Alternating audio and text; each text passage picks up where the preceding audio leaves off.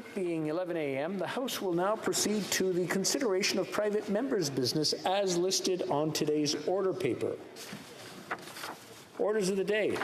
Orders of the day, ordre du jour, affaires émanant des députés, reprise du débat on private members' business, resuming debate as second reading of Bill C-215, an act to amend the Employment Insurance Act, illness, injury, or quarantine.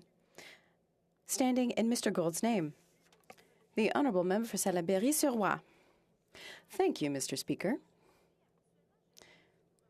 Usually, I start my speech by saying that I'm pleased to participate in the debate on a bill.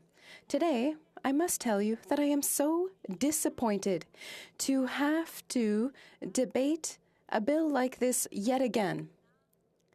As you know, this affects workers who are ill, workers who need more than 15 weeks of employment insurance, of special benefits for illness from the Employment Insurance Program. As you know, during the last Parliament, I had the privilege of tabling a similar bill with my colleague for Lévis-Lobinière. Both of us were aware of the fact that people have worked their whole lives, who have made contributions their whole lives, who did not choose to be sick, who have, for example, cancer, deserve better than 15 weeks of support, because it's well documented. People need often more than 15 weeks in order to be able to heal. Well, first of all, to fight the illness they have, to get treatment, to heal, and regain their strength so that they come back to work. No one chooses to be sick. As I was saying, I'm always pleased to participate in debates. However, today I am so disappointed and, frankly, angry, because we're wasting time. It's been since 2011 that different parties, whether it be the Conservatives, the Bloc Québécois, the NDP, and even when they were in opposition, the Liberal Party, all seemed to agree that it was time, that it was necessary to amend the Employment Insurance Act to allow sick workers to get through their illness. I'm disappointed because, as you know, during the last Parliament, I presented Bill C-265. It was passed at first reading, so we worked on it at committee. At committee, it was great. It was an excellent experience for me because it was the first time that I had participated in such a debate with other parliamentarians from other parties, to hear from witnesses, to hear their testimony at committee. That bill, C-265, is the old version of C-215. They're basically the same bill. I'm talking about that experience because when we debate at committee, that is really the best place to deepen the debate and improve the bill. It's not a huge bill. We're changing one section in the EI Act, just one, which is to go from 15 to 52 weeks in Bill C-215. So when we debated this at committee, during the last Parliament, we heard from many witnesses. And I'll tell you, there was no major resistance to go from 15 to 50 weeks. What really caught my attention during the study was the report from the Parliamentary Budget Officer, who said that we had the means collectively to offer the most vulnerable workers the support that they needed in order to be able to come back to work. It was well documented, with a slight increase of contributions. Not a large one in the lives of employees and employers. It would allow thousands of sick workers to get financial support.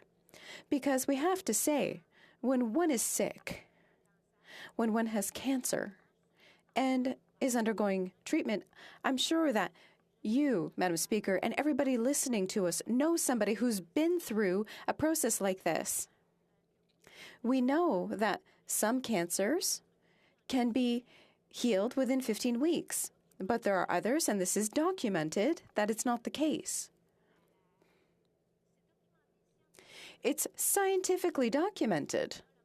If one is unfortunate enough to have colon cancer, rectal cancer, we know that on average, people need between 30 and 37 weeks of financial support to get through it.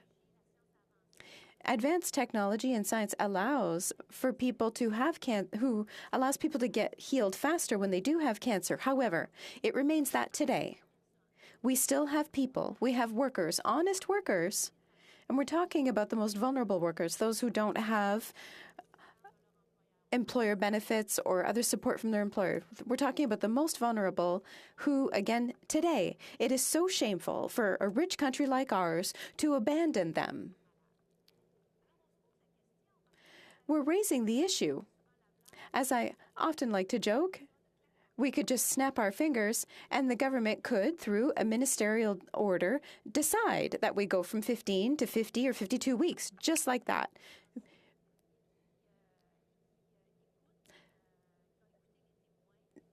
We know that everybody listened to witnesses and listened to the parliamentary budget officer, who said, frankly, it's been over 10 years we've been presenting bill after bill after bill.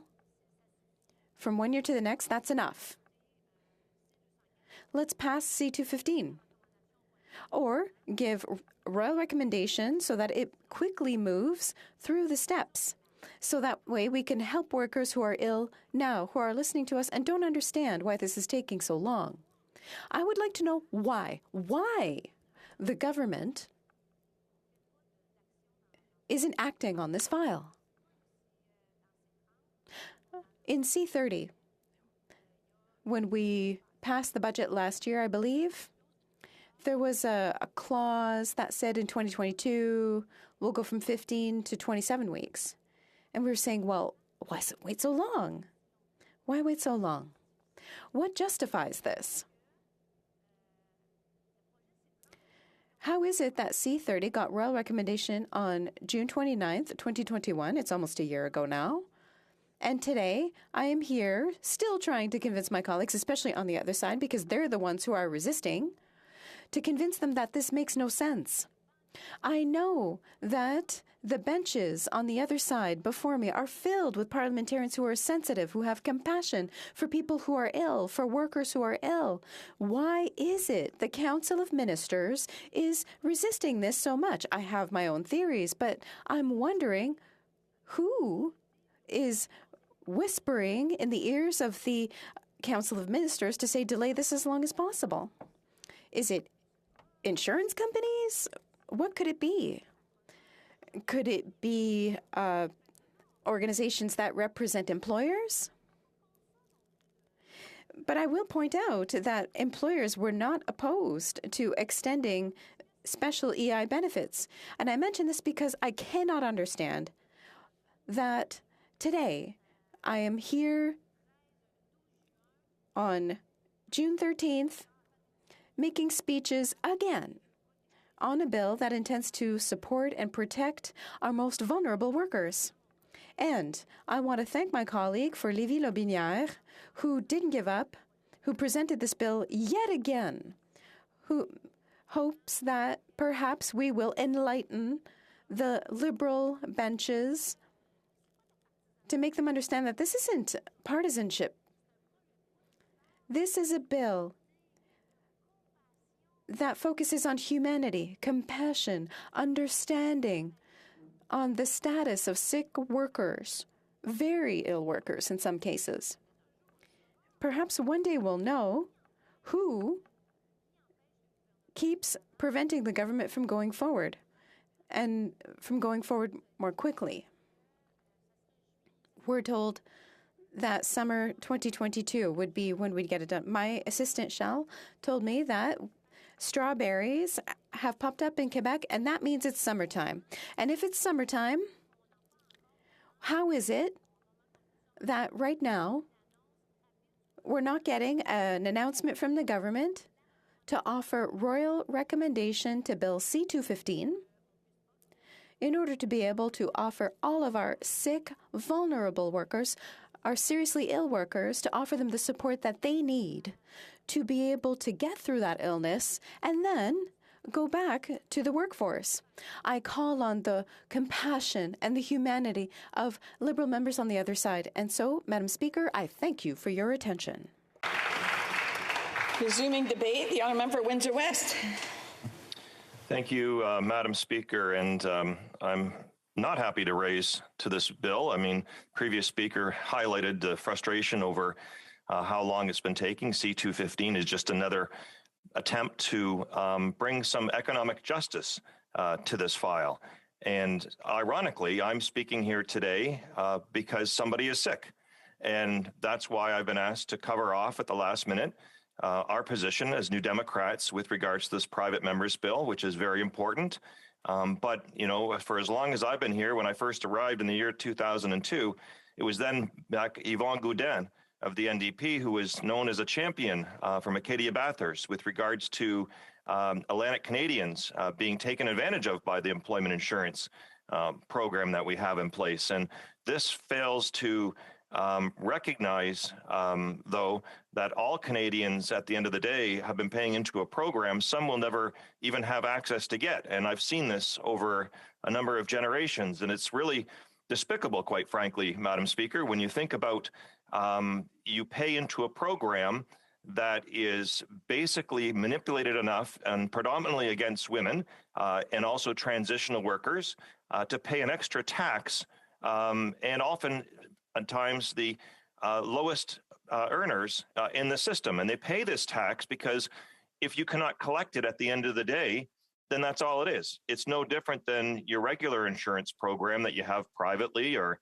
you might have it for your car, your house, or anything else like that. And people get often very frustrated when they go to claim their insurance and there's a massive deductible or they're not eligible for some reason or a technical problem with the insurance.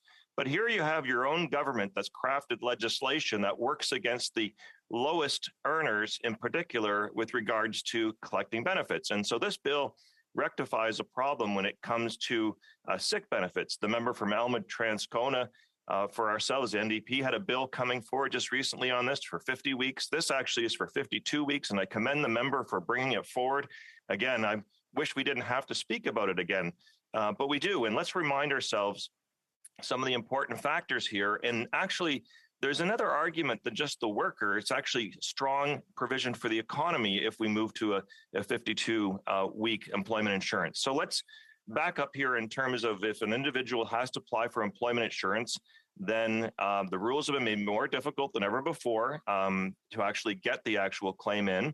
And then if the claim goes in, they are just getting a portion of their income at that time to cover off whether they've lost their job or whether there's been layoff or, in this case, sick benefits. And the Liberals finally are agreeing, but it's taking a long time to extend to 26 weeks, which ironically is the minimum threshold necessary for cancer treatments. But we know now with COVID-19 and other types of long-haul diseases, that's not sufficient. And when you're trying to recover the anxiety, the depression, the unknown whether you're going to get healthy during that process is very serious on the recovery rate. And Madam Speaker, I think one of the things that's missed in this debate as well, too, is the fact that employers do better with this if they know that there is going to be somebody off for a duration of period of time that they can train another worker and have that worker have stability. And so the worker comes in for almost a year period or a year period, and they're going to contribute much more effectively to the company that's affected by the person that's off the job. That's incredibly important because that's also about investing in training, education, and getting a return, especially when we have right now some sectors of the economy that are understaffed and are looking for workers. And that provides a sense of stability for that worker coming in there, similar to maternity benefits as well. When we extended that, that was one of the big achievements of Parliament. Mind you, one of the sad things is what we didn't do is extend the amount of money. What we did is just divide the money up in a longer period of time. And that's another story of how the employment insurance system really is a ripoff for workers at the end of the day. I mean, again, here is a system that should be there for you. You pay into it. And yet your rate of return is poor to start with. And on top of that, all kinds of qualifications about what and how you can get that benefit coming back. But going back to this bill, there's no doubt that this is a real benefit because companies will then also have the chance to train and attract employees that could actually turn into long-standing employees. Often when you see a maternity leave and somebody comes into a company and it grows and it's successful, that person that's there can stay at the workforce either in a similar job or a new job or in that company. We've had all kinds of success stories. Prior to being a member of parliament, I used to work as an employment specialist for persons with disabilities. And one of the challenges we often had is that, especially with somebody into a new job in the workforce, and depending upon the person's disability, it could create some temporary or some unintended consequences on the work site that might need accommodation, or the person might get another injury. So there would be a break or a pause to fix the situation, or the person might have to adjust. And then paying into the system and then having the employer know that the person's going to come back healthier, better trained, and that investment hasn't gone away was really important. And we had over a 90% success rate. And again, this is what we're talking about, is providing some sense of stability in the employment sector. And what's going to come out of the next number of years is the ability for us to fill a number of positions in the economy, and that stability will provide an opportunity. We see a lot of movement from workers. We even see workers being poached from Canada internationally now more than ever before. That's a lot of the testimony that we have from different types of employers across Canada. And one of the things that we can do is that we can provide these types of benefits and stability. So if a worker knows if they might possibly get sick or they might have a health issue, then they're going to have their back. The government will. And again, this is money that the person has paid into. This is not, reaching back into the pocketbook or the wallet of the nation. This is money that comes off your check every single day when you work, that then is given back as the benefit because you've paid into it. And I come from, an auto sector where if you have these types of benefits, they help for the times where the economy, or alternatively, if there's retooling or there's a change of manufacturing, it provides stability because the workers will be coming back. There can be layoffs. And so what we found is that the companies have much better workforces and capabilities, and that actually leads to better productivity in Canada. We actually compete on a better footing that way because the company knows that they're going to get a person back after a period of time, and they're not having to search for other answers. And this is what the NDP has been calling for with regards to employment insurance, is to be much more of a progressive approach to employment, and sick benefits is just one of those features for it. And that's what we should be looking at our model for employment insurance, is how do we use this as a way of not only augmenting the attractiveness to be in the Canadian workforce, but also our productivity. So sometimes when you extend the weeks, that actually produces a better net result, and it provides a better stability for employers that are looking to compete internationally with some of our different manufacturing and other employment bases, is knowing that a strong program exists. And that includes when we have daycare and pharmacare and dental care coming up. All those things are part of a company's making a decision to invest in Canada. They inventory all those costs and all those benefits. And I can tell you that that's more attractive than some of the actual shortcuts that you see when we have to compete against the United States or Mexico, and there's not the same type of supports in place. And you'll see sometimes companies, pay a little bit more on the forefront up, but knowing that they're going to get a stable workforce and a stable programs from the government that are going to reduce their overall costs. And especially right now, as we see again, skilled trades and other types of occupations that are going to be challenged internationally, and whether Canadians stay or go, this is one of the things that we can actually offer as an attractive element to invest in Canada. You get these types of programs as a bona fide addition to your stable workforce. And I don't see why it's taking this long. I don't see how this would undermine the economy. I don't see how the cost in this, which is actually, the revenue coming in from paying other benefits. And especially right now, when we actually have a growing economy again, thank goodness we're seeing some turnaround on industries like the auto industry in Windsor here, where we've had some downtime, especially with, a number of issues related to supply and demand, and investment being basically poached from us for years because we don't have a national auto strategy. We still don't. We actually have a couple of victories recently, which is good, but we still need to do better on that. But we're going to have increased production and increased capabilities. So especially coming out of this pandemic when we know COVID-19 is challenging so many people. So I thank you, Madam Speaker. I do thank the member bringing forward this bill. It's sad that we're speaking about it again. Thank you. Resuming debate, the honourable member for Elgin, Middlesex, London. Thank you very much, Madam Speaker, and thank you to all my colleagues. I'd really like to start by thanking the member from the Bloc as well as from the NDP, because I feel like it's like the next segment to the speech, listening to the member from Windsor talking about the fact that we have to look at the economy, and the member from the Bloc. This has been going on too long, and we all know that. I like to look at my years in the public service, especially in my years as a constituency assistant working for Joe Preston in Elgin, Middlesex, London. So that 11 years of experience has given me the customer service that I think is so important for Canadians, especially when they're in need. And, you know, one of the biggest gaps I saw was exactly what we're talking about today. It's when sickness benefits stop and the person is expected to go back to work. So building on what my colleagues prior to me spoke on, I want to talk about why this is important. And this is something that I see that everybody in the chamber does understand. I know that there is compassion for those workers, those people that when they need to take time off, how can the government of Canada be there to assist? How can we make sure that our choices and policy are going to be good economic policies for our future? I want to turn to an evaluation that was done of the employment insurance sickness benefits. It's dated from April of 2022. And this evaluation really pulled out 3 key findings. And one of the key findings was really about the duration of benefits. And I want to quote from the results. It says, the duration of the benefits is adequate for most claimants, but those with severe and or long-term illnesses are more likely to use their 15 weeks of sickness benefits and remain sick hereafter. There have been significant growth in claims from the EI sickness benefits nationally since 2000. And so these are things that we need to take into consideration. Yes, if there's something that is minor, perhaps somebody's sick. I know that we have benefits that if you have a sick child, you can have to take to 35 weeks. What can we do for that individual? Who is the employee and who needs to take time off work as well? Right now, employees can only get up to 15 weeks.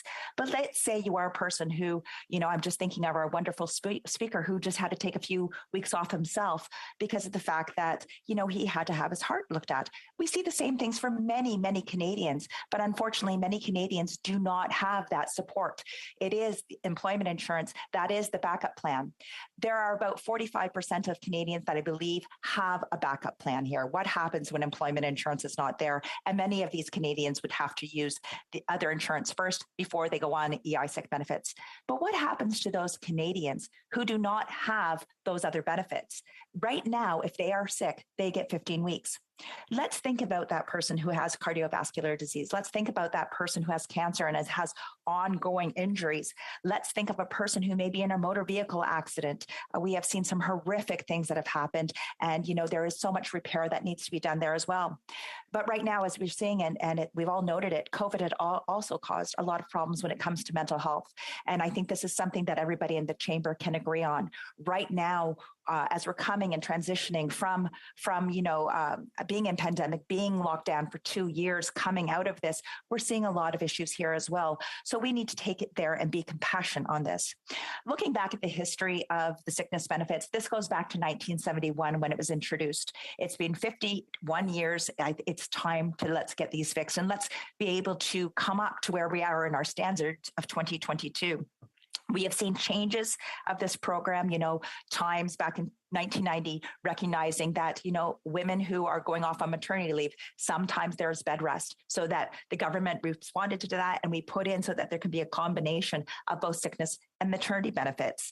I think of some other great things that were done for self-employed individuals who wanted to be able to have these types of benefits and didn't have private insurance. They can now go through the government of Canada and there is employment insurance for sickness benefits there as well. That is really, really important. And we know that a number of years ago that there was a reduction in hours from 700 down to 600 hours. So we have seen that over this last 51 years that the program has changed, but we continue to need to modify this to ensure that we're getting things done right. My colleague, I'm really proud of the bill that he has put forward, expanding this sickness benefits from 15 weeks up to 52 weeks. This is a really great thing for those people, like I said, who have cancer, who are having to go and, perhaps it's surgery this month, but next month it may may be having to deal with all of the chemotherapy and radiation. Perhaps after that, there are different things that need to be there too. So 15 weeks in many times does not provide enough time. Referring back to this evaluation that was done in April of 2022, I also want to talk about a statistic shown here that out of the people that were surveyed, 45% did not return to work by the time that they were supposed to. So there's issues here. About 55% of the respondents who had exhausted their claims were able to, but there's a whole gap here, people that were not able to go back to work. And the average length of treatment for things such as breast and colon cancer, two of the most commonly diagnosed cancers, that ranges anywhere from 26 to 37 weeks. So currently, if we're looking at the benefits that would be coming from the Government of Canada, you'd be looking at 11 weeks, a minimum of 11 weeks not paid. So think about that. Think about the stress that a person is already going through, and think about the stress that it has on that family as well. One thing that the Government of Canada can do is help take away some of that financial stress. We know that this is not going to make you rich. This is not a program that makes you rich, but does provide some benefits to help you during those difficult times. So taking that 55% of your earnings and increasing it over a time span of 52 weeks would be much more beneficial. These are the things that I think is really, really important that we look at. But one of the things that we have to note it also is that we're asking this government, because we know with this, it does come with royal recommendation. It does need to have money spent here. But we know from the last parliament, we know from our discussions today and the study that was just done, as I'm referring to, we know the government knows that there is a problem. So let's find that solution. And so that is why I'm saying to the government, all parties and experts are on side here. We know that everybody is rowing in the same direction here. We want to see the employment insurance benefits for sickness be increased. We all want to see that. The population needs it. 55% of this population don't have additional benefits, so we need to be there for them. And, things that we have taken into consideration, things that people may be concerned with, there's ways of dealing with this.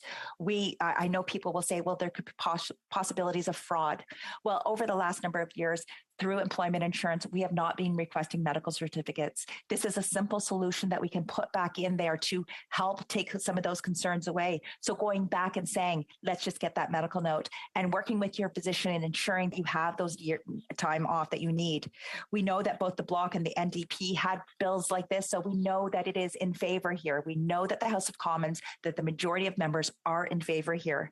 So as I indicated, this is where we're looking for royal recommendation, and this is where the support from the government is really needed. We need additional funds for this to increase it from 26 to 52 weeks and the number of weeks in the Budget Implementation Act from 2021, number 1, effective July 1st of 2022. That is what we're asking for. This is something this is compassion. This is about helping Canadians out when they really need it. The PBO has come out, the Parliamentary Budget Officer has come out on this. Yes, this would be a cost to the government, but as the speaker previous to me from the NDP noted, this is good for the economy. We see everybody from Canadians, not only the employees, but the employers also saying this is something that we should be doing. I want to reflect back on those people and let's look at the person that is coming to your office to say, I've exhausted my benefits, but I cannot go back to work. Many people do try to go back to work. There is a lot of financial concerns. As I indicated, you're only receiving 55% of your benefit in the first place. So if you're only receiving 55% of the benefit, all of those bills could and will continue to pile up. So making sure we have it for that longer period of time is really positive. So let's do that. But as we're looking at this, we need to look at those families and those individuals who that stress, that financial stress, this is one way of helping them out during this very, very critical time. By helping and increasing the employment insurance benefits and increasing them so that it's up to 52 weeks, this would give people hope. This gives them time to heal. This gives them time to repair. And a lot of times what we see from many of the people, they're rushing back to work. And in some cases, they cannot, in their workplaces, there is not the jobs and they cannot modify their jobs to welcome them back. So sometimes those people cannot return to work as well. So we need to be compassionate here and we need to do what's right for Canadians. So I'm asking for everybody's support on this important bill of C-215. Thank you so much, Madam Speaker. Resuming debate, the Honourable Deputy House Leader. Thank you very much, Madam Speaker. Et je veux remercier premièrement mon collègue de I'd like to thank my colleague for Lévis Lobinière for his legislation on reforming EI. I'm really happy to be speaking about this bill today, and I actually enjoyed the debate because there were a lot of really good points brought forward by the colleagues from Salaberry-sur-Roi, Windsor West, and Elgin Middlesex London. And I think that speaks to this bill. The fact that we have a lot of people speaking about the need for employment insurance reform, and the fact that they brought forward various examples.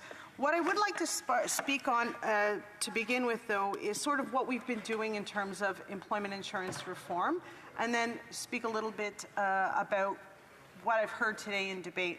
So, Madam Speaker, on June 29, 2021, Bill C-30, an act to implement certain provisions of the budget table in Parliament and other measures, contained the provisions to amend the EI sickness benefits to bring it from 15 weeks to 26 weeks, and it received royal assent back in June last year, and that will go into effect this summer, that we will move from 15 weeks to 26 weeks, because we do recognize that the need for increased weeks of employment insurance is sometimes necessary for those who are sick. Also, last summer, the minister joined the Canadian Employment Insurance Commissioners to launch the first phase of a 2-year consultation on the future of the EI program. Madam Speaker, to reach as many Canadians as possible, the minister asked her department to launch a consultation portal, which included an online survey where all interested Canadians could share their views.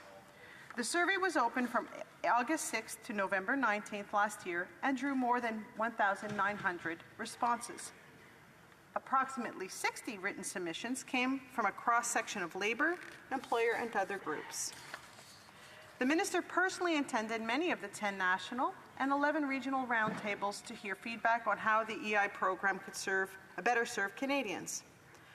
Input was received, Madam Speaker, from over 200 stakeholders across the country, including employer and employee organizations, unions, academics, self-employed and gig worker associations, parent and family associations, and health organizations, to name a few.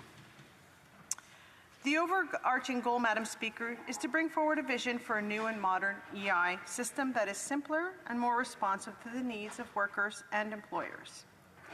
The first round of the consultations focused on key priorities relating to improving access to EI, including how to address the temporary emergency measures that will expire this fall.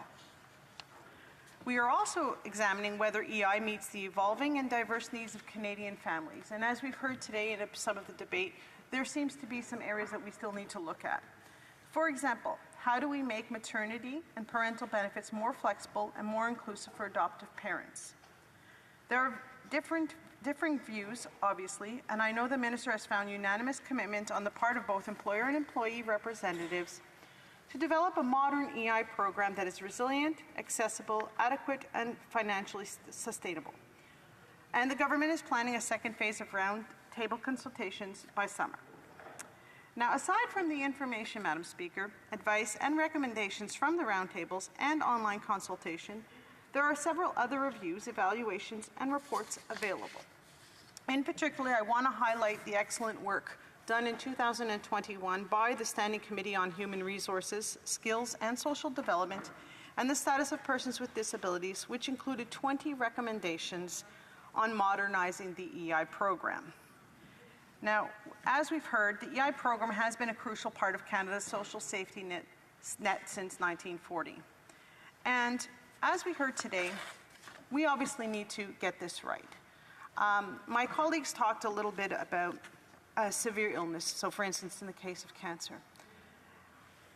We never want someone to feel like they have to go back to work if they're ill. Quand quelqu'un a un cancer, When someone has cancer, we want them to be able to focus on beating the cancer and being healthy again. We don't want people to be worrying about their rent or paying for groceries. We don't want them to be worrying about their insurance. I've heard about cases in my riding, friends, someone who worked in the restaurant sector, someone who had prostate cancer when he was 40 years old, and he didn't have any kind of private insurance.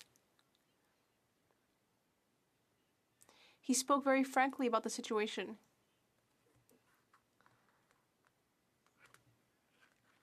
And he told me that instead of thinking about his treatment, he was worrying about losing his house and not being able to care for his children.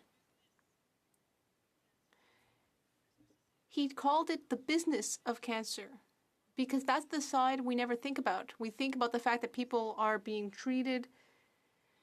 We hope that they're going to beat the cancer, but there's the human side, the financial side of all this, the impact on families. Today, I've listened to what my colleagues for Windsor West, Elgin, Middlesex London, and Salaberry-sur-Roi had to say, and we've heard of examples like that. We've heard that some people need more than 15 or 26 weeks. That's why we've had consultations. I am listening. When we debate private members' business, I'm always listening to the debate and positions. And today's morning was an excellent debate. I'd like to congratulate our colleague for Lévis-Lobinière. Madam Speaker, is that when we're debating legislation, that we listen to all of our colleagues across the way. And this was a really good example of debate, where examples were clearly demonstrated where 26 weeks may not be enough. We might need more. And I know that a previous piece of legislation very similar to this did require royal recommendation. I believe in this case it is going to require that as well. But I know that this piece of legislation currently has the support of, I believe, the Conservatives, the NDP, and the Bloc at the moment. I don't know who on my side are supporting it because it is a private member's bill. But I think they brought forward very interesting arguments as to why we need to take a look at this and take a look and see if the 26 weeks is sufficient. So, Madam Speaker, I have not made up my mind, and I'm sure there's people in the back right behind me in the lobby are saying, oh no, she's at it again.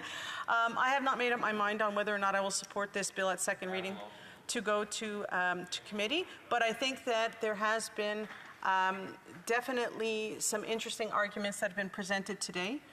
Je trouve qu'il y a peut-être il y a des cas. I think that there may be specific cases that we need to look at to see if perhaps when it's a matter of cancer or severe illness, whether perhaps we should increase the number of weeks for people who need it. Not all Canadians have access to private insurance or insurance paid for by their employer. I just wanted to say that I'm hearing a telephone ringing or someone who's on the phone, and I'd like to ask them to leave. The Honourable Member for Lac Saint-Louis.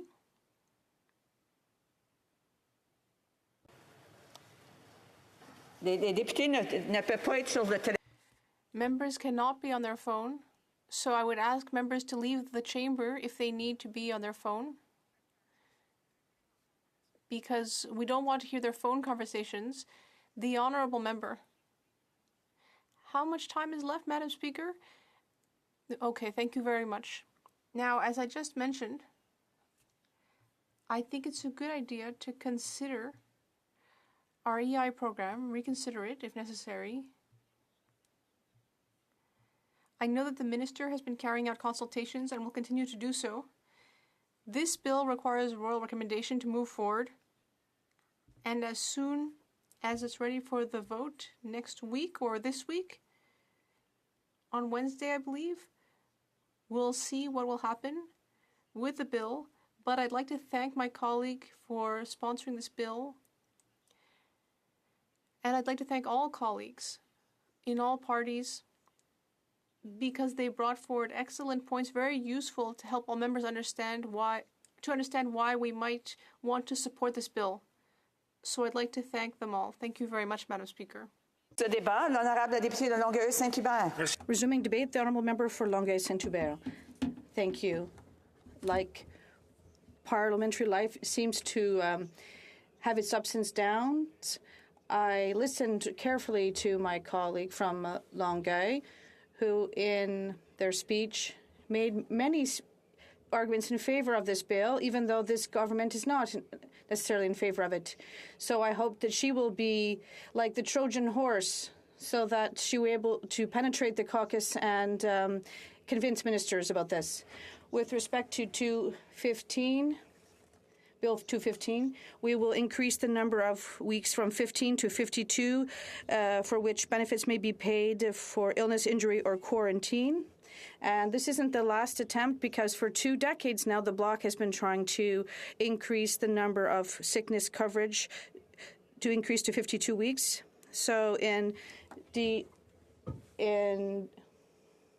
December 2019, my leader and the member for Belleuil-Chambly and my colleague from Thérèse de Blainville spoke publicly in support of the request of 2 cancer survivors and their families, Emily Saint-Fasson and Marie-Hélène Dubé, who have been fighting for years for the federal government to make the necessary changes to the special benefits program. And unfortunately, Emily sadly passed away on November 5th, 2020, at only 31 years of age. She left behind her spouse, 2 children, parents, mother-in-law, and of course, her father, Louis Saint-Fasson, whose great courage and resilience in continuing this just struggle. Emily did not live long enough to see how the outcome of her fight would be, namely to increase employment insurance benefits from 15 to 50 weeks, despite a meeting with Prime Minister Justin Trudeau, who I paid tribute to him. I just learned that he has COVID, and I hope he recovers promptly. But yes, the Prime Minister met with her to discuss this legislation. Unfortunately, the government did not extend EI sickness benefits, which is why my esteemed colleague from Salaberry-sur-Roi dedicated this bill under the last parliament to Emily Saint-Fasson and named it after her. Let's be clear, the Bloc Québécois has always campaigned, for example, my Bloc members from Laurentides-de-la-Belle and from Salaberry-sur-Roi and Thérèse de Blainville, for improvements to the EI program, whether it's for the autonomous fund, the abolition of the black hole, the improvement of access to regular benefits, the end of the categorization of the unemployed according to the claims they address to the program, and obviously the improvement of benefits, all types of benefits. The special EI benefit for serious illness is an aberration. When you've been around for someone with a serious illness like cancer or ALS, I was very close to my father. Obviously, after the COVID-19 crisis, public finances are in an unenviable position. This is tricky, but given the crisis, we have to understand the importance of a good EI program, because it is a stabilizing program. At the Finance Committee, the former governor of the Bank of Canada, Mr. Paulas, admitted to one of my questions, one of the Bloc questions, that EI was an important stabilizing program for the economy, and that Canada would come out of the crisis much better if more people were covered. And the Bloc question was, given that EI is an automatic stabilizer for the economy, in your opinion, wouldn't the economy be more stable in the time of crisis if the system covered more workers? And the answer from the former governor was, of course it would be. You know as well as I do, Madam Speaker, that since the creation of special health benefits in 1971, the labour market has changed significantly. The need for work-life balance is more pressing than ever. And a layoff may qualify someone for regular EI benefits, such as the arrival of a child, may qualify them for maternity or parental leave. But if a worker is diagnosed with a serious illness that requires frequent or extended leaves of absence, they will not receive the same length of benefit as a worker who has to take time off to heal a broken bone. This doesn't make sense. It's not normal. An illness, whether there's an involuntary aspect to the purpose of the regular benefits program, well, obviously no one wants to get sick or be diagnosed with cancer. In fact, we're talking about cancer, but it could be any other form of long-term chronic disease. But cancer is a prime example because it affects 1 out of every 3 people in Canada, for example. And a person who receives news like this must already be taking several weeks just to realize what's happening to them and what this really entails. In fact, in an interview, Amélie Sonfasson said, "When I was diagnosed for the second time, the first thing I thought was, what am I going to do financially?" I didn't say to myself, oh my gosh, I might have to do chemo. I was just thinking about how I would get through this. I think we want to help people here in Canada. It's not the U.S. And Marie-Hélène Dubé, a cancer survivor who worked with Ms. Sonfasson, explains the hard road she had to travel.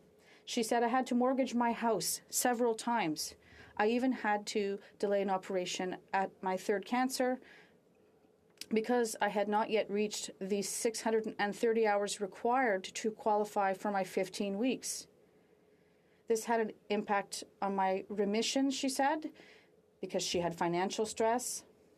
She said, I got to surgery exhausted. I had several complications.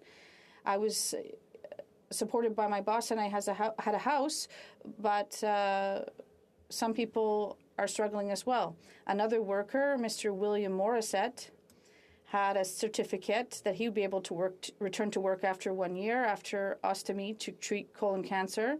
And this case is typical of many people who recover or who are in remission and are able to return to work after a convalescence. Let's remember, according to the Supreme Court of Canada, the jurisdiction over EI must be interpreted generously.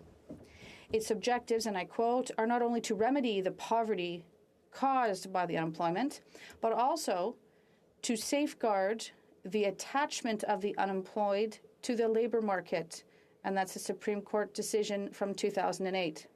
I hope my colleagues across the way will do the same so that together we can make this a nonpartisan issue for Quebecers and Canadians.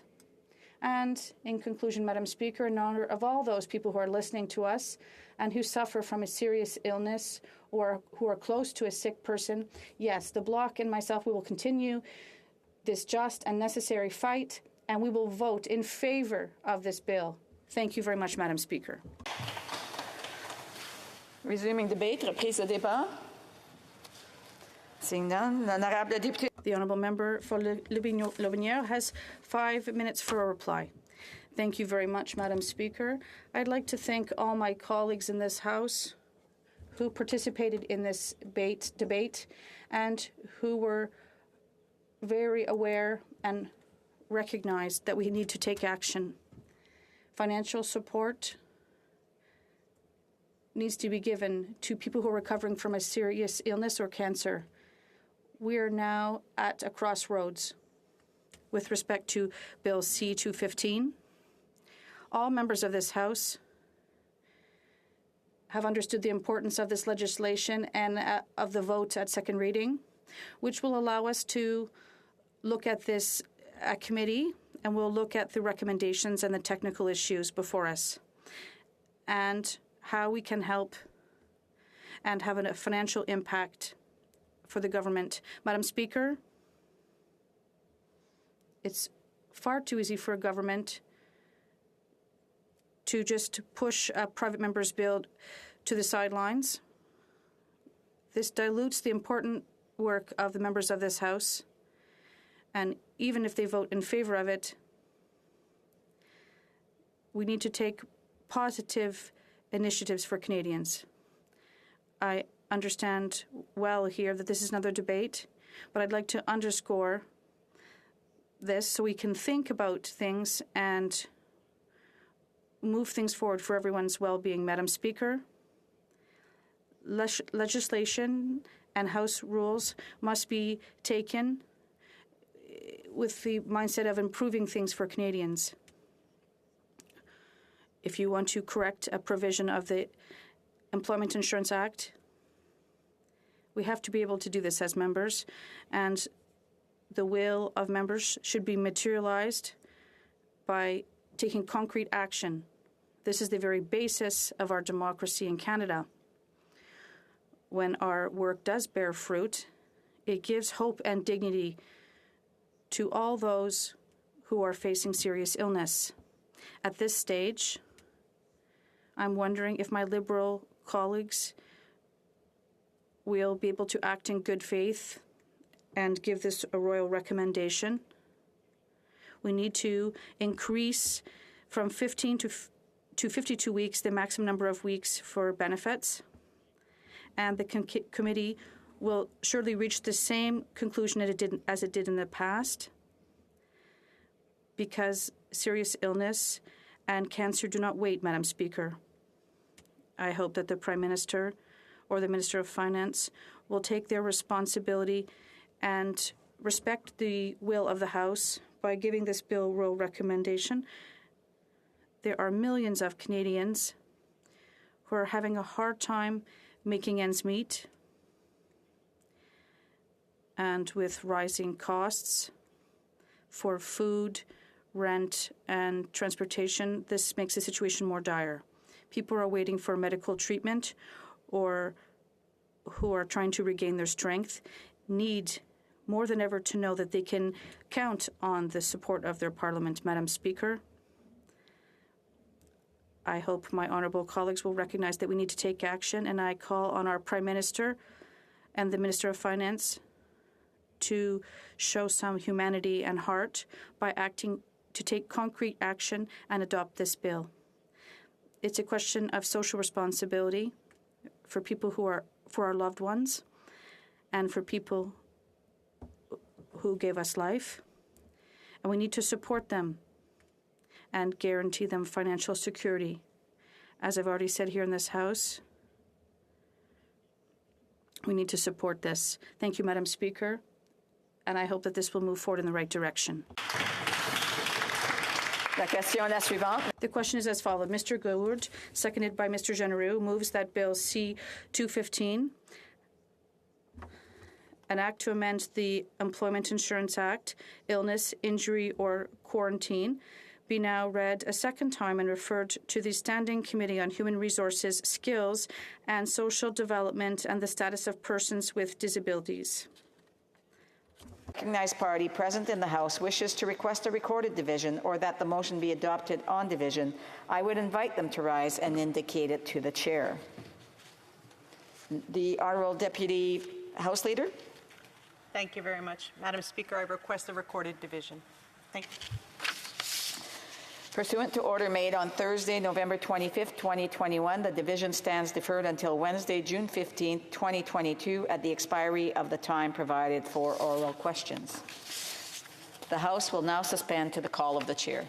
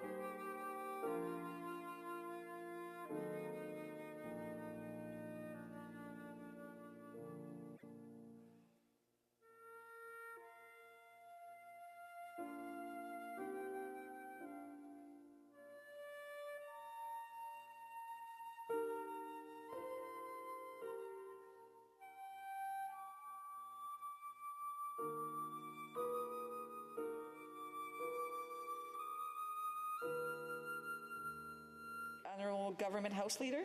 Yes, thank you, Mr. Speaker. Madam Speaker, my apologies, Madam Speaker. Madam Speaker, in relation to the consideration of government business number 16, I move, seconded by the Minister of Tourism, that the debate be not further adjourned.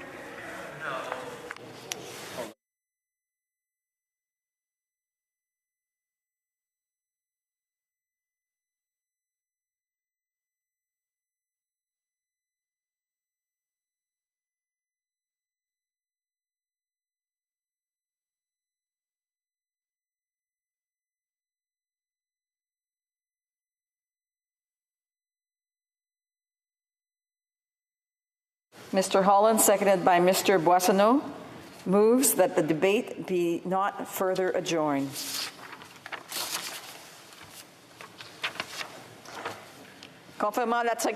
Pursuant to standing orders, it is now time for a 30-minute question period. I invite honourable members to ask questions.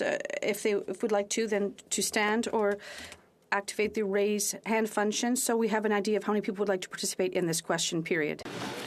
Okay. Seeing the interest in asking questions, I will be notifying you when your time is coming up. So I would ask members to limit their questions and comments to 1 minute. And that way we can hopefully get everybody in on the conversation, on the debate. Resuming debate, the honourable member for Red Deal-Lacombe. Well, thank you, Madam Speaker, and I'm going to be speaking directly into the camera to Canadians at home so they can hear the question I'm about to ask the government. The motion that was just moved is a motion called closure, that the debate on government motion 16 do not be further adjourned, which means it's closure. So what the government is doing through this motion and through government motion 16, which we're debating today, is we're having a closure motion on a time allocation process, which means that they will time allocate time for Bill C-11 in committee to come to this House, time allocate report stage in this House, and then time allocate third reading of that bill in this House. And anybody who's following Bill C-11 knows and has great concerns about the censorship of the internet in that bill. So what the government is doing today on a censorship bill is moving closure on a time allocation motion. They're censoring the censorship of their own censorship bill. Wow. That's what's happening today. Why? Honourable Minister of Tourism. Madam Speaker, the honourable member knows very well that there has been extensive debate on this bill, more than 15 hours of debate at second reading, where we heard from 48 speakers, the overwhelming majority of which were Conservative speakers. And, Madam Speaker, there's been extensive debate at committee, 21 hours, and I can say, Madam Speaker, the reason we're here today is the Conservatives have been filibustering so much that they won't even let the bill get to clause by clause. And they literally filibustered their own motion in committee, Madam Speaker. They don't want to debate this bill. They just want to block it. They're fundraising off of fear-mongering. We're going to make sure that broadcasters pay for great content in Canada. That's what this is about, Madam Speaker. Kamata, questions and comments? The honourable member for New Westminster Burnaby. Thank you very much, Madam Speaker. And we've seen what has happened at committee. I mean, I've seen firsthand, Madam Speaker, unbelievable. We have had the witnesses, then the Conservatives started filibustering the witnesses, like the CRTC chair, like the minister, refusing to let them come to committee, then filibustered some more, and it basically stopped up all the committee functions. Now, Madam Speaker, as you know, the job of the committee is actually to improve the bill. There are a number of interveners. The vast majority of those who came forward to committee were in support of the bill, but they wanted to see improvements. And Conservatives are refusing to allow those improvements to be adopted. So I wanted to ask my colleague why the Conservatives are blocking everything and why don't they do their job as official opposition to actually improve the bill, which is the reason we are here, Madam Speaker. The Minister du Tourisme. Thanks, Madam Speaker, and I thank my honourable member for his intervention and question. The Conservatives have had several dozen of hours to debate this bill. So have other members. They've been filibustering, they've been blocking. They do not want to see this bill moving forward. And just one of the benefits of C11, Madam Speaker, is we are updating the mandate of the CRTC to include specific focus on supporting Francophone, racialized, Indigenous, LGBTQ+, and disabled creators in Canada. And this means a portion of the contributions from broadcasting and streaming platforms will be directly supporting the development of these creative platforms and of people in the ecosystem that have been shut out. And so, Madam Speaker, it's up to the Conservatives to tell Canadians why they're blocking legislation that will help creators that have been disadvantaged since this bill was first put in place in 1991. Why aren't they doing their jobs, making the bill better, instead of blocking at committee? Questions and comments? The honourable member for Perth Wellington. Thank you, Madam Speaker. To ask the Minister, why is his government blocking the release of the policy directive that they will issue to CRTC? What we're waiting to hear from is how the Liberal government will force the CRTC to implement the measures contained in Bill C11. I would note that on Friday, the Minister said he won't rush this through the Senate. He'll allow the Senate lots of time to debate it, but yet here, where this bill only came to the Heritage Committee on May 17th, they're rushing it through both the committee and the House. So now that they're not going to rush it through the Senate, will the Minister at least commit to tabling for all Canadians to see the policy directive that they will issue to the CRTC? Madam Speaker, the honourable member who I sat at Heritage Committee with years ago knows very well that policy directives are released after a bill passes. And what is dismaying for me, Madam Speaker, is that the members opposite speak about somehow undermining democracy. And I have to say there's no greater threat to our democracy than when an opposition party attacks great institutions, great parts of the government and a Canadian democracy like the CRTC, fully independent of government, and that's a good thing. And what this bill is trying to do, Madam Speaker, is open up the creative sector to more people, to make sure that streaming platforms and big tech have the ability, make sure that they pay into the Canadian Media Fund. That is a good thing, Madam Speaker. Delay tactics won't help Canadians. Passing this bill will. And comments, the honour for Kitchener Centre. Thank you, Madam Speaker. I too am concerned with some of the delay tactics we're seeing from some other parliamentarians here. I do believe our democracy is sacred, and the governing party does have a mandate from Canadians, and they should have a place here to move on that. And as you know, I've supported some time allocation motions in the past for this reason. That being said, this motion 16 doesn't even allow all parliamentarians to put forward their amendments at committee if not moved by a certain time. This is now closure on even having debate on a pretty substantial motion. I wonder if the minister can share more why such seemingly extreme measures are needed when we're not expecting an election to be called this summer. Why is it going at this pace, given how important it is to get this legislation right? Madam Speaker, I thank the honourable member for his question, and quite frankly, there has been debate at committee, and the Conservatives continue to block. They filibuster, 7 hours of filibustering, 29 hours of debate, 48 speakers, Madam Speaker, a great amount of time. And while we are reluctant to be at this stage, Madam Speaker, this is critical legislation. Canadians asked us to pass it. They want us to move on this. Quite frankly, what this is going to do is it's going to help us shift from cable, which came to my town of Morinville in 1982. Here we are now in 2022, and you can stream from your car, you can stream from your backyard, you can stream from your apartment. It's a streaming world. The CRTC needs to catch up. It needs the legislation to do it. We have to get this out, and we have to get this bill passed. Questions and comments? Questions et commentaires? The honourable member for Calgary-Shepherd. Thank you, Madam Speaker. None of what the minister just said is accurate. The Senate isn't going to pass this bill before the end of June. We just heard that the committee has been considering this since the middle of May. I've been to that committee. What they call filibustering, that's the cabinet, I call debate and raising the issues our constituents are raising. This same piece of legislation was... Thousands of Canadians emailed us and said that they didn't want to see what's called C10. They've brought it back as C11. They haven't fixed the bill like Section 4.2 that does generate the ability for the government through the CRTC to moderate and censor the content uploaded by users. what this motion truly is, Madam Speaker, is a lack of confidence in the chair of the Heritage Committee. This is entirely of the government's making and the government's fault. This bill has not been reviewed or debated in 31 years. This legislation hasn't been. There is no reason to rush over the next few weeks. The government is completely inaccurate in the way it's presented. It's a darn shame that we won't be able to review this, as this bill deserves to be reviewed, because Canadians are interested to know that they will still be able to use the internet, their YouTube channels, their Facebook, their TikTok, in the way that they have always been able to do without the censorship of government and the CRTC. The Honourable Minister of Tourism. Madam Speaker, the member opposite knows that there's been hours and hours and hours of debate at committee.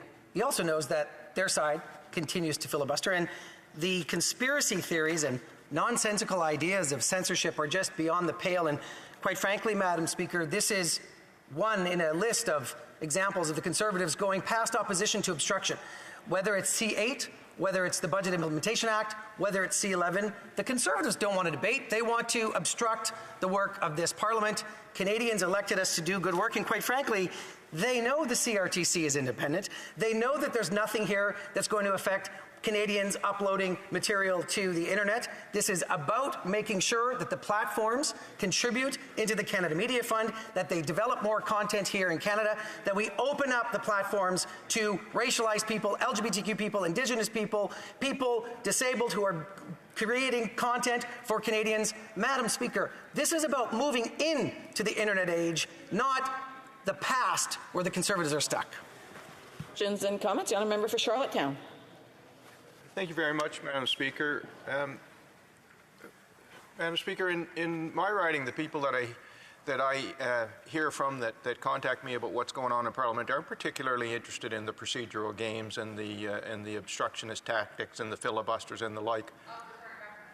And what they're more interested in a thriving cultural sector of creators that we have on PEI, one that has been particularly hit during the pandemic, one that has great prospects looking forward. What will it mean? What will it mean to the creative sector? What will it mean to the Confederation Centre of the Arts? What will it mean to our performers? That's what people want to know. I'd like the Minister to speak to that. Thank you. L'Honorable Ministre du Tourisme. Well, Madam Speaker, I thank the Honourable Member from Charlottetown for his intervention and for sticking up for the creators in his constituency and in his province that have been unduly hit by the pandemic. And as we're coming out of the pandemic and as we're trying to modernize the Act and making sure that creators can be part of the 21st century, we're going to make sure that Islanders have access to these platforms. We're going to make sure that LGBT, Indigenous, people of color, disabled creators on PEI are going to be able to access, get paid for what they're worth, and make sure that the broadcasters that are making money off of these great creators in PEI and across Canada are making sure that they pay into the system so that we can experience more Canadian content. We've shifted away from cable. We're now onto streaming. This bill, C11, helps us to make sure that the CRTC has the tools to make sure that Canadian content continues to thrive. It's a good thing for Islanders. It's a good thing for Canadians, Madam Speaker. That's why we're here today. Séance et commentaires. L'Honorable député de Longueuil-Saint-Hubert. Madame la Présidente. Madam Speaker, I must be naive or idealistic when it comes to my arrival at this legislature. I thought we were here to make legislation and to move Canadian society and Quebec society forward. And now, we've been in this new Parliament for 9 months. And between the time allocation from the Liberal government and the attempts to obstruct legislation by the Conservatives, we're not really moving forward. The legislative track record of the Liberals is quite thin. Even with an alliance with the NDP, they can't get their bills moving forward. When it comes to C11, the Bloc Québécois worked really hard on it. We were there. We've been working on this for a year. Last year, before the election, we voted in favor of it. We even tried to accelerate the process. And then the government called an election. And now we've got this motion that is really rather embarrassing. Is my colleague not embarrassed by the very few legislative results his government has gotten since they were elected. The Honourable Minister of Tourism. I am a proud Franco-Albertan. I'm the first one to sit at Cabinet. I'm embarrassed by the fact that we have very little content for Francophones. So what we're going to do is boost the content by Francophone creators. We're going to have the voices, Indigenous voices who are Francophones move forward, disabled persons' voices who create content. We're going to move that forward. Broadcasters should pay for the work of those creators. We had debates at committee. It's time to get this project moving forward. New Westminster Burnaby. Fact, Madam Speaker, we've had Conservatives in this House who obviously haven't even read the bill. Comparing it to things like the government following people on cell phones, the disinformation has been unbelievable. Fact, we had witnesses before the committee that were filibustered by Conservatives, including the chair of the CRTC, so that they couldn't come to testify. Fact, the majority of witnesses overwhelmingly want to see C11 pass, but want to see improvements. They want the committee to do its work. In fact, Madam Speaker, as we found out last Friday, even the Conservatives have submitted amendments, and the NDP and Liberals and Bloc Québécois submitted their amendments a week and a half ago. So the committee should be getting to work. And what I don't understand, Madam Speaker, is we have two bloc parties in this House of Commons, the Bloc Québécois and the Bloc Everything Party. The Conservatives are blocking everything that comes forward. Why are they doing that when the vast majority of witnesses want to see this bill improved? Madam Speaker, I think there's a simple answer to my honourable member's question. While the other side peddles disinformation and conspiracy theories, they make a lot of money fundraising off of it. They're not advancing the project of the country. They're not advancing making sure that we have a bill that's going to meet the expectations of Canadians. And Madam Speaker, there's a genuine problem with where the Conservative Party is heading. They get down these rabbit holes of disinformation and misinformation and conspiracy theories, and they lose sight of what Canadians have asked us to do, which is to modernize the CRTC, to make sure that broadcasting platforms are paying into the Canada Media Fund, to make sure that as we stand next to the juggernaut of culture, which is the United States, that we can actually have our own Canadian voice on the international stage. And when that voice is heard, Madam Speaker, co-productions with Ireland, co-productions with other countries in the world, gets our Canadian voice out there. That's what this bill is about. The Conservatives can stay in the rabbit holes. We're here to advance for Canadians. Then comments, the honourable member for Saskatoon Grasswood. Thank you, Madam Speaker. Defending the indefensible. That's what this minister is trying to do here this afternoon, coast to coast. C11 is a disaster, as was C10. Shutting it down once again. We had 20 written submissions handed to us last Wednesday in committee. People that wanted to come to committee. He talks about LGBTQ. He talks about Indigenous issues. We haven't heard from APTN. That was one of the guests that the NDP party wanted to bring to committee that has yet to come and talk to us. This is a disaster waiting to happen. Now they want to shut it down in the House of Commons, do nothing over the summer, hand it over to the Senate. Why? We've got time to bring other issues forward. 4.2 has always been an issue, Madam Speaker. It was an issue a year ago when we debated C10 in the House, and they rammed that through and then called the unnecessary election. And this is the same situation we're seeing today with C11. Here, here. L'honorable ministre du Tourisme. Madam Speaker, I thank the honourable member for Saskatoon Grasswoods, and I sat on Heritage Committee with him. My question is, what does the member for Saskatoon Grasswoods have against corner gas, Madam Speaker?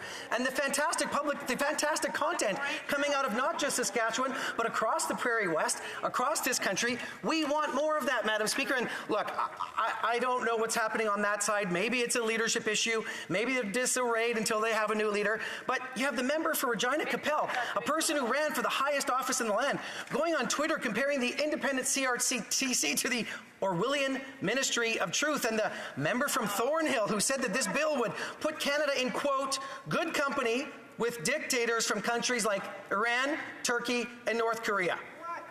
Madam Speaker, Canadians have asked us to move. They've asked us to do this work. The other side is, quite frankly, beyond the pale. The commentaire, l'honorable député de Châteauguay-Lacolle. Merci beaucoup, Madame la Présidente. Thank you very much, Madam Speaker. I'm very pleased to hear the minister say and to hear how passionate he is about this bill. I completely agree. Because when I think that for decades we did not promote Canadian content, how we were threatened by the presence of our neighbor to the south. I would ask the Honourable Minister, how will this bill help creators, especially Francophone creators in Quebec? We have a lot of talent and they need encouragement. Will this help the creative industry in Quebec? The Honourable Minister. Madam Speaker, I thank my honourable colleague for her great question. Only 5% of content comes from Francophone creators, and that means we have work to do. With this bill, we are updating the CRTC's mandate to place a special emphasis on racialized individuals, LGBTQ people, Francophone creators, people with a handicap. We're going to open the CRTC to include more people. The last time this bill was worked on was 1991. I had hair at the time. That means it's old. The program that the CRTC is using is old. We need to update this. It's time to ensure that people who speak French can have good content, create good content, and put it forward, and that those who have platforms pay their fair share. The Honourable Member for Burnaby Westminster. Speaker, I wanted the Minister to comment on the Conservative strategy at committee, which has been bizarre beyond belief. Filibustering, so witnesses like the chair of the CRTC can't actually testify when all the other parties submitted their amendments a week and a half ago. The Conservatives pretended that the dog ate my homework, and then finally admitted last Friday that they'd actually submitted their amendments, but they're still refusing to have clause-by-clause consideration. And then a very, very important motion, that a sub-amendment that I tabled to have hearings into the allegations, the horrific allegations of sexual assault around Hockey Canada. The Conservatives refused to allow a vote on that. Otherwise, we would be starting today hearings into that important issue. And so I wanted to ask the Minister what he thinks the Conservative strategy is. What do they hope to gain by all of this obstruction and chaos that they're causing? Honourable Minister. Madam Speaker, I thank the Honourable Member for her question, and I think their number one goal is money, money, money.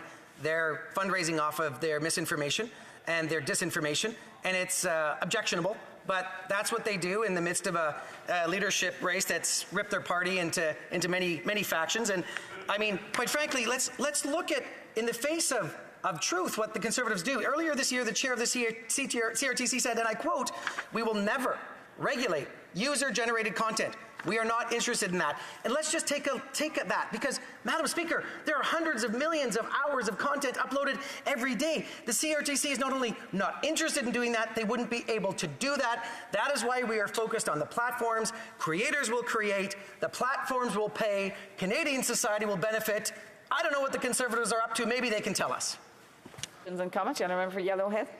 Thank you, Madam Speaker. And I have to admit, the member from Edmonton Centre, the twist and the spins he can put on anything, it's just astounding. And I appreciate that he's able to do that, although I question whether or not it's valid. Because my concern is that if you don't agree with something and you question something in this House, oh, how dare you, you're now extremist, you're trying to censor things. And it's like, that's not what I'm hearing from my residents. My residents are telling me, what is this bill going to do for us? How are we going to be censored? Is there potential of censored?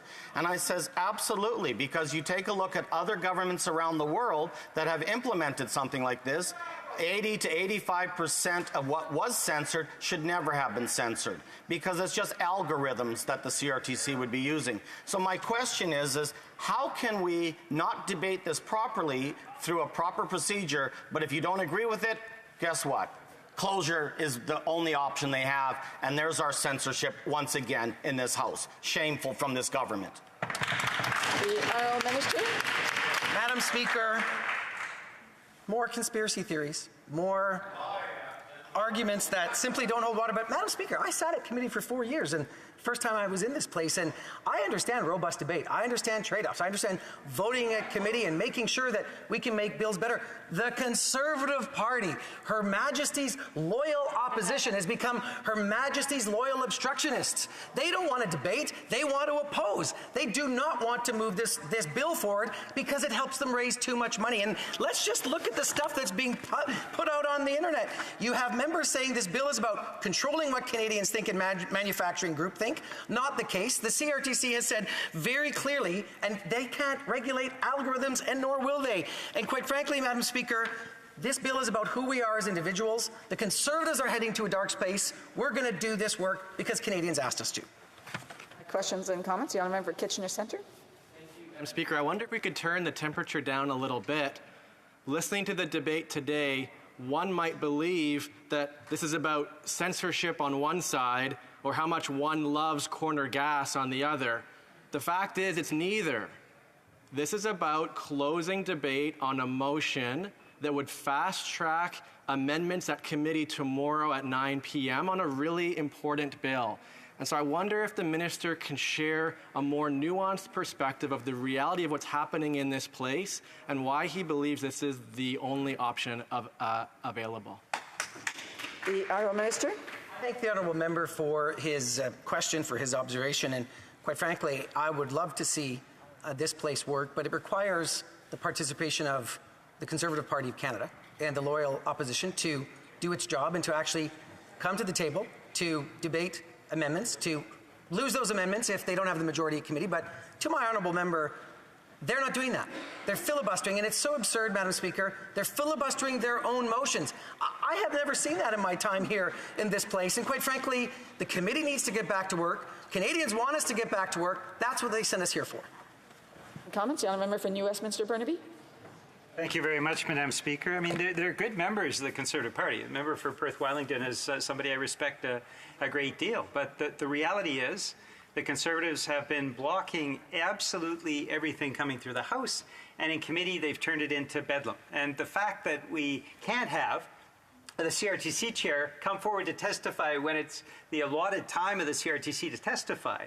The Conservatives block that, as they blocked other witnesses like the Minister of Canadian Heritage. The fact that the Conservatives are blocking presenting amendments, which is vitally important, Madam Speaker, that's our job, right? We take a bill and we make it better. We can vote it down. Of course, this House has the ability to vote down legislation. But the majority of this House decided that this legislation was important. The majority of the witnesses, very clearly, overwhelming majority, have said the same thing. And so it is our job now to improve the legislation. And for the life of me, I just cannot understand, maybe my colleague can give me some enlightenment on this, why the Conservatives are not doing the right thing. Minister? I think we've got to go back to the numbers. 15 hours of debate at second reading, 21 hours of debate at committee, 7 hours of filibustering, including the Conservatives filibustering their own motion. And Madam Speaker, to my honourable member's question, what's at stake here and what's important is the whole thrust of C11 is to showcase Canadian creators and to make sure that Canadians can discover more of the great stories that Canada has to offer. And we will always, as Canadians, have the choice to watch and listen to whatever we want. C11 just asks platforms to showcase more Canadian stories. What could be nefarious about that? Absolutely nothing. This will make it easier for Canadians to discover up-and-coming homegrown talent. And quite frankly, Madam Speaker, I grew up and discovered Tragically Hip. I fell in love with Corner Gas and Kim's Convenience and Schitt's Creek. And I can go through the list. Mensonge en français. Tout le monde en parle. Tout ce qu'on a ici au Canada. Everything we have here in Canada is worth spreading throughout the world, and that's what this is about. Thank you, Madam Speaker. I just wanted to say that the motion that we're speaking about here, this motion 16, is a limiting factor in, you know, we've had closure in the House many times on bills, but to do a motion 16 for a committee work is restrictive in the utmost by the government. It's no wonder that there's a majority over there with the Liberals and the NDP party getting together to try and push this through the way they want to. But my colleague from Saskatoon Grasswood has made many comments here in the House about the amount of witnesses who haven't been heard from yet, particularly APTN that he's made a point of. And I think it's very unconscionable of the government to be putting this motion forward at this time when there's no rush, because they're even saying it isn't going to pass the Senate before the summer recess anyway. We could still be debating this and make sure that all of the witnesses can be heard. And I can't understand, when the minister talks about, raising funds, the only way you can do that is if the people of Canada aren't happy with it. Thank you. Speaker, exceptional disruption requires exceptional measures. And that is why we are here today.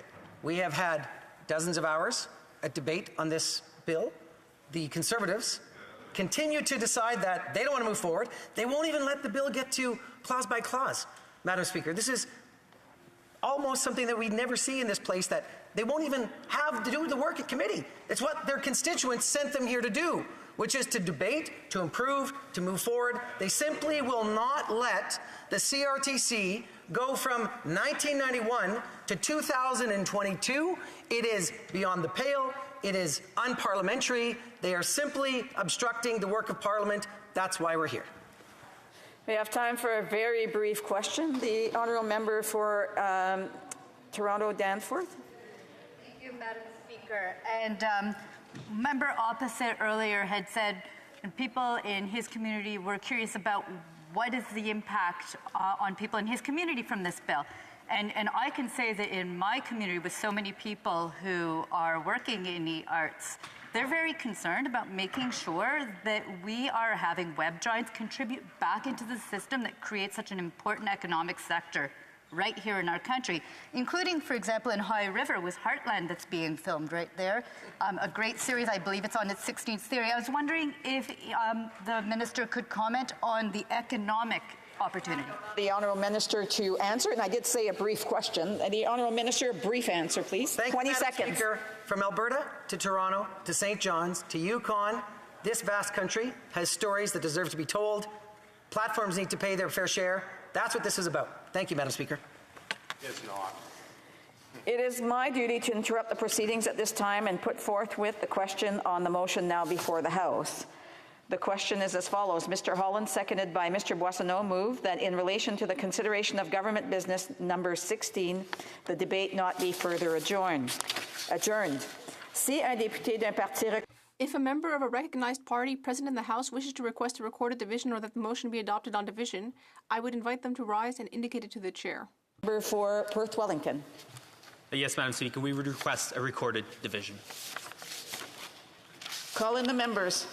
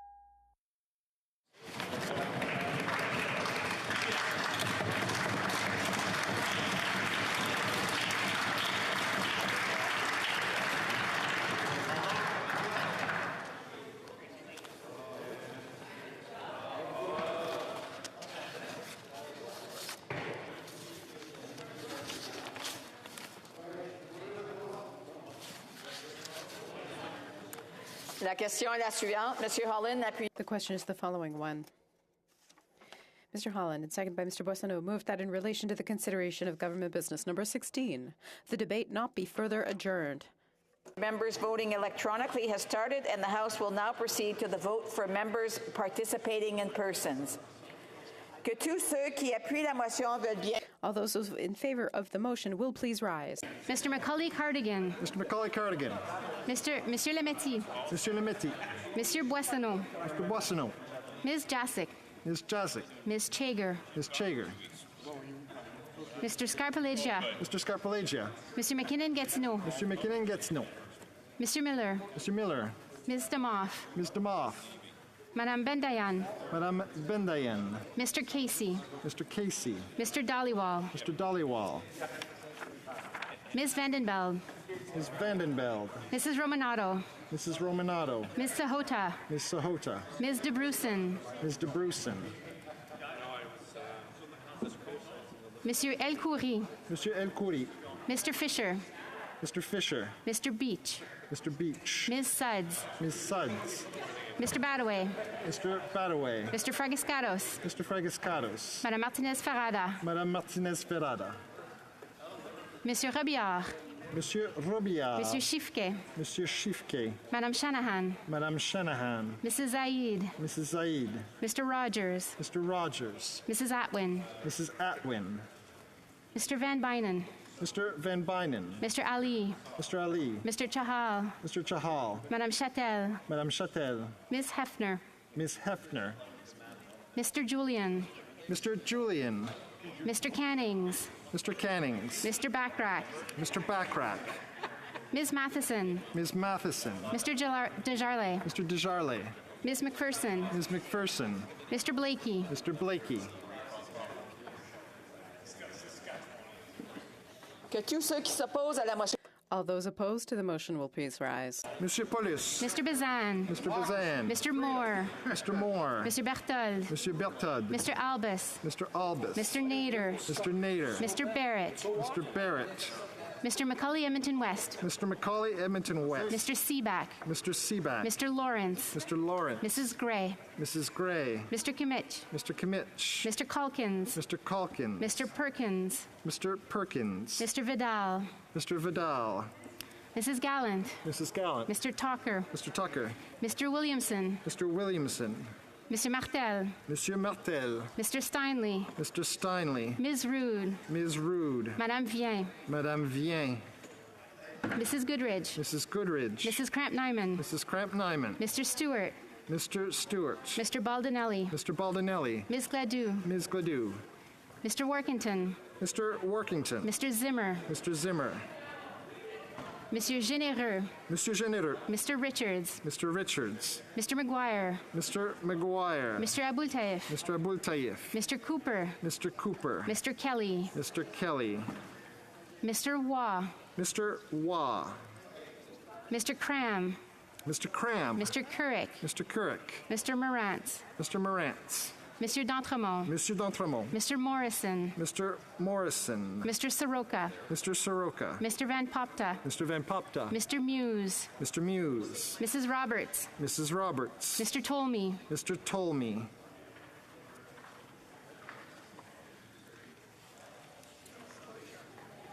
Madame de Bellefeuille. Madame de Bellefeuille. Monsieur Beaulieu. Monsieur Beaulieu. Madame Saint-Clair Desgagnés. Madame Saint-Clair Desgagnés. Monsieur Trudel. Monsieur Trudel.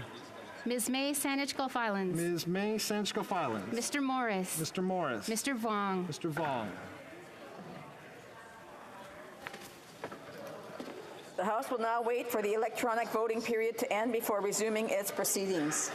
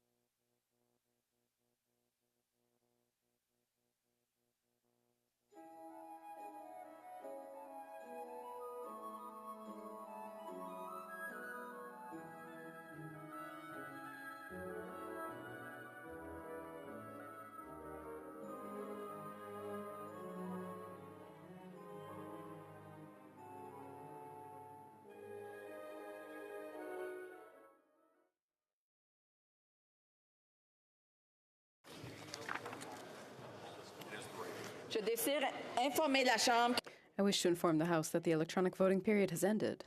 Members were not able to vote due to technical difficulties. They may now use the raise hand function, and the chair will recognize them. The l'honorable député, Monsieur Lewis. Thank you, Madam Speaker. I vote against. Mr. Lewis Essex, against, contre. Madame Gill. Contre. Merci, Madame. Madame Gill, contre, against. Madame Dillon. I vote yay. Ms. Dillon, yay, pour. Seeing no others, the table will now compile the results of the vote.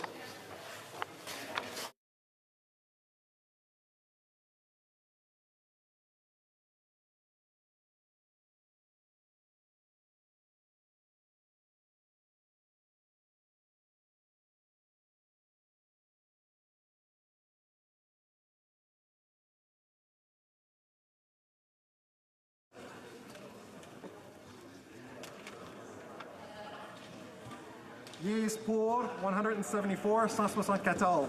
Nays contre 146, 146. Je déclare la motion adoptée. I declare the motion carried. Debate. The honourable member for Perth Wellington. Oh, sorry. Orders of the day. Ordre du jour. Orders of the day, ordre du jour, government orders, government business, resuming consideration of government business, motion number 16, on proceedings on Bill C-11, an act to amend the Broadcasting Act and to make related and consequential amendments to other acts. I just want to remind members who are making their way out of the chamber and into the lobby to please do it quietly. Debate. The honourable member for Perth Wellington. Well, thank you, Madam Speaker. Here we are again. Here we are again with a closure motion on a motion to time allocate this bill. A closure motion on motion 16, which is a guillotine motion on a guillotine motion.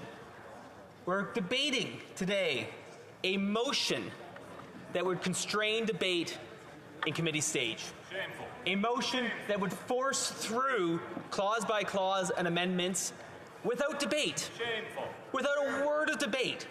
Amendments to the Broadcasting Act for the first time in 3 decades. We're debating a motion that would limit debate in this House at report stage, limiting report stage to a single day, and then once again, limiting it again at 3rd reading. All this in one single government motion. Unbelievable. And then just moments ago, the government votes for closure.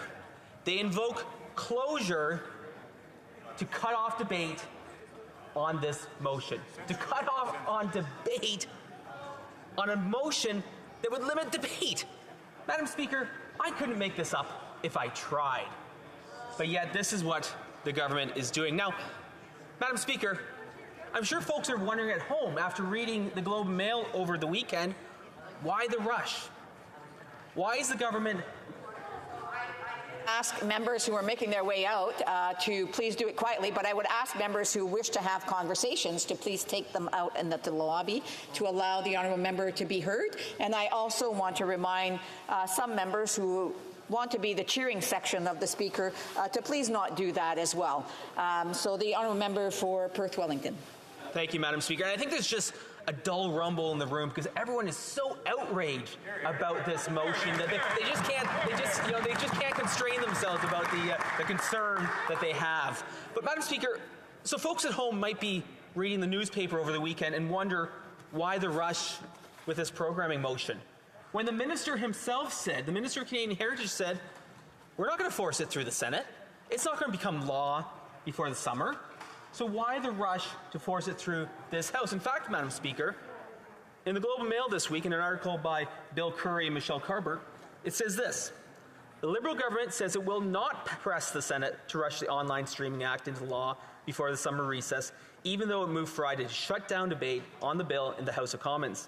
In a statement to the Globe and Mail, the Canadian Heritage Minister said the government does not expect the Senate to rubber stamp the bill after it receives final approval in the Commons. So they don't expect a rubber stamp in the Senate, But here, in the elected House of Commons, where each of us, all 338 of us, were elected by 100,000 plus constituents, to represent 100,000 plus constituents, we are expected to rubber stamp this piece of legislation. We are expected to rubber stamp the largest change to the Broadcasting Act in over 3 decades. Now, the government wants to say, oh, that this bill has had plenty of debate. It's had tons of time to debate. But Madam Speaker, do you know when this bill first came before the Heritage Committee? The first day of meetings on Bill C-11 in the Heritage Committee was May 24th, less than 3 weeks ago. Less than 3 weeks to hear from parliamentarians, to hear from witnesses across the country. And after, we were still receiving requests to appear before committee, requests from concerned stakeholders across the country who were not able to testify before the committee. These are stakeholders, these are Canadians, small businesses, who will be personally and directly affected by this piece of legislation, but Parliament and its committee could not hear from them. And that's what brings us here today. A programming motion to force this bill through the House without meaningful debate. Now, Madam Speaker, we as parliamentarians have a duty, and we as opposition parliamentarians have an exceptional duty and role to play. I would like to draw the House attention to one of the great former leaders of Her Majesty's Loyal Opposition, the Right Honourable Bob Stanfield. And in a memo to his caucus, he said this: "Not only is it unnecessary for political parties to disagree about everything, but some acceptance of common ground among the major parties is essential to an effective and stable democracy. For example, it is important to stability that all major parties agree on such matters as parliamentary responsible government and major aspects of our Constitution." Like the great Bob Stanfield before us, we agree on the importance of parliamentary responsible government, where Her Majesty's Loyal Opposition holds the government to account. And when certain parties decide that's no longer necessary, where they are derelict in their duties as opposition parliamentarians, you get a motion like this. I always like to use a thought exercise. And what would members of this House say? What would members of the Liberal government say? What would members of the New Democrats say if Stephen Harper had brought forward such a draconian motion as this one? They'd be up in arms. They'd be up in question period. They'd be up in this House complaining about the draconian measures. But yet for a Liberal government who for years ridiculed and raised the alarm on closure and time allocation, they are the worst perpetrators. Now, as I mentioned, Madam Speaker, this bill didn't come before the Heritage Committee until May 24th. And yet, here we are. And this isn't the first time, Madam Speaker, either. We will recall that this is the same playbook that the Liberals used for Bill C-10, the predecessor to this piece of legislation. They used then Motion 10 to force C-10 out of committee and into the House. Now, the government wants to say that we need to get this bill through immediately. But what happened with C-10? The government called a summer election and killed their own legislation. So it's awfully rich, Madam Speaker, to today hear the Liberals saying that we need to act with great haste to pass this piece of legislation when it is just going to sit in the Senate all summer long. And you know, Madam Speaker, members of my colleagues have not yet had a chance to speak to this bill, and they will not have the chance to speak to this bill because of the government using time allocation. This is a piece of legislation that will not only impact the entire broadcasting industry, but will impact every Canadian who listens to music or watches videos online. But yet, this motion is being rushed through to meet an arbitrary deadline. Last week, on Tuesday, the clerk of this committee of Heritage sent to members 20 different submissions. Among them were submissions from the Broadcasting Accessibility Fund, the Canadian Association of Film Distributors and Exporters, the Canadian Ethnocultural Media Coalition, Blue Ant Media, and Spotify, all who have been denied a chance to appear before the committee by the government, and now the government House Leader has decided that they do not deserve an opportunity to speak before the committee. There are in fact many witnesses who have yet to be heard, despite the fact that C11 will have impacts and detrimental impacts on their businesses. These include Anthem Sports and Entertainment, the Consumer Technology Association, the Ontario Association of Broadcasters, who represent radio stations, Blue Ant Media, who I mentioned earlier, the Canadian Communications Systems Alliance, the Canadian National Institute for the Blind, and Ethnic Channels Limited. The government could have taken a different approach to how to modernize the Broadcasting Act so that it both meets the needs and technological realities of today, but does so without impacting digital-first creators and new technologies moving forward. Unfortunately, instead of modernization, they are forcing a 30-year-old regulatory system onto Canadians using new technology that old rules are not compatible with. And perhaps most disappointingly, they ignored those in the digital media sector and went so far as accusing them of spreading misinformation. The tactics this Liberal government has used has been an attempt to discredit anyone who has raised legitimate concerns about the implications of this bill, and it's been shameful, and is not up to the standards of decency that Canadians expect from their government. There are obviously several crucial flaws with this bill that need to be fixed. But first and foremost is Section 4.2, a legislative pretzel, an exception to an exception, a clause in the bill that leaves open to regulation content which indirectly or directly generates revenue.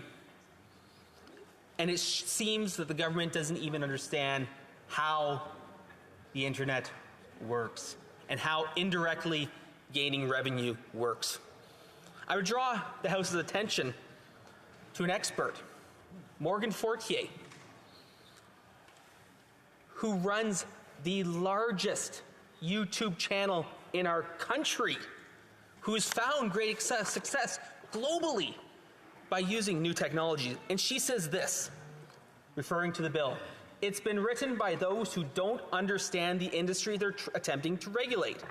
And because of that, they've made it incredibly broad.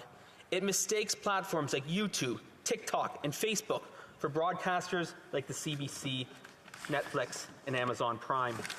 It doesn't understand how those platforms operate and ignores the fundamental importance of global discoverability. Worst of all, proposed Section 4.2 hands sweeping power to the CRTC to regulate small businesses like mine that are not even associated with broadcasters." End quote. This is Canada's most successful YouTube channel, and one of the most exceptional YouTube channels around the world that has found success globally. But yet this piece of legislation would constrain and restrain that success globally. They have said time and time again that the CRTC won't regulate user-generated content. But in the bill, in black and white, it gives them the power. And worse yet, despite repeated requests, the government has refused to release their policy directive to the CRTC that would provide the interpretation of how this bill would be implemented. This just trust us approach that the Liberals are following does not inspire confidence. In fact, just last week at committee, the Minister of Canadian Heritage appeared before committee and told us outright that he would not provide the policy directive until after the bill has received royal assent, after the legislation has been passed, after parliamentarians have passed the legislation. Only then will the government tell us how it will be interpreted and how the CRTC will do so. What's more is the minister's appearance at committee, he refused to offer a definition of discoverability. And in fact, discoverability is mentioned in the piece of legislation. It's mentioned in C11, but it's never defined. And until we see the policy directive, we do not know how the CRTC will be directed to implement discoverability. But you know, Madam Speaker, it comes back to what the Liberals said they would never do. In fact, in their 2015 election platform, the Liberals said this: "We will also change the rules so that ministers and parliamentary secretaries no longer have a vote at committees." Well, that didn't last very long, because now parliamentarians or parliamentary secretaries not only sit on committees, they also have votes, and they're also directing the work of committee. In fact, last week in the House of Commons, the government House Leader said, quote, "Let us talk about some of the things we do not do. What we do not do is use parliamentary secretaries in committee to control questions and not allow members to ask questions." Yet little more than 1 hour after the government House Leader said this, it was none other than the Parliamentary Secretary for Canadian Heritage, who at the beginning of questioning witnesses, filibustered witness testimony to move a motion without debate, or try to do without debate, to move by clause. This not only prevented members from questioning witnesses, including the Minister of Canadian Heritage himself, but it also would have had the effect of preventing dozens of other witnesses who wished to testify from testifying. Then on Monday and Wednesday of last week, it was again the Parliamentary Secretary for the Minister of Canadian Heritage who introduced motions to end study and proceed to clause by clause, while dozens of witnesses who wished to appear had been prevented from appearing. And perhaps what is most concerning is that last week, the Liberal chair of the committee accidentally let it slip that the Liberals had been instructed by their party leadership to have the bill sent back to the House quickly, when she said, and I quote the member from Vancouver Centre who said this, "We do not have a lot of time to stretch anything out because this bill is supposed to be reported back to the House before June 23rd, end quote. It's supposed to be by who? By the Liberals. The Liberals directing the chair of a committee to report a bill back. It's shameful, and in fact, this closure motion, motion 16, I would dare say, is a vote of non-confidence in the Liberal chair of the committee, the member from Vancouver Centre. Now, Madam Speaker, I also want to share the words of a digital-first creator, Orby Roy, one of the very few digital-first creators who had the opportunity to appear before our committee. And she said this, quote, "I literally have never gotten a seat at the table, except now as a digital creator. I'm getting a seat at the table. Representation matters. Please don't suppress my voice," end quote. Again, that's from Orby Roy, who found success online as a digital-first creator, as a skateboarding mother. She found success in that market globally. But under this bill, Liberals are trying to prevent that success. We in the Her Majesty's Loyal Opposition, we want to see Canadian creators succeed. And we want to see them succeed here in Canada and around the world. We want to see them able to access and use the tools available to them through the internet to find that success globally, so that Canadian stories, Canadian voices, Canadian music, Canadian television, Canadian film can be enjoyed around the world. And isn't that what it's about? It's about sharing the talents of Canadians globally. Now, I've been very clear, Madam Speaker. We support making sure that the major streamers, the international foreign streamers, contribute to Canadian productions. We want to see that happen more and more, and we applaud those that are already doing it. We applaud the billions of dollars that Netflix and Disney are investing in Canada in Canadian-made productions. We want to see more of that, and we want to encourage more of that. But what we don't want to see happen is that Canadian creators be hampered by their ability to export. So we've made some clear commitments of what we want to see change with C11. We want to see the removal of 4.2 to ensure that user-generated content is not subject to CRTC regulation. We want to see a clear definition of discoverability so we can ensure that one Canadian performer isn't lowered down to another. We want to see an equality on the internet to ensure that Canadian arts, Canadian programming is able to excel. We want to see a threshold so that small, independent creators are not captured in a large, cumbersome, bureaucratic process. We want to see updates to the Canadian content definition so that Canadian stories are being told by Canadians, rather than the current definition, which often sees Canadian stories not being considered Canadian. A perfect example is The Handmaid's Tale, written by the great Margaret Atwood, filmed in Ontario, not Canadian. Madam Speaker, before we move forward with C11, we have to first get the definition of Canadian content right. And then finally, Madam Speaker, we need to see the policy directive. We need to see the government's instructions to the CRTC of how they will interpret C11. In the former C10, they did that. They released their draft directive before debate in the House of Commons. But this time, they refused to do it. So bearing in mind these important things and the lack of witnesses we have yet to hear from, I move, seconded by the Honourable Member for Chatham, Kent Leamington, that the motion be amended. A, in paragraph A, 1, by substituting subparagraph 1 with the following. 1, the committee be instructed to continue hearing from witnesses, including especially Canadian content creators, this month and through the summer adjournment. 2, by substituting in paragraph 2 all the words after 11:59 p.m. with the following. On Monday, September 19th, 2022. 3, by substituting in subparagraph 3 all the words after the words, quote, no later than, end quote, with the following. Tuesday, September 27th, 2022, provided that the committee has reported back to the House in relation to its order of reference on Thursday, June 2nd, 2022, in relation to Hockey Canada. 4, by deleting subparagraphs 4 and 5, and B, by deleting paragraphs B and C. Thank you, Madam Speaker.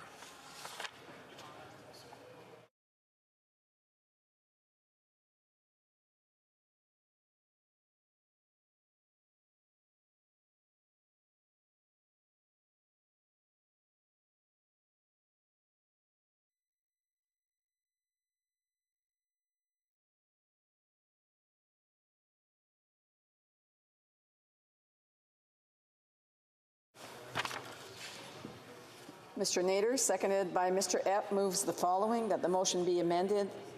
A, in paragraph A. I, by substituting subparagraph I with the following. I, the committee be instructed to continue hearing from witnesses, including especially Canadian content creators this month and through the summer adjournment. I, by substituting in subparagraph I all the words after the words 11:59 p.m. with the following. On Monday, September 19, 2022.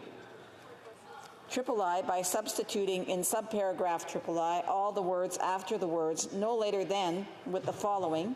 Tuesday, September 27, 2022, provided that the committee has reported back to the House in relation to its order of reference of Thursday, June 2nd, 2022, in relation to Hockey Canada. And number 4, by deleting subparagraph 4 and 5, and B, by deleting paragraphs B and C. The amendment is in order. Questions and comments? Questions et commentaires? The Honourable Member for Saanich Gulf Islands. Thank you, Madam Speaker, and it's a rare privilege to be the first question off the top to the Honourable Member for Perth Wellington. As he was reflecting on the history, and I've been doing this myself and not yet had time to dive into Hansard to double check, but he asked us to cast our minds back and how would this place react to a motion like this had it been brought forward in the period of time when there was a Harper majority government. And I can't think of a time that a motion this egregious was put forward in that era.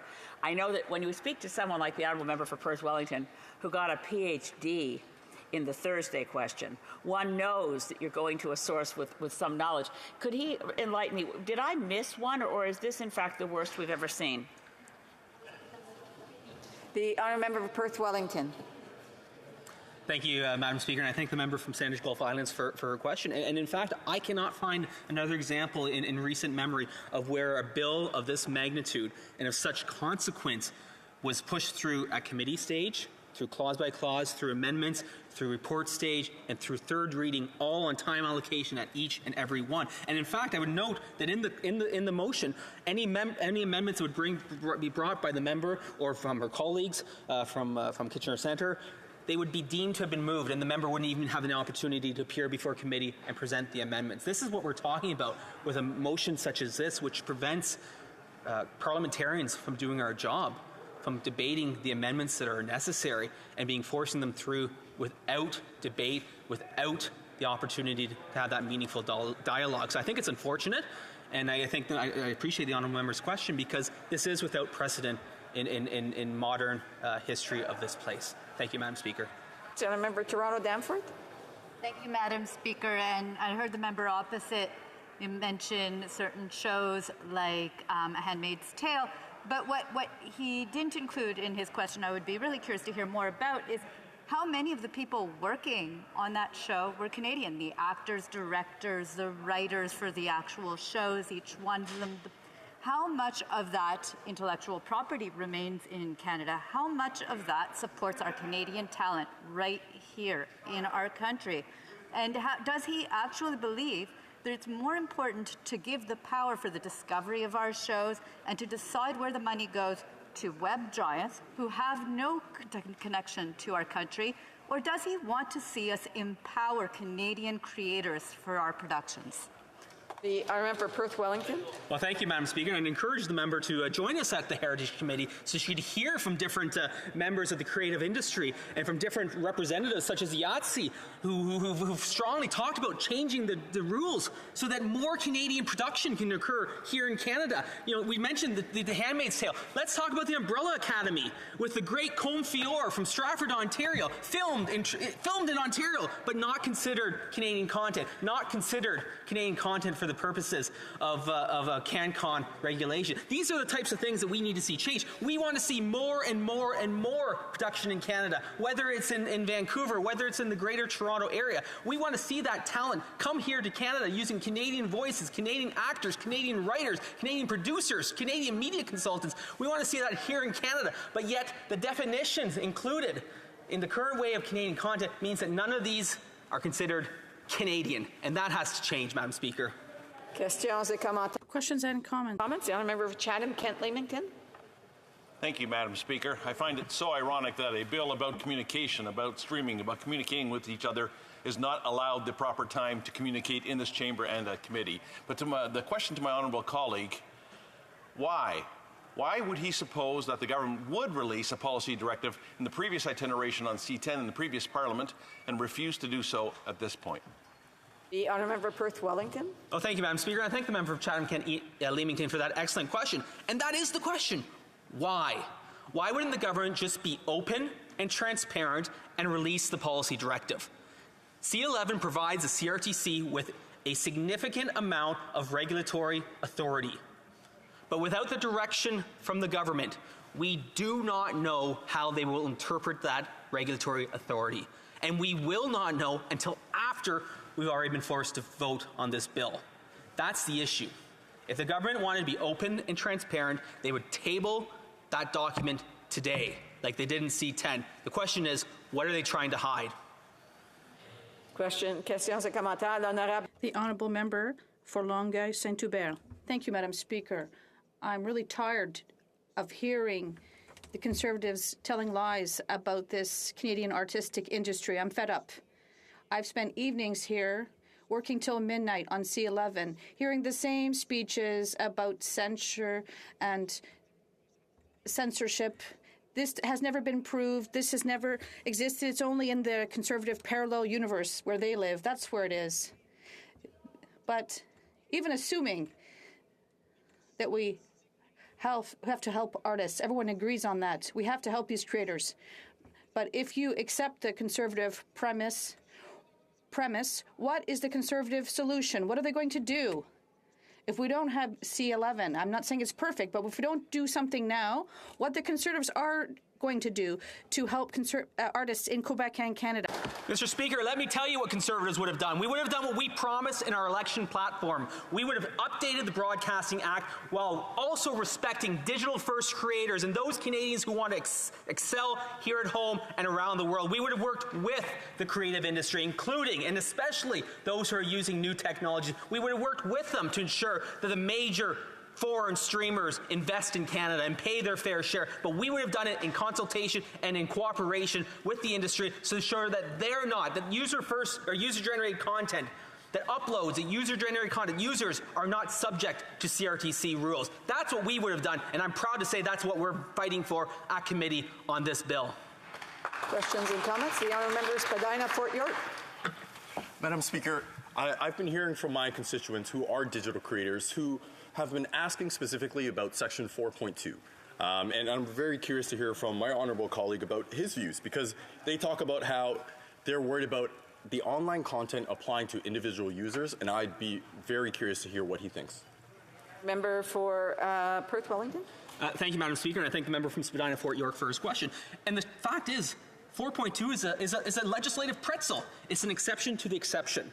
And what we want to see is that there's a clear prohibition on regulating user-generated content, on those digital-first creators who want to exceed and excel. So at committee, when we get to committee, and obviously the government's going to try to force that, we will be looking for clarification and for amendments to ensure that it doesn't capture digital-first creators. It doesn't capture the content that members' constituents are concerned about, that my constituents are concerned about in Stratford and surrounding areas where they're finding success online in the digital world. And I thank the member for that question.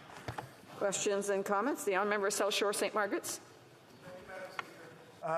My question is around this issue of whether or not something gets captured by the CRTC. One of the things in the bill, I understand, is it says that anything that generates direct and indirect revenue is now regulated by the CRTC.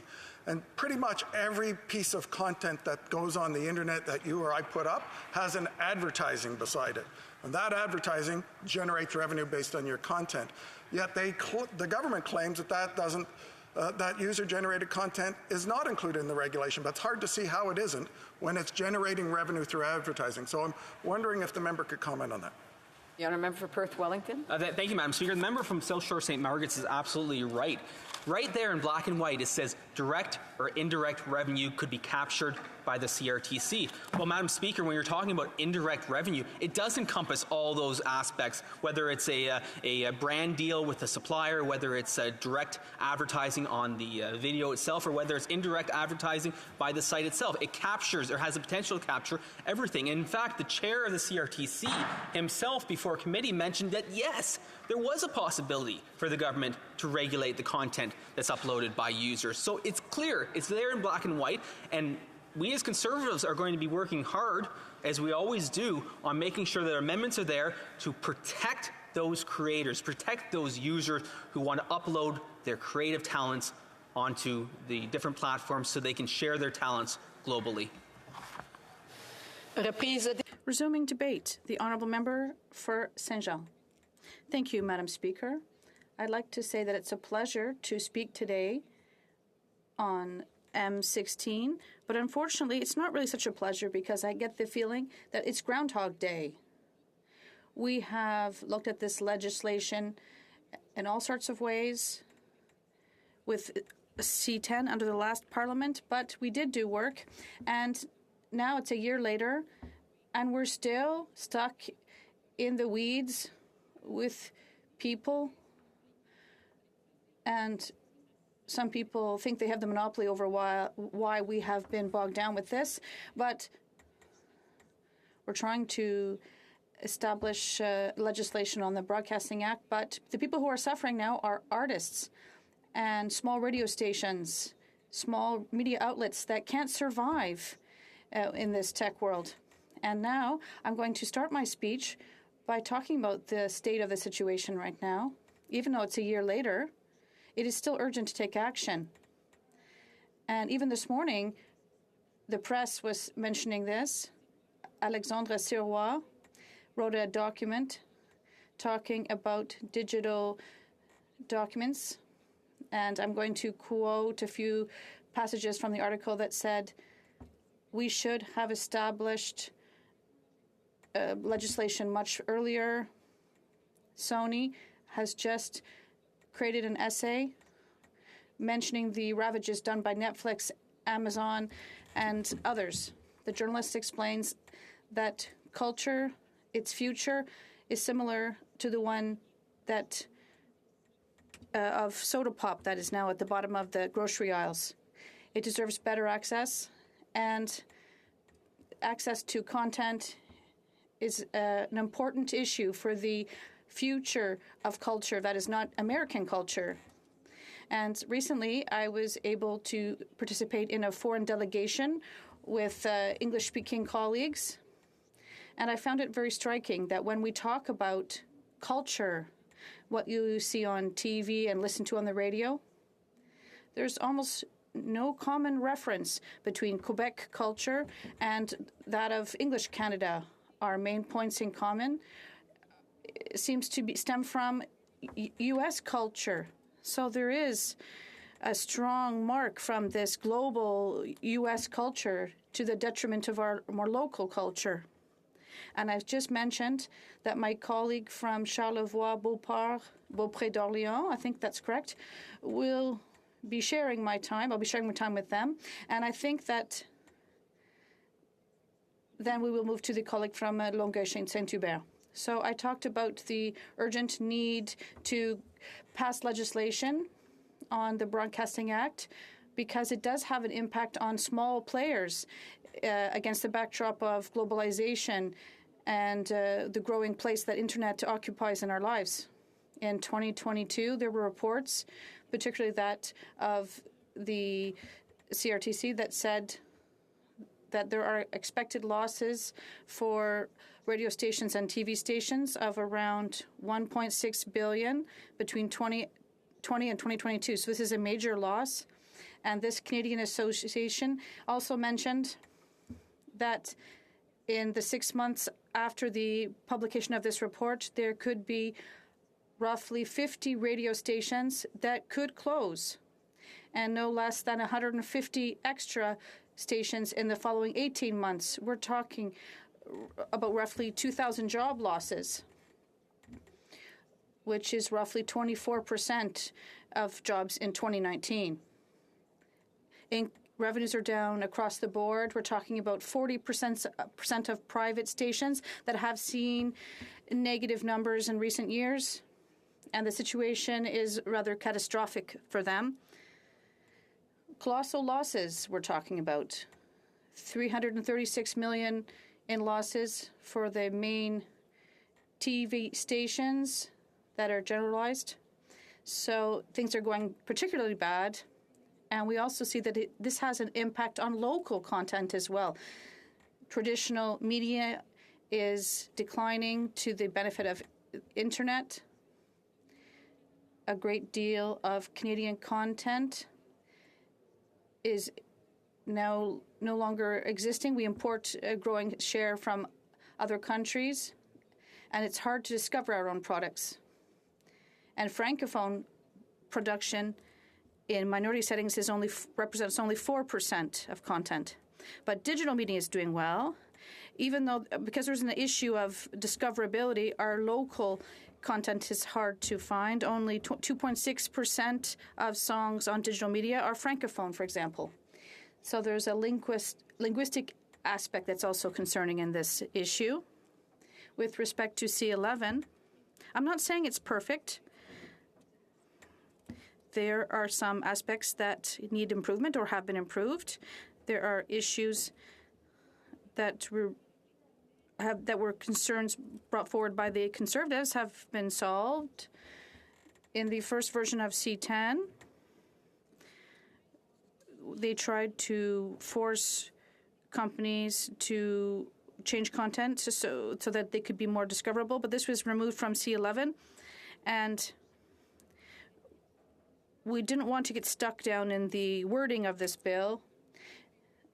We need to really look at the objective of this bill. We have to look at the spirit of it. We want to have better discoverability for our content and allow companies to allow for better discoverability of local content through advertising and other suggestions.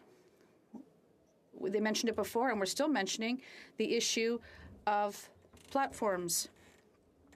The bill does not define what a platform is, and there's also some openness, to look at this. Given how fast things are moving online, we have to be adaptable. And for some definitions that are a bit poor, they may not be perfect, but we need to give members more time to work on these amendments in committee. But I understand we are getting stuck in the weeds here.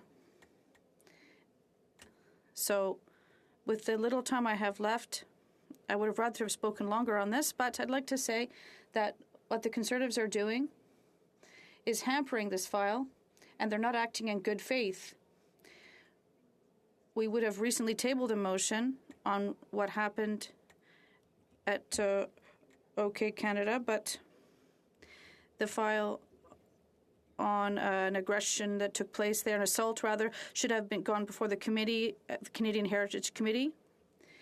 But this was refused by the Conservatives because they just wanted to lose time. There was a motion for a trip to allow the Heritage Committee to travel, even though at Foreign Affairs the Conservatives refused members the authorization to travel.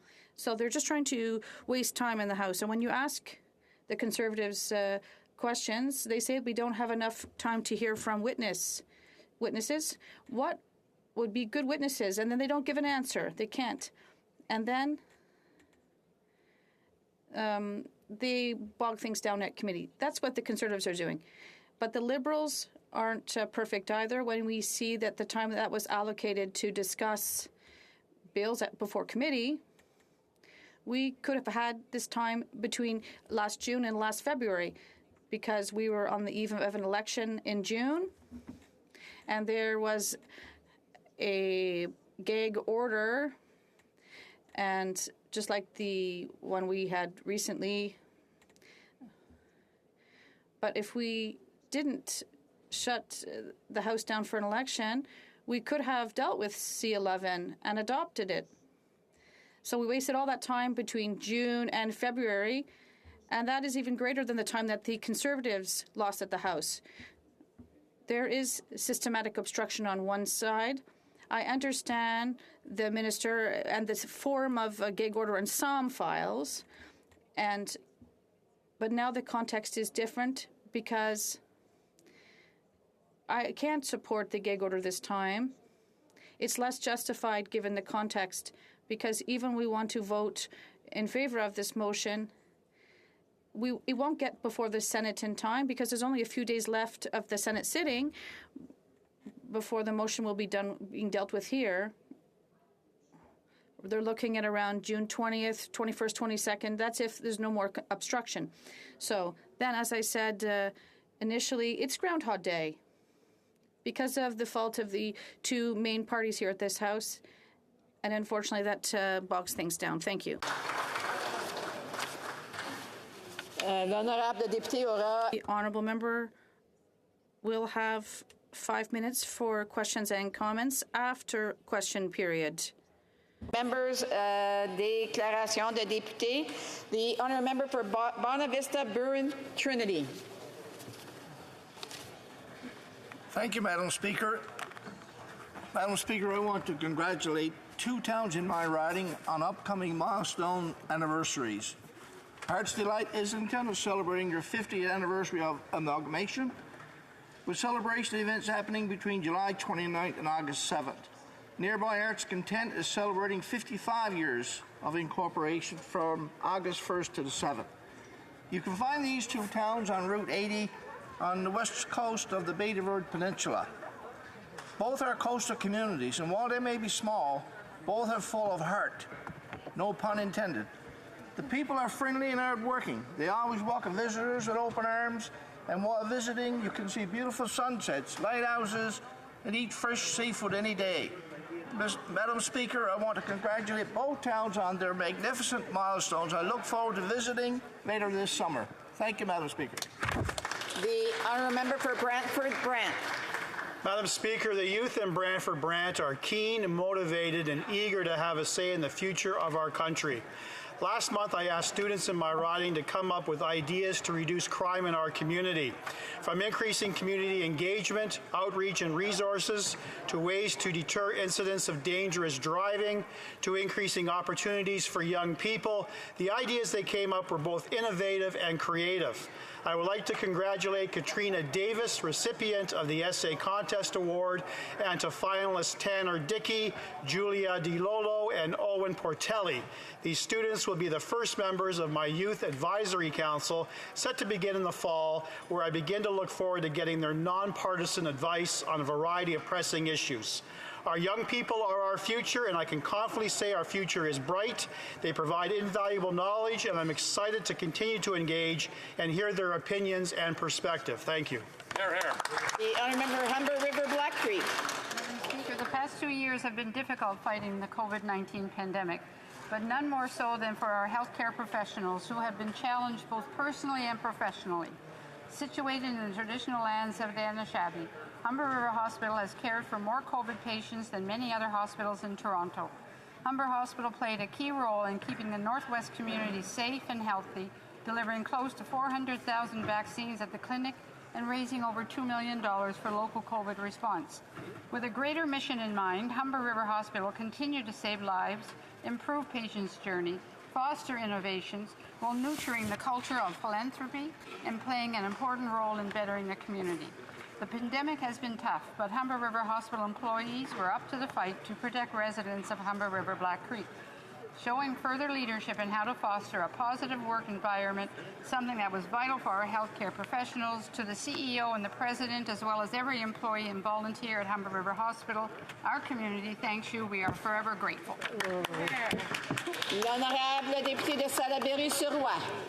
Madame la Présidente, Madam Speaker, it's my honor today to mark in this chamber the 30th anniversary of the Beauharnois-Salaberry Seniors Roundtable. I would like to congratulate them for all the work done to highlight the reality of seniors in Beauharnois-Salaberry. Together, community organizations and the Health Network have vigorously fought scandalous situations of neglect and abuse of seniors. Mobilizing partners led to all kinds of initiatives to counter financial exploitation of seniors. More recently, the Roundtable raised awareness among elected officials and the community about the impact of an aging population. When we involve the public in developing projects, we make sustainable improvements. The longevity of this organization is proof that the community and the public sector all value teamwork and mobilization to intervene on social issues. Mr. Speaker, to all of the organization's partners, happy 30th anniversary. The Honourable Member for Yukon. Pride Month is well underway in the Yukon, and so is planning for Yukon's Pride celebrations this August. Like so many others, Queer Yukon Society has worked hard in the past 2 years to adapt to the needs of Yukon's LGBTQ2S+ community in response to public health guidelines. We're all excited to gather in person and celebrate what has become one of the largest Pride celebrations north of 60 in the world. Les événements de la fierté partout au Canada et du monde. Pride events in communities across Canada and around the world are critical for opportunities for allies and members of the LGBTQ2S community to show solidarity and support for a community that still faces discrimination on a regular basis. As Member of Parliament for Yukon, I'm proud of the work our government has done to build a more inclusive and tolerant Canada, and I know there's still much work to be done. Be an ally to this community. I hope all of my colleagues will join me in celebrating Pride this month and in Pride celebrations across their communities this summer. The Honourable Member for Desnete, Mississippi Churchill River. Mr. Speaker, yesterday in the community of Dorntosh, the local Lions Club had a celebration to recognize the contributions of John Osborne. John Osborne is the definition of a pillar of the community. As a business owner, John was someone who valued an honest day's work. However, his work went well beyond his own business.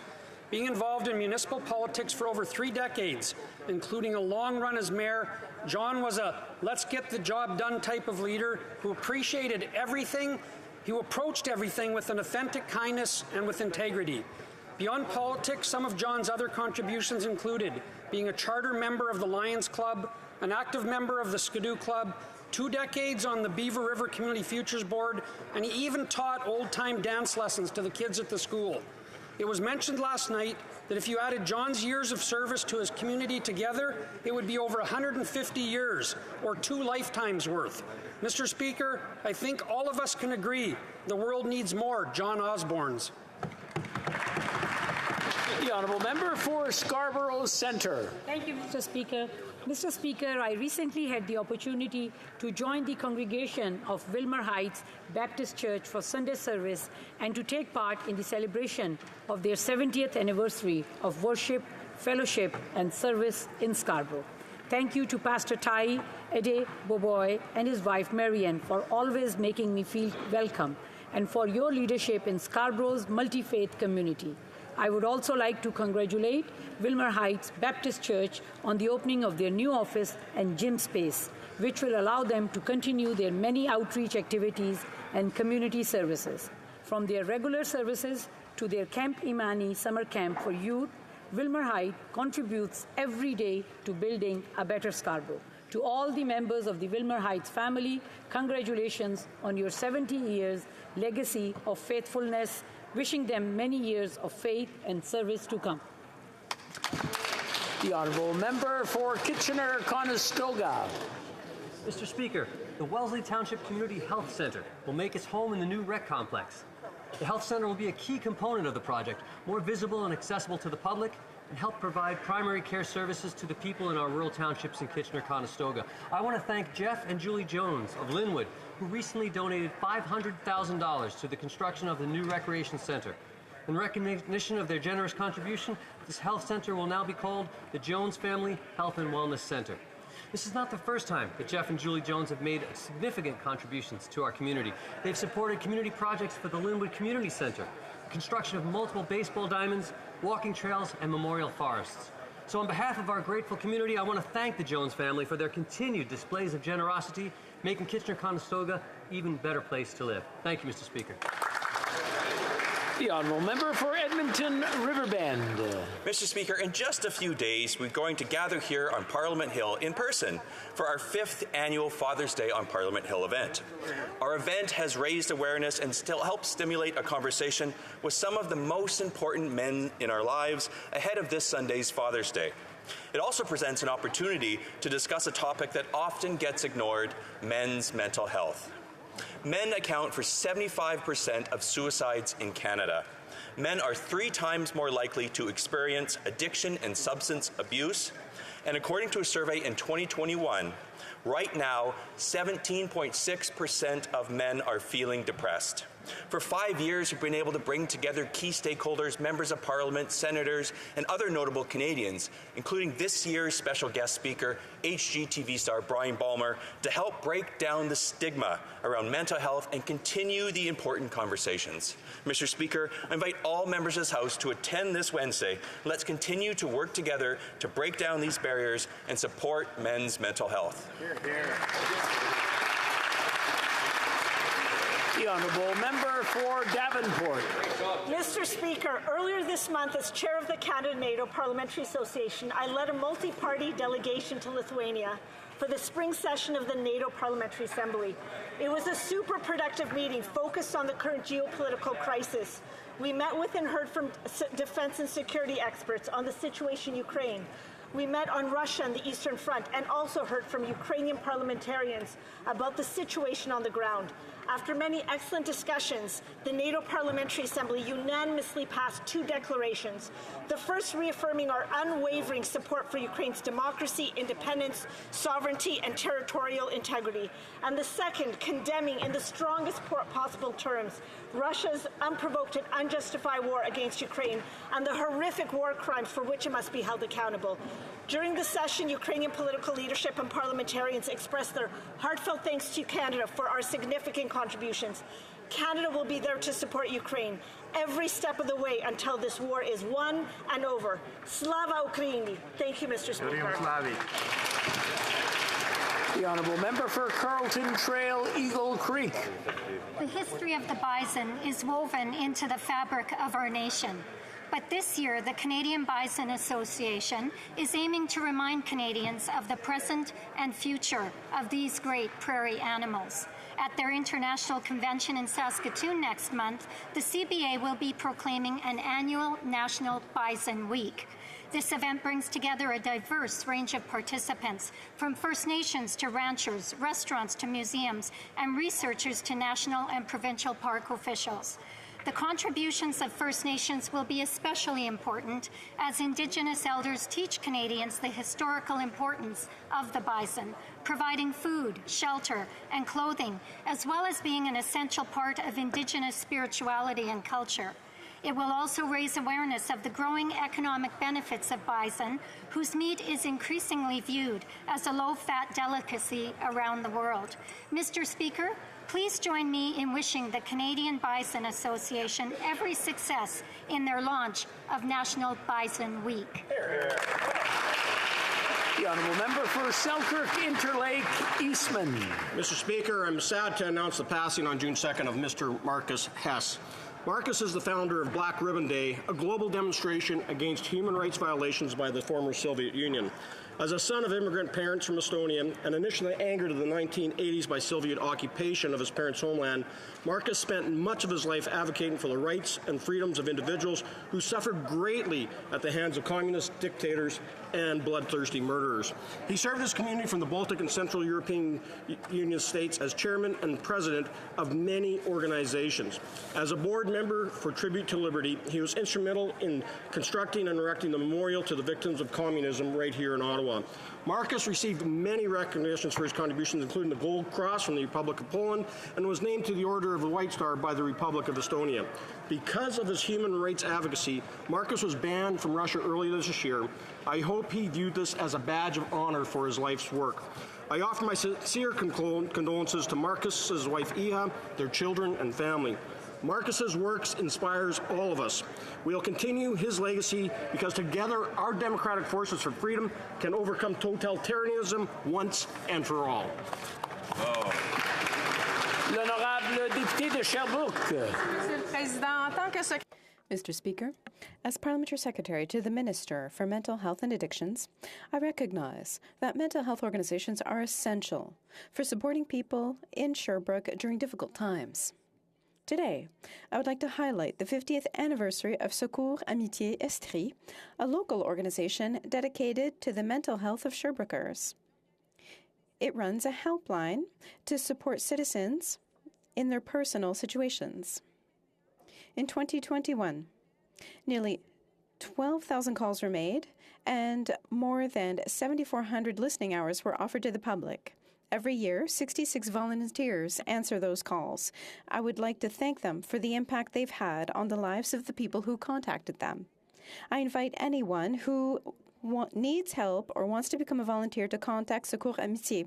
Together, let's continue to act to truly help people with mental health problems. Thank you, Mr. Speaker. The Honourable Member for Skeena-Bulkley Valley. Mr. Speaker, Charlie Pete Deschutes was taken from his home in 1944 at the age of 6 years old to residential school. His time there changed his life forever, and it's told in the 2012 film, North Boys. I first met Charlie in 2019 when I visited the village of Lower Post, nestled up on the BC-Yukon border.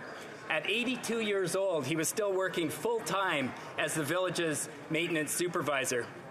Last summer, I was back in Lower Post, this time to witness the demolition at long last of the residential school there. Deputy Chief Harlan Schilling and the community are replacing it with a new, modern building, and that's wonderful to see. I have many memories from that powerful day, but one that sticks out involved bumping into Charlie. He had woken up at 4 a.m., shot and butchered a moose, and had it cooking over the fire in time for the hundreds of guests to arrive. Charlie is now 84, almost 85, and he just recently retired from full-time work with the village. I hope my colleagues will join me in wishing this remarkable man a happy retirement. L'honorable député de Lac-Saint-Jean. Monsieur le Président, les gens de ma Mr. Speaker, the people in my riding would tell you that it's good to live in Lac-Saint-Jean, and I'm well aware of that. What I didn't know is that there's a municipality in our area that keeps us young for a long time. This year, in Normandin, not one, not two, but 3 people are celebrating their 100th birthday. Mr. Lucien Cloutier, former employee in road maintenance for the Quebec Ministry of Transport, a tireless walker who seems to have found the secret to staying in shape. Mrs. Jeannette Barry, an expert in gardening, sewing, and cooking. She's devoted to her family, but also her community. The icing on the cake, Mr. Jérémy Lévesque, who will blow out 100 candles on October 23rd.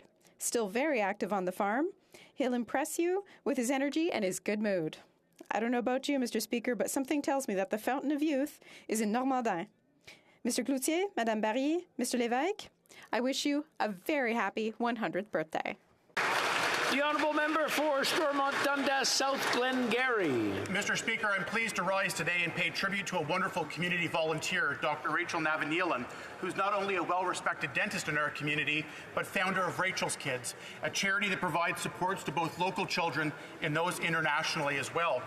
The backyard of her Riverdale home was buzzing on the weekend with her 17th annual garden party, which is a fundraiser for the many causes she supports. COVID has obviously been very difficult for charities, so it's great to see people bidding on auction items and raising funds for a great cause. Whether it is their small moments of joy, helping hands, or Tech for Talk programs locally, or one of their many trips to Sri Lanka, helping thousands of children over the years, Dr. Rachel and her team are leading with kindness and support for our most precious resource, our children. Mr. Speaker, I ask you and all colleagues to join me in thanking Dr. Rachel and all the volunteers for the difference they're making in our community and around the world. Here, here. The Honourable Member for Milton. Thank you, Mr. Speaker. Today, Milton's Orange Crosswalk was unveiled. This important visual tribute and landmark was created to symbolize the strength and courage of residential school survivors and commemorate the victims, their families, and their communities. Cela représente une étape positive pour avancer dans le chemin. This represents a significant step in reconciliation in Milton. This is an important opportunity for the residents of Milton to learn more about Indigenous culture and language in our community. Sherry Seville, Jody Harbour, and many others who helped bring this together. I can't thank you enough for all of the incredible work that you've done to provide space, healing, and knowledge while all amplifying Indigenous voices in our community. June marks National Indigenous Heritage Month, and everyone has a role to play in dismantling the systemic racism, inequality, and discrimination that Indigenous peoples continue to face today. J'espère que cette traverse pour piétons pourra... I hope that this will play at least a small role in the healing process. ...person today, but I'm proud to know that our town of Milton is continuing along the path of reconciliation. Oral questions. Question orale, l'honorable député de Mégantic-L'Érable.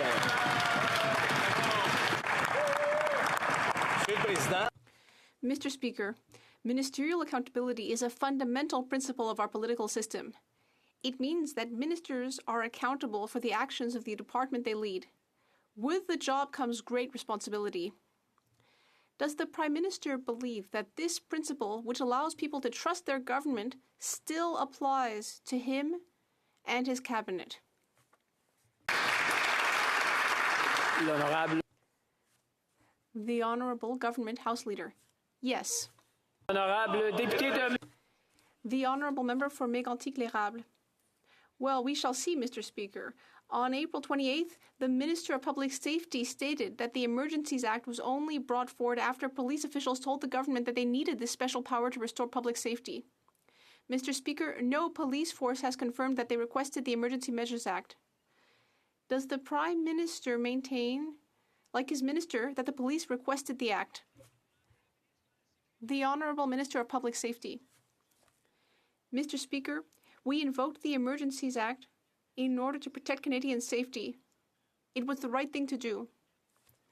Commissioner Lucky testified that the Emergencies Measures Act gave the police the tools they needed in order to do our work quickly. Let's be clear, the government decided to invoke the act, but advice received was clear.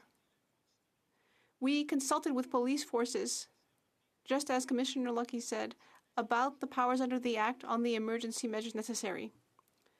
The Honourable Member for Mégantic-L'Érable. the Commissioner's comments were made after, not before, the invocation of the Act.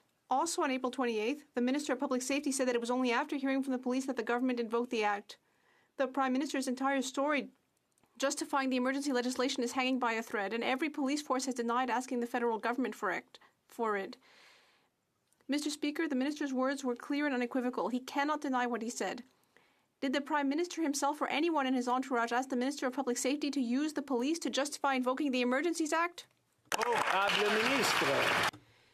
The Honourable Minister. Mr. Speaker, on this side of the House, we understand very well what is necessary to protect Canadians' health and safety. And that is exactly why we invoke the Emergencies Act. And I'd like to know, when will the Conservatives understand all of the expenses having to do with these illegal blockades? It's very wrong. I want to remind the honourable members that shouting out words that can't be said while questioning or answering questions, you're just as guilty, and if they get picked up, the individual members could get in trouble. Even if they are wearing a mask, I can tell who they are. The Honourable Member for Selkirk, Interlake Eastman. Well, Mr. Speaker, it sounds like the Public Safety Minister has been studying Vladimir Putin's theory of revisionist history. The Public Safety Minister is misleading Canadians about why he took the unprecedented step of using the Emergency Act to implement martial law. To quote the Minister, and he said, "We invoked the Emergency Act on advice from the police." Well, it turns out the Ottawa City Police say they didn't ask for it. The RCMP say they didn't ask for it. The OPP said that they didn't ask for it. So did the Minister invent these facts to support his Liberal power grab? Honourable Minister. I'm going to come to that, but just before I do, I want to call out the Honourable Member for using Mr. Putin in this chamber regarding the decision to invoke the Emergencies Act. It debases this place, it debases what's going on in Ukraine, and it is absolutely wrong, Mr. Speaker. He should be admonished for it. He should take back that comment. That's not what this chamber stands for. The Honourable Member for Selkirk, Interlake. If the Minister wants to stand here and continue to deny that he's revising the history on the Emergencies Act, then he has to wear it. That's right. So the Minister is refusing to answer a simple question. Either the police asked for the Emergency Act or they didn't. Again, I'll quote the Minister's own words back to him. At the recommendation of police, we invoked the Emergency Act. Well, the Minister is refusing to repeat his own words in this chamber because he knows he misled the country and Canadians don't trust him. So, what's a new, unbelievable excuse the Minister is using today? Honourable Minister. I want to be absolutely clear that we invoked the Emergencies Act because it was necessary to protect the health and safety of Canadians. You heard from Commissioner Lucky herself during her testimony before the committee, Mr. Speaker, that she said, quote, the Emergencies Act was necessary. It was necessary, Mr. Speaker, and I just wonder when the Conservatives are going to finally offer their sincere apologies to the residents of Ottawa who, during the protests, were encouraged to stay by the interim leader of the Conservative Party of Canada. It was wrong, wrong, wrong. L'honorable député de la Prairie. The Honourable Member for La Prairie. Mr. Speaker, the Liberal Lieutenant for Quebec was right on Friday when he told reporters that there is only one official language which is threatened in North America, French. Mr. Speaker, that is very lucid, and that is why we denounce the fact that C-13, the official languages bill, does not protect French in Quebec, even though French is the only threatened official language. Will the government finally understand that what threatens French in Quebec is English, and that C-13 in Quebec protects English, not French, which is the actual threatened language? It makes no sense. The Honourable Minister for Official Languages. Thank you very much, Mr. Speaker, and I'd like to thank my colleague for his question. Mr. Speaker, we agree that French is in decline in North America, including in Canada. And we agree that French is the only minority language in the country. And that is why we are moving forward with an ambitious bill in order to protect and promote both of our beautiful languages. And I hope that opposition members in the Bloc Québécois will work with us in order to get that bill passed as quickly as possible. This is urgent. The Honourable Member for La Prairie. Mr. Speaker, once we understand that French is the only official language that is threatened here, the next logical step would be to recognize that Quebec is in the best position to protect its only official language. But the federal government is using C-13 to promote institutional bilingualism that has the effect of making French optional. This is a direct attack on our only threatened official language, French. That is why the Quebec government has proposed amendments to C-13 in order to protect French in Quebec, which is what Quebecers want. Will the government amend C-13 so that Quebecers can control the future of French in their own nation? The Honourable Minister. Mr. Speaker, let's be clear. We are the first government to recognize that French is in decline in Canada, and that is why we are going forward with an ambitious bill in order to improve the situation. And I hope that the Bloc Québécois and all opposition members will work with us instead of playing political games. This is a very important bill for all Canadians. And I hope that it will get royal assent as soon as possible. Thank you. The Honourable Member for Rosemont-la-Petite-Patrie. Mr. Speaker, this is a very difficult time for a lot of people. We learned today that 1 out of 4 homeowners will have to sell if interest rates go up. 1 out of 4 people are in debt and are having trouble paying rent or for groceries or gas. Meanwhile, banks, oil companies, and grocery stores are raking in the profits.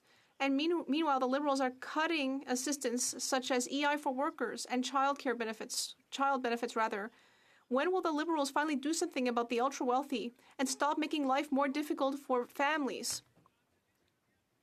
The Honourable Deputy Prime Minister. Mr. Speaker, our government has committed to making sure that everyone pays their fair share. And we have taken measures in that direction by permanently increasing income tax by 1.5% on banks and insurance companies. By investing in the recovery and ensuring that banks and insurance companies are doing their part to help us recover. And by creating a luxury tax on cars, planes, and boats that are very expensive. 1 in 4 homeowners believe they'll lose their house because they can't keep up with the rising interest rate. The Liberals' failure to help struggling Canadians is going to result in people being homeless. And no doubt corporate landlords are rubbing their hands at the prospect of being able to sweep up these distressed properties. The Liberals can't just stand by and do nothing. Instead of cutting funding, will the government put more money in families' pockets by increasing the Canada Child Benefit by $500 and doubling the GST rebate? Honourable Deputy Prime Minister. Mr. Speaker, we understand that affordability matters to Canadians, and that is why we have already taken action and taken measures which are putting additional money in the pockets of Canadians who need it most this year. This year, the Canada's Worker Benefit has gone up. So now a family of 3 is getting up to $2,300 more. This year, the OAS is going up by 10%. So a senior is going to get $815 more. And this year, for people facing housing affordability challenges, they're getting $500, Mr. Speaker. Honourable Member for Sturgeon River, Parkland. Mr. Speaker, the Minister of Public Safety has repeatedly claimed that on the recommendation of police, we invoke the Emergencies Act. Now, I know he likes to quote RCMP Commissioner Brenda Lucki, so I hope he'll try this one on for size. Quote, "There was never a question of invoking the Emergencies Act. Clearly, it wasn't an option considered by police." Now, the minister's saying what he really meant to say is that they consulted with police. His story's changing so often, it's no surprise that his deputy minister is saying he's misunderstood. How can Canadians trust this minister? The Honourable Minister for Public Safety.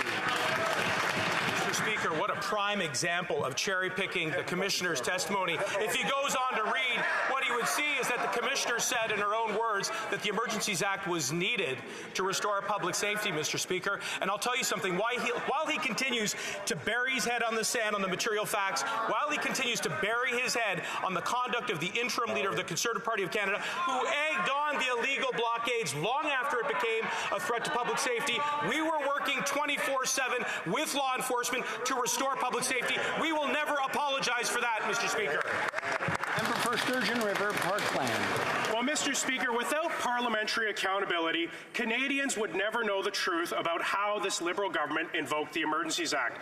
We were led to believe that protesters tried to burn down a building. False. We were led to believe that they were being funded with dark money. False. We were led to believe that they were planning to violently overthrow the government. False. The Minister of Public Safety even claimed that police asked for extraordinary powers to deal with the situation. False. With this much misinformation, it's no wonder Canadians' trust in government is at an all-time low. Will the Minister take the first step in rebuilding this trust and apologize for misleading Canadians? The Honourable Minister for Public Safety. Mr. Speaker, the honourable member talks about parliamentary accountability. I wonder whether or not it's true or false that it was parliamentarily reckless to say the following in the middle of the illegal occupation. In an email sent from the interim Conservative Party leader to her caucus, I don't think we should be asking them to go home. I understand the mood may shift soon, so we need to turn this into the PM's problem. In other words, a political problem. I wonder on this side, true or false, was that parliamentarily responsible? I don't think so, Mr. Speaker. The Honourable Member for South Surrey White Rock. Mr. Speaker, the Minister of Public Safety keeps telling us that the government only invoked the Emergencies Act after it was requested by police. We know from testimony that the police never requested the Emergencies Act, just as we know the government has not been transparent on the Special Forces spy flight over the protest. None of this was necessary. How does this minister explain away his story being so different from senior police officials and his own deputy minister? Wow. The Honourable Minister. Mr. Speaker, during the illegal occupation and blockades of last winter, we saw Canadians put out of work. We saw families unable to take their children to school. We saw seniors unable to get around as a result of the illegal blockades. I'm going to have to interrupt.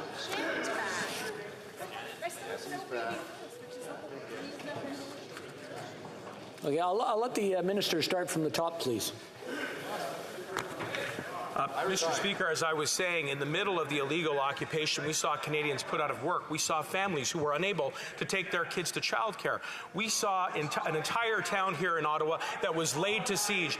That's why we invoked the Emergencies Act, Mr. Speaker. And of course, we consulted. Of course, we sought the advice of police law enforcement because we understood that that was the best way to inform that decision. I wonder why the Conservative Party don't just stand up and accept their share of the responsibility for prolonging that illegal occupation as a result of the reckless abandon that they showed throughout. The Honourable Member for West Surrey White Rock. Mr. Speaker, according to the government, the Special Forces spy flight over the Ottawa protest was just training. Wonder where that data went. The minister said the Emergencies Act was justified because of an attempted arson. Not so. And because the protest was significantly foreign funded. Also not so. And police never asked for the invocation of the act. When will this government admit the Emergencies Act was a power grab overreach to stifle legitimate democratic dissent? The Honourable Parliamentary Secretary. Thank you, Mr. Speaker.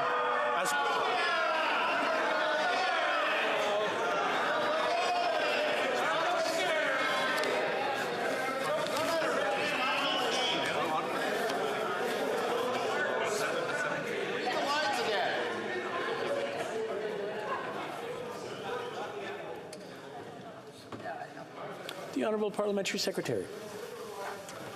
Thank you, Mr. Speaker. As we have told this House many times, the flight in question was part of a Canadian Armed Forces training exercise that was planned prior to and was unrelated to the convoy protest, Mr. Speaker. This training had nothing to do with the blockade, the illegal blockade, Mr. Speaker. The Honourable Member for Wellington Halton Hills. Mr. Speaker, the Emergencies Act can only be invoked when there is no other law to deal with the situation. It's not clear that this threshold was met. Members of the law enforcement community have said the threshold was not met, including Chris Lewis, the former commissioner of the OPP, Ontario's largest police force. So, when the public safety minister says that an unnamed police enforcement official made the request to invoke these powers, it's material. Mr. Speaker, a very simple question. Who is this unnamed police enforcement official? The Honourable Minister of Public Safety. Mr. Speaker, the honourable member wants to quote law enforcement. Let me cite from the letter from the Canadian Association of the Chiefs of Police, who characterized the illegal blockades, and I'm saying right here from the language, unprecedented demonstrations, protests, occupations, and acts of civil disobedience. In other words, the likes of which have never seen before. I'm also quoting from the Canadian Association of Chiefs of Police, who said that the Emergency Economic Measures Order was critical to assisting law enforcement in addressing the mass national and international organization of the Freedom Convoy of 2022. How's that for law enforcement, Mr. Speaker? For Wellington, Halton Hills. Mr. Speaker, the minister didn't answer the question. Suspending civil liberties is serious. That's why the Act can only be invoked when there is no law in Canada to deal with the situation. Right. That's why a committee of Parliament and a public inquiry must be established to determine whether or not the threshold for invocation was met. Yep. But for the committee and the inquiry to do its work, the government must be honest and forthright with its answers. This minister's answers are anything but. So, Mr. Speaker, a very simple question. This government came to office with a great deal of idealism. Does any remain? The Honourable Minister. There is no more paramount ideal than protecting Canadian safety, and that's why we invoke the Emergencies Act, Mr. Speaker. And I will tell you, we will always stand up for that decision. We will never apologize for doing what is necessary to protect Canadians who were besieged by the unprecedented act of civil disobedience, in the words of the most senior officials of law enforcement in this country. Of course we will cooperate with the Parliamentary Committee. Of course we will cooperate with Judge Rouleau. That too is an ideal. I wonder when his party will accept their share of the responsibility for contributing to that illegal occupation. L'honorable député de Rivière. The Honourable Member for Rivière-du-Nord. Mr. Speaker, on Thursday, Quebec offered $6.2 million to help Akwesasne patrol its territory 24 hours a day against gun trafficking. Quebec was there. The Akwesasne police were there. So we asked ourselves, where is the federal government? How is it possible that this border is not already being monitored full-time? Borders are a federal responsibility. We've had a year and a half of incessant shootings in Montreal. It is infuriating to see that all possible resources are not already being deployed at the borders.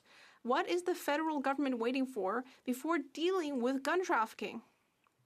The Honourable Minister.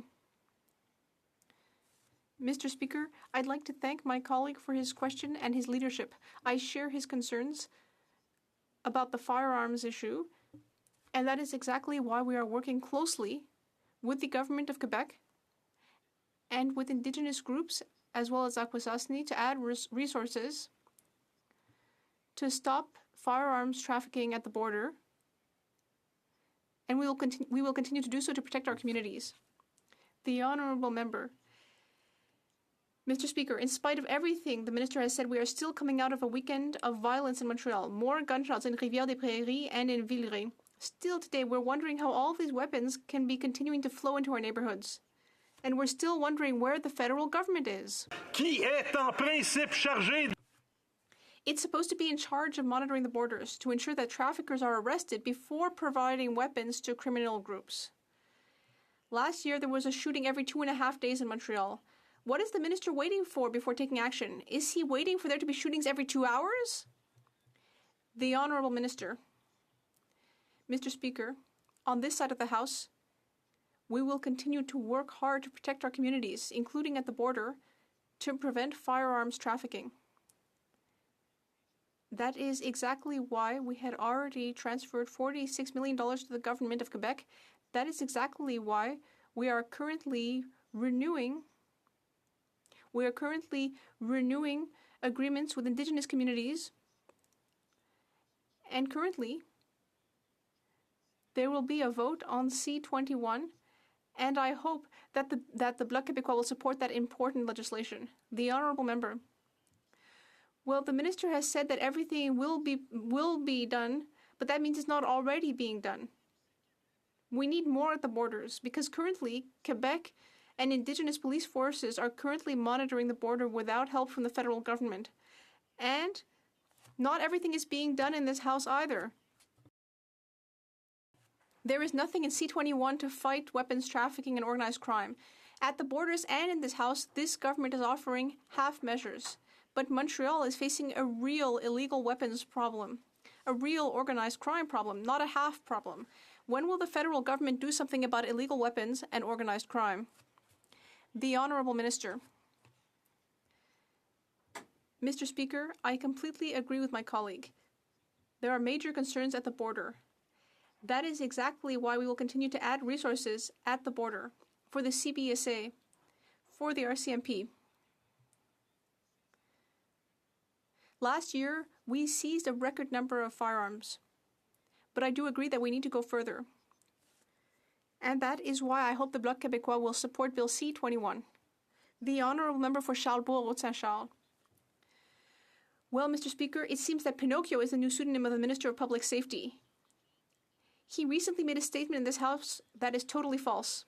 He said, "We invoked the Emergency Measures Act after receiving advice from law enforcement." But federal and municipal law enforcement confirmed that they never made that recommendation. And now he's talking nonsense and hoping Canadians will forget about the whole matter. My question, was he acting on his own or was he following the PM's orders? I'd like to remind members that we cannot do indirectly what we can't do directly. And when you do things indirectly that are not acceptable, as I said earlier, as I've said before, it's a problem, and so one ends up deserving being heckled. Well, Mr. Speaker, I've been very clear. We needed the Emergencies Act for public safety, and we will never apologize for doing what was necessary to protect Canadians. We did it for Canadians who wanted to go to work or bring their children to childcare. We invoked the Act for Canadians who, against their will, found themselves in the midst of this occupation. The Honourable Member for Charlesbourg, Haute-Saint-Charles. Well, I think the Minister has memory issues because on April 28th he said, "I recall my colleague and I having an exchange during the debate on the invocation of the Emergencies Act, which was only proposed after police officials told us that they needed this special power to ensure that they could restore public safety." But the RCMP says it never made such a request. The Minister deliberately misled the House. Was he following his Prime Minister's orders for fear of losing his cabinet position? The Honourable Minister. Mr. Speaker, with all due respect for my colleague, we invoked the Emergency Measures Act to protect Canadians. It was a necessary decision. And the RCMP Commissioner said that before a committee. Moreover, I would ask my colleague when the Conservatives will do something to apologize to Ottawa communities for the Conservative Party's responsibility for what happened. The interim Conservative Party leader encouraged these illegal blockades. It's extremely wrong. The Honourable Member. Let's keep examining what happened, Mr. Speaker. On May 2nd, the Minister said, on the recommendation of police, we invoked the Emergency Measures Act. During parliamentary committee hearings, he said that it was the RCMP that made the request because they needed the act to do their job. He has said this repeatedly over the past few months, and now to add insult to injury, he has the audacity to tell us that this whole thing is a simple misunderstanding. When will he finally admit the truth? The Honourable Minister.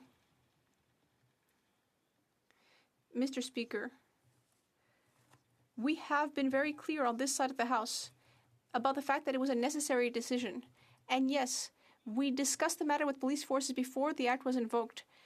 We asked for their advice, and we will continue to work closely with police forces in order to protect our communities.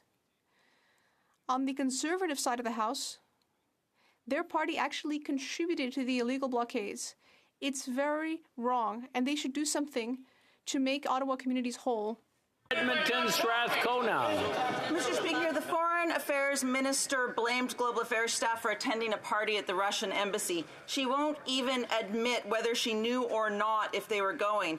The government is failing on sanctions, failing on immigration, and now is literally attending parties at the Russian embassy.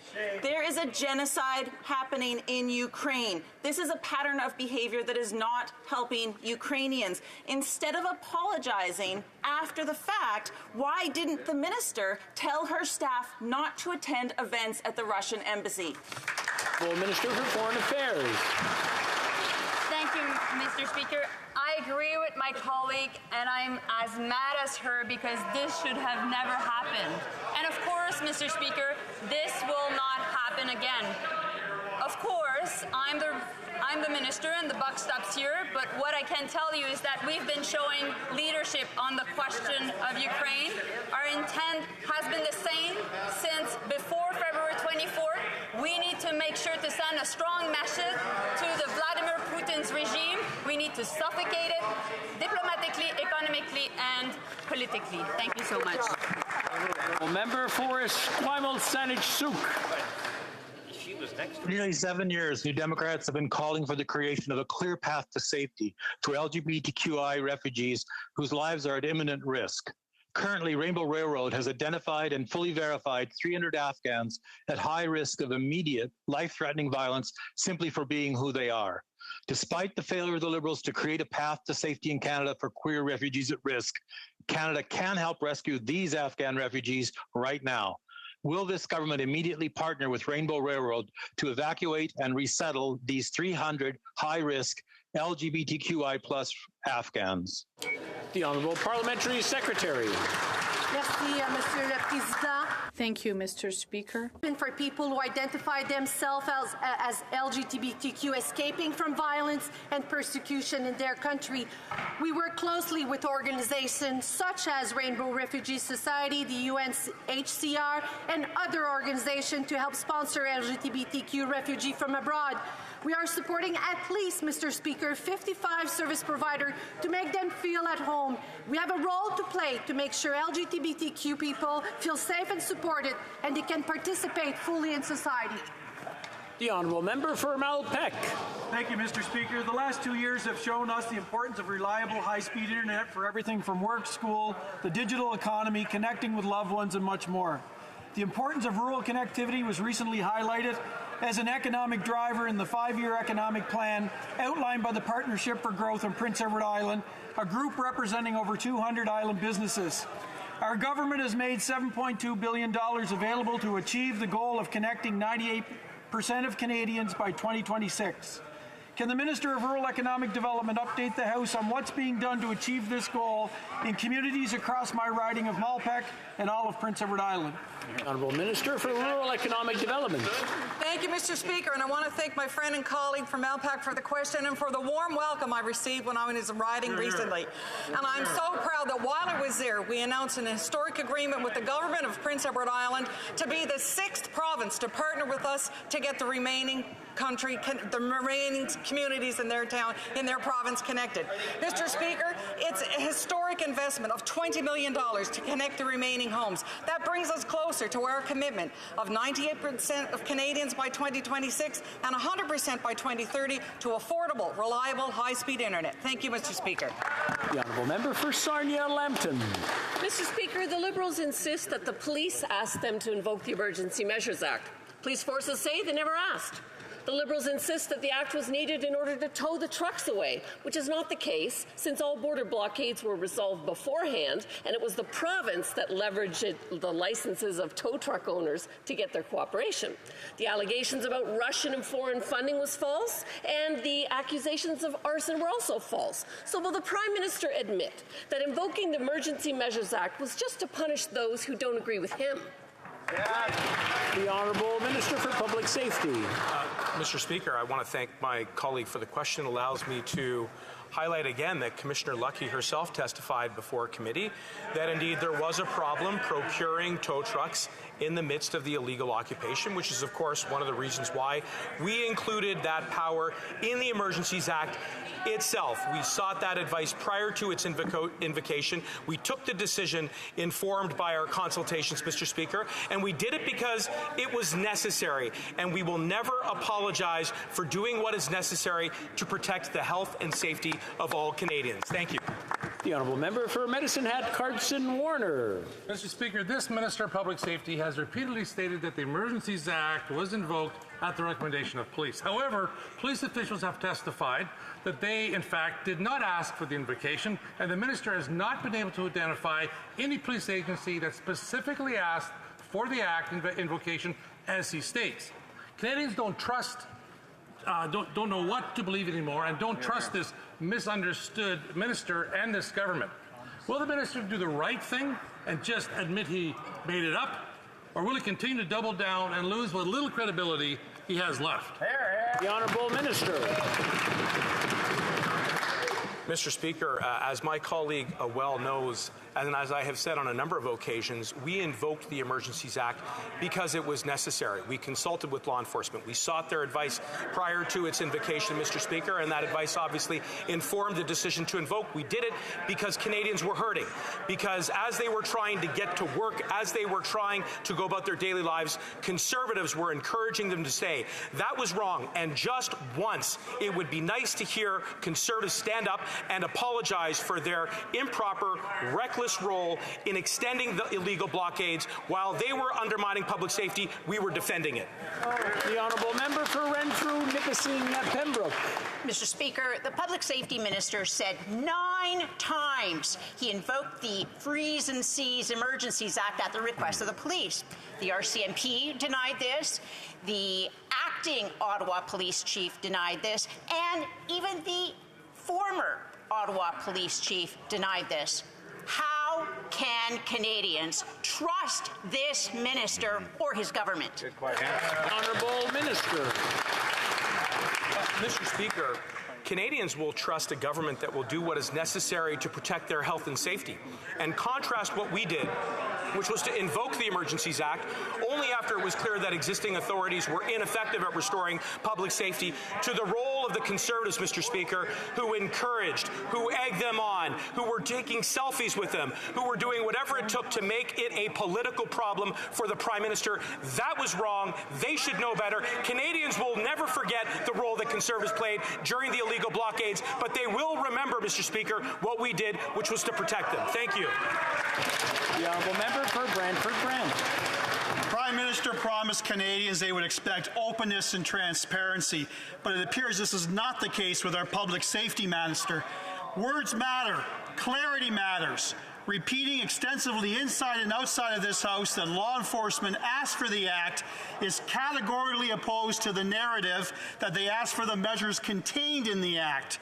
How can Canadians trust this minister when he has repeatedly misled them? The Honourable Minister for Public Safety. Speaker, the honourable colleague sets a very high threshold for openness and transparency. When is he going to shine a light on the statements that were made by his interim leader during the illegal occupations, who wanted to make it a political problem while frontline officers were trying to restore public safety? That party...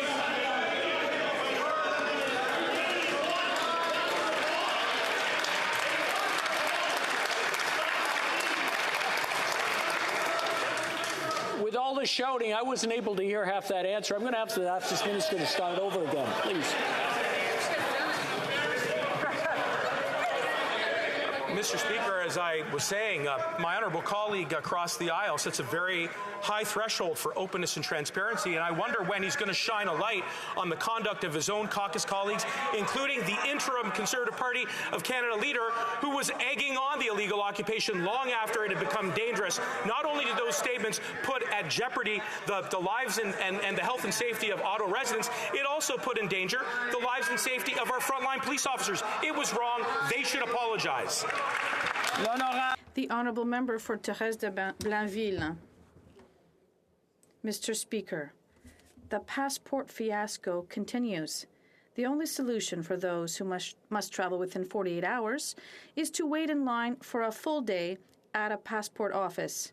But then again, you have to pick your day, because despite the unprecedented delays, passport offices only remain open from Monday to Friday from 8 a.m. to 4 p.m. A crisis cannot be solved only during working hours, Mr. Speaker.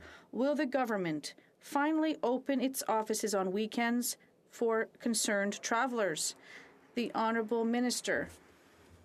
Thank you, Mr. Speaker. I understand that this is a very frustrating situation for Canadians in Quebec and across the country. We are responding.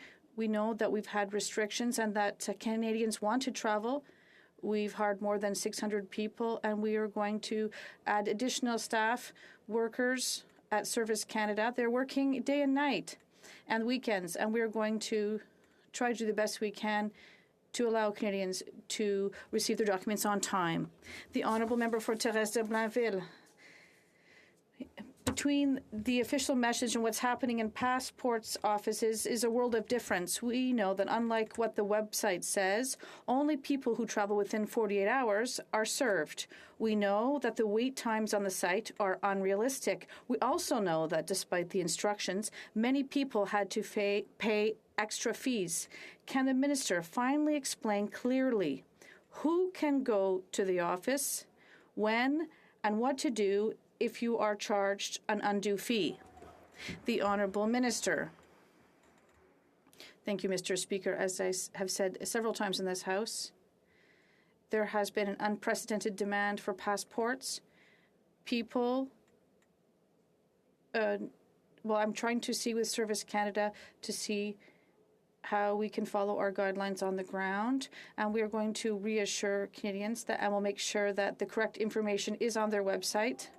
And we're going to continue to ensure that Canadians can access passport services. Thank you. Kelowna Lake Country. Mr. Speaker, we are in a labor crisis and small businesses are the most affected. In a follow-up submission to the Industry Committee from the Department of Employment and Social Development, they state they were, quote, not aware of any Canadian studies that estimate the overall economic costs of labor shortages, and estimates that the Statistics Canada Job Vacancy and Wage Survey show 826,000 job vacancies in February, which is double the pre-pandemic trend. Why is this government doing nothing to analyze how federal vaccine mandate firings are affecting the labor shortage in Canada? The Honourable Parliamentary Secretary.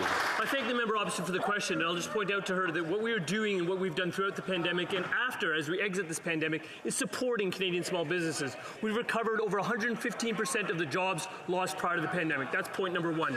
Point number two is that Budget 2022, which I'm sure the member opposite has perused carefully, actually shows significant supports for small businesses, such as the phase out of the small business tax rate, $15 billion invested in the Canada Growth Fund to scale up, and $97 million to secure Canadian IP. We will continue to work hard for Canadian small businesses because we know they're the backbone of our economy. Merci. The Honourable Member for Leeds, Grenville, Thousand Islands, and Lido Lakes. The Prime Minister won't listen to Canadians, he won't listen to the opposition, he won't even listen to the doctors in his own caucus. It took American hockey player Ryan Whitney of Spit and Chicklets fame to light up Twitter to make the government react in classic Liberal big announcement, little action fashion. They listened to him once, so maybe they'll do it again. Will the Prime Minister listen to Whit and end the mandates? Well, Parliamentary Secretary to the Minister of Health. Thank you, Mr. Speaker. Our government's priority has and will always be the safety and protection of Canadian health. Our government announced that mandatory randomized testing will be temporarily suspended at all airports from June 11th to the 30th. Unvaccinated travelers will still be tested on site. Starting July 1st, all testing, including unvaccinated travelers, will be performed off-site. We'll continue to stand up for our constituents, their health and safety. Thank you, Mr. Speaker.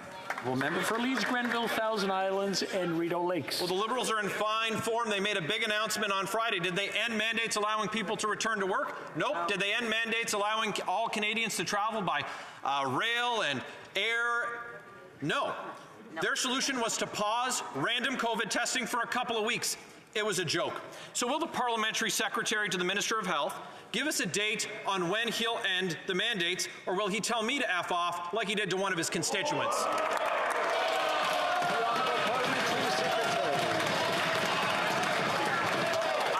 Responded in an unacceptable way to a message on social media, and for that, I deeply regret it. I want to apologize to the person that I offended and anybody else that I let down. I realize that the past 2 years have been really difficult for a lot of people, but my conduct was unacceptable. We have an obligation to disagree while being disagreeable, and in that regard, I failed. Thank you, Mr. Speaker.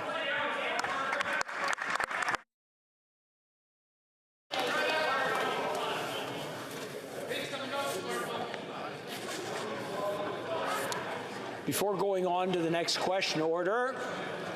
Before going on to the next question, I'm not going to ask the honourable member to withdraw it, but I want to remind all members that you cannot do indirectly what you cannot do directly.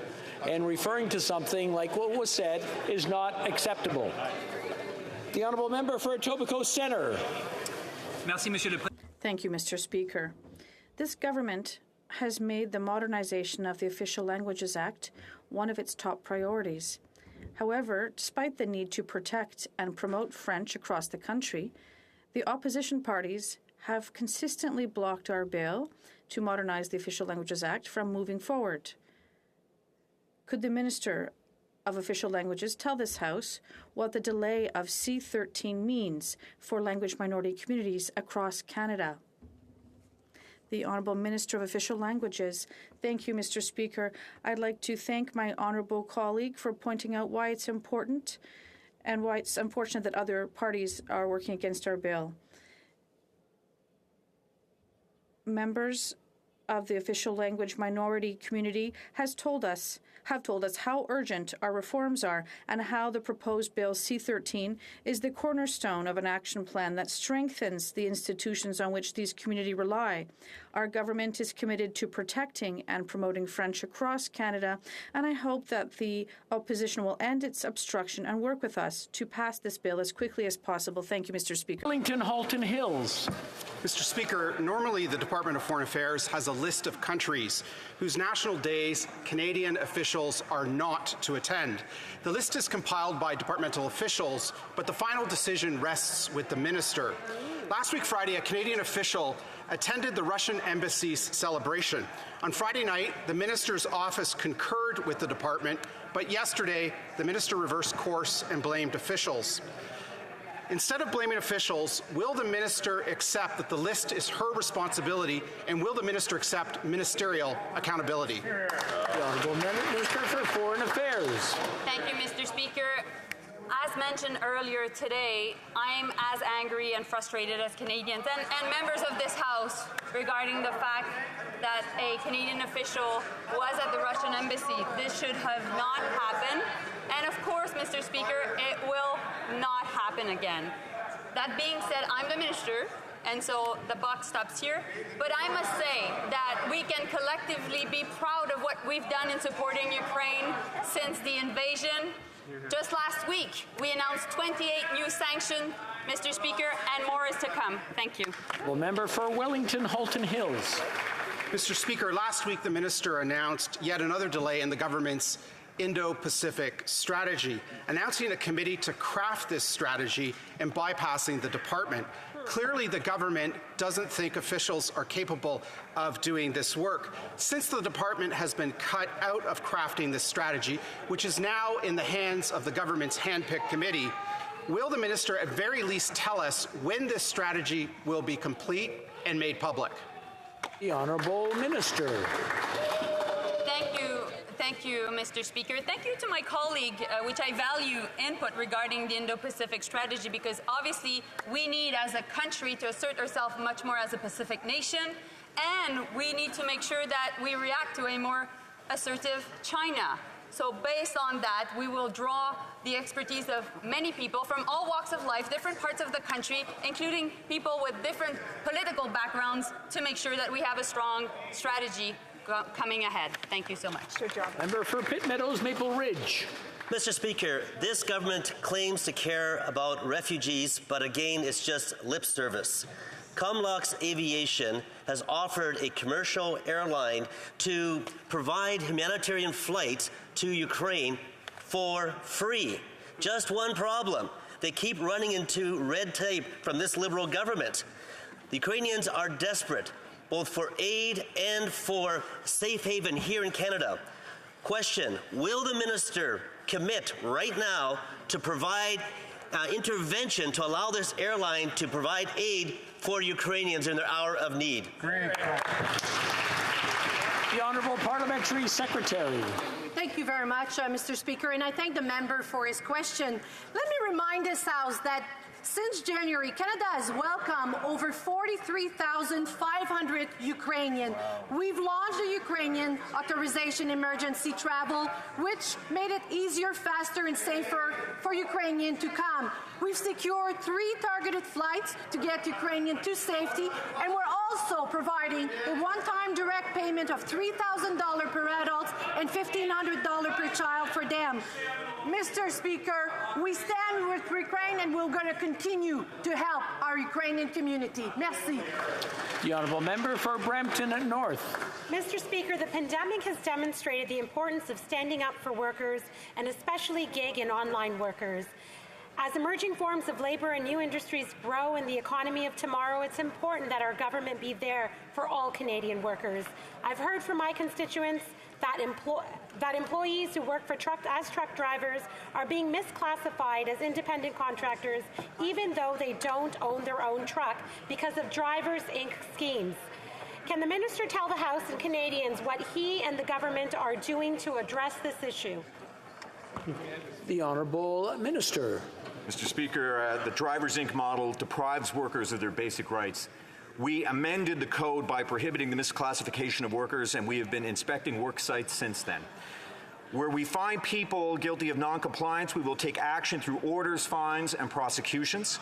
We expect all employers to treat their employees fairly, and those who fail to do so will face the consequences. We committed to protecting workers. We will continue to work with the sector to crack down on Drivers Inc.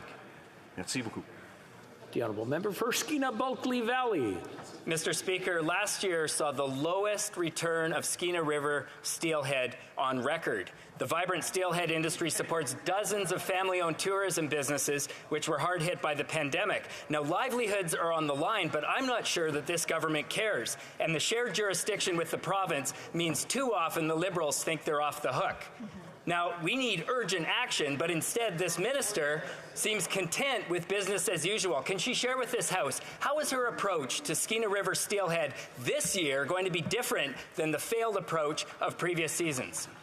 The Honourable Minister of Fisheries and Oceans. Mr. Speaker, and I want to say that the conservation of our fish stocks is in everyone's interest and is a high priority for me. And so is the ability of recreational and commercial fishers to fish. So that's why we make our decisions based on science. And virtually every year, we go back out and we test and find what the abundance of the fisheries are, and we make our decisions based on that. So I'll just assure the member that the interests of the harvesters are ones I hold at heart, and the need to conserve and rebuild abundance of diverse fish stocks. Honourable member for Kitchener Centre. Mr. Speaker, Canadians with disabilities continue to disproportionately live in poverty across the country. Earlier this month, the government finally reintroduced the Canada Disability Benefit, but they haven't allocated any time to debate it nor introduced any emergency supports. We've been here before. The same bill was introduced last June and died when an election was called within months. We now have 8 sitting days left before we rise for the summer, while those living in legislated poverty won't get any break. Will the governing party demonstrate it's not playing games with the disability community and prioritize Bill C-22? The Honourable Minister. Mr. Speaker, I can assure everyone in this House that nobody is playing games, that the unacceptable levels of poverty amongst our citizens with disabilities is shameful, and we are taking action, starting with the Accessible Canada Act and most recently introducing the Canada Disability legislation. We are improving the lives of persons with disability. Yes, there's more to do. I encourage all of us to work together in this House to pass that legislation so we can lift hundreds of thousands of people out of poverty. Thank you. I'm afraid that's all the time we have today, but I wish to draw your attention to the members, to the presence in the gallery of His Excellency Augusto Santos Silva, the President of the Assembly of the Republic of Portugal.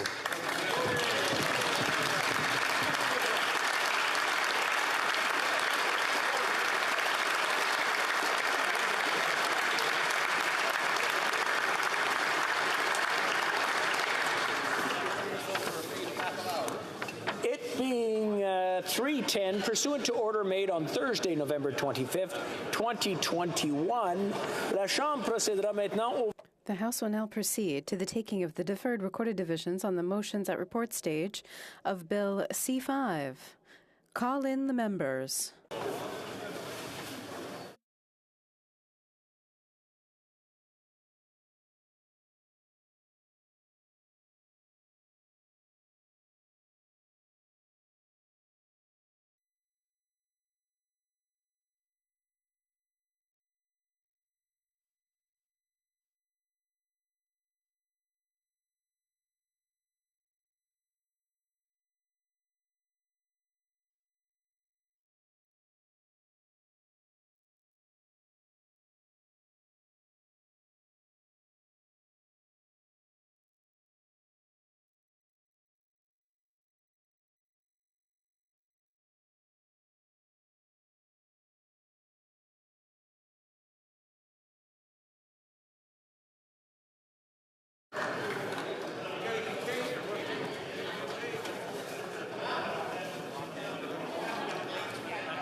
La mise aux voix porte sur la motion. The question is on motion number 2.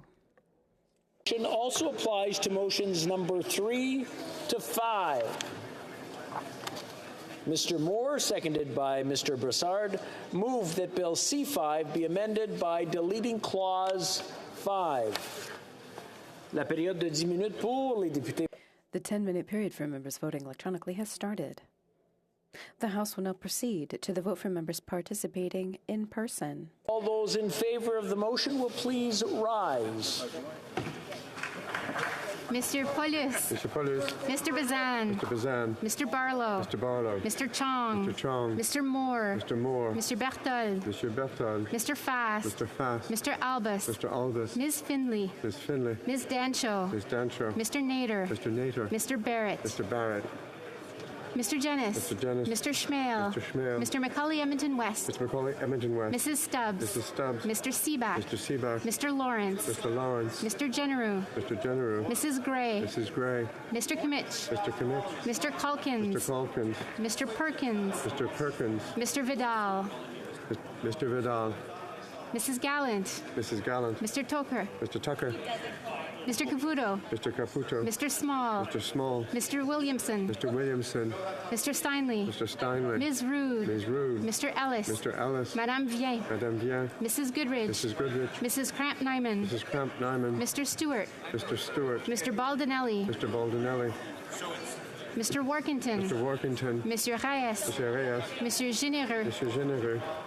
Mr. Aboultaif. Mr. Aboultaif. Mr. Cooper. Mr. Cooper. Mr. Kelly. Mr. Kelly. Mr. Kitchen. Mr. Kitchen. Mr. Shields. Mr. Shields. Mr. Vierson. Mr. Vierson. Mr. Waugh. Mr. Waugh. Mr. Mott. Mr. Mott. Monsieur Lehoux. Mr. Lehoux. Mr. Epp. Mr. Epp. Mr. Cram. Mr. Cram. Mr. Couric. Mr. Couric. Mr. Mazer. Mr. Mazer. Mr. Morantz. Mr. Morantz. Mr. D'Entremont. Mr. D'Entremont. Mr. Morrison. Mr. Morrison. Mr. Redicop. Mr. Redicop. Mr. Soroka. Mr. Soroka. Mr. Van Popta. Mr. Van Popta. Mr. Brock. Mr. Brock. Mr. Muse. Mr. Muse. Mr. Ruff. Mr. Ruff. Mrs. Roberts. Mrs. Roberts. Mr. Tolmie. Mr. Tolmie. Mr. Dalton. Mr. Dalton. Mr. Vong. Mr. Vong. All those opposed to the motion will please rise. Mr. Holland. Mr. Holland. Mr. Macaulay Cardigan. Mr. Macaulay Cardigan. Mr. O'Regan. Mr. O'Regan. Monsieur Lametti. Monsieur Lametti. Monsieur Guilbeault. Monsieur Guilbeault. Ms. Hutchings. Ms. Hutchings. Madame Petitpas-Taylor. Madame Petitpas-Taylor. Monsieur Boissonneau. Monsieur Boissonneau. Ms. Jacek. Ms. Jacek. Ms. Chager. Ms. Chager. Ms. Duncan, Etobicoke North. Ms. Duncan, Etobicoke North. Mr. Scarpalegia. Mr. Scarpalegia. Mr. Vandal. Mr. Vandal. Ms. Murray. Ms. Murray. Ms. Gould. Ms. Gould. Mr. McKinnon Gatineau. Mr. McKinnon Gatineau. Mr. Hussain. Mr. Hussain. Madame Bendayan. Madame Bendayan. Monsieur Serré. Monsieur Serré. Mr. Casey. Mr. Casey. Ms. Vandenbeld. Ms. Vandenbeld. Monsieur Sanson. Mr. Sanson. Madame Brière. Madame Brière. Mr. Kuzmarchek. Mr. Kuzmarchek. Mrs. Romanado. Mrs. Romanado. Ms. Sahota. Ms. Sahota. Mr. Varani. Mr. Varani. Mr. Fergus. Mr. Fergus. Mr. Oliphant. Mr. Oliphant. Mr. Dogood. Mr. Dogood. Ms. de Brusen. Ms. de Brusen. Monsieur Lauzon. Mr. Lozon. Madame Lalonde. Madame Lalonde. Ms. Dillon. Ms. Dillon. Mr. Essasi. Mr. Assassi. Monsieur El Khoury. Mr. El Khoury. Mr. Fonseca. Mr. Fonseca. Mr. Nakvi. Mr. Nakvi. Mr. Vancouverden. Mr. Vancouverden. Mr. Fisher. Mr. Fisher. Ms. O'Connell. Ms. O'Connell. Mr. Beach. Mr. Beach. Mr. May Cambridge. Mr. May Cambridge. Ms. Suds. Ms. Suds. Mr. Badaway. Mr. Badaway. Mr. Fragiscados. Mr. Fragiscados. Monsieur Drouin. Monsieur Drouin. Madame Martinez Ferrada. Madame Martinez Ferrada. Mr. Long. Mr. Long. Mr. Maloney. Mr. Maloney. Mr. McDonald Avalon. Mr. McDonald Avalon. Mr. McLeod. Mr. McLeod. Mr. Morrissey. Mr. Morrissey. Monsieur Robillard. Mr. Robillard. Madame Shanahan. Madame Shanahan. Ms. Sidhu Brampton South. Mr. Duke Brampton South. Mrs. Zaire. Mrs. Zaid. Zaid. Mr. Rogers. Mr. Rogers. Ms. Yip. Ms. Yip. Mrs. Atwin. Mrs. Atwin. Mr. Baker. Mr. Baker. Mr. Dong. Mr. Dong. Mr. Lewis Kitchener-Conestoga. Mr. Lewis Kitchener-Conestoga. Madame Mendez. Madame Mendez. Mr. Turnbull. Mr. Turnbull. Mr. Van Bynen. Van Bynen. Mr. Weiler. Mr. Weiler. Mr. Zuberi. Mr. Zuberi. Mr. Ali. Mr. Ali. Ms. Bradford. Bradford. Madame Châtel. Madame Châtel. Ms. Hepner. Ms. Hepner. Mr. McDonald Malpeck. Mr. McDonald Malpeck. Ms. Taylor Roy. Ms. Taylor Roy. Mrs. Valdez. Mrs. Valdez. Monsieur Terrien. Monsieur Terrien. Monsieur Villemur. Monsieur Villemur. Madame Normandin. Madame Normandin. Monsieur Simard. Monsieur Simard. Madame de Bellefeuille. Madame de Bellefeuille. Monsieur Brunel Duceppe. Monsieur Brunel Duceppe. Monsieur Fortin. Monsieur Fortin. Monsieur Thériault. Monsieur Thériault. Monsieur Perron. Monsieur Perron. Monsieur Savard-Tremblay. Monsieur Savard-Tremblay. Madame Posé. Madame Posé. Monsieur Beaulieu. Monsieur Beaulieu. Madame Saint-Clair-Desgagnés. Madame Saint-Clair-Desgagnés. Madame Chabot. Madame Chabot. Monsieur Trudel. Monsieur Trudel. Madame Desbiens. Madame Desbiens. Mr. Julian. Mr. Julian. Ms. Kwan. Ms. Kwan. Ms. Blaney. Ms. Blaney. Mr. Cannings. Mr. Canning. Mr. Johns. Mr. Johns. Mr. McGregor. Mr. McGregor. Ms. Barron. Ms. Barron. Madame Hughes. Madame Hughes. Ms. Zerillo. Ms. Zerillo. Monsieur Bouleris. Monsieur Bouleris. Ms. Matheson. Ms. Matheson. Mr. Desjarlais. Mr. Desjarlais. Ms. McPherson. Ms. McPherson. Mr. Blakey. Mr. Blakey. Ms. May Saanich Gulf Islands. Ms. May Saanich Gulf Island. Mr. Morris. Mr. Morris. The House will now wait for the electronic voting period to end before resuming proceedings.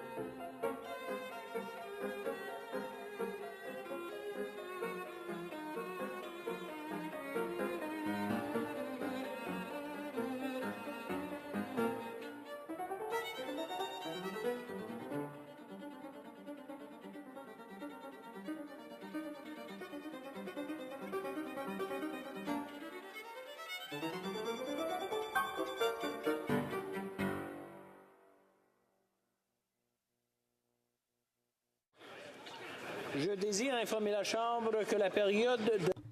I would like to inform the House that the electronic period has expired. Difficulties, they may now use the raise hand function and the chair will recognize them. Mr. Zimmer. I will be voting for, Mr. Speaker. Mr. Zimmer, pour. Mr. Chang. Mr. Speaker, I'm not sure if you got my vote. I'm voting nay. Is it through? Vote is registered as nay. Mr. Lewis. Mr. Speaker, I'll be voting in favor. Mr. Lewis, pour. Le bureau va maintenant compiler les résultats. The table will now compile the results of the vote.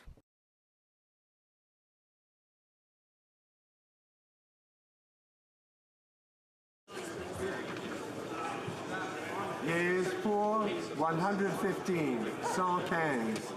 Nays, contre 212, 212. I declare motion number 2 defeated. I therefore declare motions numbers 3 to 5 defeated as well. Mr. Lametti, seconded by Monsieur Guilbeault, moves that Bill C-5, an act to amend the Criminal Code and the Controlled Drugs and Substances Act, as amended, be concurred in the report stage. If a member of a recognized party present in the House, I see there is one, the honourable member for Thorold 1. Yes, Mr. Speaker, I request a recorded division. Very good.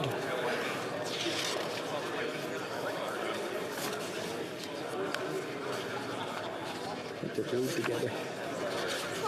There we go. La période de 10 minutes pour les...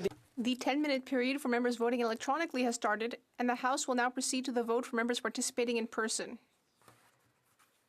All those in favor of the motion, please rise. Mr. Holland. Mr. Holland. Mr. Macaulay-Cardigan. Mr. Macaulay-Cardigan. Mr. O'Regan. Mr. O'Regan. Mr. Lametti. Mr. Lametti. Mr. Guilbeault. Mr. Guilbeault. Ms. Hutchings. Ms. Hutchings. Madame Petitpas-Taylor. Madame Petitpas-Taylor. Mr. Boissonneau. Mr. Boissonneau. Ms. Jacek. Ms. Jacek. Ms. Chager. Ms. Chager. Ms. Duncan, Etobicoke North. Ms. Duncan, Etobicoke North. Mr. Scarpaleggia. Mr. Scarpaleggia. Mr. Vandal. Mr. Vandal. Ms. Murray. Ms. Murray. Ms. Gould. Ms. Gould. Mr. McKinnon-Gatineau. Mr. McKinnon-Gatineau. Mr. Hussain. Mr. Hussain. Madame Bendayan. Madame Bendayan. Mr. Serre. Mr. Serre. Mr. Casey. Mr. Casey. Ms. Vandenbeld. Ms. Vandenbeld.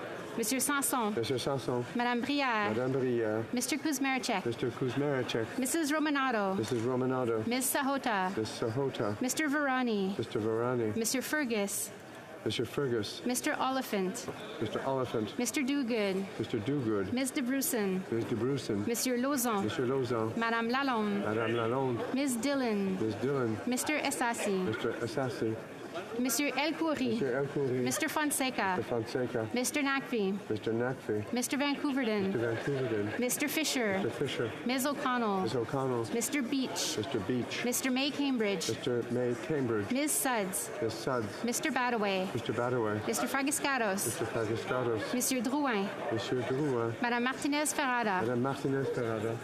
Mr. Long. Mr. Long. Mr. Maloney. Mr. Maloney. Mr. McDonald Avalon. Mr. McDonald Avalon. Mr. McLeod. Mr. McLeod. Mr. Morrissey. Mr. Morrissey. Monsieur Robillard. Mr. Robillard. Madame Shanahan. Madame Shanahan. Ms. Sidhu Brampton South. Ms. Sidhu Brampton South. Mrs. Zaid. Mrs. Zaid. Mr. Rogers. Mr. Rogers. Ms. Yip. Ms. Yip. Mrs. Atwin. Mrs. Atwin. Mr. Baker. Mr. Baker. Mr. Dong. Mr. Dong. Mr. Lewis Kitchener-Conestoga. Mr. Lewis Kitchener-Conestoga. Madame Mendez. Madame Mendez. Mr. Turnbull. Mr. Turnbull. Mr. Van Bynen. Mr. Van Bynen. Mr. Weiler. Mr. Weiler. Monsieur Zuberi. Mr. Zuberi. Mr. Ali. Mr. Ali. Ms. Bradford. Ms. Bradford. Madame Chatel. Madame Chatel. Ms. Hepner. Ms. Hepner. Mr. McDonald Malpeck. Mr. McDonald Malpeck. Ms. Taylor Roy. Ms. Taylor Roy. Mrs. Valdez. Mrs. Valdez.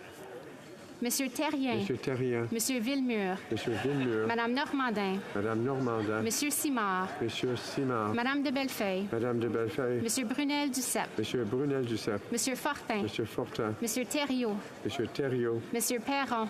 Monsieur Perron. Monsieur Savard-Tremblay. Monsieur Savard-Tremblay. Madame Posé. Madame Posé. Monsieur Beaulieu. Monsieur Beaulieu. Madame Saint-Clair de Gagné. Madame Saint-Clair de Gagné. Madame Chabot. Madame Chabot. Monsieur Trudel. Monsieur Trudel. Madame Desbiens. Madame Desbiens. Mr. Julian. Mr. Julian. Ms. Kwan. Ms. Kwan. Ms. Blaney. Ms. Blaney. Mr. Cannings. Mr. Canning. Mr. Johns. Mr. Johns. Mr. McGregor. Mr. McGregor. Ms. Barron. Ms. Barron. Madame Hughes. Madame Hughes. Ms. Zarillo. Ms. Zarillo. Monsieur Bouleris. Monsieur Bouleris. Ms. Matheson. Ms. Matheson. Mr. Desjarlais. Monsieur Desjarlais. Ms. McPherson. Ms. McPherson. Mr. Blakey. Mr. Blakey. Ms. May Sandwich-Gulf Islands. Ms. May Sandwich-Gulf Islands. Mr. Morris. Mr. Morris. All those opposed to the motion will please rise. Monsieur Paulus. Monsieur Paulus. Mr. Bazan. Mr. Bazan. Mr. Barlow. Mr. Barlow. Mr. Chong. Mr. Chong. Mr. Moore. Mr. Moore. Mr. Berthold. Mr. Berthold. Mr. Fast. Mr. Fast. Mr. Albus. Mr. Albus. Miss Finley. Miss Finley. Ms. Dancho. Ms. Dancho. Mr. Nader. Mr. Nader. Mr. Barrett. Mr. Barrett. Mr. Jennis. Mr. Jennis. Mr. Schmale. Mr. Schmale. Mr. Macaulay Edmonton West. Mr. Macaulay, Edmonton West. Mrs. Stubbs. Mrs. Stubbs. Mr. Seaback. Mr. Seaback. Mr. Lawrence. Mr. Lawrence. Mr. Generou. Mr. Generou. Mrs. Gray. Mrs. Gray. Mr. Kimmich. Mr. Kimmich. Mr. Calkins. Mr. Calkins. Mr. Perkins. Mr. Perkins. Mr. Vidal. Mr. Vidal. Mrs. Gallant. Mrs. Gallant. Mr. Tucker. Mr. Tucker. Mr. Caputo. Mr. Caputo. Mr. Small. Mr. Small. Mr. Williamson. Mr. Williamson. Mr. Steinley. Mr. Steinley. Ms. Rude. Ms. Rude. Mr. Ellis. Mr. Ellis. Madame Vien. Madame Vien. Mrs. Goodridge. Mrs. Goodrich. Mrs. Cramp-Nyman. Mrs. Cramp-Nyman. Mr. Stewart. Mr. Stewart. Mr. Baldinelli. Mr. Baldinelli. Mr. Workington. Mr. Workington. Monsieur Reyes. Mr. Reyes. Monsieur Généreux. Mr. Généreux. Mr. Aboultaïf. Mr. Aboutayev. Mr. Cooper. Mr. Cooper. Mr. Kelly. Mr. Kelly. Mr. Kitchen. Mr. Kitchen. Mr. Shields. Mr. Shields. Mr. Vierson. Mr. Vierson. Mr. Waugh. Mr. Waugh. Mr. Mott. Mr. Mott. Monsieur Lehoux. Mr. Lehoux. Mr. Epp. Mr. Epp. Mr. Cram. Mr. Cram. Mr. Couric. Mr. Couric. Mr. Mazer. Mr. Mazer. Mr. Morantz. Mr. Morantz. Monsieur D'Entremont. Mr. D'Entremont. Mr. Morrison. Mr. Morrison. Mr. Redicop. Mr. Redicop. Mr. Soroka. Mr. Soroka. Mr. Van Popta. Mr. Van Popta. Mr. Brock. Mr. Brock. Mr. Muse. Mr. Muse. Mr. Ruff. Mr. Ruff. Mrs. Roberts. Mrs. Roberts. Mr. Tolmie. Mr. Tolmie. Mr. Dalton. Mr. Dalton. Mr. Vong. Mr. Vong. The House will now wait for the electronic voting period to end before resuming proceedings.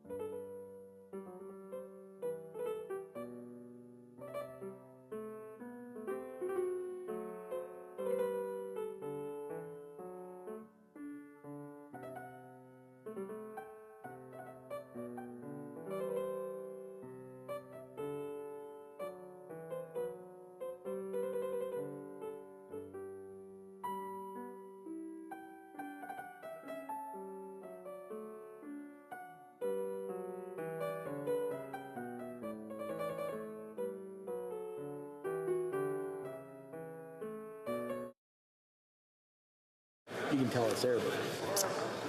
I wish to inform the House that the electronic voting period has ended. If members were not able to vote due to technical difficulties, they may now use the raise hand function, and the chair will recognize them. Mr. Lewis. Mr. Speaker, I vote nay, no. Mr. Lewis, count against. Seeing no more hands, the table will now compile the results of the vote.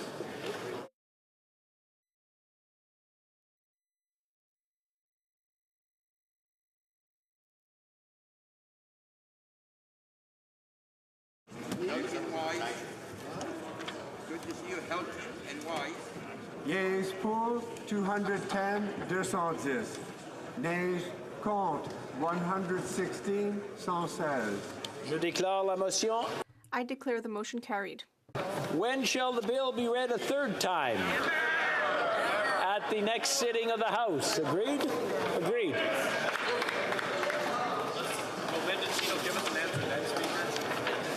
Tabling of documents. The Honourable Parliamentary Secretary to the Minister of the Environment and Climate Change. Well, thank you, Mr. Speaker. Pursuant to Standing Order 36.8a, I have the honour to table in both official.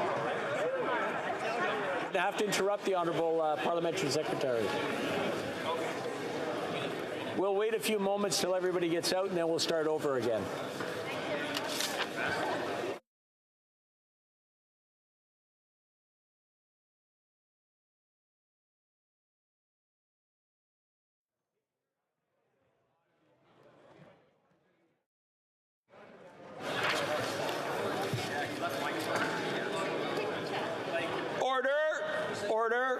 We're going to get started with the daily routine. If we can ask members if they have a conversation to have, maybe just bring it into the lobby or whisper as low as you can.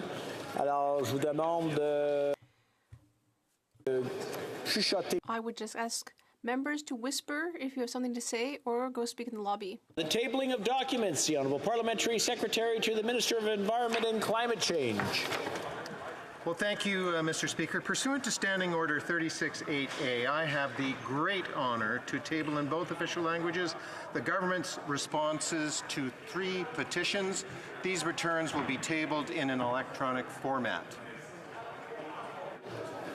Very good. Introduction of government bills. Déclaration de ministre. Reports from interparliamentary delegations. Présentation de rapport des comités. L'honorable député. The Honourable Member for Notre-Dame-de-Grâce, Westmount. Monsieur le Président.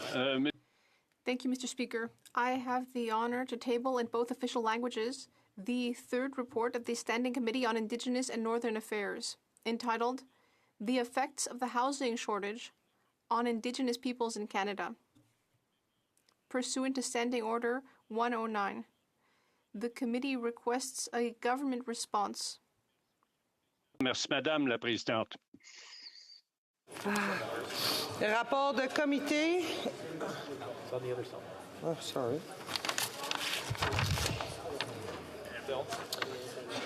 The honourable member for Willowdale.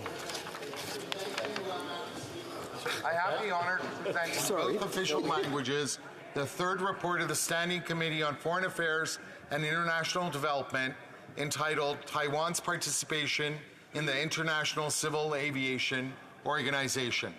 Pursuant to Standing Order 109, the committee requests that the government table a comprehensive response to this report. Thank you, Madam Speaker. L'honorable député de Bourassa. The honourable member for Bourassa. Madam Speaker, I have the honour to table in both official languages the fifth report of the Standing Committee on Veterans Affairs entitled The Protection of Monuments Dedicated to Canadian Veterans. Pursuant to Standing Order 109, the committee asked the government for a response to this report. Thank you. The honourable member for St. John Rothesay. Thank you, Madam Speaker. I have the honour to present in both official languages the third report of the Standing Committee on Human Resources, Skills and Social Development, and the Status of Persons with Disabilities entitled The Impacts of COVID-19 on the Well-Being of Seniors. Pursuant to Standing Order 109, the committee requests that the government table a comprehensive report to this report. Thank you. The honourable member for Calgary Rocky Ridge. Thank you, Madam Speaker. I have the honor to present in both official languages the fifth report of the Standing Committee on Access to Information, Privacy and Ethics entitled Certificate of Nomination of Philippe Dufresne to the position of Privacy Commissioner. And while I have the floor, if I may just take one brief moment to thank Mr. Dufresne for his outstanding service to parliamentarians in his previous role as parliamentary law clerk, and wish him the best and hope that we quickly see his appointment as the Privacy Commissioner. Hear, hear. Hear, hear. Introduction of private members' bills. Mr. Lawrence, seconded by Mr. Gines, moves for leave to introduce a bill entitled An Act to Amend the Department of Foreign Affairs Trade and Development Act, the Justice for Victims of Corrupt Foreign Officials Act, Sergei Magnitsky Law, the Broadcasting Acts, and the Prohibiting Cluster Munitions Act. The motion is deemed adopted. The honourable member for Northumberland, Peterborough South. Thank you, Madam Speaker, and to thunderous applause, I may say. It is an honor, it is a privilege and an honor to rise in this House to introduce my private member's bill, the International Human Rights Act. I would like to start by thanking the member from Sherwood Park, Fort Saskatchewan, our Shadow Minister for International Development, for his support in creating, drafting, and seconding this important piece of legislation. The legislation accomplishes four key objectives. One is to impose certain reporting requirements on the Minister of Foreign Affairs, including to produce a list of prisoners of conscience who the government is working on their behalf. Secondly, to impose a requirement on the Minister of Foreign Affairs to respond within 40 days to a report submitted by a parliamentary committee that recommends the imposition of Magnitsky sanctions. Third, amendments to the Broadcasting Act that prohibits the issue, amendment, or renewal of a license to a broadcaster that may be vulnerable to a foreign national or entity that has been declared committing genocide or subject to sanctions under the Sergei Magnitsky Law. Finally, creating a prohibition against the investment in companies that construct, develop, or transport cluster munitions as defined by the Prohibition of Cluster Munitions Act. I would like to thank the members of this House in advance for their support and in making the world a little bit better place. Thank you. Mr. Lawrence, seconded by Mr. Gines, moves that the bill be now read a first time and be printed. First reading of this bill, première lecture de ce projet de loi. When shall the bill be read a second time? Right now. At the next sitting of the House. Something of procrastination.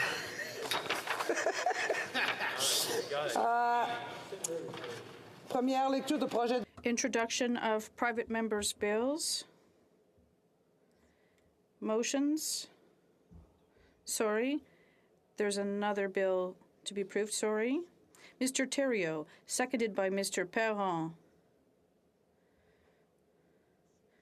Mr. Thériault, seconded by Mr. Perron, moves for leave to introduce a bill entitled An Act to Amend the Department of Foreign Affairs Trade and Development Act, Supply Management. This motion is deemed adopted. The Honourable Member for Montcalm. Madam Speaker, it's with great pleasure that I table, seconded by my colleague from Berthier-Mascoulinger, this bill, whose objective is to represent the desire of the majority of this House to protect the supply management system to any new hindrances in future trade deal negotiations. The Trans-Pacific Partnership, CETA, the U.S.-Mexico-Canada trade agreement led to the complete upset of our agricultural model, and the scope of the damage caused by the implementation of these three trade acts is clear. We want to amend Section 10 of the Foreign Affairs Trade and Development Act to exclude supply management from any negotiations, and I hope that a majority of members will vote once again in favor of this bill that has highly expected and anticipated by our agricultural and agri-food sector. Mr. Thériault, seconded by Mr. Perron, propose that this bill now be read a first time and printed. This motion is deemed adopted. First reading of this bill. When will this bill be read a second time? At the next sitting of the House. Mrs. Atwin, seconded by Mr. Weiler, moves that Bill S-219, an act respecting a National Ribbon Skirt Day, be now read a first time. The Honourable Member for Fredericton. Thank you, Madam Speaker. I rise today for the first reading of Senate Bill S-219, which would establish January 4th of every year as National Ribbon Skirt Day. Through this bill, Canada would have the opportunity to further their understanding and education of Indigenous culture and heritage, specifically the ribbon skirt, which is a symbolic piece of clothing used in Indigenous tradition and ceremony across the country. In my riding of Fredericton and unceded Wolastoq-Gowiak territory, we have Wolastoq Wednesdays, where Indigenous women, girls, and Two-Spirited peoples wear ribbon skirts with pride and reclaim spaces with meaningful cultural representation. This bill will give us an opportunity to celebrate and stand with Indigenous women and girls and Two-Spirited peoples to honor them in such a positive way and truly walk in the path of reconciliation. I wish to sincerely thank the amazing Senator McCullum for her work and her dedication to uplifting the voices of Indigenous peoples in Canada, and for the immense honor she has given to me to sponsor this bill in this House. I also want to thank Chief George Cote of the Cote First Nation in Saskatchewan, as well as Isabella Kulak and her family for giving us all the opportunity to learn and grow together. Miigwech, Williwin. The motion is deemed adopted. Reading of this bill, première lecture de ce projet de loi. When shall the bill be read a second time? Right now. At the next sitting of the House.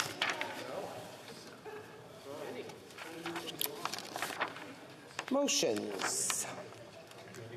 Presenting petitions. The Honourable Member for Courtney Alberni. Well, thank you, Madam Speaker. It's a huge honour to table this petition today on behalf of constituents who are calling on the government to address the climate emergency. They're calling on the Prime Minister and the Government of Canada to enact just transition legislation that reduces emissions by at least 60% below 2005 levels and makes significant contributions to emissions reductions in countries in the global south. They want to see the wind down of the fossil fuel industry and related infrastructure, ending of fossil fuel subsidies and transitions to a decarbonized economy. They cite that this will create good green jobs and drive inclusive workforce development. Madam Speaker, this will expand the social safety net through new income supports and pay for the transition by increasing taxes on the wealthiest in corporations and financing through a public national bank, and protect and strengthen human rights and worker rights, respecting Indigenous rights, sovereignty, and knowledge by including them in creating and implementing this legislation, and ensuring migrant justice and emphasizes support for historically and marginalized communities. Thank you, Madam Speaker. Honourable Member for Lac Saint Louis. 59 individuals. It is aimed at Canadian companies that operate abroad, and the petition is calling for human rights and for the House of Commons to adopt human rights and environmental due diligence legislation that would require companies to prevent adverse human rights impacts and environmental damage throughout their global operations and supply chains, and establish a legal right for people who have been harmed to seek justice in Canadian courts, among other things. Thank you, Madam Speaker. Member for Kelowna Lake Country. Thank you, Madam Speaker. And I'm rising today to present a petition on behalf of constituents from Kelowna Lake Country and surrounding area. And to summarize, the Okanagan Rail Trail serves as an important recreational and commuter path for pedestrians and cyclists across the region. 7 kilometers of the trail remaining incomplete poses a safety risk as users have no option other than to divert onto a busy highway. The completion of the Okanagan Rail Trail will be an important link to provide more healthy activity space for residents and visitors in the Okanagan.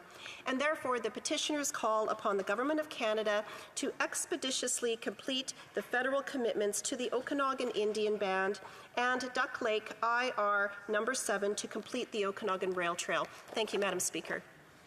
Honourable Member for Vancouver Kingsway.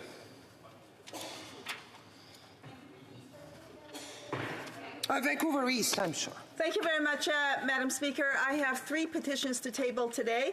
The first one, the petitioners noted that applicants for many processes and documents at IRCC, including citizenship applications and PR cards, face prolonged delays in processing. Many have received no responses or details from IRCC on the status of the application or expected timelines, which prevents them from being able to plan important and critical life decisions. Many applicants have missed or are missing important family events because they are at some stage of citizenship application and the email for the next step cannot be found. They are therefore calling on the government to increase staffing and resources at IRCC in order to address the backlog of outstanding applications for citizenship that were submitted in 2019 and 2020 and provide clear status and concise expected timelines to applicants so that they can make decisions and plan accordingly in order to address the ambiguity of getting an email for test or oath ceremony at any time. And finally, in case of unreasonable delay, they are calling for IRCC to provide the reason to applicants, clear steps to mitigate the delay and to ensure that the applicant's PR card can be received promptly. The second petition, Madam Speaker, the petitioners are noting that the government of Israel's designation of 6 prominent Palestinian human rights and civil society groups as terrorist organizations on October 19, 2021. And they're concerned that the 6 prominent Palestinian human rights and civil society organizations questions are being criminalized for critical human rights work. And they point to Canada's own guidelines on supporting human rights defenders, which state the commitment of Canada and Canada's diplomatic missions to advocate for human rights defenders and protecting them from harm. They are therefore calling on the government to take concrete action against the Israeli occupation authorities, continue harassment and criminalization of Palestinian human rights defenders and civil society organizations, by calling for full revocation of the designation and publicly call on Israeli authorities to immediately end efforts aimed at prosecuting delegitimizing and criminalizing Palestinian human rights defenders and civil society organizations, and finally call on relevant cabinet ministers, policymakers, and members of parliament to meet with the 6 Palestinian organizations.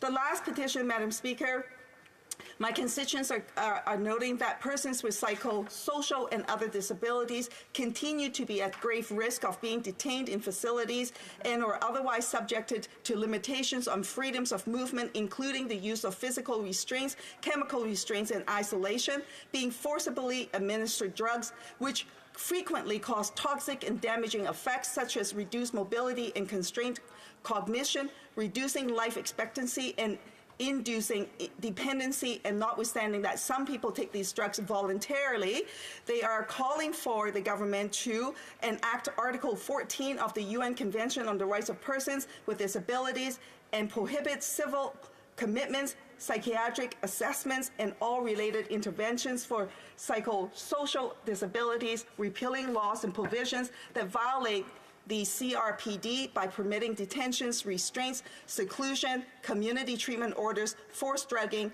electrical shock, sterilization, and similar impositions, and rescind all. Can I remind the honourable member that we are meant to provide very short summaries of the petitions? There are quite a few other members who would like to present petitions. The honourable member for North Island Tower River. Well, thank you, Madam Speaker. Today I'm here to table a petition on the behalf of many, many Canadians across the whole country who are very concerned about the fact that Canada still is implementing the Gold Digger Clause that was put in place in the early 1900s. We know that so many veterans, RCMP, and public servants that marry after 60 do not qualify for survivor pensions for their loved one when they pass on. The National Council of Veterans Associations, the RCMP Veterans Association, and the Armed Forces Pensioners Association of Canada are all in support of this, and we believe that it is important not to punish veterans for finding love after 60. Thank you so much, Madam Speaker. Member for Saanich Gulf Islands. Thank you, Madam Speaker. I also have 3 petitions to present today, and they're very pressing and important issues that are putting forward, and I will summarize. The first deals with the threat to pollinators. It's a global threat, and it's largely due, as we understand it, to neonicotinoid insecticides, which have been restricted from use in the European Union. Petitioners call on the Government of Canada to, for the sake of our bees and food security, take steps and follow Europe's lead. The second petition, Madam Speaker, refers to an urgent issue we discuss often in this place, and that's the opioid crisis.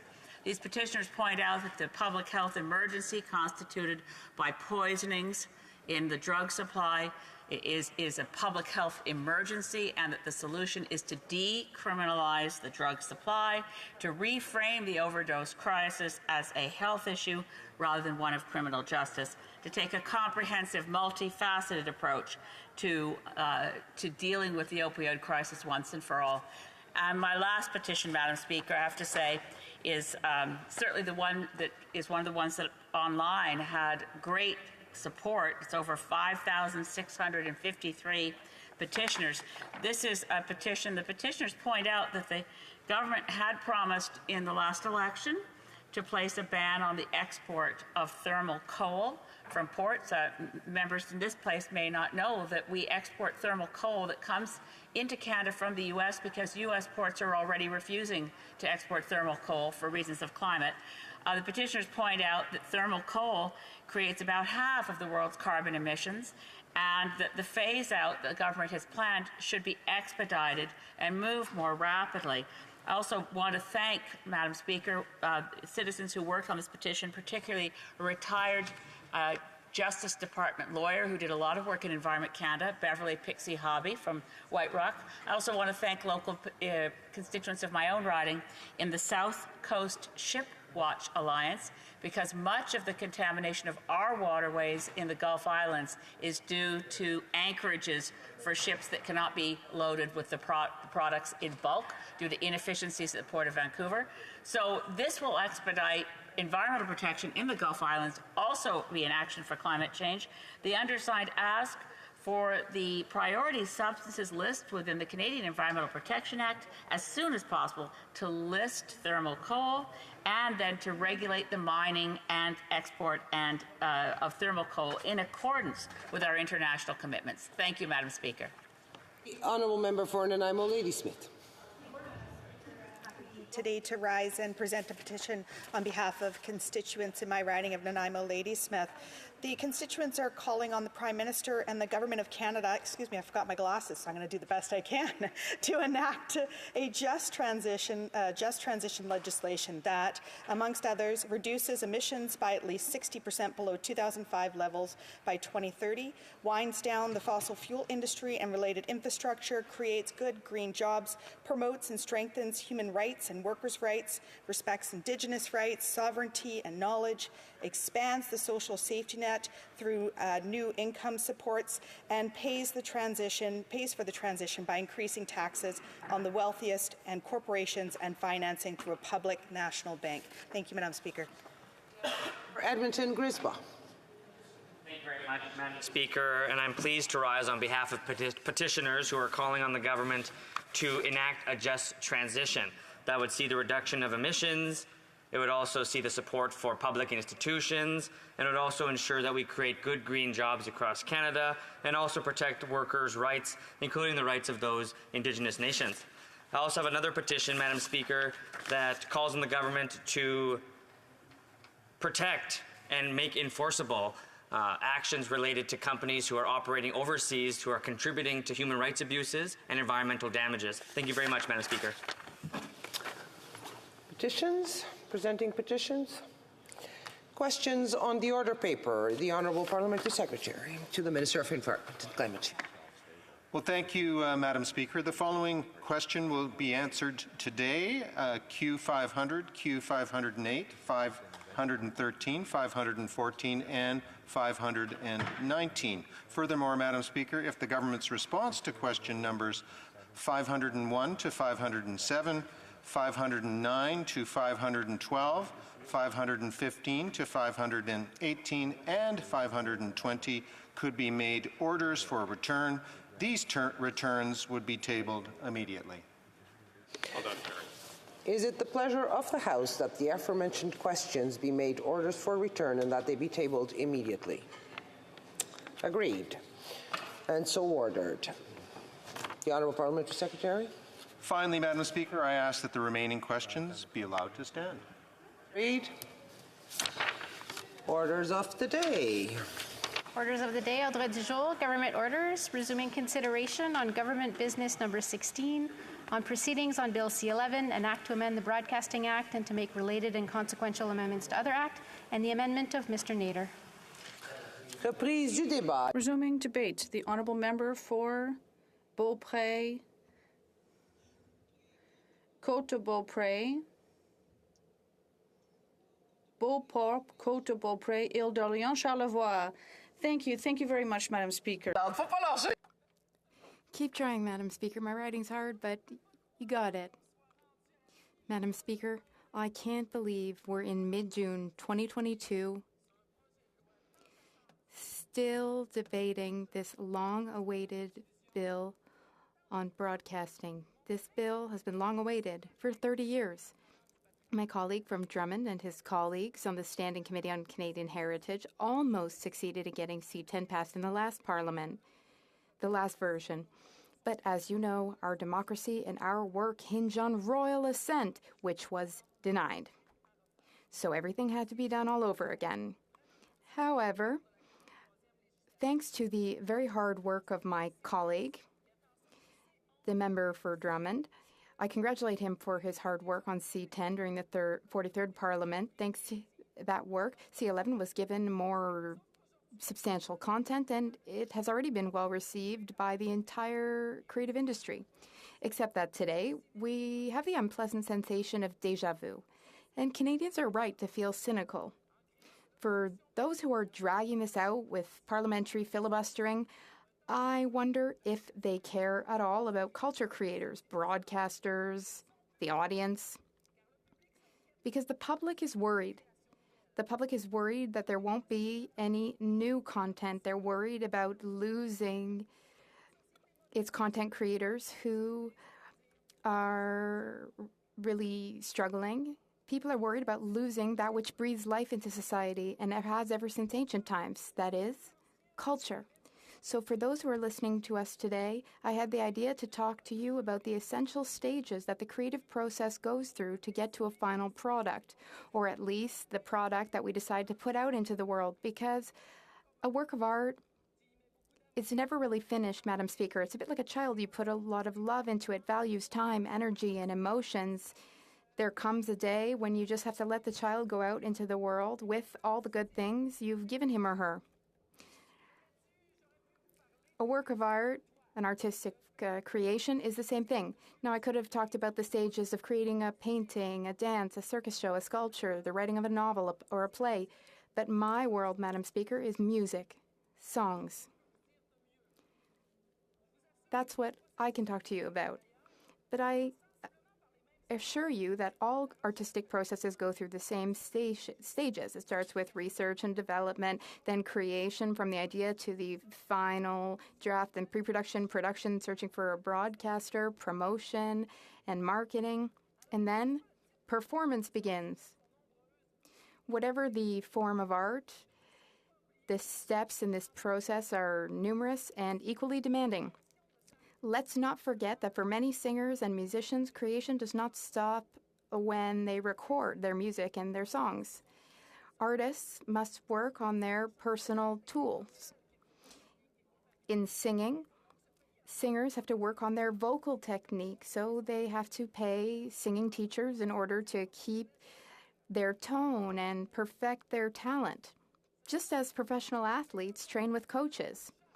Perfecting one's technique is not easy. The best trainers are expensive. Then it's also necessary to work musically, either on one instrument, sometimes two, because singers sometimes accompany themselves. They learn how to accompany themselves on an instrument. Then there's creation. Some musicians participate in workshops, others are more self-taught, others still will take advantage of the musical talents of seasoned musicians. Finally, a few subjects emerge from this inspiration and a song. The lyrics are set, then the music of the words comes perfectly together, the progression of the chords. There you have the joy of creation.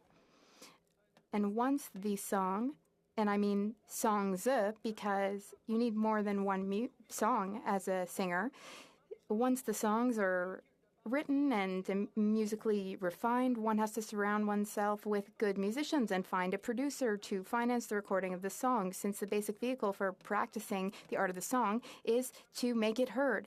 Some singers will self-produce and invest their own money. Others will access support from government programs if they're able, but most, and I mean most of them, will self-produce. They invest their own money, or worse, they go into debt to try to break into the increasingly difficult market. But let's talk about this step, production, because this is the step that I know best. This is my story. I recorded one of my albums in my family home in Île-aux-Coudres. I wanted collaborators and musicians to soak up my music, my father, to help improve my songs. He'd always been a bit skeptical about me being a singer. He thought, like many do, that being a musician is easy and simple. My father, though, he was really shocked by how difficult and how scientific it is to record. In fact, just getting the bass right and the sounds right, he couldn't believe how complex it was. Then for weeks and weeks, we worked on voices, guitars, instruments. Then we were in pre-production. We played the songs together to get familiar with them. We found the right harmonies, the right instruments for each song. Finally, we were ready to record. Each song has its own universe, if you will. You start by recording the main voice, not the final voice, just the voice that will lead the musicians. Then, one by one, each musician records. Then, finally, you do the vocal harmonies that really add to the song. And then you repeat this process for the other 10 or 12 songs for the album that you hope will be the album of your life. Are you done then? No, because then you proceed to mixing for each song, because every song has to have the right sound in order to be pleasant for the listener who's listening. Then, after mixing, are you done then? No, not at all. You have to masterize. You have to masterize it. You need to find someone to do that, to ensure that the levels and sound levels are calibrated for different broadcasters, radio, TV, for different ways to play it. Then you're done? No, because Then you need a graphic designer who will do the visuals to make sure that your record will be attractive. Maybe it will be attractive on a vinyl record, or maybe it'll need animations to be played on online sites and streaming sites. Are you done then? No, because then you need someone to promote your music, or you need a manager, someone who is going to really promote your album with different broadcasters. And of course, you need to organize a show to really bring your album to life. So you start that process. You need a sound technician, you need lighting, you need a venue. Then you do your show. And then, hopefully, if people like your music, then and only then, after all that, you get a small amount of income. There's also copyright. If we ensure copyright on all these platforms, then royalties will be income to reward artists for all of their hard work and the financial risks that they take. Creators are resilient. They keep chugging along because they believe, they know that their work plays an important role in the very fabric of society. I spoke to C11 previously. If we listen to the current Environment Minister, then Heritage Minister, every month we don't pass this bill, $70 million don't go to creators. In fact, in between my two speeches, artists have lost so much money. $1,330 million that hasn't gone to artists, our culture creators. We need to move forward on C11. Our artists need it. Our political bickering is endangering our cultural present and future. These creators, they entertain us, but it's also their job. It's a demanding job. It requires a lot of discipline, a lot of courage, and it's also their livelihoods, Madam Speaker. L'honorable député de Repentigny. The Honourable Member for Repentigny. Thank you, Madam Speaker. This was a very passionate speech. We hear the member's voice, but also the artist's voice. In newspapers today, creators and artists are writing to speak out to the urgency of passing this bill. So I'd like to hear my colleague talk about this again to really help some of our colleagues understand just how urgent it is to pass this bill. Thank you. The Honourable Member for Beauport, Côte d'Orléans, Île d'Orléans, Charlevoix. Thank you. Thank you very much, Madam Speaker. I thank my colleague for her question. The urgency is real for everyone who invests in any project and hopes to get a return on his or her investment. This goes for any project. It's only successful when you get a return on what you've invested. Content creators hope that this bill will bring them a fair return on their investment, because currently that's not the case. Other countries in the world are acting to get more revenues for content creators on online streaming, and we need this too. I'd like to thank the member for her passionate statement as well. And I wondered if I could ask her through you if she thinks that this bill does enough to support Indigenous issues. L'honorable député de Beauport, Côte de Beaupré. The Honourable Member for Beauport, Côte d'Orléans, Île-de-Beaupré, Charlevoix. Yes, Madam Speaker. In this bill, a lot of consideration is given to First Nations, to their broadcasts on TV, on the radio. A lot of consideration is given to their content creation, and my colleagues are working very hard with the efforts of my colleague from Drummond. They're working very hard to shine a light on Indigenous creations and Francophone creations. The Honourable Member for Fredericton. Like for her speech this afternoon. And I'm wondering if she could comment through you on some of the rhetoric that we're hearing from the Conservative bench in regards to this bill, as far as the censorship element or this kind of fear that I'm seeing being kind of imposed on Canadians. I wonder if she could comment on that. Thank you. Honorable député de Beauport, Côte-de-Beaupré, Île-d'Orléans, Charlevoix. The honourable member, thank you, and I thank my colleague for her very constructive question. It gives me the chance to talk about this. It has been proven, it has been demonstrated. In fact, we heard witnesses in committee who said that there is no risk at all for censure in this bill. This is just political games to slow down this parliament. I think it's deplorable. I sincerely hope that we will finally give creators access to substantial income. That's what's most important in this bill. That's what I hope that we're going to get as soon as possible, please, as soon as possible. Thank you, Madam Speaker. Questions et commentaires. The honourable member for Saanich Gulf Islands. Merci à mon collègue. I thank my colleague for her speech. I fully agree with her comments about how urgent this is. This is so urgent. It's so important for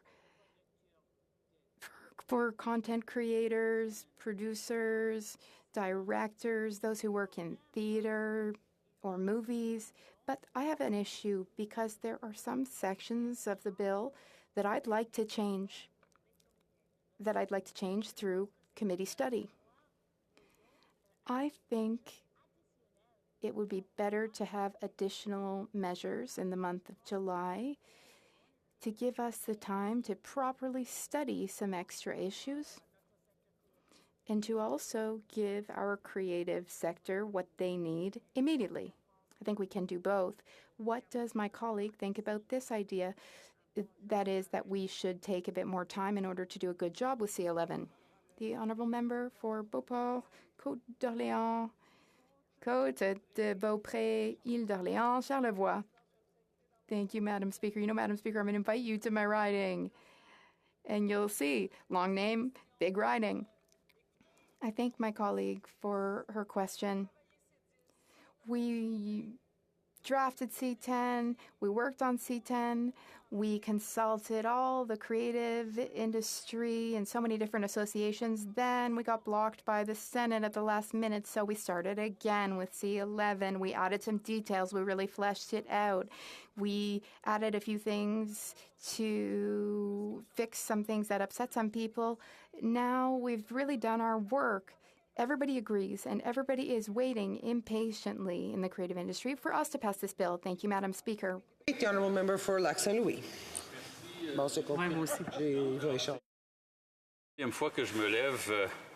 Thank you, Madam Speaker. I rise to speak to C11.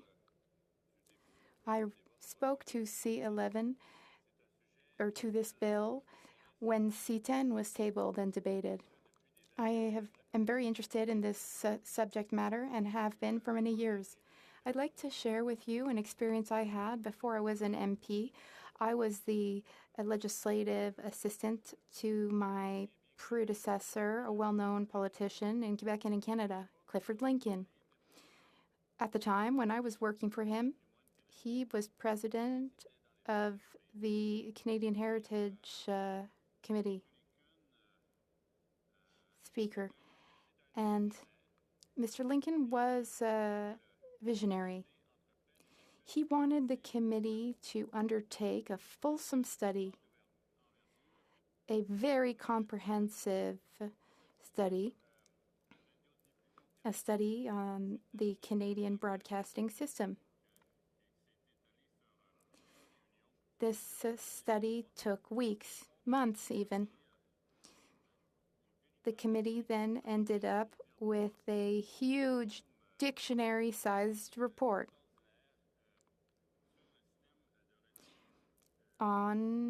the report was about the broadcasting system in Canada.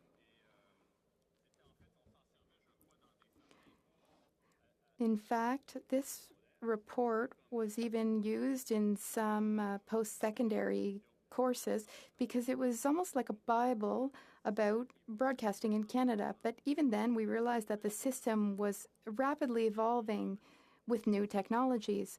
I remember one of our experts, she was a university student at the University of Montreal. We had another academic from the University of Calgary. They were researchers we had hired to advise the committee.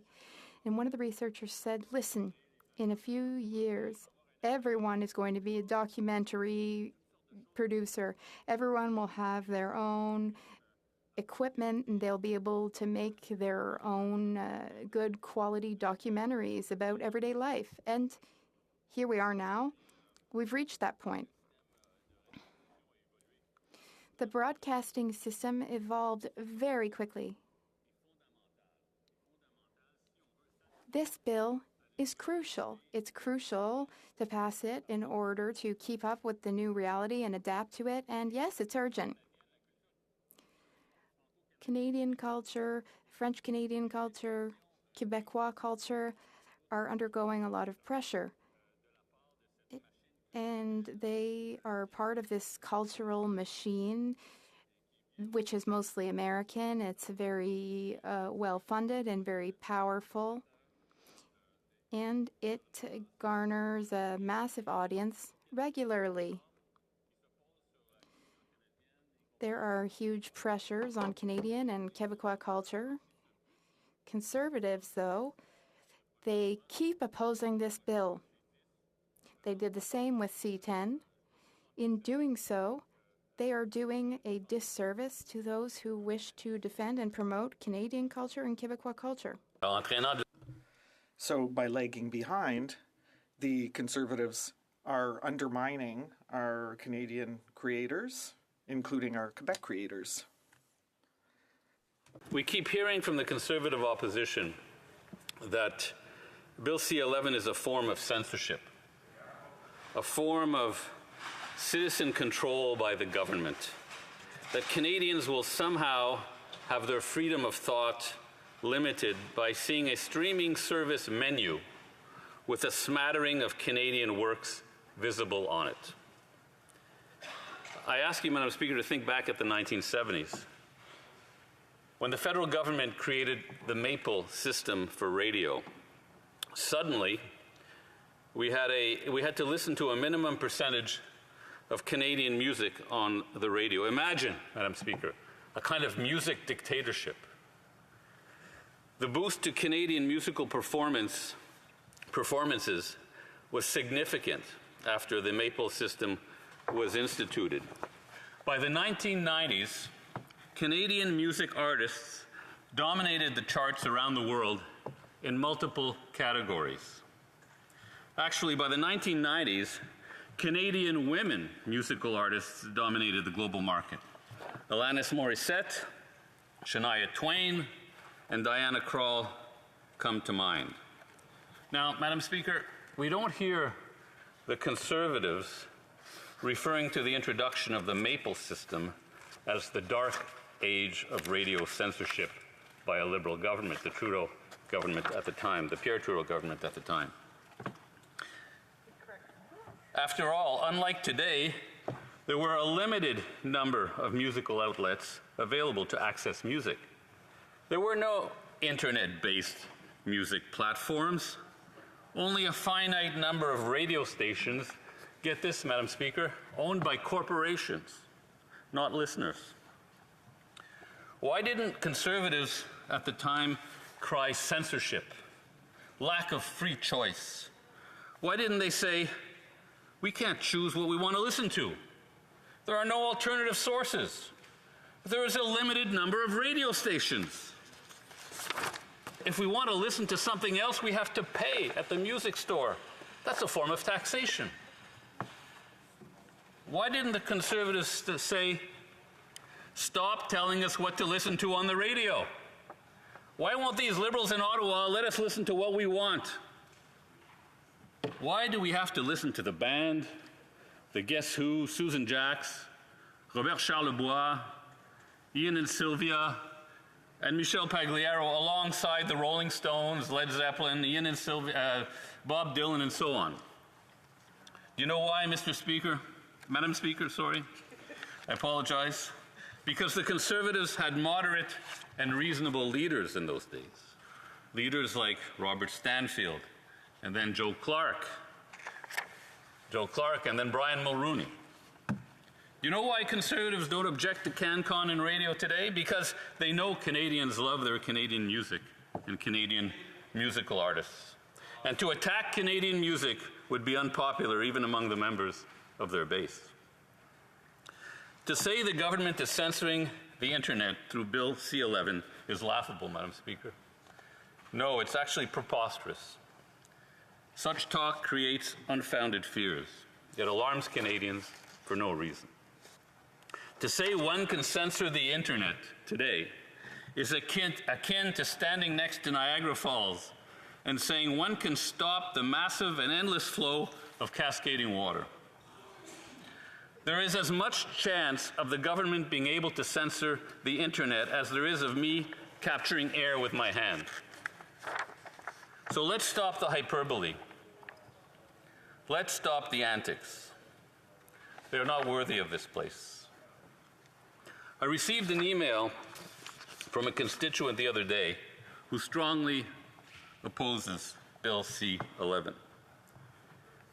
They were obviously on the Conservative Party blast email list. I could tell by some of the themes that kept coming up. I wrote back to explain the facts about the bill, including the reference to charter guarantees in the body of the bill. And Madam Speaker, I think I'll take a moment just to read some of these charter guarantees, Madam Speaker. And if I can find it in the bill, but not quite.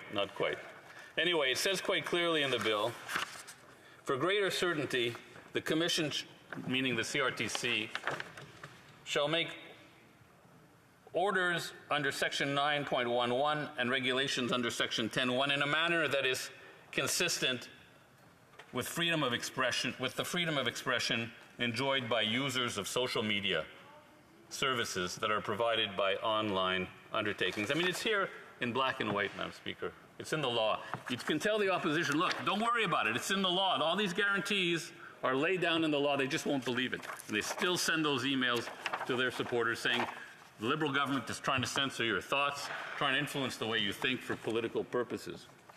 It's in the law, Madam Speaker.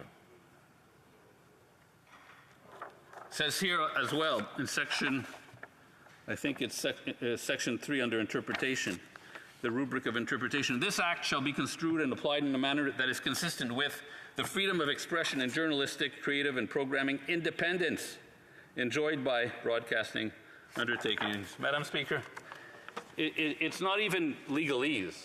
It's not even legalese. It's extremely clear. Even a non-lawyer like myself can understand it. So I also, when I wrote back to this individual, I also referenced the mandatory charter statement that accompanies all bills tabled by the government. A requirement, Madam Speaker, as you know, instituted by our Liberal government. This was not a requirement before 2015. The government could introduce a bill, and there was no independent charter statement by Department of Justice lawyers who, have professional responsibilities of integrity and calling it like it is. There was no independent charter statement on a bill. So what we saw is a lot of bills being introduced by the Harper government that really pushed the limits of charter rights, Madam Speaker. So I told this individual who wrote to me how the bill is an extension of the decades-old policy of taking measures to ensure Canadian culture is supported in a cultural marketplace dominated by a powerful cultural industry centered outside Canada and whose priority is not, understandably, Canadian cultural content. Let's be honest. The person wrote back to say, if Canadian cultural products can't stand on their own, if they cannot compete in the Canadian cultural marketplace, those products should be left to wither. And I thought deep down, that is exactly the Conservative mindset when it comes to culture.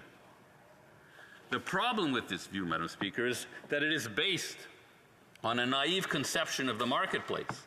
and how the marketplace works in today's reality.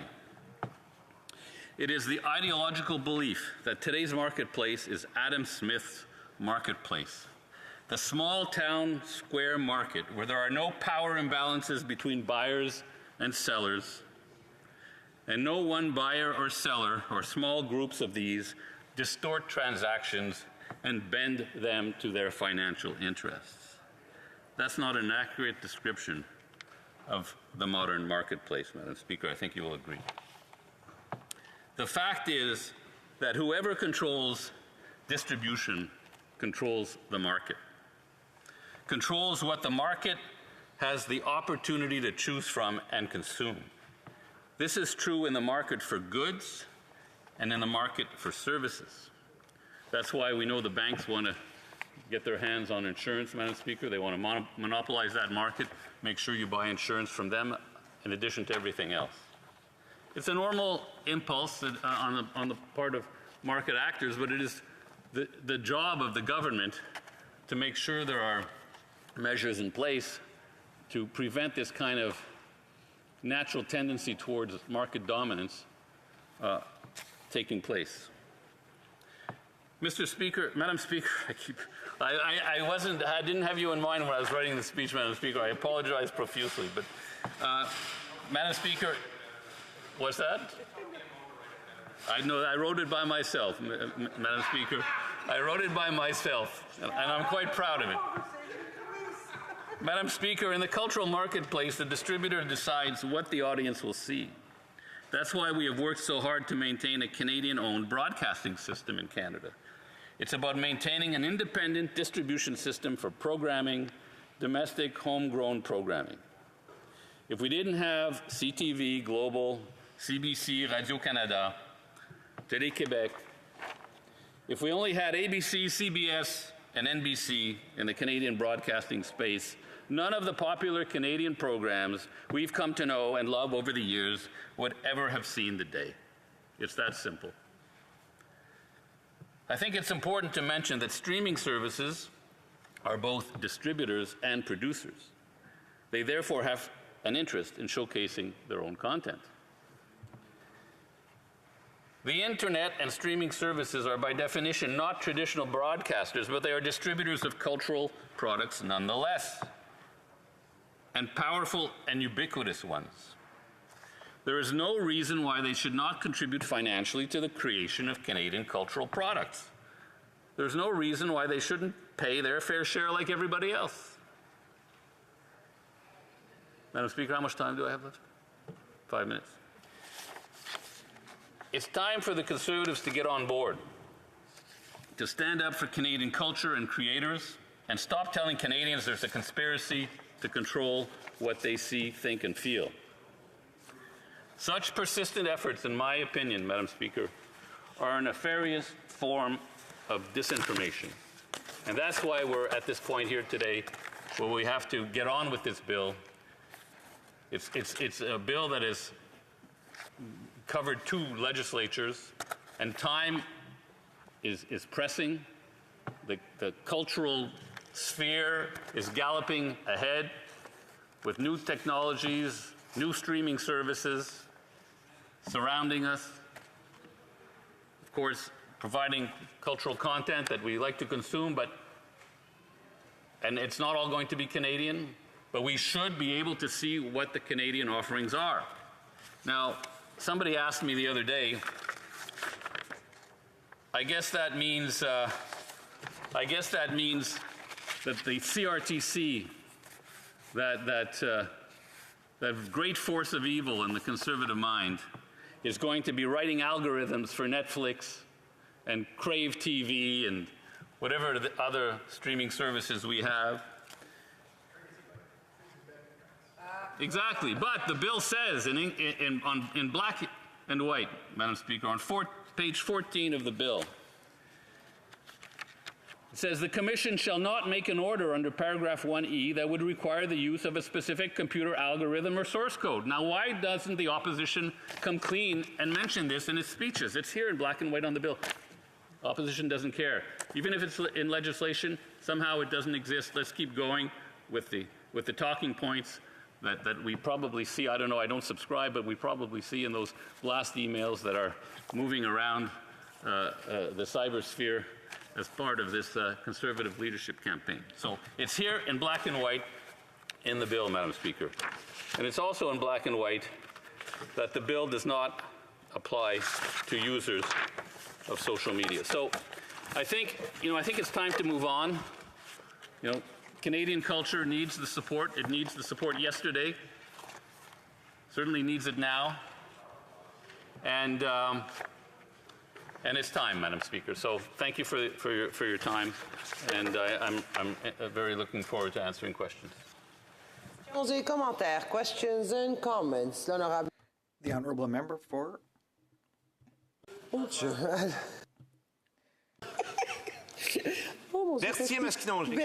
Berthier-Masquinongé. I'm very sorry. Good afternoon, Madam Speaker. I'd like to thank my colleague for his speech, and I agree with his very last sentence where he says, culture needs support.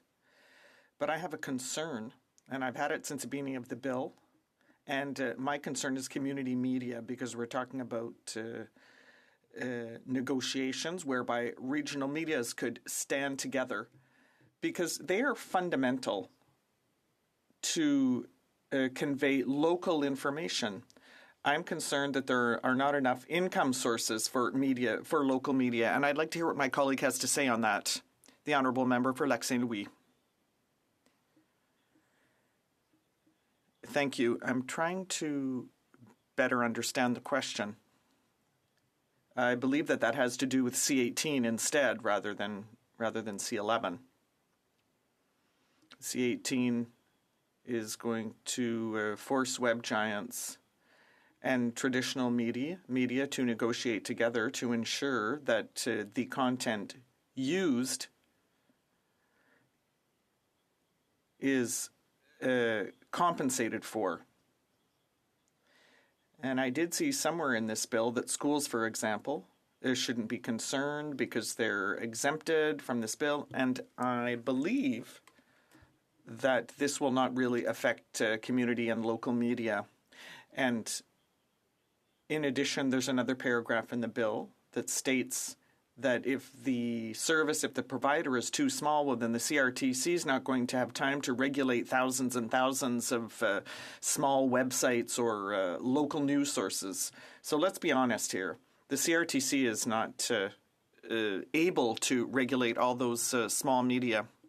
Thank you, Madam Speaker. I wanted to ask this member a fairly specific question about the content of his speech itself. He spoke about charter statements and the importance that the government attaches to charter statements, but we've seen multiple cases in which this government has table-dropped amendments to their own legislation, and they haven't offered a revised charter statement to line up with that change in policy. We saw that in another case with Bill C7, where the government changed their policy in response to a Senate amendment but didn't offer a revised charter statement. On the previous version of this bill, C10, we saw the government adopting changes from government members of committee without revised charter statements. And this is a government that, through the Emergencies Act, has suspended the charter, and then we've had contradictory stories told by the minister. So I'm very suspicious of the stated commitment to the charter, and it seems increasingly like these charter statements, which are then subsequently ignored through amendments and not updated, suggest that this is just an effort by the government to whitewash their attack on human rights. But most specifically, why does the government not have a practice of offering updated charter statements when bills are amended as a result of amendments government members have put forward when they come out of committee? Member for Lac Saint Louis. Well, first of all, we've mixed in the Emergencies Act with this. The Emergencies Act did not suspend the Charter of Rights. This is another falsehood that is being peddled by the opposition. But I don't think one should take charter statements very lightly. I think the member essentially has impugned the professional integrity of the lawyers at the Department of Justice, who are not just parroting government lines. They analyze a bill based on their own professional expertise and knowledge, and they produce a charter statement that they feel is accurate. So I don't think we should take charter statements lightly. In terms of amendment, in terms of C7, remember the government was responding to court decisions. the government was responding to court decisions. So I think court decisions are a very credible form of input, Madam Speaker. The honourable member for Esquimalt-Saanich-Sooke. Thank you very much, Madam Speaker. And I'd like to thank the member for,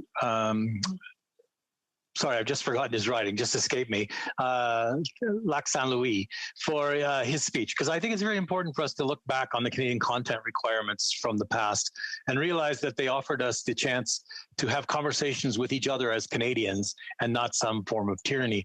My question to him is I wonder, like me, if he's puzzled why the Conservatives seem to prefer letting the web giants and the streaming services determine what we watch, instead of supporting a bill like this, which will make room for Indigenous people, make room for Quebec content, make room for the diversity that is Canada. And I fail to understand why they prefer to let the big web giants and streaming services determine what we see instead. For Lac Saint Louis. Well, I think they see some political upside in arguing that and feeding into this idea that the government is trying to get people all the time. And I think this has been their narrative for a long time. It's the populist narrative. It's the narrative, the populist narrative of conspiracy theories, conspiratorial narratives. And I believe, and I think they're wrong in believing this. I think time will show this, but they can make their own decisions at the moment, of course. They seem to think that this conspiratorial narrative is going to pay off in the long term, and I don't think it will. The honourable member for Saanich-Gulf Highlands. Thank you, honourable friend from Lac Saint Louis. I support so much of C11, but I am very troubled by the sections that I think need more work, and I hate to see anything rush through this place, and he'll know that's my view. I have to say, in the last number of years since I've been so blissfully happy, I will mention to my friends, since I got married to John Kidder, I suddenly am related to Eric Peterson, who keeps being mentioned from Corner Gas. He's my brother-in-law. And my daughter, my stepdaughter, Janet Kidder, is a serious actor and has been successful. And there's parts of C11 that work for them. But the other day on a flight, just by coincidence, my colleague, the honourable member for Kitchener Centre, ended up sitting next to the fantastic Brittle star, the comedian who goes by that name, Stuart Reynolds, who sat him down and said, I don't think the people who drafted C11 understand our industry of content-created YouTubers. I don't think the bill has it right yet. So I would do anything to see us get the help to Canadian culture, Canadian content, and our brilliant actors, directors, stagehand, all the people who need to do the work for production, without getting it wrong for a new and emerging sector that I have to admit, I don't understand it the way I understood Canadian content, as my friend talked about from when we started making sure radio had Canadian content. But what does he think is the bill isn't perfect? Why don't we work on it more? For Lac Saint Louis. Well, first of all, Madam Speaker, I'm extremely impressed that that the member has a connection to Eric Peterson. I used to watch him on Street Legal in the day, and he's a great Canadian actor, and I believe I've seen him on stage as well. But the fact of the matter is that there will be opportunities for amendment at report stage, but also the fact of the matter is that there's obstructionism taking place. So yes, perhaps we could have more input, but then we wouldn't get the bill. I mean, we could sit on this bill till the next election, because that's what the Conservatives will do. They will obstruct and obstruct and obstruct. Now, there will be guidelines coming out from the CRTC, and there will be a consultation around those guidelines. And so there will be ample opportunities for creators and the performing arts community to have input into that process, because that will feed into the kinds of regulations we have. The honourable member for Repentigny. Thank you, Madam Speaker. I'd like to salute my colleague from Lac Saint Louis, who's also the chair of the Environment Committee that I sit on.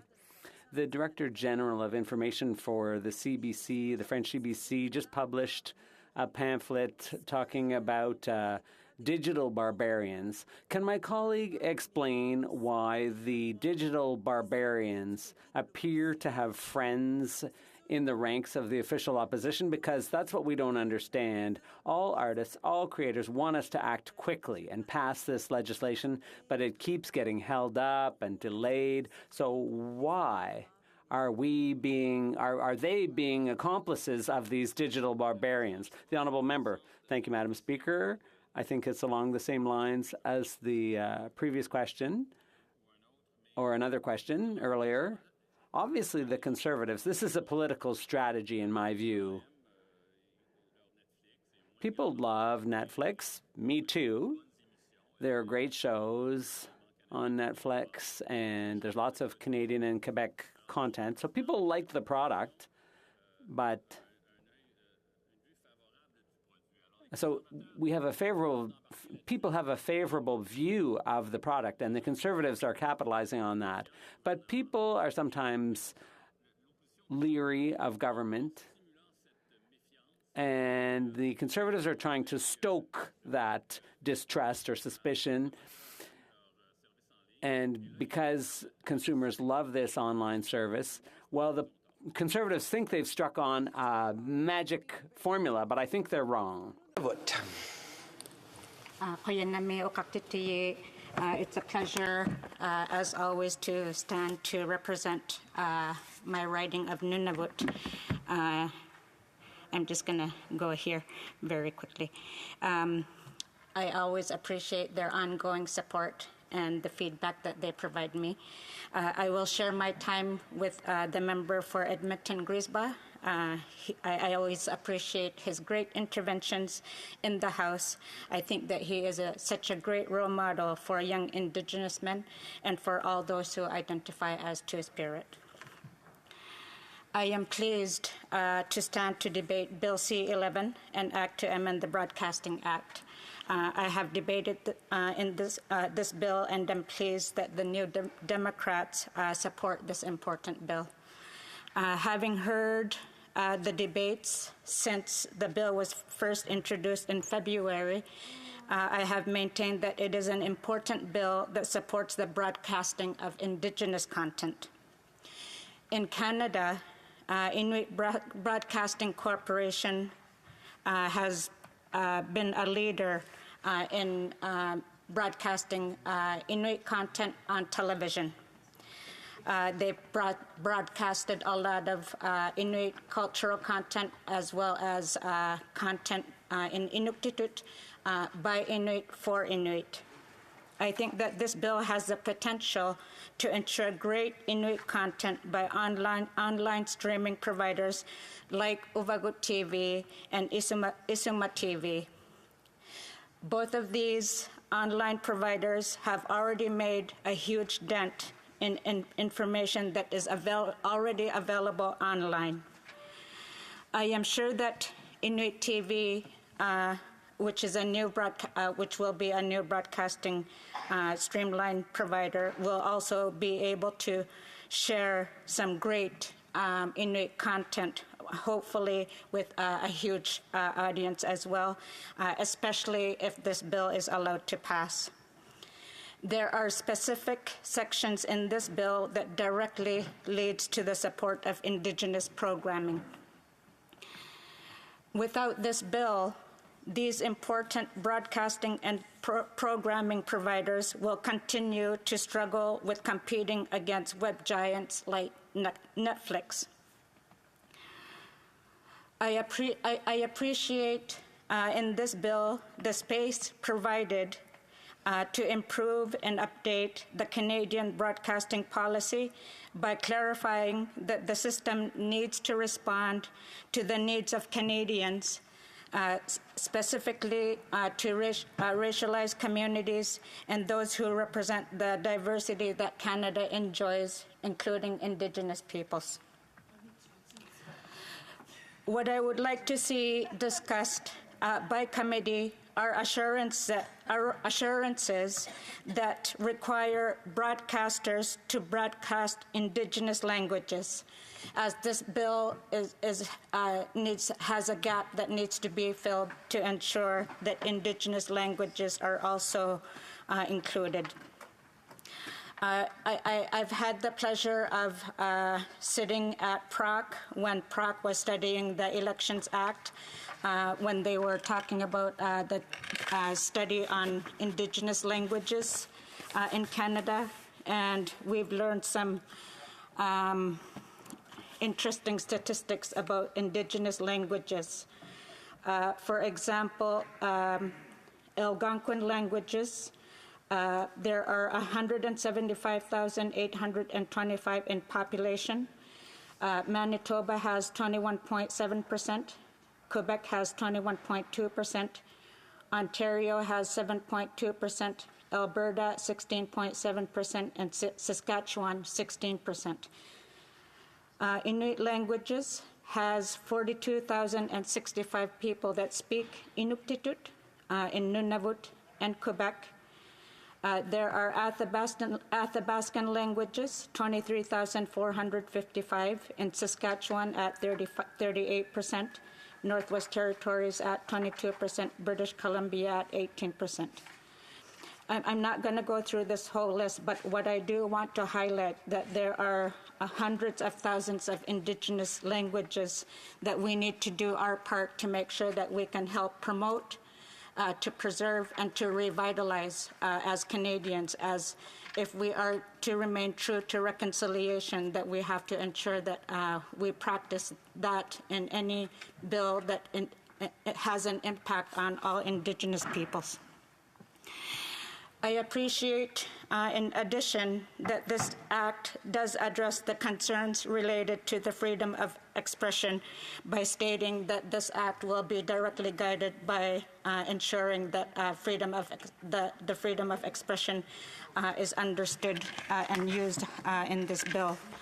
I have been surprised in past debates about the concerns that the freedom of expression would be restricted through this bill. And I think that I've stated that I don't think it does, given that it promotes and ensures that content that is important to Canadians, especially Indigenous content, is allowed to be supported. And we all know that online streaming, there's a huge competition in mainstream Canada that doesn't create enough space for Indigenous content to be incorporated to any piece of any of the airwaves that we're talking about.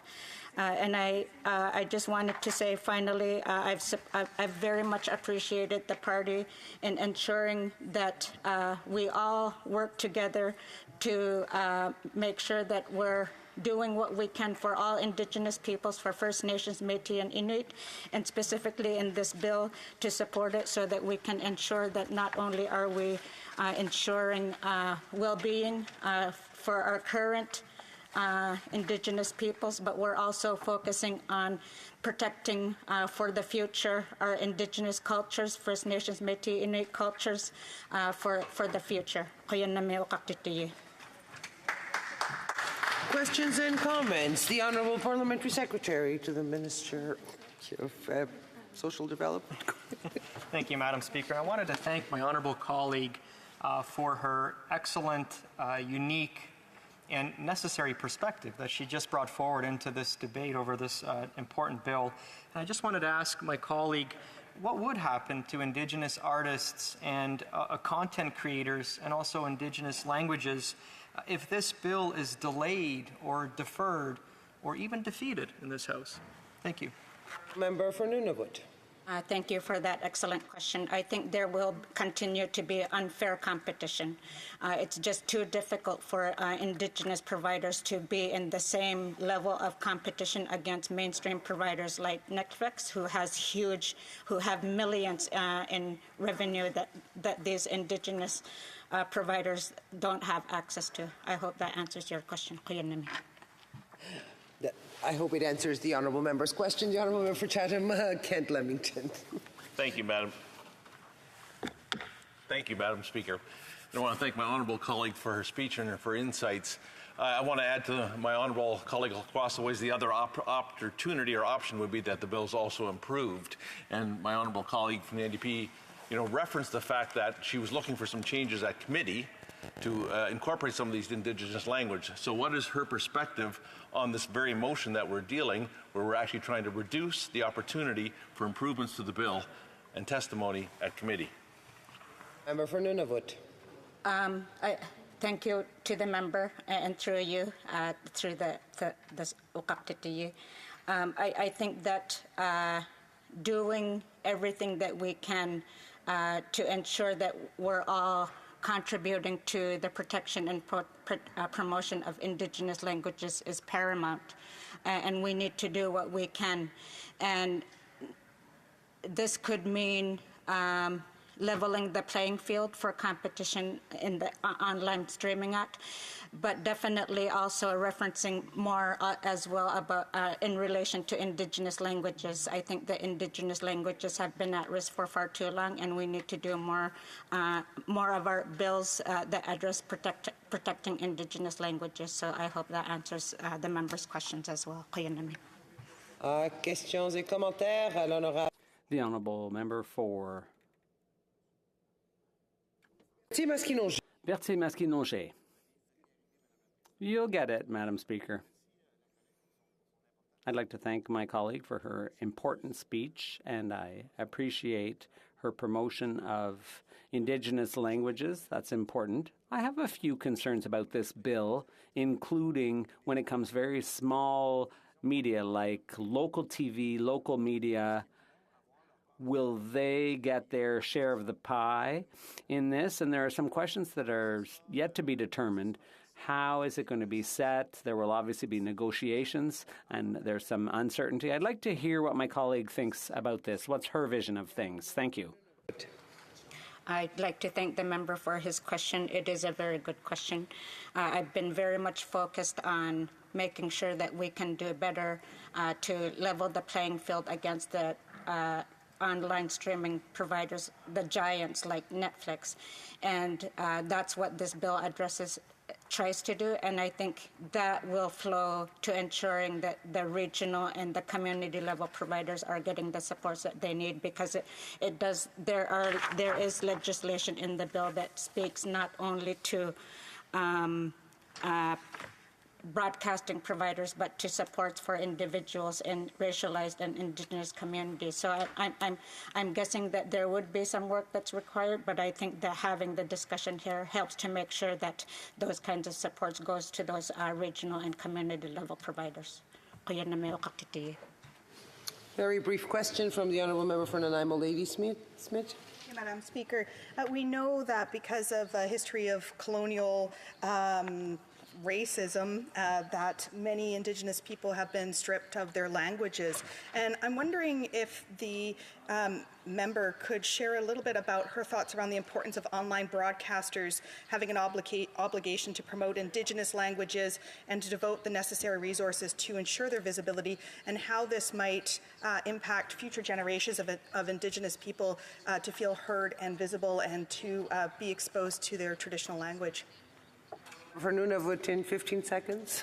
I think that's an excellent question. I did allude to it in my presentation.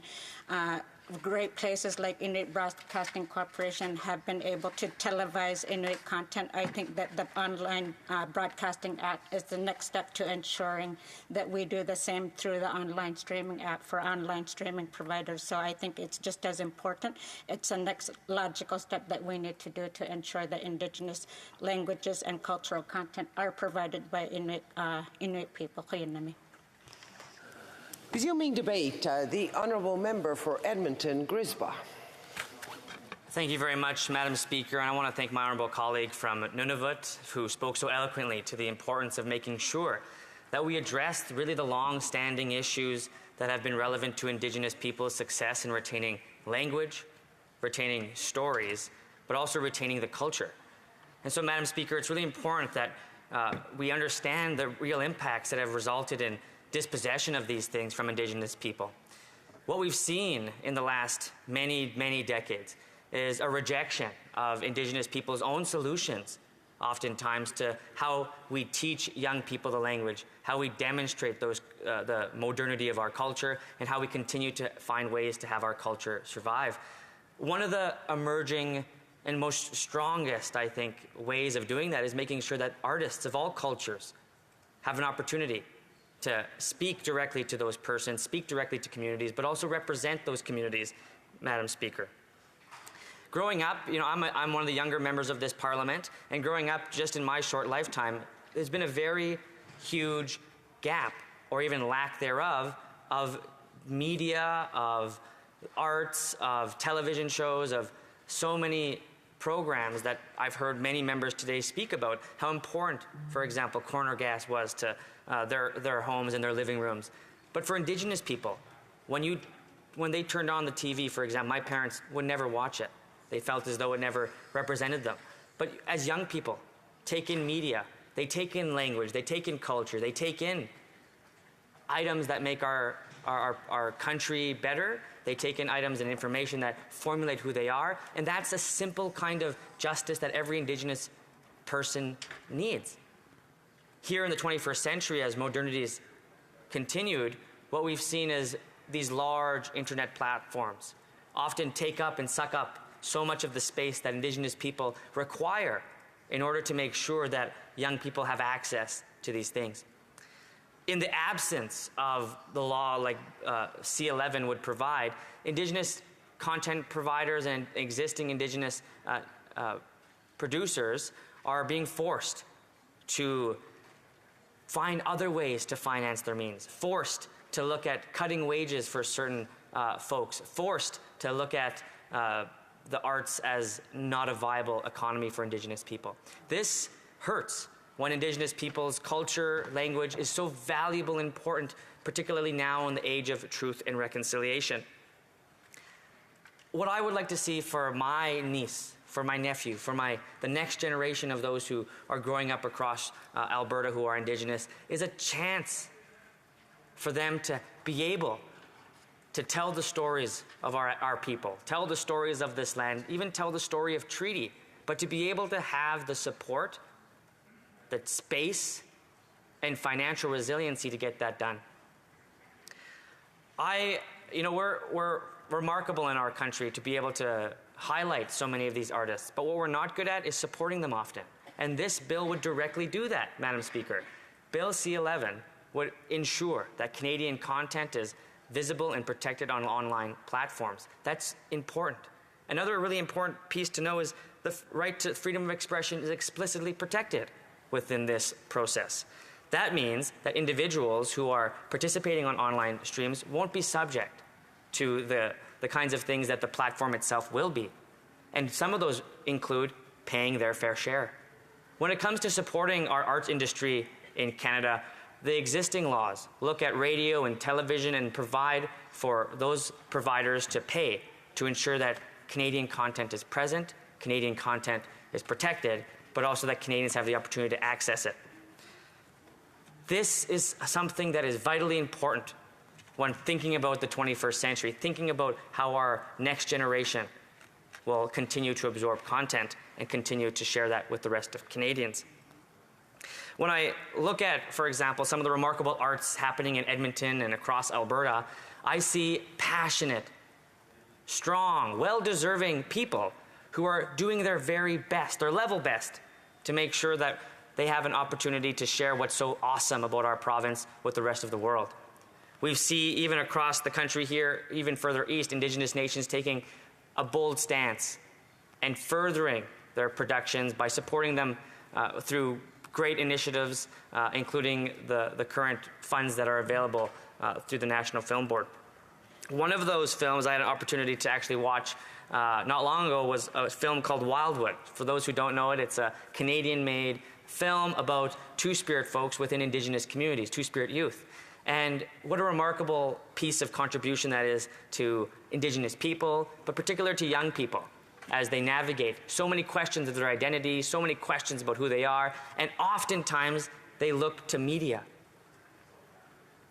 It may not be the best of forms for information, but it's a form of information that people are absorbing. It's incumbent on all of us as members of Parliament to make sure that we can guarantee Canadians that what we produce here, what we learn here, what we show folks is truly going to be given to Canadians in a responsible way. When I think about the economy and what this means for artists.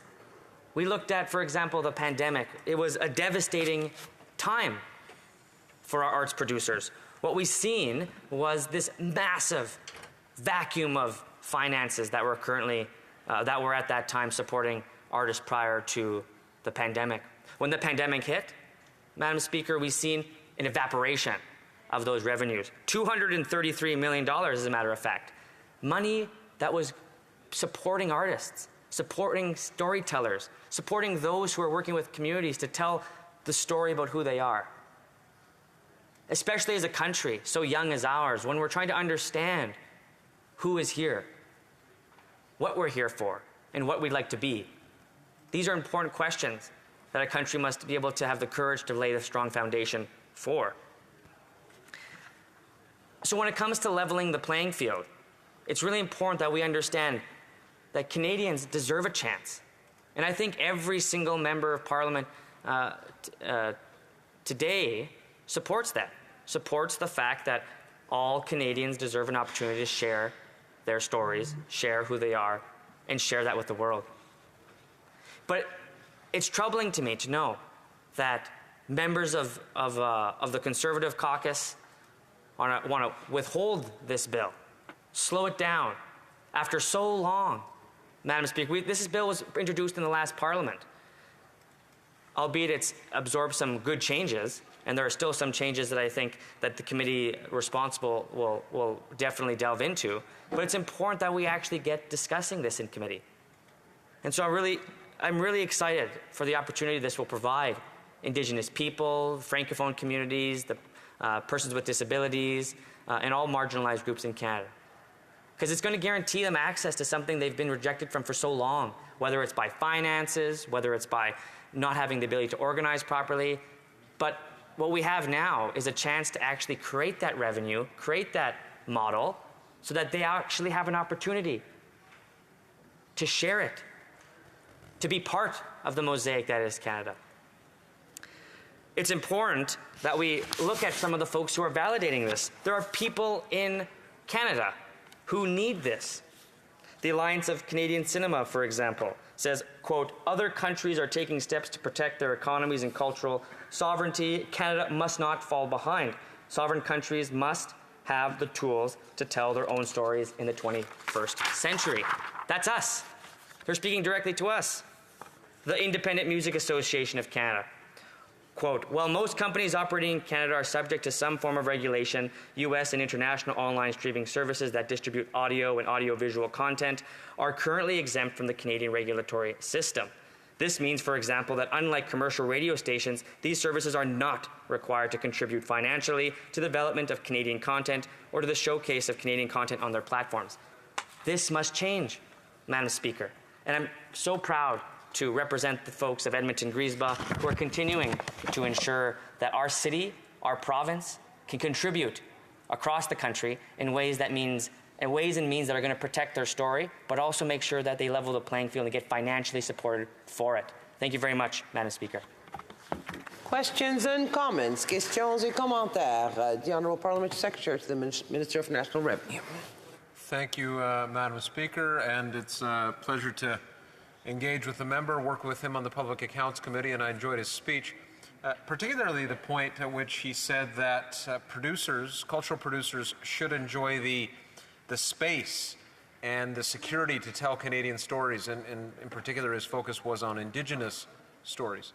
I wonder what he thinks of the point of view that we often hear included in the House today on the opposition side. I think it's our friends in the Conservative Party that have especially put it forward, that the free market should be entrusted to, we should leave cultural production to the free market, and legislation has no place and government has no place in terms of assisting in terms of cultural production. I wonder what his view on that would be exactly. Member for Edmonton-Griesbach. Thank you very much, Madam Speaker. I want to thank my honourable colleague who I work on the Public Accounts Committee with. We do a lot of good work there, and I'm really happy to take this question. When it comes to making sure that there's space and security for producers, it's important to know that the economy is a very different tool, and the free market in particular is very different in terms of how it protects or how it creates space for what's important there. And oftentimes it resolves in big corporations like Netflix, big, giant multimedia firms sucking up what they know by way of profit consumable. But that is in no way the same as making sure that Canadian content and the things that we need to ensure that Canadians have access, like language and cultural revitalization, are in fact imbued in that media. So they're very different. The private market has a very different outcome than what would be the requirement to protect Canadian and Indigenous content. Thank you very much. Questions and comments. The Honourable Member, l'Honourable Député de Berthier-Masquinongé. The Honourable Member for Berthier-Masquinongé. Thank you for remembering my riding, Madam Speaker. I thank my colleague for his speech. Here's what I'd like to hear from him. Can he talk about the importance of small local media? Because small local media businesses disappearing, Madam Speaker, means that, for example, events taking place in the village school are no longer advertised to people, to families. Also, local sports events don't get any coverage. Can he speak to the importance of the presence of small local media businesses? Thank you very much, Madam Speaker. I want to thank my honourable colleague for that question. And it actually touches on a very important point, which is the fact that small towns, small communities that are tight-knit, we all know communities like this are going to be crushed by the weight of large corporations that continue to derive what's important to them by the economy. But what we know is very different is that communities, that small communities, whether it's in rural Quebec or rural Alberta, value the members in their community. They value the things they do. They value what's happening around them. And it's so important that we make sure that there are financial resources to support small communities. And Bill C-11, by way of making sure that we force those large industries, those large multimedia, Netflix, the Netflixes of the world, to pay their fair share, means that small communities can continue to do that work. But we need to actually pass this bill first. Thank you very much. Questions and comments. The Honourable Member for Port Moody Coquitlam. Thank you, Madam Speaker, and I always appreciate the vibrancy of the member from Edmonton Griesbach. I think he expressed today the urgency of this bill to many people in his community. He talked about those who need it, those who support it, and those who want it to move forward quicker. So my question to the member is, are we falling behind here in this House, and why? Member for Edmonton Griesbach. I want to thank my honourable colleague for that question. I have such a distinct pleasure to work with that member in my caucus, and she does fantastic work. Related to why this bill is important, and parts that I spoke to, one's really critical part is the fact that these companies right now, as we speak, are generating income and not paying their fair share. So Canadians are already, as we speak, time goes on, continue to lose the opportunity that should be present to them right now. And that's terrible when we need to be ensuring that we protect these communities now more than ever. And so when I think about what's slowing us down, we're looking at a parliament right now that's hobbling along. We're trying our hardest to make sure that important legislation hits the floor for a vote, whether it's in committee or here. But what we're seeing is long-standing debates that are filibustering committee, slowing down this work for reasons that I think my colleagues from the governing bench have commented on. Thank you very much. Resuming debate, the Honourable Member for Saskatoon-Grasswood. Bravo! More. Well, thank you, Madam Speaker. And before I get underway here this afternoon, I just wish to tell everyone I'm going to split my time with the member from Langley Aldergrove. I want 20 minutes of walk. You get the good 10 minutes at the later part of the speeches, so I'll set them up for it. Well, I'm very thankful to speak to this bill today, Madam Speaker, C-11, the programming motion regarding the Online Streaming Act. I mean, the successor to, or should I say, the copy of Bill C-10 that we debated here in the House of Commons. Oh, let's step back. We really didn't have any debates last June on C-10. It was pushed through the House with no amendments to it. So I'm really desperate on this one because I thought the government learned last June about C-10 and the flaws that we move forward now on C-11. As most remember, the Liberals tried the same tactics here in the House. Deeply flawed bill, C-10. It was wrong, undemocratic then. Nothing has changed. It's still wrong and mostly undemocratic now. The Senate isn't even going to deal with this bill.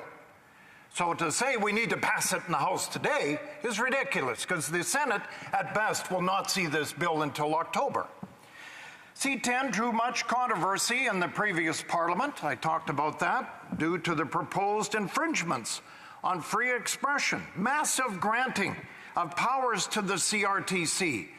And I have talked over a year and a half on the CRTC, and I'll have more to say on them in a moment, and the potential to open up the internet to broader regulations amongst other serious concerns that I have. C-11 is the same flawed Liberal bill, Madam Speaker, that could have potentially disastrous consequences for Canadian content creators and, most importantly, I think, consumers. Conservatives said then that C-10 needed more study, and we continue to say that today with this bill, C-11. As a former broadcaster now, I completely understand, believe me, how desperate the Broadcasting Act needs to be upgraded. It's been 31 years since we started.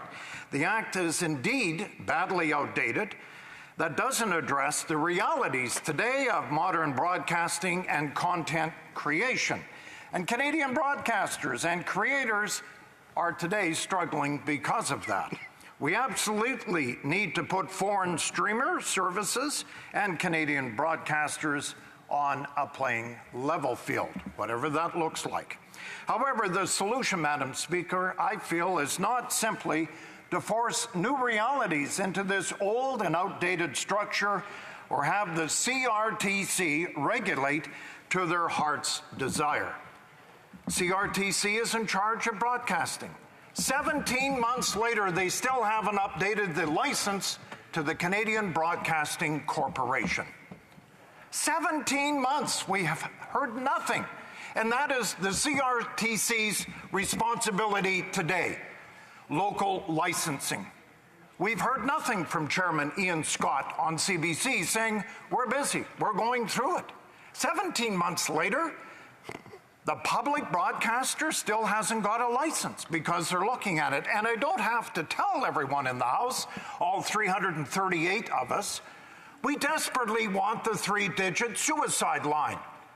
The month of June is a year old now. We still haven't got it. Why? Because of the CRTC. So you see where I'm going on this? They're not capable today of doing anything.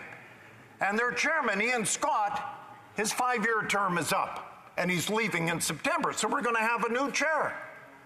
And he'll get a 5, or she will get a 5-year term, and they have to be re-educated on what the CRTC actually delivers to the citizens of this country. Regulating the internet, the Pandora's box that is being opened up in this legislation, is also simply not in the best interest of Canadians. We need to make sure that we are protecting the fundamental rights and freedoms of Canadians. Ensuring those protections cannot start by regulating the internet and restricting the free speech that we have in this country today. These are issues that need further study at committee, and these are dozens of important witnesses that still wish to be heard. One of those witnesses, and it's kind of interesting listening to everyone talking about Indigenous voices, we haven't heard from the Indigenous Television Network, APTN. Wow.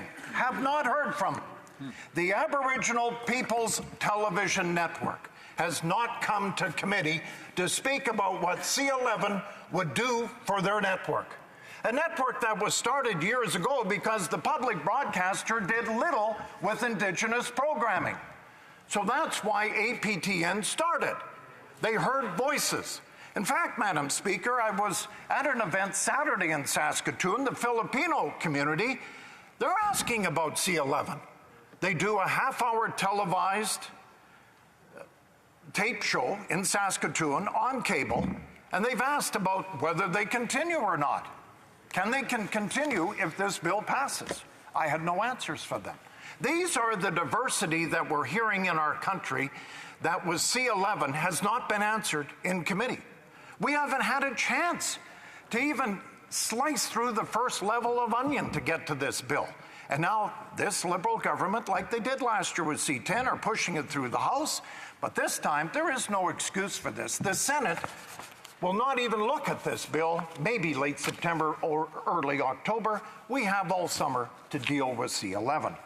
I remember when this government came into power, and we all remember when they came into power in 2015, promising their sunny ways, a commitment not to use closure and time allocation like they did the previous government.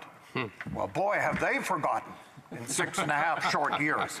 All I heard was Harper this, Harper that. Well, now I'm going to suggest, Madam Speaker, it's the member from Papineau that's shutting everything down in the House of Commons. Now, whatever there is the slickest pushback against their agenda, they go straight to time allocation, and today, the programming motion.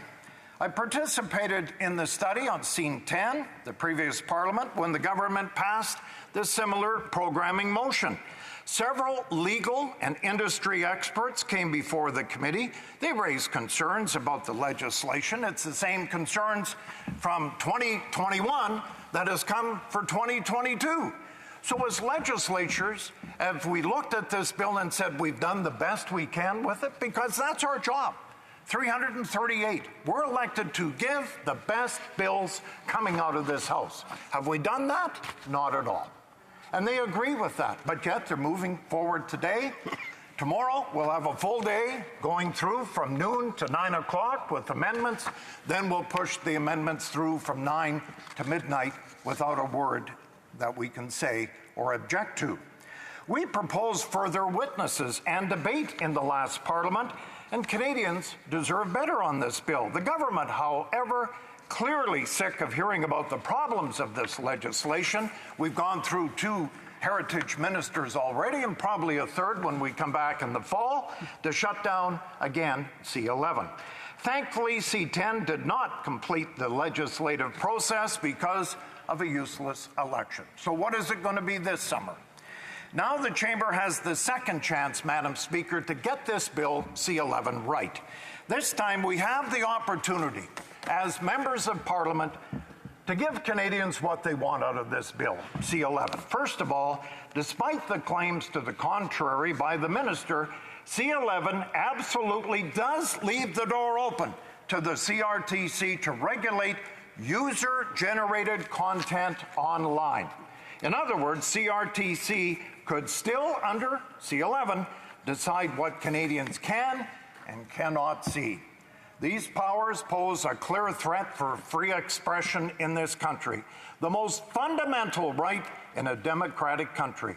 Under C-11, the CRTC could regulate away free expression online. Second, the fact that the powers of the CRTC grants to the CRTC so that it's so broad and wide-ranging that it empowers the Commission to essentially regulate any content in a manner that they seem fit.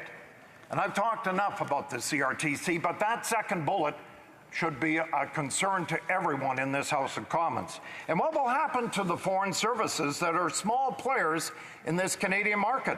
Or where did the Canadian market go in a small part of the user base that we have new regulations and requirements that we can trust upon them? And third, Madam Speaker, the government is asking us to vote on legislation that we don't have all the pieces to. The government says they will address the problems through ministerial order, but they haven't shown us what the orders will be. I'm running out of time, Madam Speaker. Thank you for your time this afternoon on Bill C-11, the flawed bill. Questions and comments? The Honourable Member for Lac Saint Louis. Thank you, Madam Speaker. I always enjoy listening to the member's speeches. He has that marvelous, mellifluous form of delivery, and he's very engaging. But I found a big contradiction in what he said today. He talked about how the CRTC can't seem to get anything done, yet in the same breath, he said the CRTC will regulate everything in our lives. So it sounds to me that there's a lack of coherence in the Conservative message, and I'd like a comment from the member on that. For Saskatoon Grassland. Well, thank you, Madam Speaker. And I want to thank the Honourable Member Cross as he gave a speech earlier today. It's interesting with the CRTC. I asked a question to Bell, owners of CTV. How much do you pay for American programming? Because every night on our television from 7 to 11, we have American programming. Very, very little Canadian content. They did not answer how much they spent on American content, although they said when they go to Hollywood to bid on programming in the fall, they're being challenged now by Netflix, Amazon, and others. And how could they be challenged in the United States by these streamers when we all along have gone down there, filled our American basket, brought them up to Canada to produce no Canadian content? Questions and comments? The Honourable Member for Trois-Rivières. Thank you, Madam Speaker. I'd like to thank my colleague from Saskatoon Grasswood for his speech. I noted the accumulation of arguments that he presented. And what I'd like to ask him, though, is that his first argument is based on freedom of expression. And I'm not sure that this is what we're talking about here, but I would like my colleague to define for us so it's clear what he thinks freedom of expression is. Thank you, Madam Speaker. I think all of us know that the discoverability, where do you find things when you're on Facebook looking at them? What do you like? What do I like? What do the member from the block like to see? Where will it be put in next time when you open up Facebook? Algorithms. Who is in charge of determining what you see and where it comes up? Or, if it's Canadian content, will it automatically be the first 10 things you look at? Or will it be down on the 500? So we have issues with 4.2. We've talked about it in the House. We also have a lot of issues on discoverability. There are many Canadians producing today fabulous stuff on YouTube, TikTok, so on. They're more than worried where this legislation goes when it does become law, next year maybe, when it does become, because a lot of these creators in this country are making a pretty good living promoting Canadian content. Questions et commentaires, questions and comments, the Honourable Member for Edmonton Grisba. Thank you very much, Madam Speaker. I want to thank my honourable colleague for his intervention. As much as I really enjoy his voice and how he delivers so well and eloquently the points he's trying to make, I do disagree with them. The member speaks of witnesses not being able to be heard in committee. I hope the member doesn't intend to mislead Canadians, because let me remind the member that it's actually his party, Conservatives, that have filibustered the committee the last 29 hours straight, preventing witnesses like APTN, the member mentions, from actually standing to give testimony. Will the member let the committee do their work and stop the filibuster? Member for Saskatoon Grassland. Thank you, Madam Speaker. I want to thank the member from Edmonton. It's interesting because last week in committee on Wednesday when we sat down, the clerk gave me 20 submissions, printed out 20 submissions that we had to deal with. That tells me as a committee we're not doing our job, because these are submissions that have come through the clerk into the committee wanting to speak to this. I want APTN there. I have been requesting APTN to come to committee. We need the Indigenous voice in C11. We haven't heard that. And I think that's one of the flaws with this bill, is we need APTN to come and see their future and how C11 would affect that network. Oh. Questions and comments. A very brief question from the Honourable Member for Fredericton. Thank you, Madam Speaker, and I thank the member for his speech today, but I heard a lot of things I want to comment on really quickly. I heard the words agenda, tactics, undemocratic, Pandora's box will be opened up, that there's disastrous consequences for consumers and creators. It seems that this is a doomsday bill, and I wonder if the member could comment on maybe that language is actually what's dangerous, and that we have a responsibility to deal in facts and reason in this House. Thank you, Madam Speaker. Member for Saskatoon Grasswood, 10 seconds. I have 10 seconds. Well, I want to thank the member for her concerns. They're not valid. I think we have seen in committee people like Dr. Michael Geist and former commissioners of the CRTC. They know this is a flawed bill, and they're upset that it's progressing the way it has. Oh, well. Resuming debate, the Honourable Member for Langley Aldergrove. Good, thank you, Thank you, Madam Speaker. I guess it should not come as a total surprise that this Liberal government would make strategic moves to limit my freedom of speech as a member of Parliament wishing to speak on the topic of freedom of speech. seems very ironic. So today we're talking about a programming motion that is now going to cut off debate on the substance of a very, very important piece of legislation, Bill C-11.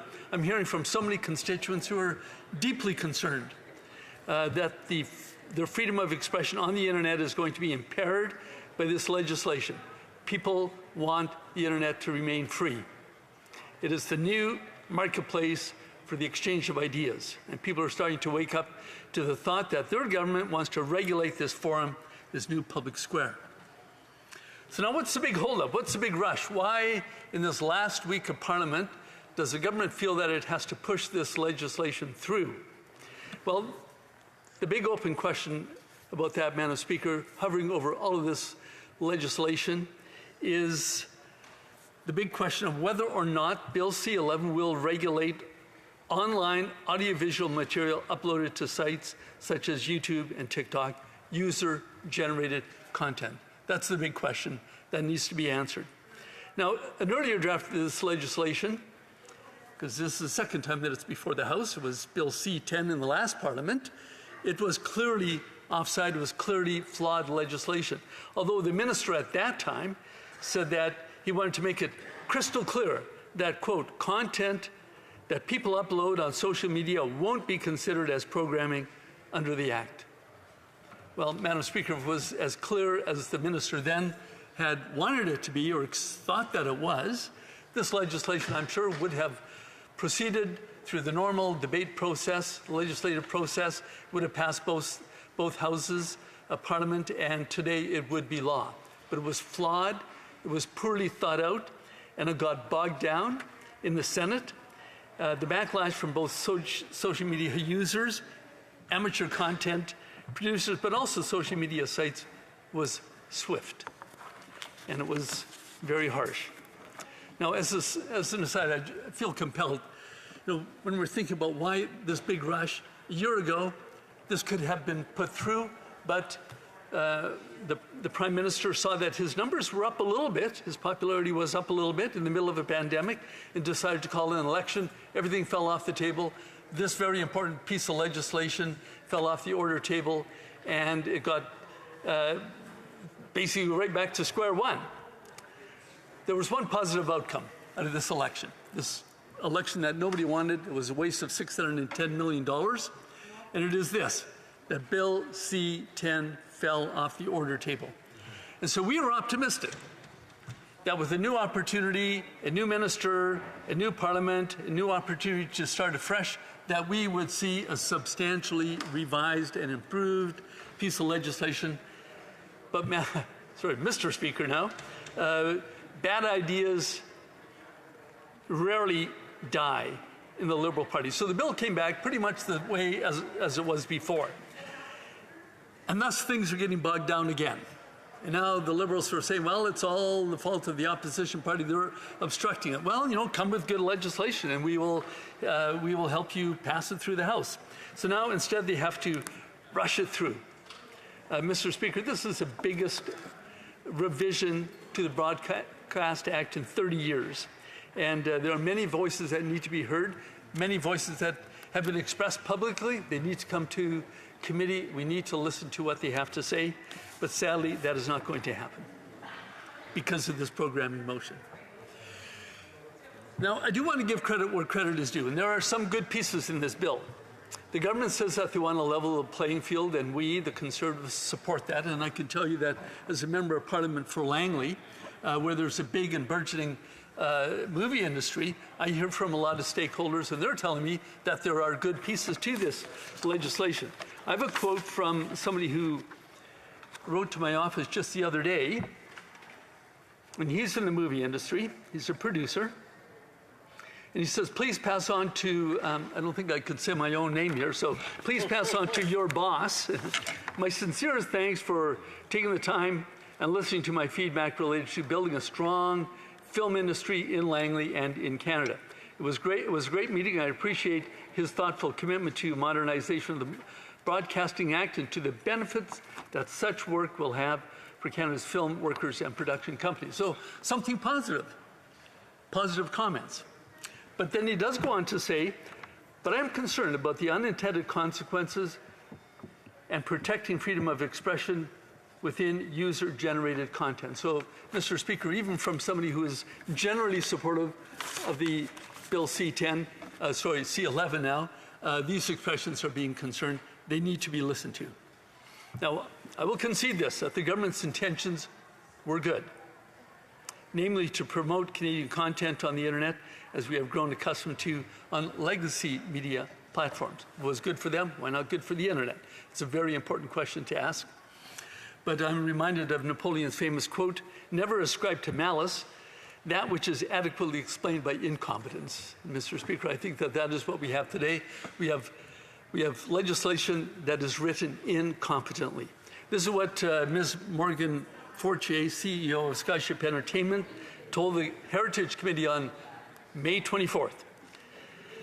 Bill C11 is not an ill-intentioned piece of legislation, but it is a bad piece of legislation. It is written by those who don't understand the industry that they're attempting to regulate.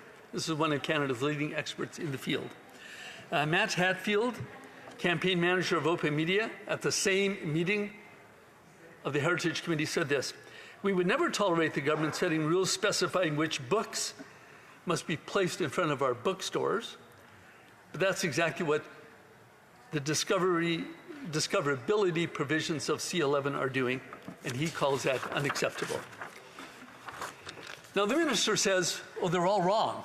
They are misreading Bill C11. They're misunderstanding it. That's not what our intention is. Now, law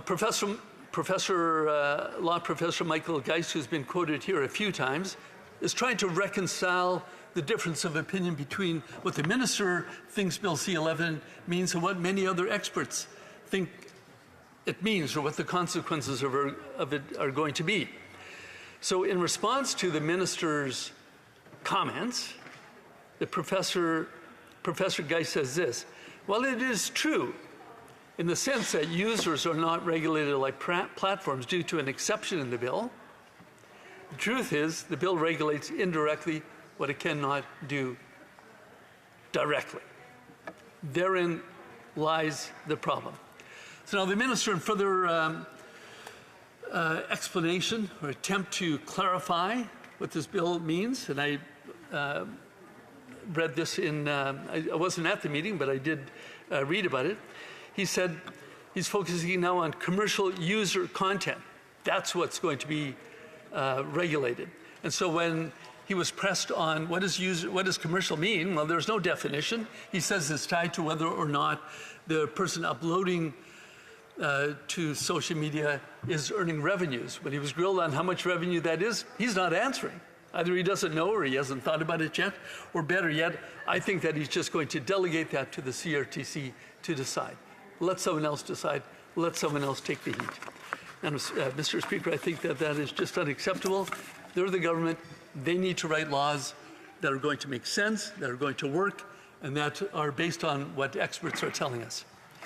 So here's where we're at: poorly thought out legislation, objections from many stakeholders, a summer recess looming, the government wanting to rush things through so that they can say they've accomplished something. And we have a programming motion that is just going to cut off further debate. We have today for all amendments to be submitted by midnight. We have 1 day for clause-by-clause scrutiny.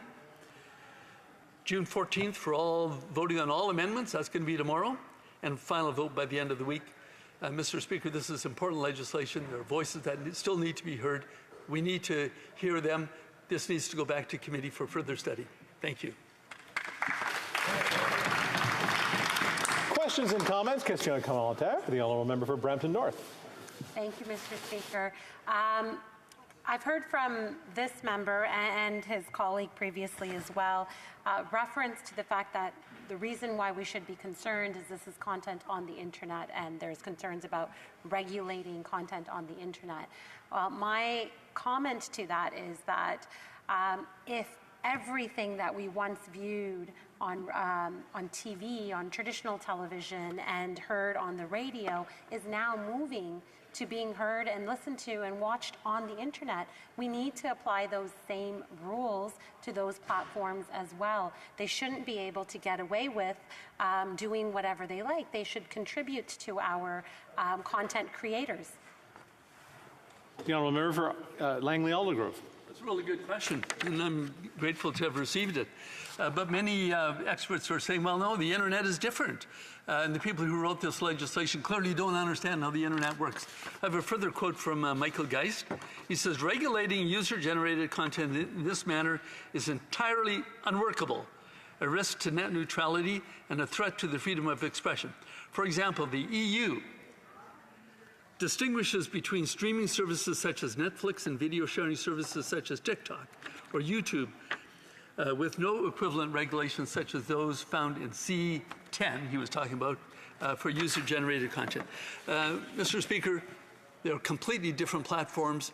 That's not how the internet works. That's what we're hearing from the experts. Question commentaire. Question. Mesquinongé. Merci, Monsieur le Président. Je remercie le collègue pour son discours. Écoutez, Thank you, Mr. Speaker. The Conservatives are very concerned about freedom of expression on social media, but the member also pointed out in his speech that this bill was identical to a previous version, but that's not true. There are a number of improvements, including Clause 4.1, which ensures that creators and influencers are exempted from this bill. So the concern that was raised the last time round about freedom of expression is no longer valid. I'd like to hear what my colleague has to say about that. Why are they keeping up with that same old line even though the clause has been changed? Well, thank you. Well, to thank my honourable colleague for that question. I'm just going to read another quote from Professor Geist. And this is what he says about exactly that point, right, 4.2. And I recognize that Bill C-11 is improved, at least to an extent, with the inclusion of the wording in Section 4.1.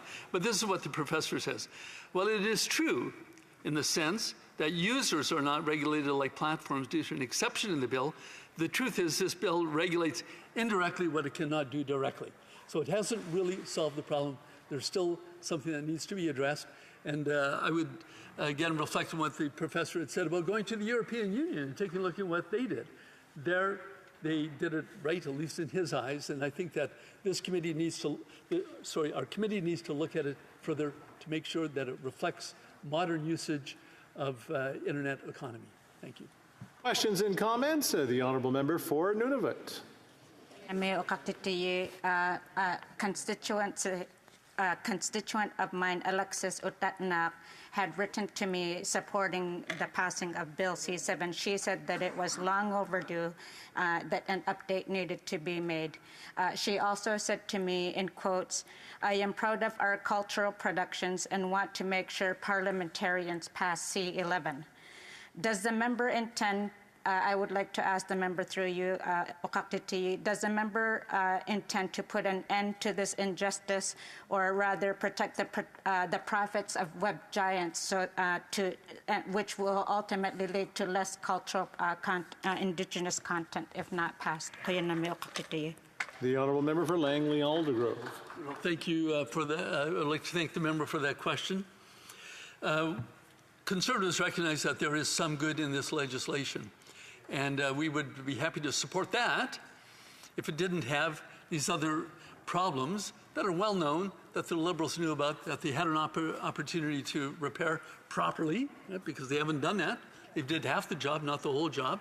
Because I recognize, I have burgeoning movie industry in my riding as well, and people, particularly smaller producers, are saying, we want to see the playing field leveled. Right, because we're dealing with big American producers. We want to be in a better position to negotiate. So recognize that. Thank you. Reprise du débat, continuing debate, the Honourable Deputy House Leader. Thank you very much, Mr. Speaker. Mr. Speaker, I'm happy to speak tonight about Motion 16 in support of C-11 and the importance of getting this piece of legislation through the House as quickly as possible. Mr. Speaker, the Online Streaming Act is a crucial step in fostering a more inclusive Canada. Online streaming is quickly becoming the most important way in which Canadians consume audio and audiovisual content. Media has a big impact on how we see the world and how we see each other. Mr. Speaker, Canadians, creators, producers, and broadcasters have been waiting for this legislation for many, many years. Mr. Speaker, the last major reform to this legislation was in 1991, the year I graduated high school. And as you can see from the color of my hair, this has been quite a while ago. We have to act now. I urge all members of this House to focus on the important nature of this bill, which is to provide greater support to Canadian artists and creators from all communities and backgrounds. It is therefore essential, Mr. Speaker, that we move forward quickly with Bill C-11 so that our Canadian broadcasting system can thrive in the digital age.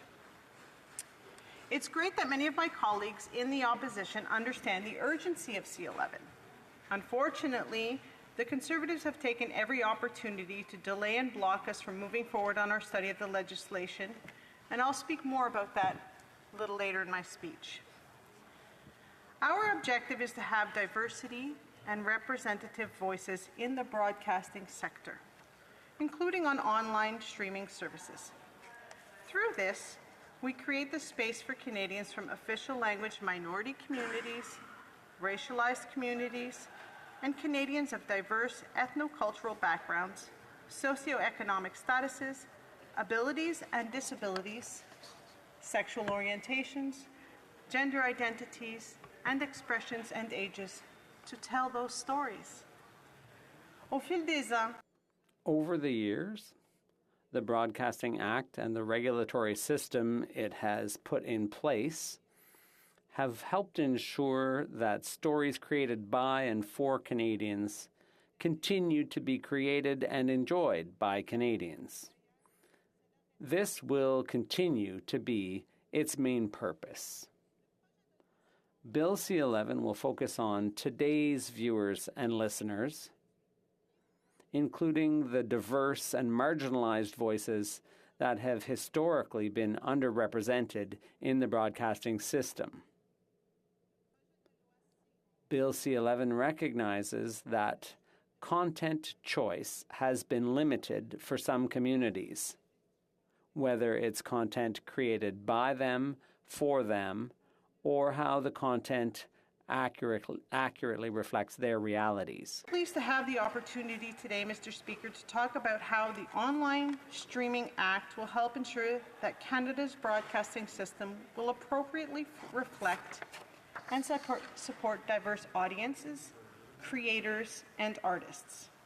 And this is to the benefit to all of us. Mr. Speaker, our broadcasting system has aspired to embody the important Canadian values of fairness, respect, and inclusion. Canadian audiences have always been diverse, and we have seen the broadcasting system evolve to better service their needs and represent all Canadians. Ce sont ces valeurs qui ont... It was these values that ensured from the beginning that there would be broadcasting in French and in English. Values that underpin the extension of television broadcasting services, first to underserved rural and remote communities, and then to the north. And then saw the introduction of closed captioning in the 1980s. L'équité. Fairness, respect, and inclusion are the values that have made it possible to expand third language broadcasting choices, as well as to remove some of the barriers to broadcasting these services on radio and TV. Mr. Speaker, these values have been the basis for creating a more representative and inclusive production sector through contributions from the Canada Media Fund.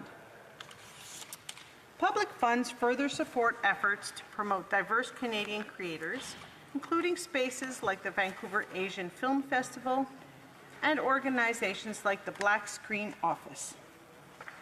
Ces valeurs nous ont... These values have enabled us to become world leaders in children's programming that values diversity and inclusion.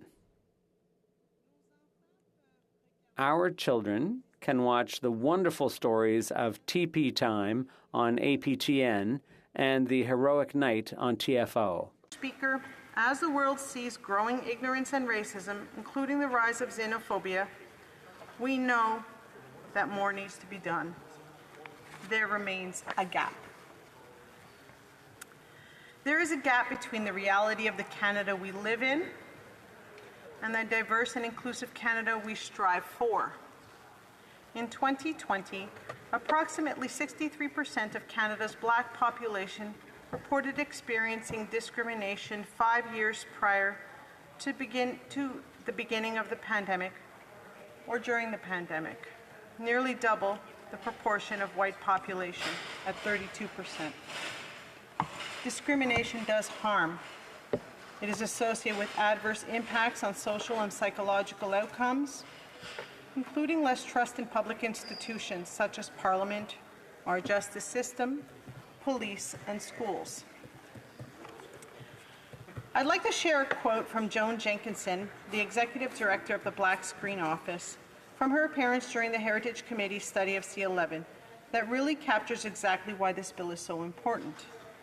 I quote, "Canadians of all backgrounds have not had access to programming within the Canadian broadcasting system that authentically reflects the diversity of this country." End quote. Through broadcasting, Mr. Speaker, we can make space for different stories to be told, and those stories need to be told. Representation matters. Canadians should be able to see more of themselves reflected in the media they stream in a way that honors their identities. Canadians have the right to share these stories in a way that is culturally relevant and appropriate. Notre système de radio. Our broadcasting system must continue to meet the needs of different groups and be inclusive of all Canadians. However, in this era of increasing digital dominance, it is necessary to support the development of the work of these artists and creators.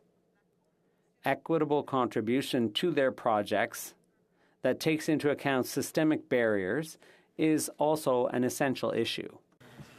We want for the future Adam Egoins, Robert Lantoses, Sandra O's, Xavier Dolan, Ivan Reitmans, and Nia Vardalos of this world to find the support they need to tell their stories. To truly have the diversity and representation that we are proud of in a Canada, it must be built into the broadcasting system. So what are we doing now? Broadcasting is about cultural policy. Canadian culture is not monotonous, static, or monolithic. It's a living, breathing, dynamic element of who we are. We need an audiovisual sector that reflects that we are bold, dynamic, and inclusive. Our government's strong commitment to inclusivity is demonstrated through ongoing initiatives, including Budget 2021, which saw $60 million in new funding over 3 years, specifically for the Canada Media Fund, to increase support for people from equity-deserving groups working in the Canadian audiovisual industry. These resources help the CMF realize their equity inclusion strategy and deliver on their mandate to enable a diversity of voices. On top of this, the COVID-19 Recovery Fund extended the previous third language COVID relief allocation through the CMF for another 2 years to provide further supports for independent television production in languages other than English and French. Nos engagements. Our budget commitments and mandate letters clearly indicate that our government will continue to make diversity and inclusion a priority for our actions. Currently, the Minister of Canadian Heritage is working with the Minister for Inclusiveness to give racialized artists and journalists the support they need for their productions, adequate investment to support local journalism in underserved communities, and new funding to provide diverse communities with the tools to tell their own stories and foster a diversity of voices in the arts, culture, and media sectors.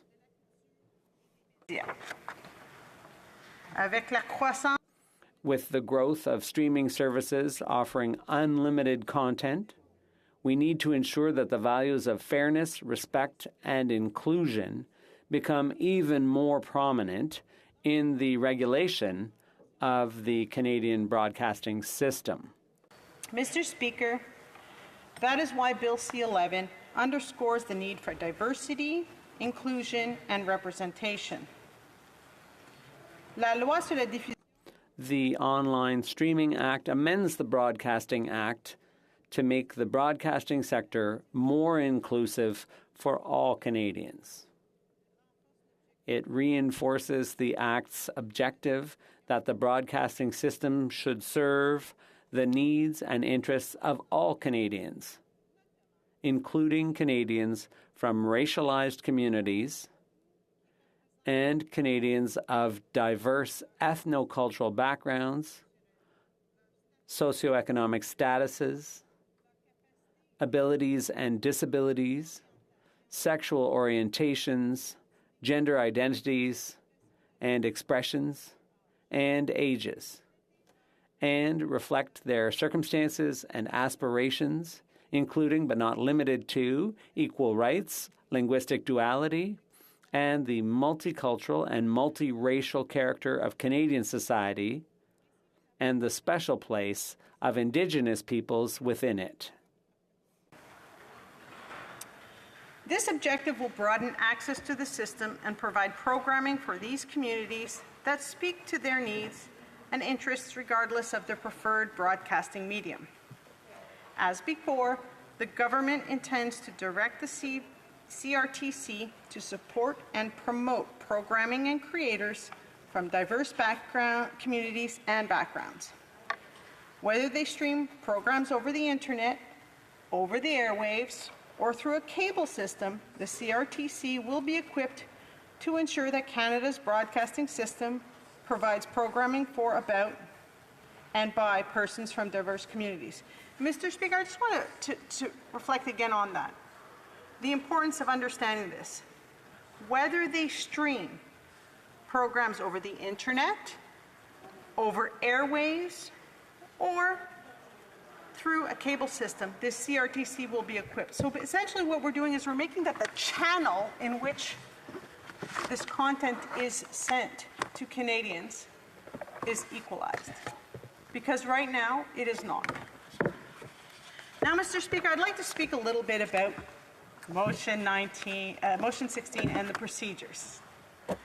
So I get a lot of questions from citizens in my riding who will say, oh, I don't understand, Sherry. You know, this vote came up, or this happened, and I heard this, and why aren't you doing it, and why is this happening? And I'll be honest with you, it's almost 7 years that I'm here now, and I'm a bit of a procedural geek, and I really like procedure. So I read the standing orders often. I've read Boston Gagnon. I've got out Duchesne, and I really like reading more and more about the procedures. And when I explain to citizens that write to me how things work in the House procedurally, often at the end of that conversation, they're like, ooh, I didn't realize that. So I said, you know what? In a perfect world, these little procedural tactics, which I'm assuming everyone uses when they're in opposition, would be known to people. So let's think about procedurally. So this piece of legislation was introduced in early 2022. Again, it was in a previous government, brought back, and voted on to send to committee, second reading. So majority of the House agreed that it should go to committee. Now, in committee, the committee members agreed that they would allow 20 hours of witness testimony to speak on this bill before reporting it back to the House. So this was agreed upon by the members in the committee. 7 hours of that time was then spent filibustering by the Conservatives, which is a procedural tactic which is, used, I guess, by all opposition members in committee and so on. But that prevented the head of the CRTC from presenting. It also prevented the minister from testifying and answering questions. So right now, the committee cannot even get to clause by clause to even bring forward amendments by the opposition. Puis je comprends très bien que les conservateurs. I understand why the opposition parties might want to make amendments to the bill, but we can't even get to that stage because the Conservatives on the committee on heritage are filibustering. Learn and talk and debate about those amendments, that the concerns that people are saying that they have, because the reality is that they're even being blocked by their own members. The Conservatives are actually blocking their own motions. So when I think, and I've been listening to the debate in the House today, and I've heard from my colleagues, and I come from Quebec. Our artists in Quebec are amazing. And they want this bill to get passed. It's urgent. What I've been hearing today is people are saying, look, we like it, we've heard, we know that this piece of legislation is important, we need it to move forward. But on the other side, I'm hearing from the Conservatives who are saying, no, we need more time to debate it, we need more time to debate it. But they had 7 additional hours in committee with which they filibustered, that they could have been hearing from additional witnesses that they thought were necessary. So it's kind of chicken and egg. Did you want to debate and bring forward these, or hear from more witnesses, or did you want to filibuster? So it's pretty hard when we have a thing called parliamentary privilege here in the House, Mr. Speaker, which means I can stand up in the House and I can say whatever I want, because I have parliamentary privilege. So I can say that this bill is, doing X, Y, and Z when I know it's not. This bill is not about the users and the creators.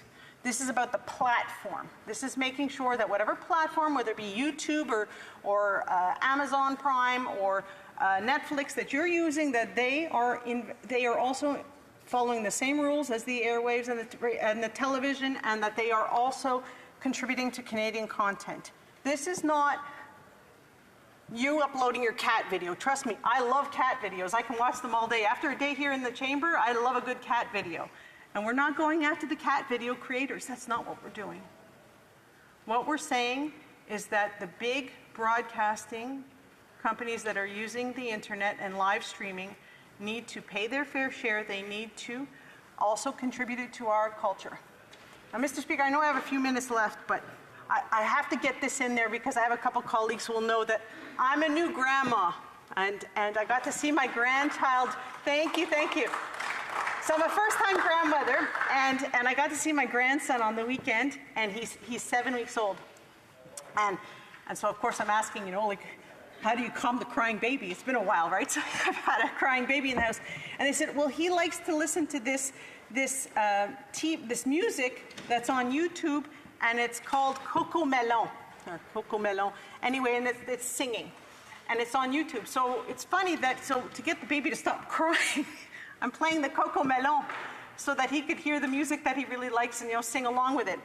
But, Mr. Speaker, YouTube isn't contributing to our content, into our culture and into our industry, and they need to. And I want to make sure that my grandchild can hear music and television and shows, whichever way he streams it, because I'm assuming things will change in another 15 years when he's older, but that he's also able to see Canadian content that's reflective of our Canada, with Indigenous voices, with racialized voices, with the real reflection of Canada. Et nos 2 langues officielles. And our 2 official languages. It is very important for us to support our cultural industry and our official languages.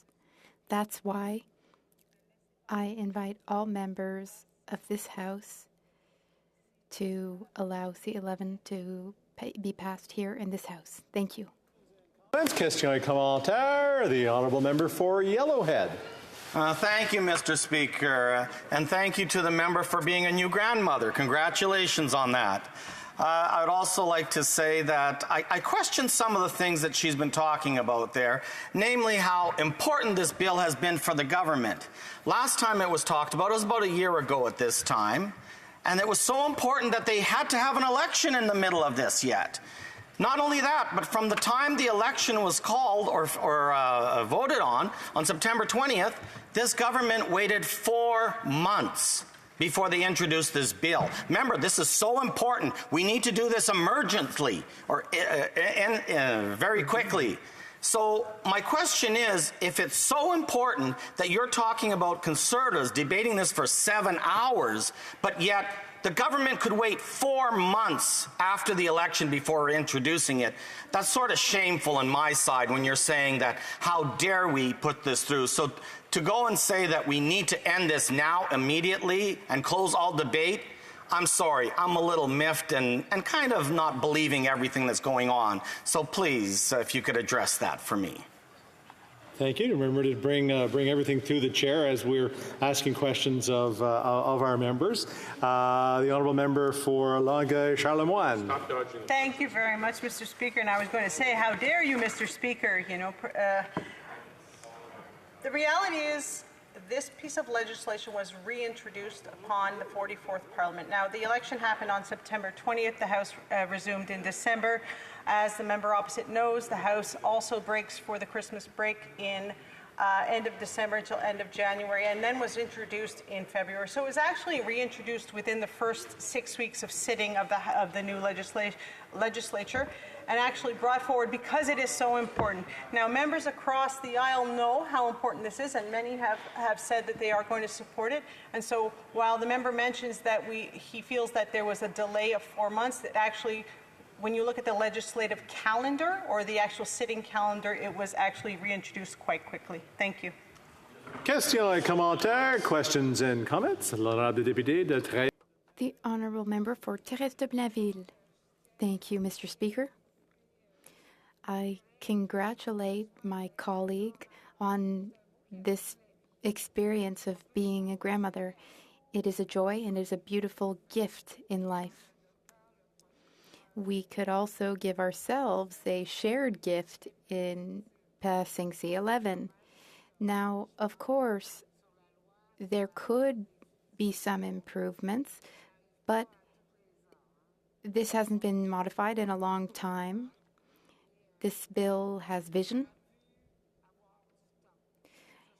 We could have had more time. That I understand. We could have had motions to give more time for a report. It might be tomorrow, according to the motion. But sometimes the great is the enemy of the good. I think in this case, we need to be satisfied with what we have. Now, here's my question for my colleague. What one argument would she make to get the House to adopt this bill? What would be the best argument to convince those who may be hesitating? The honourable member for Longueuil-Charlemagne. Thank you very much, Mr. Speaker. And I thank my colleague for her congratulations and for her question. Some members say that this bill, they say that it will not let people create their content on YouTube and whatnot.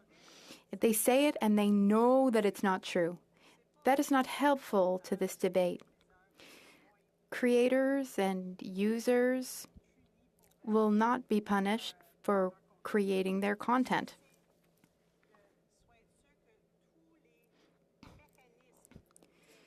We need different ways to stream content, be it TV, radio, internet. The big players here, Netflix, Amazon, for example, we need to ensure that they are following the same laws. We also need to ensure that they invest in our culture, in our artists, and in our creators. There's no harm in this bill. with this bill, we're not going after some Pinterest user showing DIY projects. The goal here is for the big players, Netflix, Amazon Prime, to follow the same rules as TV and radio follow. Thank you. Questions and comments? Question et commentaire. The Honourable Member for Port Moody Coquitlam. Thank you, Mr. Speaker, and I think the member will be learning a lot of new songs off of YouTube. I just wanted to ask the member about, there was some mention, she did mention that some of these platforms have not been contributing. Their a fair share of taxes have not been contributing to the social safety net in that way. And I was just wondering if there is any estimate on the loss of revenues if these had been being taxed way back to even 2015. The Honourable Deputy House Leader. Thank you very much, Mr. Speaker. I want to thank my colleague across the way, and I'm sure she's going to also give me some good ideas of songs I can be singing to my grandson. I know that when we looked at this in a previous parliament in terms of the loss of revenue and loss of contribution, the amounts were in the millions and millions of dollars. I don't know if the committee in their study of this bill have also looked at that. I would have to check back and get back to the member if there was actual updated figures from that in terms of possible contributions to the fund from these web giants. Thank you. Questions and comments? Question et commentaire. And I know Conestoga is in that one. I just want to make sure I get it correctly. And I know it's right there, and I can't see him. The Honourable Member for Conestoga. Kitchener-Conestoga, Mr. Speaker, but you're on the mark, and I appreciate it. Mr. Speaker, I have the privilege of sitting on the Heritage Committee all through this study. And as an artist myself, I know that we are, on this side of the House, fighting for artists as hard as we can. We've met with almost every major stakeholder of arts groups in the country, and they all support this bill.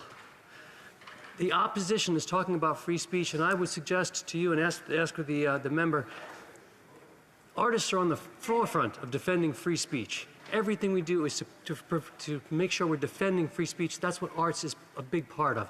Can the member, my colleague, explain how the opposition somehow thinks that every arts organization in Canada is wrong and they're correct about this is an attack on free speech? Thank you, Mr. Speaker.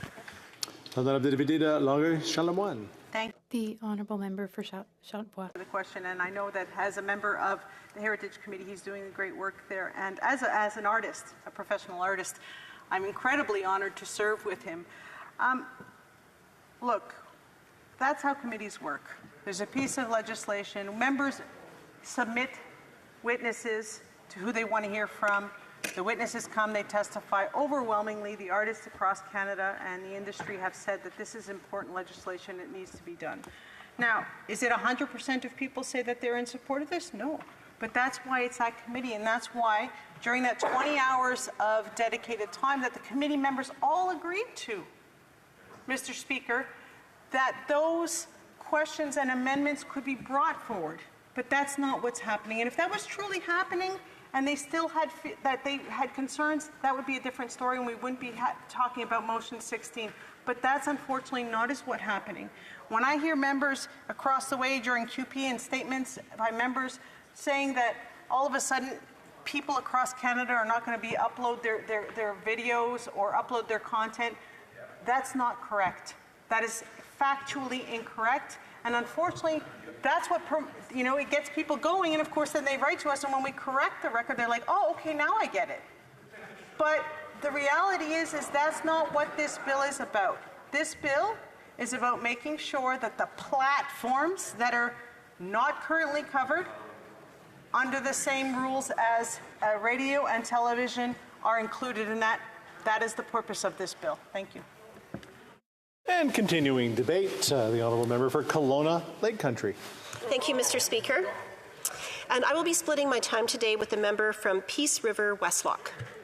Mr. Speaker, I'm rising today to speak on behalf of my constituents for Kelowna Lake Country and to speak on this motion to close debate on Bill C-11, a bill that the government continues to insist shouldn't be of concern to Canadians, yet barely allows it to be debated. The previous iteration, Bill C-10, had massive backlash last year and damning testimony and expert analysis of the Liberal bill, so no one can see you can see why the Liberals this time around want to shut down scrutiny as quickly as possible. Bill C-11 is a piece of legislation that the government continues to insist is entirely different from last year's Bill C-10. And after reviewing the legislation, I can confirm that there is definitely an 11 and not a 10 in the title of the legislation. Unfortunately, the rest of the deeply flawed Bill C-10, which would limit what Canadians can see, share, and view online, has been sadly left in place. The government can say that they listened and that regulating user-generated content is off the table. However, legal experts and digital content producers can read, and what they're reading in this legislation is still deeply concerning. Now, the government is moving to shut down debate, shut down committee study, and prevent dozens of witnesses from sharing their thoughts and concerns on this bill.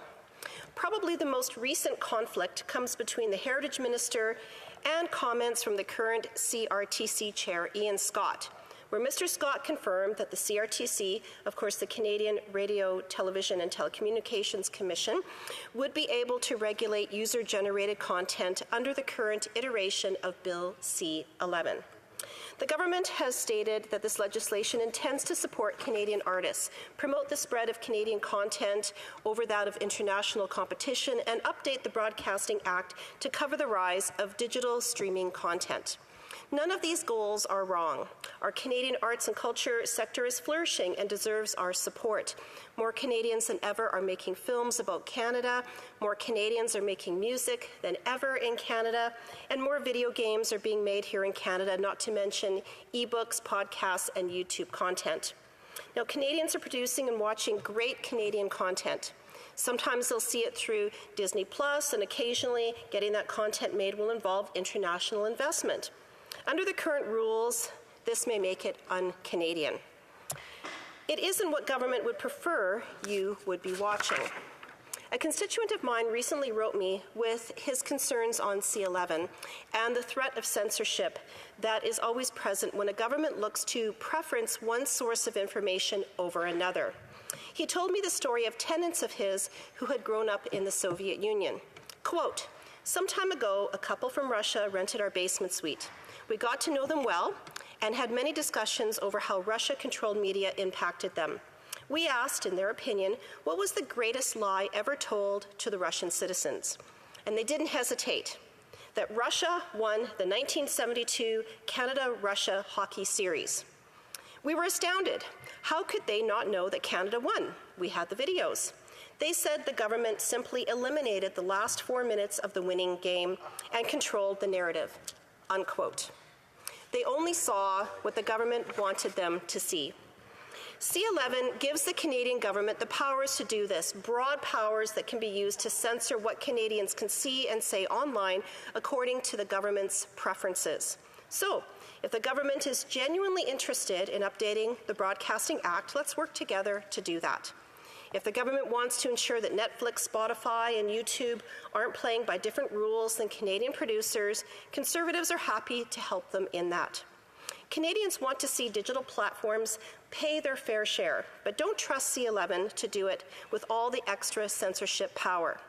To quote very specifically from the Act itself, C-11 seeks to bring platforms like YouTube under the following content regulations. So, quote, "The CRTC may, in furtherance of its objects, make regulations, A, respecting the proportion of time that shall be devoted to the broadcasting of Canadian programs, and B, prescribing what constitutes a Canadian program for the purposes of the Act." The government is saying it's looking to bring the Broadcasting Act into the 21st century, but applying those regulations to user-driven content platforms is trying to bring digital content into the 21st century, into the 20th century. As my colleague from Calgary Nose Hill put it, quote, "It's like playing an MP4 on a VHS machine. It is just not going to work." Regulating digital platforms and social media is beyond the scope of the CRTC's mandate and abilities. Right now, Canadians are succeeding on digital platforms with the support of fellow Canadians. People of every background in this country are making their full-time living creating digital content while receiving billions of views. We know Canadians are succeeding in these spaces. Social media platforms already have reach within Canada. If they weren't, why would the Liberals fork over $600,000 of taxpayer dollars in 2021 to pay for social media internet influencers to sing the Liberals' messages if online platforms were so ineffective?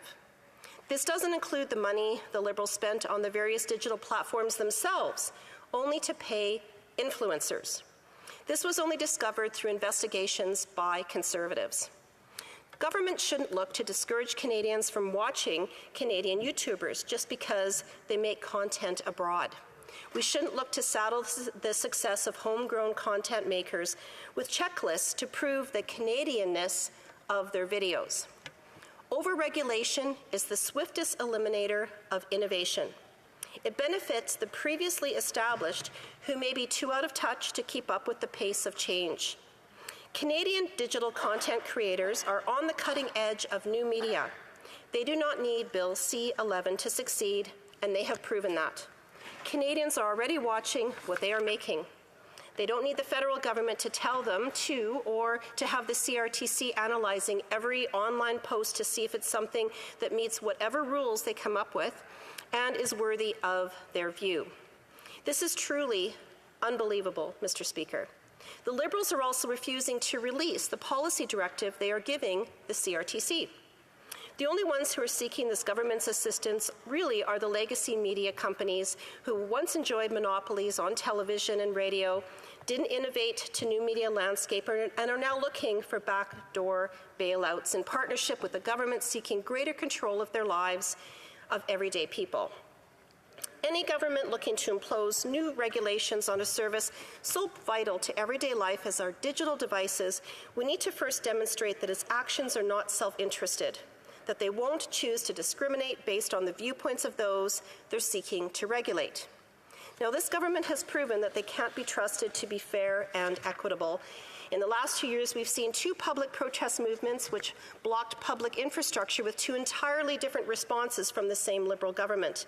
Of course, I'm talking about the 2020 rail line blockades, bringing pretty much all passenger and commercial rail, including from ports, to a dead stop for almost 3 weeks across the entire country, laying off 1,000 people, compared to the 2022 trucker convoy border closures at a handful of border crossings for a few days of that critical infrastructure. Even though there was damage to infrastructure during the rail blockades, the Liberals worked with law enforcement and met with protesters. When the Liberals disagreed with trucker protests over mandates, they triggered the Emergencies Act to give themselves new powers, which were proven not to be necessary as our border crossings had already been reopened under our existing laws. The Liberals froze Canadian bank accounts without verification, something just admitted by the Department of Finance. And the Liberals were called out by the Privacy Commissioner for failing to notify or ensure the privacy of Canadians whose cell phones were tracked by the Public Health Agency of Canada. Nothing can make the government's track record of secrecy, control, and division clearer today than to repeat the same tactics of cutting short debate, the same tactics it used in this prior piece of legislation, Bill C-10, in the previous Parliament. This motion imposing an arbitrary deadline to send the bill back to the House does not help their case. This House is not a short-order kitchen. There is no need to push on lawmaking, especially on a piece of legislation like C-11, which has so many holes of uncertainty. Its symbol should be a piece of Swiss cheese. But as the Prime Minister has constantly proven, the work of Parliament is secondary if he can move up his vacation plans in Tofino. As currently written, and with the government having no interest in hearing from witnesses or entertaining amendments, I cannot support stopping debate on this poorly thought out, full of holes, overreaching piece of legislation. Thank you, Mr. Speaker. Questions and comments? Question commentaire. The honourable member for Fredericton. Thank you, Mr. Speaker, and I thank the honourable colleague for her comments today. I just want to share with Canadians what the CRTC does, and its current mandate is as an administrative tribunal that regulates and supervises broadcasting and telecommunications into the public interest, and focuses on achieving policy objectives established in the Broadcasting Act, Telecommunications Act. Now, based on the assumptions being shared with us today in this chamber, is it the position of the member that the CRT is currently censoring Canadians, and is this fear to be followed through on if this bill were to pass? Thank you. The honourable member for Kelowna Lake Country. Thank you, Mr. Speaker. Well, when we look at what how the CRTC is operating right now, I'll give you one example. There was a piece of legislation that was passed in this House well over 500 days ago in order to create a suicide hotline, 988 hotline, and that has still not happened. And so in order to give, huge other priorities to the CRTC, when here's a prime example of something very simple that they haven't even been able to do, is really difficult to understand that they're going to take on this whole other huge objective. Thank you, Mr. Speaker. Questions and comments? The Honourable Member for Berthier-Masquinongé. Thank you, Mr. Speaker, and I'd like to thank my colleague for her speech. In her speech, I seem to understand that she was saying that this bill protects people who have not adapted to the new concept or the new digital reality of our current world. Is she aware that Quebec and Francophone culture comprises 8.6 million residents, and that needs to be protected in this ocean of 35 million Anglophones? I'd like to hear what she has to say about that. The Honourable Member for Kelowna Lake Country. Thank you, Mr. Speaker, and I thank the Honourable Member for his question. We have digital creators that are online right now that are producing very successfully. We've heard from many of them at the committee. We've seen many of them talking about this. They are very successful in this space, and this is without any kind of changing what people can search and view online. So I think to go back to that, I mean, we already have a lot of Canadian experts. We have content producers and many witnesses that have said that they are extremely concerned with this regulation, and that it could potentially actually diminish their views on for what people are seeing right now. Thank you, Mr. Speaker. Questions and comments? Question commentaire. The Honourable Member for Nunavut. I'd like to thank the member for her statement. Since the beginning of the pandemic, our cultural workers have been losing jobs and income. In 2020, 1 in 4 people working in the cultural sector lost their jobs, but Netflix revenue increased by over 22% in the same year. Yet the Conservatives plan to stand in the way of cultural workers. Does the member believe that Netflix is not making enough profit to pay for its fair share to cultural workers? Honourable Member for Kelowna Lake Country.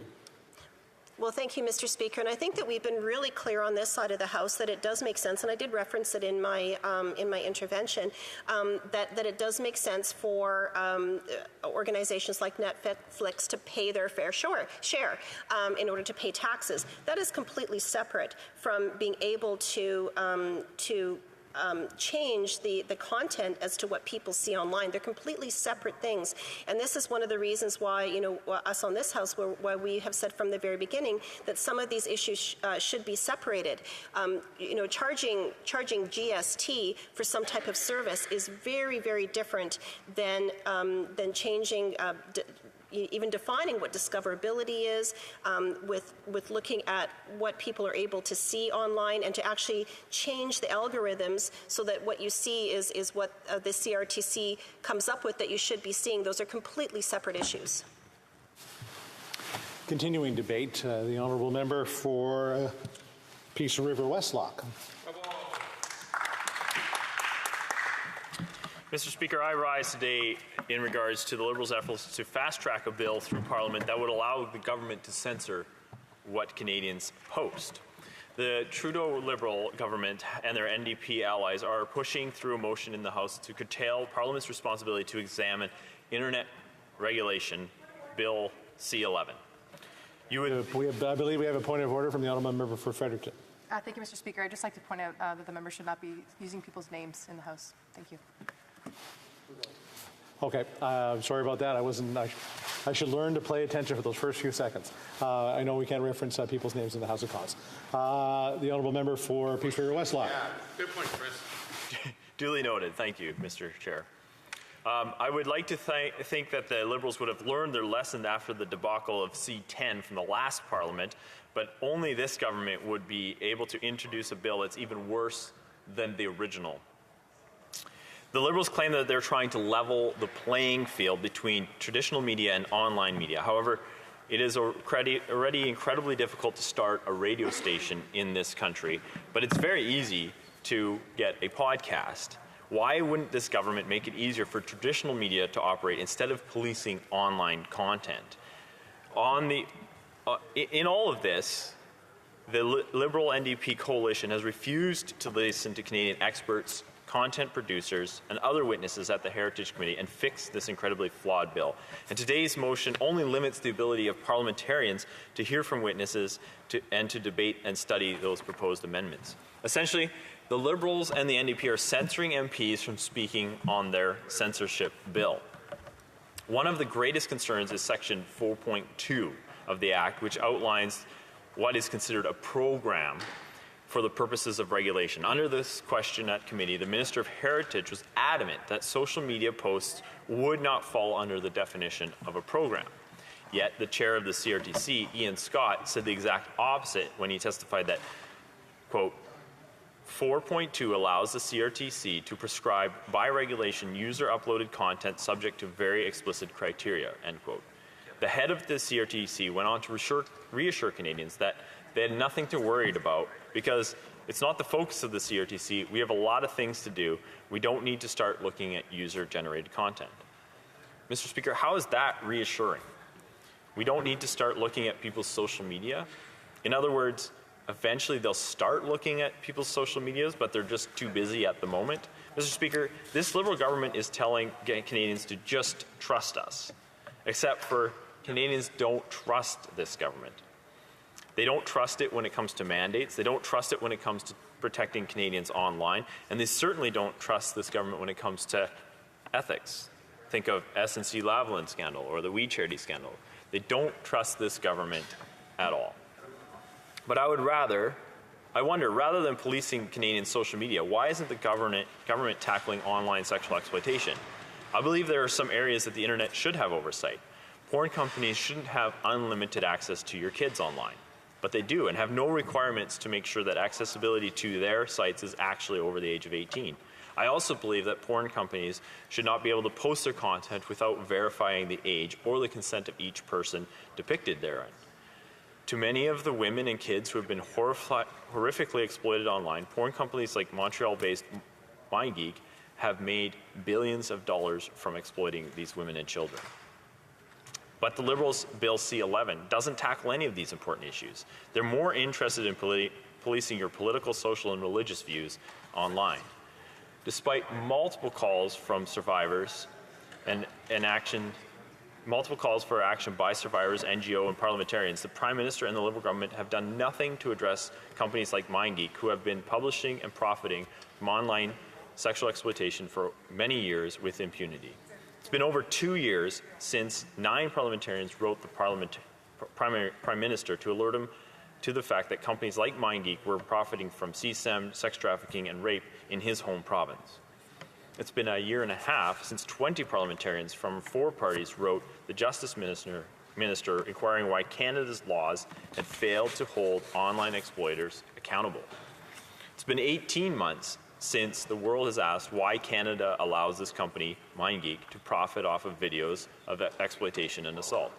And it's been over 70 weeks since the Canadian Heritage Minister promised legislation to fight online exploitation within 3 weeks. And it's been 498 days since the survivor, Serena Filitis, shared her horrific story and called on parliamentarians to do something. And it's been 1 year since the Ethics Committee tabled a report with 14 unanimously supported recommendations. And no action from this government. MasterCard and Visa were able to, within 3 days, make findings and judgments that ended their relationships with MindGeek and Pornhub, and yet this government has been unable to come up with anything to end this online harm. To be clear, there have been multiple lawsuits by survivors in Canada and the United States against MindGeek, but zero government legislation to prevent companies from exploiting or profiting from the victimization of children or of sex trafficking victims or rape victims. 0 known investigations in Canada, 0 charges laid in Canada, 0 justice for survivors. This government's priority is to police law-abiding Canadian citizens online and turn a blind eye to exploitation. The government could have even used Bill C-11 to tackle online exploitation and protect minors from sexual exploitation, and that's why I've provided some amendments to C-11 that would do this. Specifically, I'm proposing that Bill C-11 amends Section 3 of the Broadcasting Act to set out policy objectives that the CRTC is mandated to implement, to protect children from sexually explicit content, and to prevent broadcasting of sexual violence. Specifically, I'm proposing these policy objectives to seek to protect the health and well-being of children by preventing the broadcasting to children of programs that include sexually explicit content, and to safeguard the human rights of women and marginalized people by preventing the broadcasting of programs that include pornographic material that is violent, sexist, racist, or degrading, or that is produced through sexual exploitation or coercion. I have put forward these amendments at the committee, and I hope that the government will support them. These amendments are supported by child advocacy organizations and those fighting online exploitation. In a brief submitted to the Heritage Committee, an organization called Defend Dignity highlighted the following. Children are spending more time online than ever. Exposure to sexually explicit material is detrimental to children's health and well-being. The UN Convention on the Rights of the Child recently adopted Comment 25. Sexually violent material perpetrates discrimination and abuse, and there is a connection between sexually explicit material and sexual exploitation. Defend Dignity wrote, quote, "Protecting the child from harms of sexually explicit material and society from the dangerous impact of violent and coercive pornography must be a priority. As an organization working to end sexual exploitation in Canada, we call on all members of the committee to adopt the members' proposed an amendment of Section 3 of the Broadcasting Act," end quote. There was also a joint submission to the Heritage Committee from Tamea Nagy and One Child, 2 organizations with a combined 30 years experience in combating sexual exploitation of children. And they wrote, quote, "Today's Canadian children access to sexually explicit content and the broadcasting of sexual violence has gone far beyond the realm of television and radio. This content is broadcasted online through digital advertising to pornography. The internet has unleashed a tsunami of content that is objectifying, violent, misogynist in nature, and those viewing this harmful content are getting younger and younger. This content greatly informs our cultural norms, values, and ideologies. In the case of children who are still learning to navigate the world and are in the process of developing their sense of self-esteem and learning how that they should treat others and how others should treat them, this kind of material is detrimental to their development. It warps their understanding of sex, consent, boundaries, and healthy relationships and gender roles. Moreover, viewing this kind of content online has frightening links to rape, sextortion, deviant and illegal types of pornography, such as online child sexual abuse material, domestic violence, patronizing prostitution, and even involvement in sex trafficking," end quote. That is why Tamea's Cause and One Child are urging the committee and this government to adopt these amendments to C-11. Mr. Speaker, Conservatives will continue to defend the interests of Canadians. We will stand up to the exploitation, the risks of exploitation. We will stand up for those who are artists and creators speaking out against this bill because it will harm their livelihoods. We will stand up for all Canadians. Thank you, Mr. Speaker. Questions and comments? Question et commentaire? The Honourable Member for Fredericton. Thank you, Mr. Speaker, and I thank my honourable colleague for his, his speech in the House today. And I know he puts a lot of emphasis on women and children and their protections, and I really appreciate that. I'd just like to point out through you that he's given an example of a case where regulation is important, where we need to decide, what's appropriate in some cases. And so, would he not agree that it is important that we do regulate online content? Honourable Member for Peace River Westlock. Thank you, Mr. Chair. That is precisely what my whole speech was about, is that there is an area of the internet that we need to work on, ensuring that children are not gaining access to, ensuring that this isn't ending up in front of the eyes of children. And this is something that's going to be hard, it's going to be difficult, and it's something that's going to take effort. And that is one of the things that I've been very frustrated with this government, is that they do not put in the effort to get pieces of legislation that we need across the finish line. C11 will do nothing to prevent the exploitation of children online, and I'm very disappointed to see that this is not addressed. I have moved amendments for C11 to work on in this area, but as it stands, this bill does nothing to prevent sexual exploitation online. Thank you, Mr. Chair. Questions et commentaires? Questions and comments? The honourable member for Repentigny. Thank you, Mr. Speaker. Listen, I'm just saying that I was quite astonished at my colleague's speech. We say that if I want to, it's as if he was talking about pornography, exploitation, and that's not at all the topic of C11. Perhaps he wishes to introduce another bill, because what we're talking about is forcing the web giants to give way to our creators, our artists. That's what we're discussing. So don't tell me that we're rushing this through, because we've been working on this for 2 years, and it's been 30 years that creators and artists have been waiting for a modernization of this bill. So I just wanted to say to my colleague that I don't understand the point of his speech. Westlock. Thank you, Mr. Chair. The member talked about holding the web giants accountable. MindGeek or Pornhub claims to be one of the largest sites on the internet, with over 11 billion viewers every day or every year, with over enough content on their website that if you had to watch it all, it would take you 572,000 years, Mr. Chair. MindGeek and Pornhub is a major part of the problem on the internet. It is one of probably the biggest web giants, if there is such a thing in the world. And I'm very disappointed that C11, while attempting to tackle so-called holding web giants to account, did nothing to do of the sort when it comes to a company that's in our own backyard, based out of Montreal. This bill does nothing to tackle the exploitation that this particular web giant has participated in. Thank you, Mr. Chair. Questions and comments? Questions et commentaires? L'honorable député de... The honourable member for Longueuil-Charlemagne. Mr. Speaker, the member opposite just mentioned in a response that he had amendments to this bill. Well, during the 7 hours of filibuster at Heritage, those amendments could have actually been brought forward when they got to clause by clause.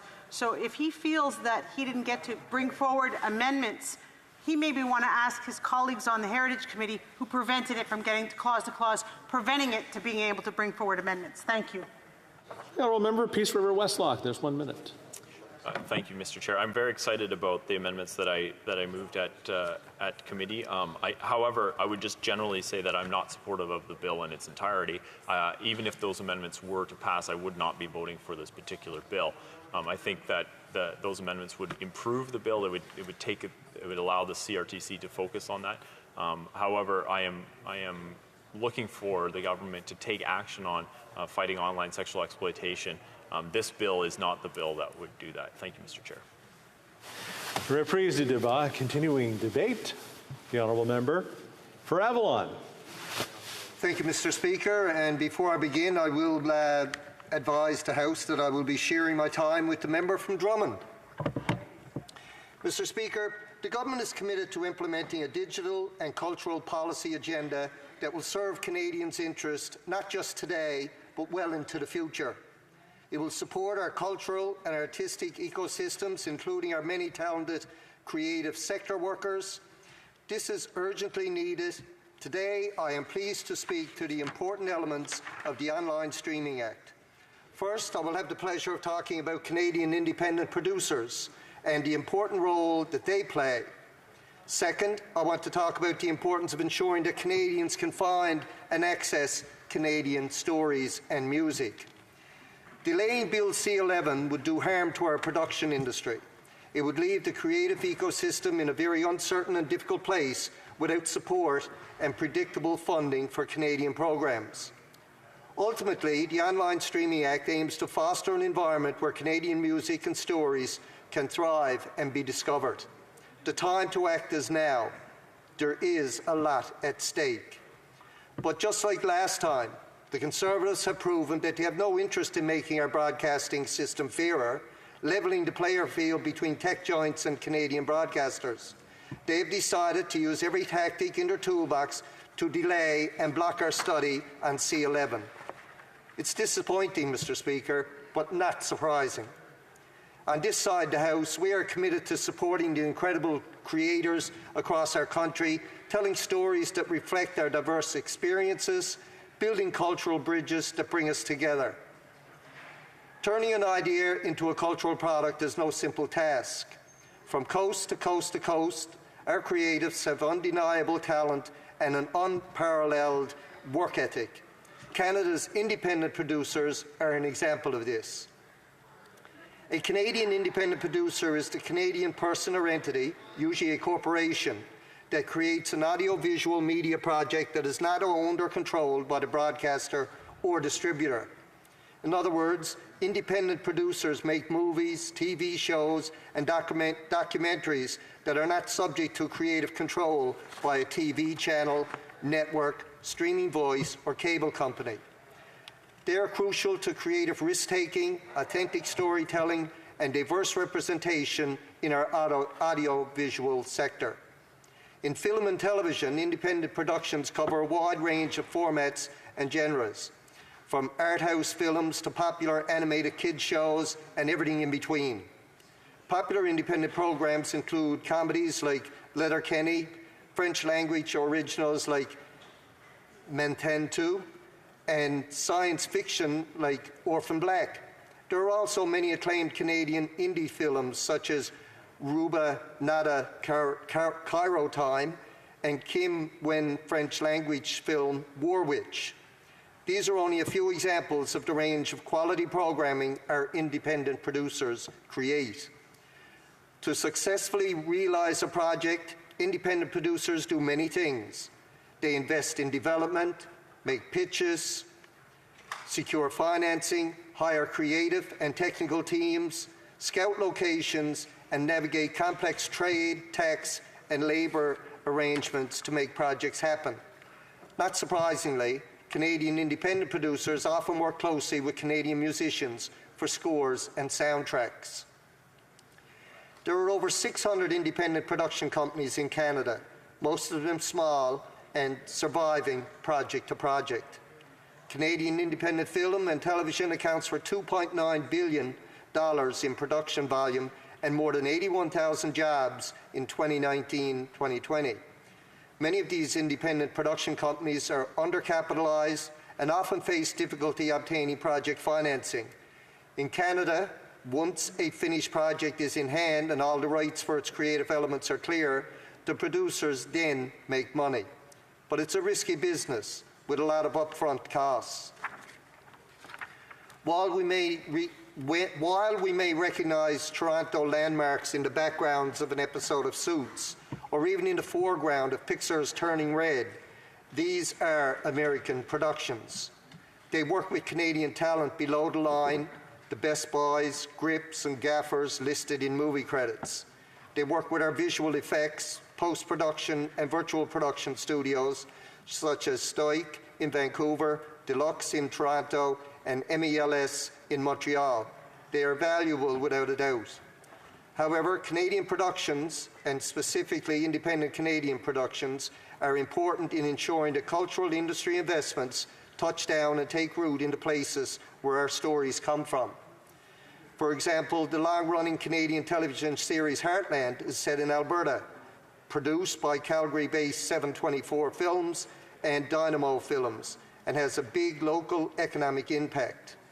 Just one season of Heartland spent over $28 million on production, saw each dollar of federal tax incentive produce more than $11 in GDP, and hired more than 1,400 vendors across Alberta. Independent Canadian productions also tell untold stories and develop diverse programming. Consider Indian Horse, a film adaptation of Richard Wagame's novel about a talented Ojibwa hockey player who survives the racism and residential schools of his time. Its independent producers were committed to engaging with local Indigenous communities, providing jobs, and working with elders to ensure respect for cultural protocols. Diversity is one of Canada's greatest strengths. Without independent producers taking risks, we would never have films such as Water in Hindi and Edge of the Knife in the endangered Haida language. In children's and family program, Canadian independent producers are innovators. The Crack Brothers are pushing boundaries in the multi-platform arena, while Wild Brain has become a global programming powerhouse. Our stories and our creative talent is at the heart of the Online Streaming Act. The legislation lists several important factors for the CRTC to consider in its definition of Canadian programs. For example, collaboration with Canadian producers, Canadian ownership, and exploitation of IP by Canadians. This would give the Commission the flexibility to require all types of broadcasting undertakings, including online streaming services, to financially contribute to the development of Canadian programs and Canadian talent. That is what Canada's important independent production sector needs to continue to strive.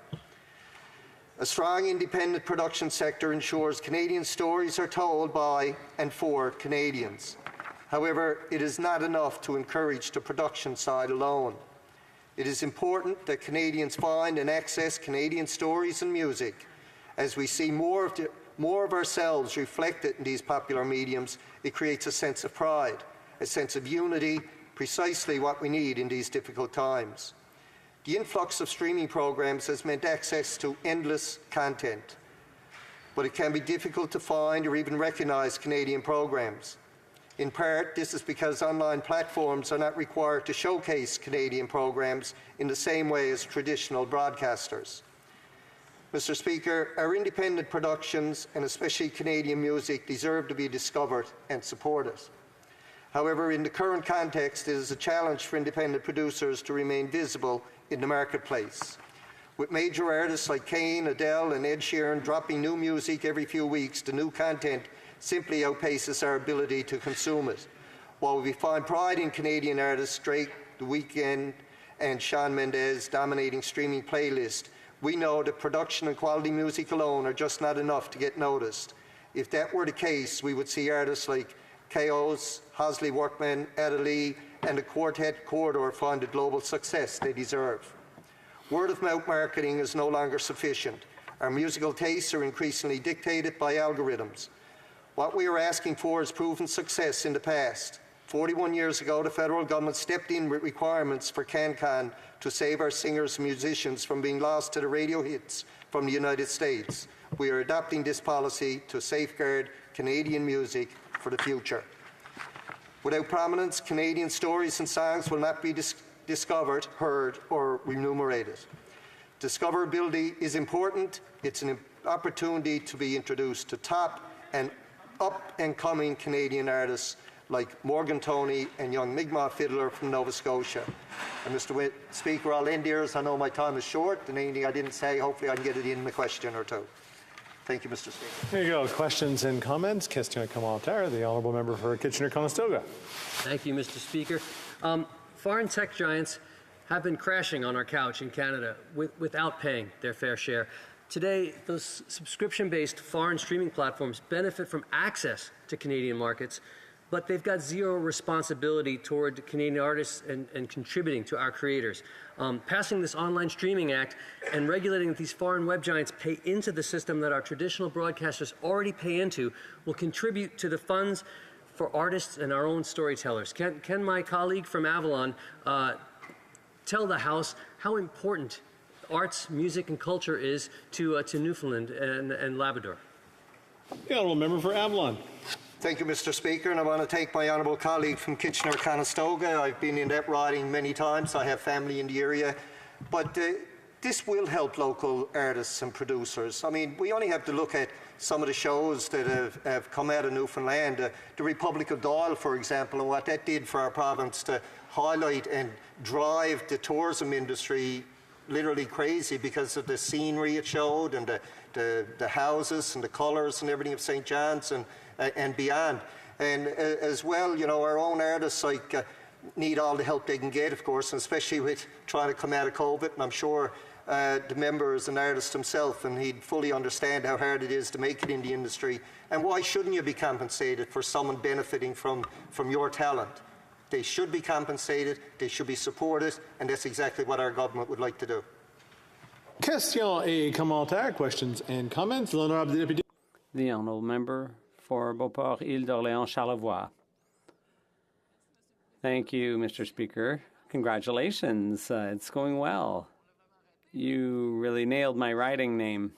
I'd like to thank my colleague for Avalon, who I particularly appreciate. We work together on the Fisheries and Oceans and Coast Guard Committee, and we appreciate his chairmanship. So I'd like to take this opportunity to thank him and to thank him for his speech. I was very pleased to hear my colleague speak about independent producers. They literally make the cultural economy work within Quebec and Canada. I'd like to hear what he has to say about our efforts at committee. My colleague for Drummond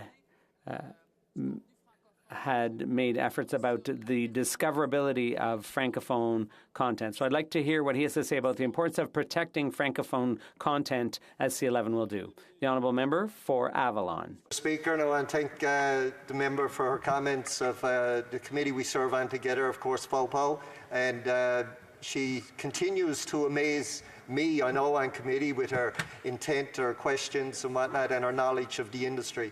But as well, I know her to be a performer because she has gifted us with her talents at committee different times. But I think we have to protect our cultural identity, regardless if it's our French culture in Quebec or our Irish culture in Newfoundland and Labrador, or if it's our Ukrainian culture in Saskatchewan. We have to do everything we can. Like, this country is unique in itself with diversity. And I think we have, as a government and as parliamentarians, we should try to build on it and make sure we don't lose it going forward. Because if we lose our identity and our culture, there's really nothing to say what Canada is. So I think we have to do everything we can to protect it, whether it be the French language culture in Quebec or the other areas of the country as well. I think we have a great country, a talented country, and I think our music and our talent speak for itself. Questions and comments, questions et commentaires. The honourable member for Fredericton. Thank you, Mr. Speaker, and I thank my honourable colleague for his wonderful speech today. You know, I grew up in a blended family, and my stepbrother and sister were from upstate New York.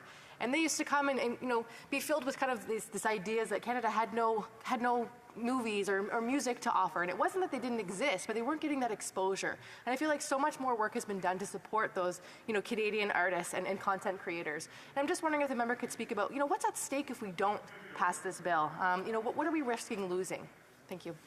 Member for Avalon in 30 seconds. Thank you, Mr. Speaker, and I appreciate the question from my honourable colleague. I think what's at stake is losing who we are as a society and as a culture. And as I said to the previous question, was if we don't protect our own identity, who will protect us? I mean, we'll be absorbed by the US, which, and I've said to different people that some people don't know where they're from, like they have no connection to the community. They can leave one part of the United States and move somewhere else and think nothing of it. Me, I'm from Conception Bay, South Newfoundland, and I hope I'll one day be buried in Conception Bay, South Newfoundland. I've never lived anywhere else. I love where I live, I love our own identity, and I don't think we can afford to lose it, because we'll disappear as a society if that happens. Thank you. Reprise du débat, continuing debate. L'honorable député de Drummond. The honourable member for Drummond. Thank you very much, Mr. Speaker. I'd like to sincerely thank my colleague for Avalon for agreeing to share his time with me today. Mr. Speaker, a brief aside. On a family note, because I'm just back to Parliament Hill after having my turn fighting this nasty virus that's been going around for the last 2.5 years. So I'd like to salute my spouse, Caroline, who's recovering as well, and our children. the girls and I are warriors. So I'm very happy to be back, but I'm a little less happy about having to discuss Bill C-11, and more specifically, Motion 16, which prevents us from discussing the bill even further. So there's good points and bad points to this situation. It's never any fun to be deprived of our parliamentary privilege of debating legislation, which is something we're supposed to do before we take a stand on any legislation. But sooner or later, things have to move. Things have to budge. I might say one day that I was there, Mr. Speaker. I was there not just in 2022, I was there in 1991. You probably didn't think I was that old, but I was. I was around back then in 91 as a radio host when the Broadcasting Act was modernized back then. And I have to say that the concerns being raised today and the criticisms of what is in the bill, what would go into the Act through C-11, well, those concerns were there back then. There were concerns about discoverability. What we called quotas back then, these famous quotas, CanCon. So there were quotas of Francophone music on the radio. And boy, oh boy, I can tell you that there were quotas back in 91, and that was one of the main frustrations of myself and most of my colleagues, most of my radio colleagues back then, because we had to really make an effort. You couldn't just sit back and play big American hits. You had to make an effort. You had to do some work. You had to do some research to find some content that we weren't even aware of ourselves. And why? Because it was very hard to find. We listened to Francophone music and Quebec artists, or even Manitoba artists, because Daniel Lavoie at the time was one of the Franco-Canadian singers who was doing very well, and luckily there was room for him on radio. But in order to discover those artists, we had to be very curious. We had to go to record stores. You had to sort through the albums and decide, okay, well, let's give this a try, because we hadn't really heard it on the radio before. And what those quotas did, Mr. Speaker, was, as a result, on Quebec radio, we started to play artists from right here at home, people who otherwise would never have been discovered. And what was the effect of all that? Well, over time, that music started becoming more and more popular. It was played more and more often on the air, and people called in and requested that music more and more often. And so today in Quebec, there's a music industry in French with Francophone artists, and there's also a music industry in general, regardless of language, that's flourishing. It's thriving because the market was protected, it worked well, and it promoted local content. So don't tell me that the concept of discoverability that we're attempting to bring into the legislation with current broadcasters, and when I talk about current broadcasters, I'm talking about the various forms of broadcasting that we have access to, including online broadcasters. So it's not true that the concept of discoverability is bad or wrong-headed or an infringement of freedom of choice or freedom of expression for consumers in Canada and Quebec.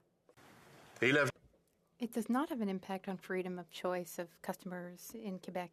And the future will show this after we pass this, because it's been proven in Quebec. For Quebec content, we support this bill because there's a lot of positive in this bill. I was also here in 2021, Mr. Speaker. I was here in 1991 and in 2021 for C-10. Earlier in this House, a colleague said that the only thing that changed in the bill was the 1 added from 10 to 11. But in 2020, November, when this was tabled, C10, it wasn't really fleshed out. It was bare bones. There was a lot of work that needed to be done. There have been 130 amendments to the original bill, 130 changes, Mr. Speaker, important ones. We debated them. We passed them. For example, we integrated the concept of discoverability of Canadian content, French language content, English language content, Indigenous Canadian content. These concepts had been taken out of C10. The concept of Canadian ownership, because Canadian businesses built here in Canada shouldn't be swallowed up by giant businesses, Mr. Speaker. We added all kinds of things to C10, which are now in C11. It is thus untrue to say that the bill that we're debating this year, actually we're not going to debate it for a very long time, it turns out. It's untrue to say that it's the same as C10. There are improvements to be made, and we won't necessarily have time for them. But I hope that the committee will do things effectively and constructively. That may be too optimistic of me, but we'll see. The Conservatives say that they want to hear more witnesses. This has been one of their main arguments for delaying debate on C11 recently. But it was them, the Conservatives, who suggested that we have 20 hours of witness testimony. I remember, Mr. Speaker, I was there. They wanted 20 hours, and we said, fine. In those 20 hours, the Conservatives could have invited the witnesses that they say that they did not have time to invite, like APTN, which is a very important witness. We should have heard from APTN. But no, the Conservative Party chose to invite YouTubers, TikTokers, and digital content creators. Now, that's their choice who they invite as witnesses. But did they have to invite 100,000 video content creators, YouTube creators? That was their choice. They could have chosen more relevant witnesses. We had already heard countless witnesses. We had already met dozens and dozens of organizations since the beginning of our study on C10.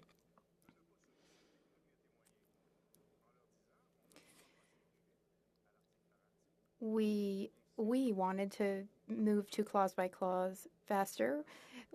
I even said to some organizations, it's okay if we don't have XYZ witnesses because we promised to represent their point of view well.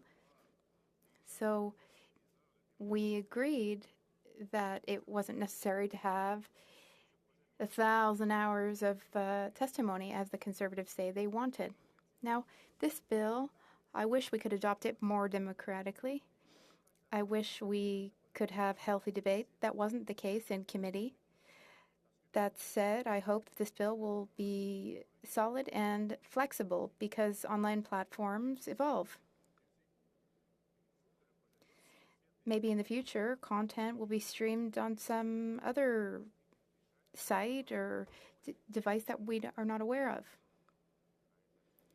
It's our duty to do our job well. That's all. Thank you. I like when I have something in common with a colleague. I started my radio host career in 1991.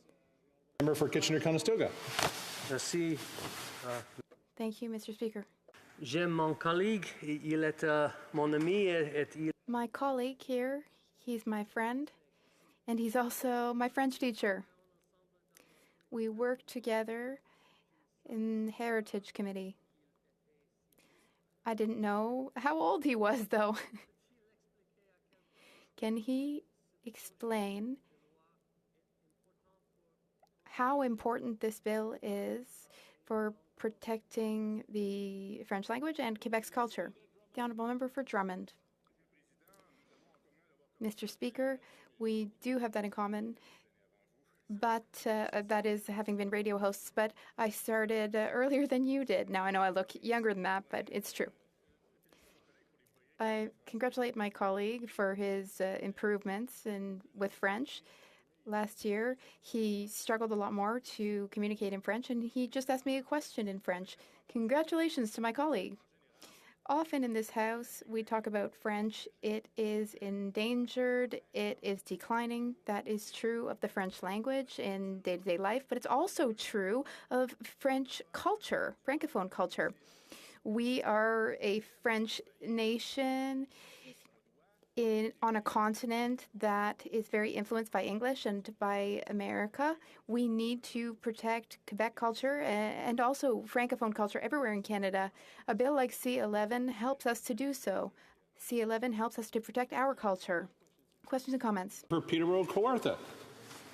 Thank you, Mr. Speaker, and thank you to my honourable colleague for his presentation.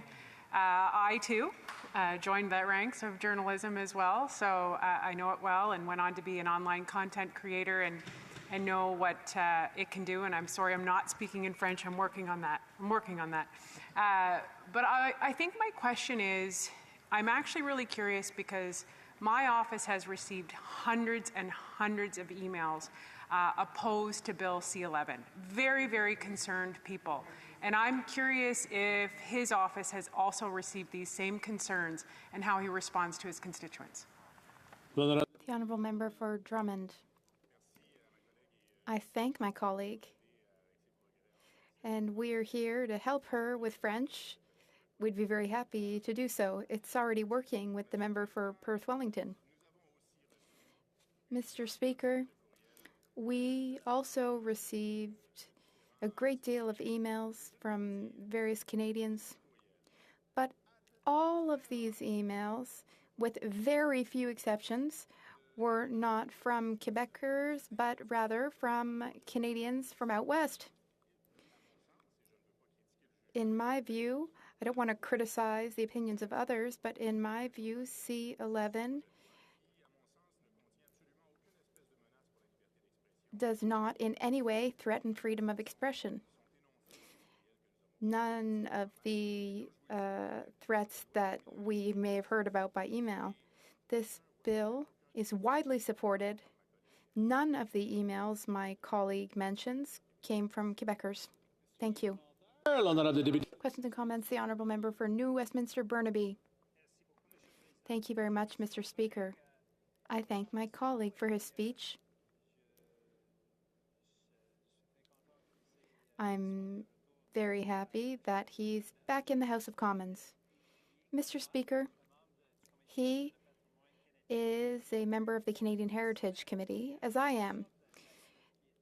There were several weeks where we saw all types of tactics. For example, the president of the CRTC was blocked from coming to testify because Conservatives blocked him as a witness. We were able to get around that. Thankfully, there were lots of roadblocks and filibusters which prevented us from doing our work. Many witnesses, in fact, the vast majority of witnesses said the same things. They wanted us to improve the bill. They wanted us to make some changes. So here's my question. It's very simple. Why didn't the Conservatives want us to improve this very important bill? The Honourable Member for Drummond, a brief reply. A brief reply. That's a challenge, Mr. Speaker, but I'll try. I thank the member for New Westminster Burnaby for his comments and for his question.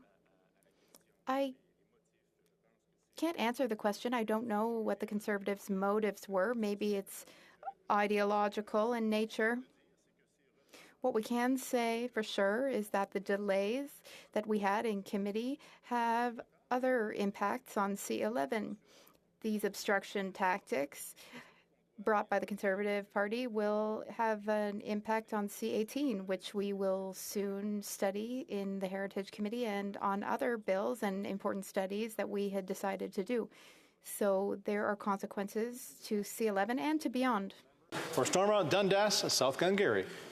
Thank you very much, Mr. Speaker. I'm pleased to rise tonight once again to speak to the the government's proposed C11, in the last Parliament C10, which certainly generated a lot of feedback and frustration from Canadians across the country, and we're witnessing that again here in the past couple of months in its current form.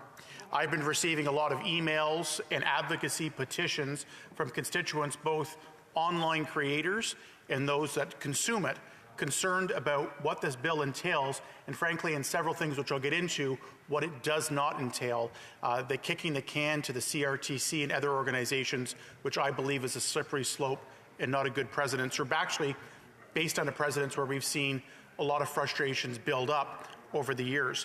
I want to note that I'll be splitting my time with the member from Chatham, Kent, and Leamington. And we're seeing this motion here tonight, Mr. Speaker, because of an attempt by the government and their NDP partners to try to jam this legislation through the House of Commons once again.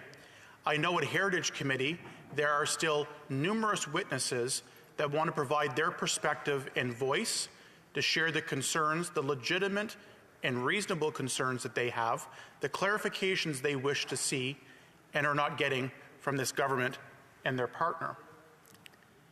Mr. Speaker, one of the problems we have, and this is typical of the Liberal NDP strategy when it comes to legislation, we're seeing it in Bill C5, the criminal justice reform legislation. If you don't support the Liberals and NDP on the bill, you don't care about racism.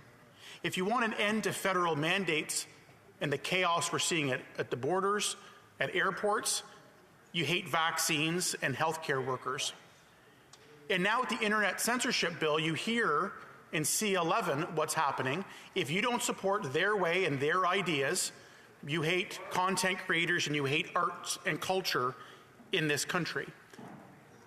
It is an either or. It's a divisive approach, but not surprising, one that we see more and more. I will repeat, Mr. Speaker, what I actually said in the last Parliament, because C11 as we have it is very similar to what we've seen in C10. And a lot of the concerns that we had last time were not addressed, were not clarified in this current form. Let me start with a positive, Mr. Speaker, where we can be in a Parliament in terms of agreement. The Broadcasting Act was done in 1991. I don't remember it much. I was about 5 years old at the time. Boys to Men, I think Paula Abdul, Bryan Adams had some hits of that day. But now, since that original piece of legislation, a lot has changed in how Canadians create content and get it out there and how Canadians consume it. We have obviously the internet, social media platforms, YouTube, Spotify, TikTok, and so forth. There's an agreement that we need to have a level playing field from these large conglomerates of a foreign nature and how they do business in this country. We also need to make sure at the same time we protect the individual freedoms and rights of individual content creators like those on YouTube that have been able to explode in not only just the Canadian market, but the international market with the evolution of the internet and these social media platforms. There are serious flaws here. And a perfect example, my colleague from the Shadow Minister for Canadian Heritage, a member for Perth Wellington, raised this as a perfect example today. We all want the effort to make sure Canadian content is created and it's fairly represented on Netflix, Hulu, Crave, all these different platforms. He alluded in the chamber today that this bill does not create the specific measures to clarify some of that red tape about what is Canadian content. And a perfect example that was illustrated was The Handmaid's Tale. Now, I don't agree with Margaret Atwood in a lot of politics, Mr. Speaker, but I will admire and give her respect as an artist and as author and what she's done over her incredible career. Proud Canadian she is. The Handmaid's Tale film, a blockbuster TV series, was filmed in the Greater Toronto and Hamilton area, in part. Despite those things, you would think Margaret Atwood, you would think filming in the province of Ontario, the GTA, would classify as Canadian content. It does not. That speaks to the need to define this content better, to set better parameters and better definitions when it comes to this. Sadly, the bill does not do that. One would think it would when we talk about a modernization that we face. I want to specify during my time, Mr. Speaker, my concerns, and this comes perhaps from my background before being in the House as a mayor at the municipal level. Perhaps it's a bit affected by my experience the past few months on the Public Accounts Committee that reviews Auditor General reports on programs and efficiencies and how they run. I want to reiterate my concern of the vague definitions, particularly around user-generated digital content, claiming there's an exemption, but Section 4.2 is there. The government says don't worry about it. The CRT says don't worry about it. Mr. Speaker, I don't think Canadians have a lot of faith in that approach of what we have. The CRTC is a public entity, but considers itself very independent. I have a lot of frustrations with the organization, which I won't get into tonight, when it comes to providing internet service to rural and remote communities. That's a whole other speech for another night, Mr. Speaker. But particularly what's happening is the government's legislation is extremely vague. Conservatives have been standing up in committee, in the House, not just this Parliament, but last Parliament. And I've foreseen and I'm foreshadowing what I know is to come. We see it over and over and over again. The government says, that's not our intention, don't worry.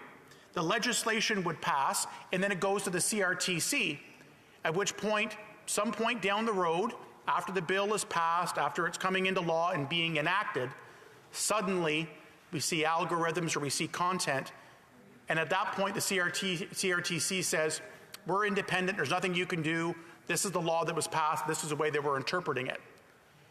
The minister has claimed and tried to claim that user-generated digital content, YouTube creators, TikTok creators, Canadians that have been able to burst onto the scene, again, not just in this country, but internationally, from having their content regulated. They say, well, we have no interest in looking at that.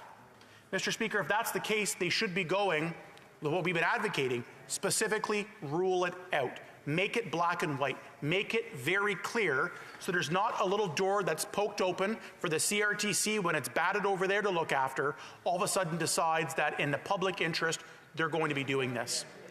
This is the time for Parliament, for Conservatives, for ourselves to stand up beyond the record to say there are amendments. Well, there's a lot of things need to change, but specific amendments at least on that. And that just speaks to, I believe, the rushed attempt that we're seeing from the government. It speaks to the secrecy of what they're trying to do, and they're trying to pass the buck over to an independent organization, an overly powerful one in my personal view, to interpret these laws, at which point they can later say it was their goal, but secretly it was not our problem, it's somebody else. It's government creep at its worst. We've seen it before. We see it at public accounts in terms of leaving it to bureaucratic organizations to organize and the success at that. Mr. Speaker, in my time remaining tonight, I want to acknowledge some of the comments that was made by a Canadian YouTube creator that spoke at the Canadian Heritage Committee a few weeks ago, JJ McCullough. And one of the points that he makes, and I go back to what we can agree on, modernizations needed to be for the Broadcasting Act, making sure large companies like Netflix pay their fair share, and also at that time create Canadian content for us to have as Canadians. But he does note, and I thought this really hit home when I heard his testimony, the tremendous success and even worldwide fame of many Canadian YouTubers in the absence of government regulation should invite questions about the necessity of Bill C-11. An unregulated YouTube has been a 17-year experiment, and the result has been an explosion of popular Canadian content produced by Canadians of every imaginable demographic. It is important to understand that it is simply impossible to regulate a platform like YouTube without regulating creator content. Mr. Speaker, we have seen more Canadians get known. We've seen more Canadians make a living on these platforms. What the government is proposing is not this right. If you don't support it, you don't care about Canadian artists. We're standing up for individual content creators to say platforms like these have given them the opportunity to make a living, to get known, to get Canadian brands, Canadian stories, Canadian music, you name it, out there, Mr. Speaker. Our colleagues will stand up for those individual creators and making sure that we get the government to better define what is a very slippery slope they are undergoing, not just with C-10 last time, but repeating the same mistake again with C-11. I appreciate the time and look forward to my colleagues' questions. Questions and comments? Question et commentaire. The honourable member for Longueuil-Charlemagne. I'd like to thank the colleague across the way. When he was talking about receiving emails and so on from people who had concerns about the bill, I know that members in this House can say whatever they want in the House and then, post it on their Facebook and so on and Twitter and so on and so forth. So I'm curious if the member has had any communications in his householders with respect to Bill C-11 and what he actually says to members in his community about it that's actually generating people contacting across Canada. The previous speaker mentioned that he himself gets tons of emails from across Canada, as do I, people not in my riding about certain legislation. And I wonder if the member opposite feels that maybe his party is playing into the fact that they're igniting this sort of fake outrage about this piece of legislation. Thank you. The honourable member for Stormont Dundas South Glengarry. Appreciate my colleague's intervention there. I would say actually what I did in the last Parliament, Mr. Speaker, was have a petition on my social media for Canadians, and particularly most in my riding, particularly my region, that are concerned about the overreach of this bill and the vague definitions, the slippery slope that it can go through. Mr. Speaker, I'll say through you to the member, it is not a fake outrage. There are many things that the government, the NDP, the Bloc Québécois, and others could do to give further clarity to the definitions, give exemptions specific, and elimination of Section 4.2 regarding individual user-created content, and they choose not to. They are fueling the rage by not listening to those that are opposed with reasonable suggestions that can better define and narrow the scope of what the CRTC's mandate is doing this. They're ignoring it, Mr. Speaker, and the language of false anger on this is something that I think only adds to it. Question et commentaire. Question. The honourable member for Port Moody Coquitlam. I'm going to take this moment, since Handmaid's Tale was mentioned, to have a shout out for my university roommate, Edie Inksetter. She was actor, producer, Handmaid's Tale. So just wanted to ask the member, there was, yes, Canadian talent. Just wanted to ask the member around the missing tax dollars that Canadians haven't been able to benefit from over, let's say, the last 7 years since 2015. I wonder if the member could comment on what he thinks the government and the Canadian citizens are missing out in the way of fair taxes since 2015 on this topic. Member for Stormont Dundas South Glengarry. Appreciate my colleague from the NDP's intervention. It's always nice and appreciated to give a Canadian shout out to Canadian artists, so that would be appreciated in that. What I would say to that on the revenue side, we have said, Mr. Speaker, in my intervention of making sure that companies like Netflix of a national or foreign nature that are doing business in Canada pay their fair share and also contribute to the ways of Canadian content, using the revenues that they have and the power that they have to generate Canadian content of Canadian stories, creating Canadian jobs and so forth. The example that I laid out in the Handmaid's Tale speaks of how broken what is Canadian content is. Bill C-11 is not the solution. It does not tackle those problems appropriately, and I think it's going to leave a lot of confusion in the industry of coming into Canada, creating authentic Canadian content, creating jobs for actors, producers, all the behind the scenes of what you see from a wide variety of platforms and media viewing aspects of things, and be left behind. We need better clarity on this. This bill does not do it. Just saying a title and saying it's for artists does not actually mean it's going to benefit all those it says it's going to. Question et commentaire. Questions and comments. The honourable member for Saanich Gulf Islands. Thank you, Mr. Speaker. And my humble friend from Stormont Dundas South Glengarry. This is a tough issue for me as an individual MP, because I do not like a motion that says we're going to fast track all amendments, close things down, and push something through on this basis, as the government is proposing to do on C-11. I'm honestly still trying to decide how I will vote on the Conservative motion. I'd rather that we stayed in this place and did it right, even if it took sitting into July. I don't know about taking till September. That's what I'm struggling with right now, to be honest. But I also know that in the previous Parliament on C-10 and in this Parliament, and I don't want to make this personal in any way, shape, or form, but the tactics of the Conservative Party can't be described as anything other than obstruction for the sake of obstruction. And I'd like him to try to tell me what he thinks would happen if the government didn't push this through. Would we have a chance to improve this bill and then get it passed? Honourable Member for Stormont, Dundas, South Glengarry, in a very short answer. I appreciate my colleague from the Green Party's intervention on this. I will say I think there are amendments that could be made that could improve the quality of the bill. I've always tried to be constructive. Many of my colleagues have been.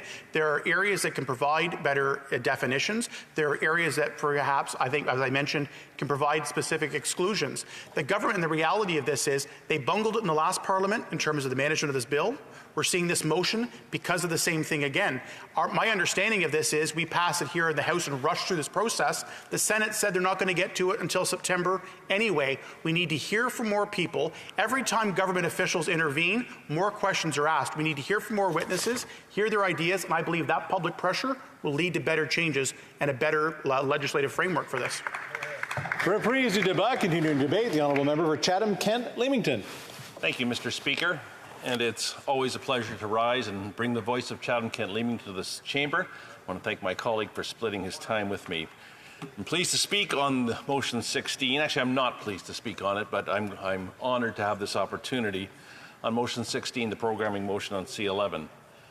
Mr. Speaker, Canada is home to some of the best talent in the world. Our artists, our actors, our musicians, and other creators in our arts, culture, and heritage sector, they continue to develop incredible Canadian content on a daily basis. The development of this sector is alive and well, with young talent consistently emerging across the country. These exceptional artists and creators deserve nothing less than an even playing field and to be supported with all of the tools they need to thrive in their industry. They deserve fair compensation and a competitive economic environment that enables them to continue sharing their stories through their medium of choice, whether it be television, film, music, prose, theatre, the concert hall, or perhaps the fastest growing medium, the online content on the internet. Mr. Speaker, I can personally relate to this field as my oldest daughter is making her way through life as an artist and teaching music, singing opera, producing opera, albeit alive at this moment, and living a gig economy lifestyle. Last time any major changes were made to the Broadcasting Act, though, was 1991, now over 30 years ago. Given the rapid pace which technology has been advancing in the past decades, it's undeniable that we've seen major technological changes at this time. Unfortunately, the legislation and regulatory framework has not changed with it. The government, and consequently the CRTC, need to adjust the way that Canadian arts, culture, and media are treated to match these changes. What we see, however, is this government failing in its attempts to bring the Broadcasting Act into the 21st century by adopting existing policy to reflect the digital reality of our times, and they're failing to help future-proof it for future technologies and challenges yet to come. Mr. Speaker, let me be clear. Conservatives support a requirement for major streaming services such as Netflix, Amazon Prime, and Disney to reinvest back into the production of Canadian content in both official languages. These requirements will also incentivize these platforms to partner with independent Canadian media producers. What is crucial, however, Mr. Speaker, is that Canadians who upload content to social media platforms continue to enjoy the freedom of speech and the ability to express themselves freely within the confines of the law. Sadly, Bill C-11, much like its failed predecessor in the previous Parliament, Bill C-10, would give the CRTC unprecedented powers to monitor online audiovisual content. These powers would include the ability to penalize digital content creators and platforms that don't comply with these regulations. These powers would be used and applied to Canadian content at the discretion of the CRTC based on 3 criteria: whether it directly or indirectly generates revenue, whether it has in whole or in part been broadcast on a more traditional broadcasting platform, and whether or not it has been assigned a unique identifier under any international standard system. As most digital content generates some kind of revenue, and given that most social media platforms have a system by which way to provide a unique ID content to their content, the CRTC could regulate almost all online content under this bill. including independent Canadian content creators who earn their living on social media platforms like YouTube and Spotify. This represents them a major concern about the freedom of speech and the implications of possible government overreach on this bill, just like C10, how it could have an effect Canadians. Canada is known as being a world leader in many fields. Contributions by Canadians have revolutionized medicine, communications, agriculture, domestic life, entertainment, and much more. Experts have testified that this bill would represent an unprecedented move and that Canada would once again become a world leader, this time in its heavy-handed practice to regulate user-generated content. Not a single other country in the world has taken this approach, Madam Speaker, sorry. This is not an area Canadians should be proud to pioneer. Instead, what we are seeing is a large number of Canadians, both content creators and consumers, expressing serious and valid concerns with the approach their government is taking to their livelihoods and entertainment, respectively. This attempt by the Liberal government to regulate internet and restrict the free speech of Canadians was unacceptable under C10, and it's equally unacceptable now. I want to talk about what this bill would not do. This bill would not reduce the regulatory burden faced by Canadian broadcasters, nor would it reduce the cost to Canadian broadcasters. The Part 2 licensing fees in 2019-2020 alone amounted to over $116 million. I would rather see that money go into creating new Canadian programming and content rather than into CRTC coffers. In the previous version of this bill, Bill C-10, there was an exclusion for user-generated content, which was then excluded at committee. Now, in Bill C-11, the government has reintroduced an exclusion on user-generated content on social media. However, this is written in the most convoluted bureaucratic of languages. The exclusion to the exclusion is so broad that the government, through the CRTC, could again regulate a large amount of content uploaded to social media. What concerns me and my colleagues, and we've certainly been hearing about it from our constituents, is the impact this is going to have on our Canadian digital content creators. It's estimated that there are 28,000 full-time jobs in Canada created by content creators who have enough of an audience to monetize their channels through places like YouTube. This type of digital-first Canadian content creation is something we should be supporting instead of hindering. We've heard from creators across Canada who are concerned that government-approved Canadian content is going to be put ahead of independent Canadian content. More to this, Canadians also want to see Canadians telling Canadian stories, but what is not clear is how the CRTC is going to adjust the criteria to ensure that real Canadian stories are being told. Our artists deserve an even playing field between large foreign streaming services and Canadian broadcasters as technology evolves and carries on into the future, and as we move further and further into the digital reality and online spaces. We need them to tell our stories, whether through music, movies, television, and online content. Without that, part of our history will be lost. I think we can all agree that the Broadcasting Act needs to be updated to reflect our current technology growth. But the last thing we want is Canada to fall further behind or to pass a law that's going to detrimentally affect our artists. We need to support our Canadian artists in all the various forms and mediums they use to tell their stories. Our young talent continues to develop and contribute to our national culture. It is part of our role as elected officials to pave the way for the next generation's success. We should not be passing bills that disrupt the creation of new content. We need to help innovation happen. Innovation happens every day here in Canada through many venues, and we need to enable our creators to benefit from and export our talent around the globe. Our artists, musicians, and creators are deeply invested in the future of the industry and the future of this particular piece of legislation. These creators and artists deserve to be treated fairly and to have the tools they need for the success. And they need to be heard at committee. Dozens have yet to be heard. We have been there for Canadian creators, artists, and broadcasters by asking the tough questions, both here in this chamber and at committee.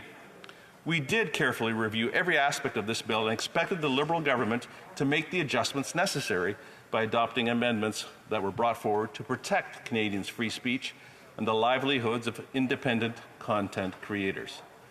Section 4.2 and any provision that enables the inclusion of user-generated content needs to be removed. There needs to be a clear definition of discovery, and there needs to be an update to clearly articulate what is Canadian content. What's the definition of it, Madam Speaker? And very importantly, the policy directive to the CRTC on how this whole legislation will be implemented needs to be made public. We've been clear in our position on this bill. We will not be supporting this bill until we are confident that Canadians do not need to be concerned about their rights and freedoms on the internet. Our concerns have not yet been addressed, and I will not be supporting this motion to ram through Bill C-11 at committee, as the Liberals have done at every stage of this bill. Thank you, Madam Speaker. Well said. Questions and comments? Questions et commentaires? The honourable member for Edmonton Griesbach.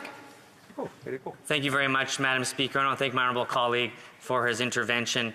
One really critical aspect about why we're debating this today is the fact that, especially when it comes to witnesses, that they haven't been able to get the time in committee. Much of that time has been occupied by filibusters. 29 hours, Madam Speaker. Could the member explain to all the witnesses, particularly that haven't had an opportunity to speak to this bill, why the Conservatives continue their filibuster? The honourable member for Chatham-Kent-Leamington. Thank you, Madam Speaker, and thank you to my honourable colleague for the question. 31 years. For 31 years, this bill has not been updated. It was attempted to be updated in the last Parliament, and the very same flaws that we saw in C-10 are brought again to this chamber and again to this committee. Why were adjustments not made? There's been time allocation moved at every stage of this bill rather than the genuine debate I think my colleague from the NDP is seeking. We want to seek and hear from these witnesses and have that debate. Why is every stage being rammed through? That would be my response. The Honourable Deputy Whip. Madam Speaker, I'd like to ask the member, he's referred to C-10, so we know that similar legislation did come to this House of Commons before as well. C-11, there have been improvements made. So there has been ample opportunity for the Conservative members to read the bill, understand the bill. I'm wondering if we can get to the amendment stage, the clause-by-clause stage of the bill, and whether the member has some actual amendments to propose. The honourable member for Chatham-Kent-Leamington. I actually articulated, thank you for the question. I actually articulated the specific areas that we needed needed addressing. Those same areas were articulated and brought through at C-10. And again, closure motions rather than a serious dialogue around those changes is what was experienced. And so no, I do not sit on that committee. I can't speak specifics to that, but I certainly can in the overall content as to which motions need to be clarified. And that has been known by this chamber and has been known by the people that are reaching out to me on my social media since Bill C-10 was introduced. Questions and comments? Questions et commentaires? The honourable member for Peterborough-Karratha. Thank you, Madam Speaker, and thank you to my honourable colleague for a great presentation. I'm curious to know why the rush? You know, when we look at doing something so significant, as somebody who comes from a journalism background and who also was an online content creator, I know how important it is to make sure things are done properly. What would be the ramifications of not rushing it through and making sure it's done well as opposed to fast? Yeah, member for Chatham-Kent-Leamington. Thank you to my colleague for the question. I guess my immediate response goes back to how do you back up a double-wheeled wagon? The fastest way to back up a double-wheeled wagon, those from the farm will know this, is to do it very slowly. Because when you ram it through, you have to do it again. Yep. And that takes more time and more effort, and there's more acrimony and things like that. So I would say take the time to do it once and do it right. And there have been those opportunities. There just doesn't seem to be a willingness to address the very thorny issues, and they're tough ones. There's much of this bill that is actually supported by all sides of this House. Let's work at those issues where we don't have agreement yet, where we are hearing from all of our constituents, where the concerns are around free speech, around the ability to have that unduly censored or directed. Thank you, Madam Speaker. We have time for a brief question. The Honourable Parliamentary Secretary to the Minister of Employment, Workforce Development and Disability Inclusion. Well, thank you, Madam Speaker. I want to thank my honourable colleague for his speech and giving us a lot of food for thought in this chamber.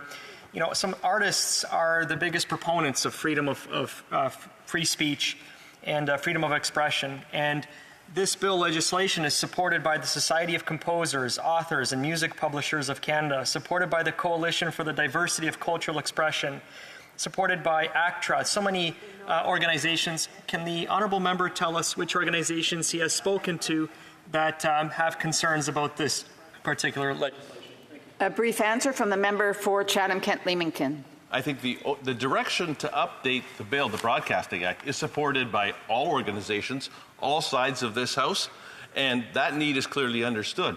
What I'm hearing is that in that process of updating and of attempting to together support and update a bill, it's overreach. And we've seen that too many times, and that's the concerns that I'm hearing.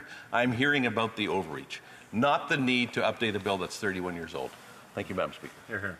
Resuming debate, the honourable member of New Westminster Burnaby. Thank you very much, Madam Speaker, and it's my pleasure, I guess, to close debate tonight. And on motion 16, which I've also entitled the motion to stop Conservatives from wreaking havoc at the Heritage Committee motion.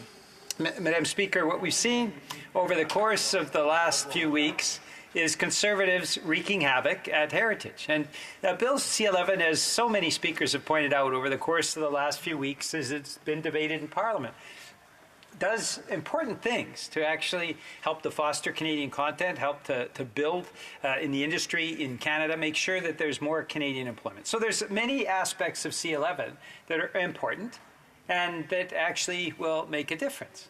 Now, how have Conservatives acted on committee? Well, we saw, Madam Speaker, after having an agreement for the equivalent of 5 weeks of hearings, 5 weeks of hearings into Bill C-11, we saw the Conservatives systematically obstruct and wreak havoc at committee.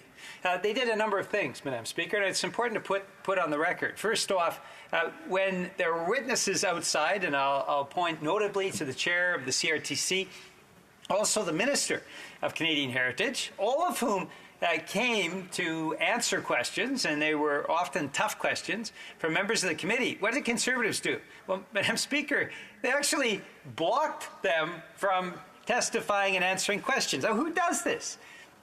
We're parliamentarians. We're supposed to be asking the tough questions. Conservatives said, no, we're going to just talk out the clock and refuse to let these people actually come in and testify and answer questions about the bill. Madam Speaker, weeks ago, about a week and a half ago, the other parties, the Liberal Party, the Bloc Québécois, the NDP, all filed their amendments, and yet we saw Conservatives systematically obstruct and wreak havoc within the committee, refusing to actually file the amendments that are based on testimony from the witnesses that we did hear. Now, Madam Speaker, I should note that turns out on Friday, Conservatives finally admitted to actually filing their amendments. So the idea that somehow this was accelerating a process that was unfair to them is simply false. They also tabled their amendments. Now, Madam Speaker, we heard from dozens and dozens and dozens of witnesses. We also got a whole slew of amendments suggested, and people and organizations submitting written testimony to the Heritage Committee. And our job really is to take, as members of the Heritage Committee, take all of those suggested amendments, take all of that witness testimony, take all of the memoirs that were submitted, and improve the bill. And it's important to note, Madam Speaker, that the vast majority of witnesses support C-11. The vast majority. We haven't had a single Conservative stand up in the days of debate that we've had around C-11 and actually admit that most of the witnesses who came to committee support C-11. Not a single Conservative has admitted to that. That's a problem, Madam Speaker. I mean, there is a question of credibility when you are hearing from witnesses that are saying C-11 is necessary, will make a difference, will level the playing field between the web giants and help create more Canadian jobs, more Canadian economic prosperity. And not a single Conservative is prepared to admit that most of the testimony has been in C11's favor. I think that fundamentally undermines their credibility on this issue, Madam Speaker. And I'll say something further about the credibility or the lack of credibility of the Conservatives on this issue. We've had absolutely wacko claims by Conservatives. You'll recall, Madam Speaker, Conservatives saying that somehow C11 had something to do with the government actually following people on cell phones. And yes, for the Conservatives who are trying to heckle me now, just take a look at the member from, you can look at Hatzard, the member from Provencher, asked me the question, you know, boy, aren't you concerned about C11 and the government following people on cell phones? Well, Madam Speaker, I have C11 right here on the desk. There's not a word about cell phones. There's not a word about the government following people on cell phones. Conservatives are inventing things around C11. Is it because they never read the bill? Or is it because they believe in deliberate disinformation? Either way, Madam Speaker, they simply don't have credibility on this bill. They have simply shown themselves to not be a responsible opposition party. You can't invent things that are not in the bill. You can't not read the bill and then show up in the House of Commons and simply throw out things that aren't true. And there again, Madam Speaker, we've seen on social media how Conservatives have tried to equate this to some kind of censorship. Again, Madam Speaker, when you read through the bill, you see that what the intent of C11 is very clear. Leveling the playing field with the web giants, ensuring that there are more Canadian jobs, that ensuring that we actually have Canadian content that people can see and that we can develop in our sectors the kind of prosperity that we have seen under the Traditional Broadcasting Act. And so for Conservatives to pretend that there are a wide, wacko number of things that aren't in the bill, that never were in the bill, that aren't listed in the bill, but to pretend that that has some kind of credibility and connection with the bill, I just find that very rich, Madam Speaker. So we had Conservatives blocking witnesses that were trying to testify.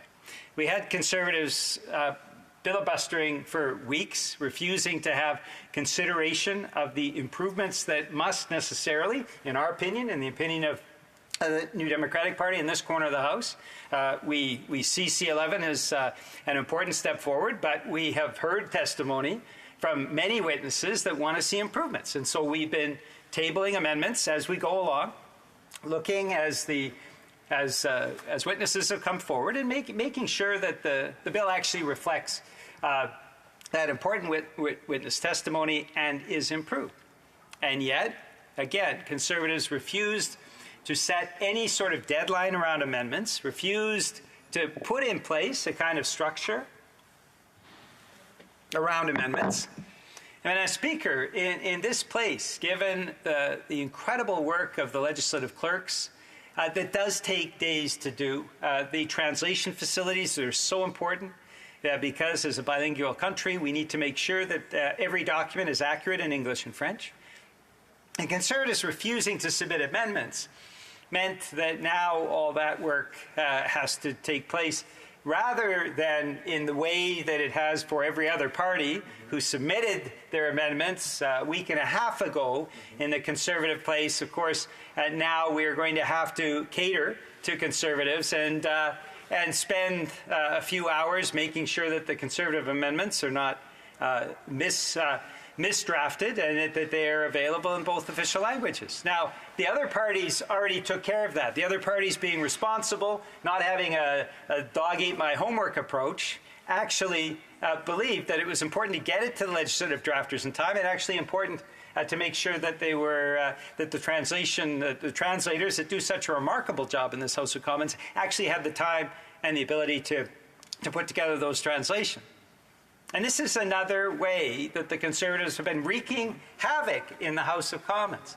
Madam Speaker, rather than submitting the amendments, why would they refuse to be responsible and respectful to the workers in this chamber that do such valuable work in drafting legislation, drafting amendments, and translating it. It shows just a profound disrespect, and Conservatives have been wreaking havoc in so many ways with that profound disrespect that they have in so many ways for parliamentary institutions, Madam Speaker. So here we are now. We have finally an opportunity as the House of Commons to actually call the Conservatives on the Heritage Committee to account. The same Conservatives that blocked important testimony from witnesses that had a lot to offer, and witnesses that should, of course, be questioned in some detail about their approach on C11.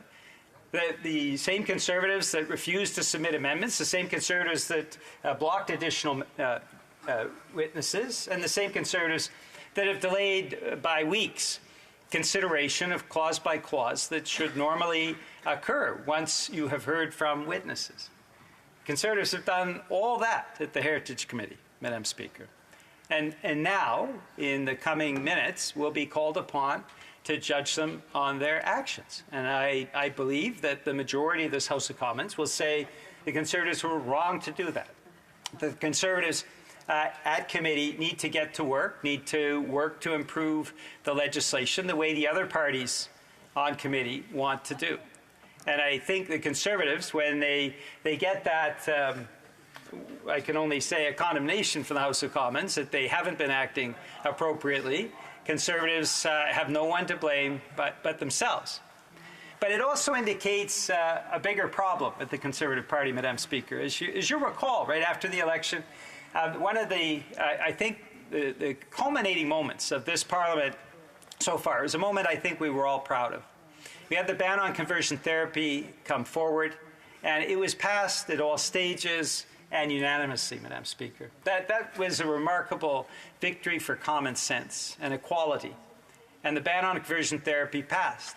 Now, after that, subsequently, Madam Speaker, there were all kinds of divisions within the Conservative Party, and ultimately the member from Durham lost his job as leader of the Conservative Party. And since then, the Conservatives have dissolved into factions, Madam Speaker.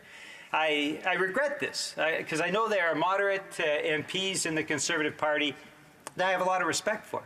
But then you have other Conservative MPs that endorsed the hate and the disrespect for democracy that was embodied in the so-called Freedom Convoy.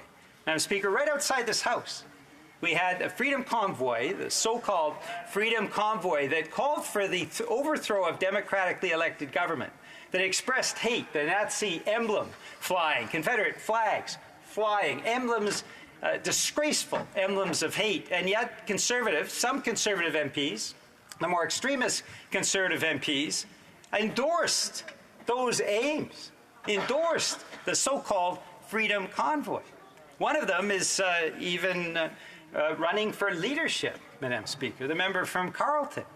And so what does that say about the Conservative Party when we have seen this disintegration of its respect for democratic institutions?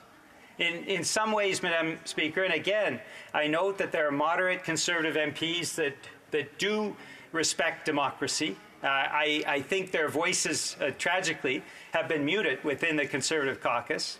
But when you have Conservative MPs, including the interim leader of the Conservative Party, endorsing the aims of the so-called Freedom Convoy, that is something that I think should call on all of us to question on what the direction of the Conservative Party really is, Madam Speaker.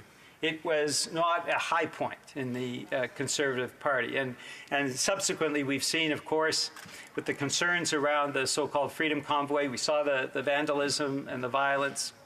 Simply not anything that any member of Parliament, I believe, should be endorsing. And this is the aim that we've seen over the last few months, seems to be that the Conservative Party is essentially refusing to let any legislation through. Madam Speaker, I have said this before, and I think it bears repeating, that there are two bloc parties in this House of Commons, the Bloc Québécois and the Bloc Everything.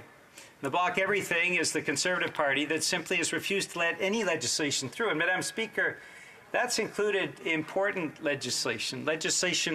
For example, that would actually provide supports to farmers and teachers.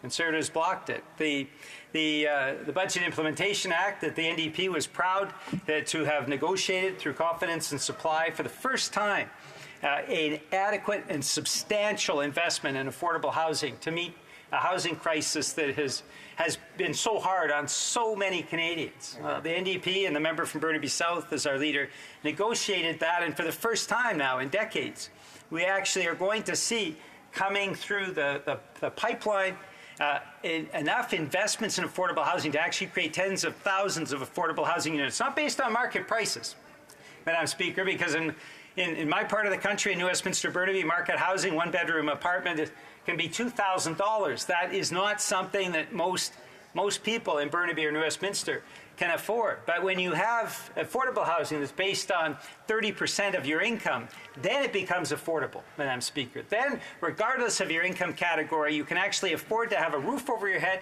you can afford to put food on the table. This is all a result of the Confidence and Supply Agreement, Madam Speaker, as well as you know, as a national dental care plan that for this first year will be put into place for all children 12 years of age and under. And we know, Madam Speaker, that good dental care early in life allows for better dental care later in life as well. And you know, Madam Speaker, because I know how closely you are tied to your constituency, that we have seen people in our country, and there are millions of them, that have never had access to dental care. We can see what that does to their teeth over the course of the years. Without access to dental care, often I've seen constituents that have teeth literally rotting out of their mouths. And for the first time now, over the next couple of years, thanks to the NDP push and the Confidence and Supply Agreement, we're actually going to see national dental care. So the dental care for 12 and under and the housing were very much part of the Budget Implementation Act, and yet Conservatives blocked that as well. I say that sadly, Madam Speaker, because there's no doubt that this makes a difference in people's lives. But the Block Everything Party just blocks by reflex. They just want to block every piece of legislation. And that makes no sense when Canadians need the supports that are in the legislation that is before the House. And the Conservative refusal to accept, in this case, the ability of the Heritage Committee to actually put in place and improve the legislation that is C11, to actually add those amendments that we've heard from so many witnesses, will make the bill better.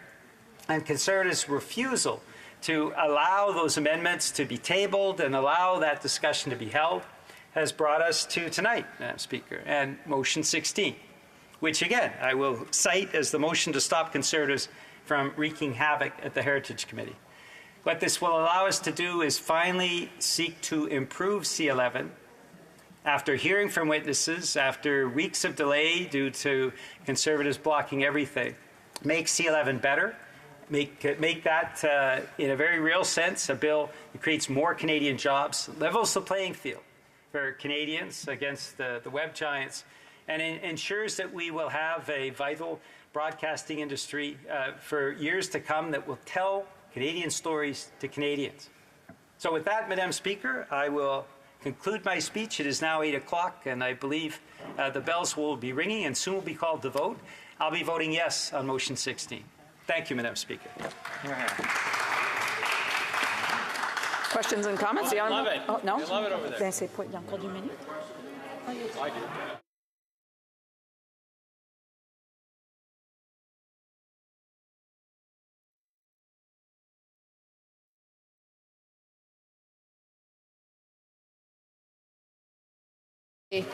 A little bit of confusion here about the timing and stuff, so I thought there was still 2 minutes left on the honourable member's time, but I'm told that it's 8 o'clock on the button and we're going for it. He didn't want any questions. He didn't. I'm sorry. Order. It being 8 p.m. pursuant to order made earlier today, it is my duty to interrupt the proceedings and put forthwith every question necessary to dispose of government business number 16 now before the House. Mr. Holland, appuyé par Madame Hadju, propose. Seconded by Ms. Haidu, move that notwithstanding any standing order, special order. Dispense?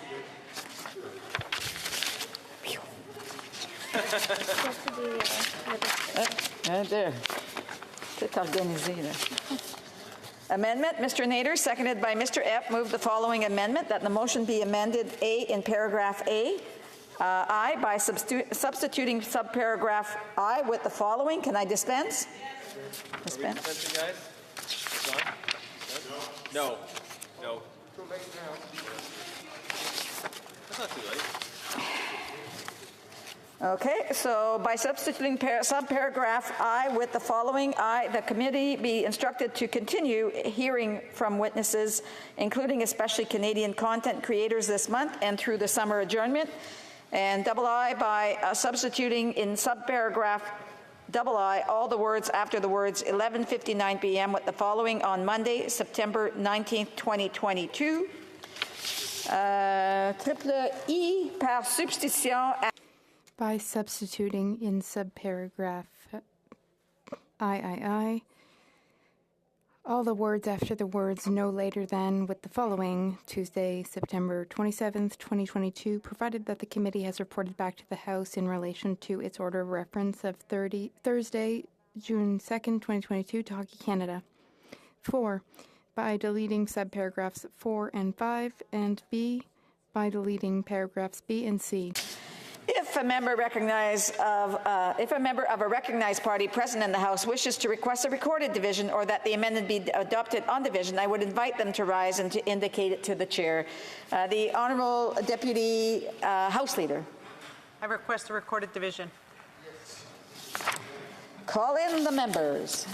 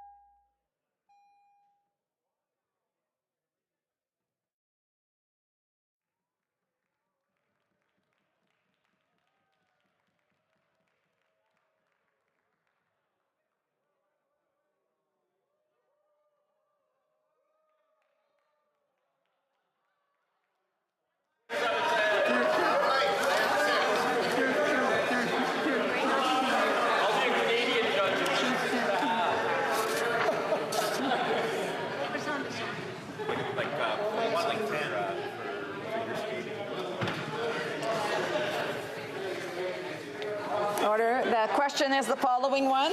Mr. Holland, seconded by Ms. Hadju, moved that notwithstanding any standing order, special order, or usual practice of the House, Bill C-11 enact to amend the Broadcasting Act and to make related and consequential amendments to... I can dispense?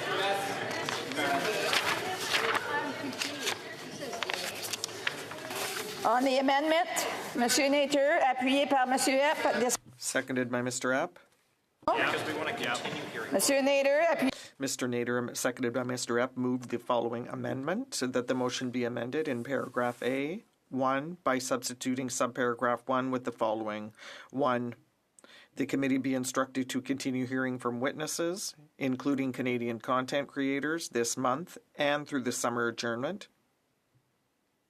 2, by substituting in subparagraph 2 all the words after the words 11:59 p.m. with the following. On Monday, September 9th, 2022. You know, with all the conversations that's been going on, but I'm hoping that that will settle a little bit. It's not part of the amendment, though. 3, substituting in subparagraph 3 all the words after the words no later than with the following. Tuesday, September 27, 2022, provided that the committee has reported back to the House in relation to its order of reference of Thursday, June 2nd, 2022, to Hockey Canada. 4 by deleting subparagraphs 4 and 5, and B by deleting paragraphs B and C. La période de 10 minutes pour... The 10-minute period for members voting electronically has started. And the House will now proceed to the vote for members participating in person. All those in favor of the amendment will please rise. Mr. Brassard. Mr. Chong. Mr. Chong. Mr. Berthold. Mr. Berthold. Ms. Dancho. Ms. Dancho. Mr. Nader. Mr. Nader. Mr. Barrett. Mr. Barrett. Mr. Jennis. Mr. Jennis. Mr. Schmale. Mr. Schmale. Mr. Lawrence. Mr. Lawrence. Mrs. Gray. Mrs. Gray. Mr. Kimmich. Mr. Kimmich. Mr. Calkins. Mr. Calkins. Mr. Perkins. Mr. Perkins. Mrs. Gallant. Mrs. Gallant. Mr. Caputo. Mr. Caputo. Ms. Rude. Ms. Rude. Mrs. Goodridge. Mrs. Goodridge. Mr. Ellis. Mr. Ellis. Ms. Ferrari. Ms. Ferrari. I would do that anyways, but... Monsieur Généreux. Monsieur Généreux. Madame Vien. Madame Bien. Mr. Cooper. Mr. Cooper. Mr. Kelly. Mr. Kelly. Mr. Kitchen. Mr. Kitchen. Mr. Waugh. Mr. Waugh. Mr. Motts. Mr. Motts. Mr. Richards. Mr. Richards. Monsieur Lehoux. Monsieur Lehoux. Mr. Epp. Mr. Epp. Mr. Cram. Mr. Cram. Mr. Couric. Mr. Couric. Mr. Morrison. Mr. Morrison. Mr. Soroka. Mr. Soroka. Mr. Van Popta. Mr. Van Popta. Mr. Muse. Mr. Muse. Mrs. Roberts. Mrs. Roberts. Ms. May Saanich Gulf Islands. Ms. May Saanich Gulf Islands. Mr. Morris. Mr. Morris. Mr. Vong. Mr. Vong. Que tous ceux qui s'opposent. All those opposed to the amendment will please rise. Mr. Macaulay Cardigan. Mr. Macaulay Cardigan. Monsieur Lametti. Monsieur Lametti. Monsieur Fergus. Monsieur Fergus. Monsieur Guilbeault. Monsieur Guibault. Monsieur Boissonneau. Monsieur Boissonneau. Ms. Duncan at Tobago North. Ms. Duncan at Tobago North. Ms. Gould. Ms. Gould. Monsieur McKinnon Gatineau. Monsieur McKinnon-Gatineau. Madame Joly. Madame Joly. Mr. Oliphant. Mr. Oliphant. Madame Bendayan. Madame Bendayan. Mr. Kuzmerchek. Mr. Kuzmerchuk. Mrs. Romanado. Mrs. Romanado. Ms. Sahota. Ms. Sahota. Mr. Anand Sangari. Mr. Anand Sangari. Monsieur Lauzon. Monsieur Lauzon. Mr. Fragiscatos. Mr. Fragiscatos. Ms. Khalid. Ms. Khalid. Mr. Long. Mr. Long. Mr. McDonald Avalon. Mr. McDonald Avalon. Mr. McLeod. Mr. McLeod. Monsieur Robillard. Monsieur Robillard.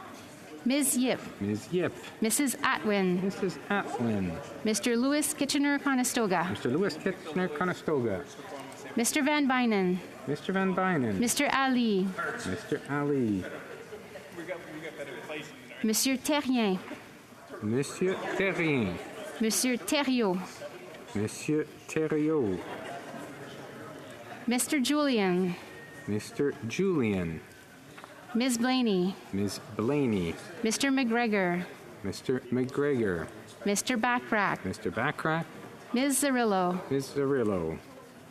Mr. Davies. Mr. Davies. Mr. Desjarlais. Mr. Desjarlais. House will now wait Il y en avait plusieurs. for the voting period to end before resuming its proceedings. Yeah.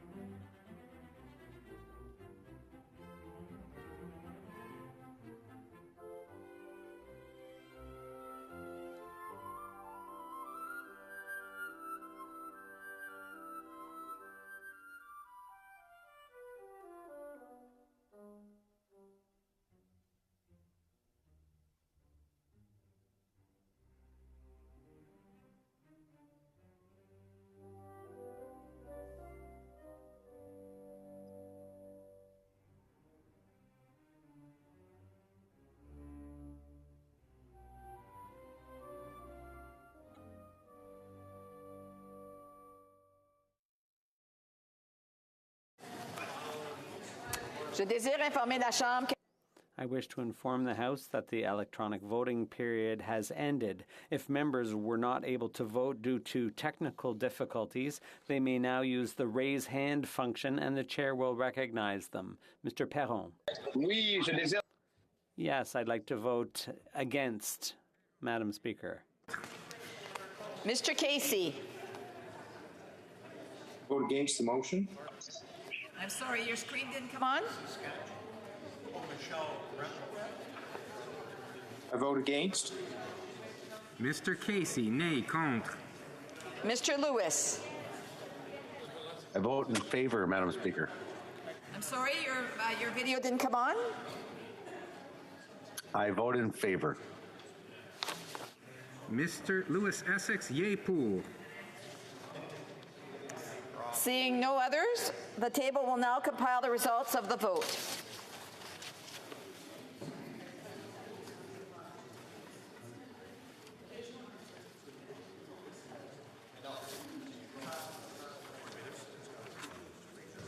Yeas pour, 116, 116. Nays contre, 207, 207.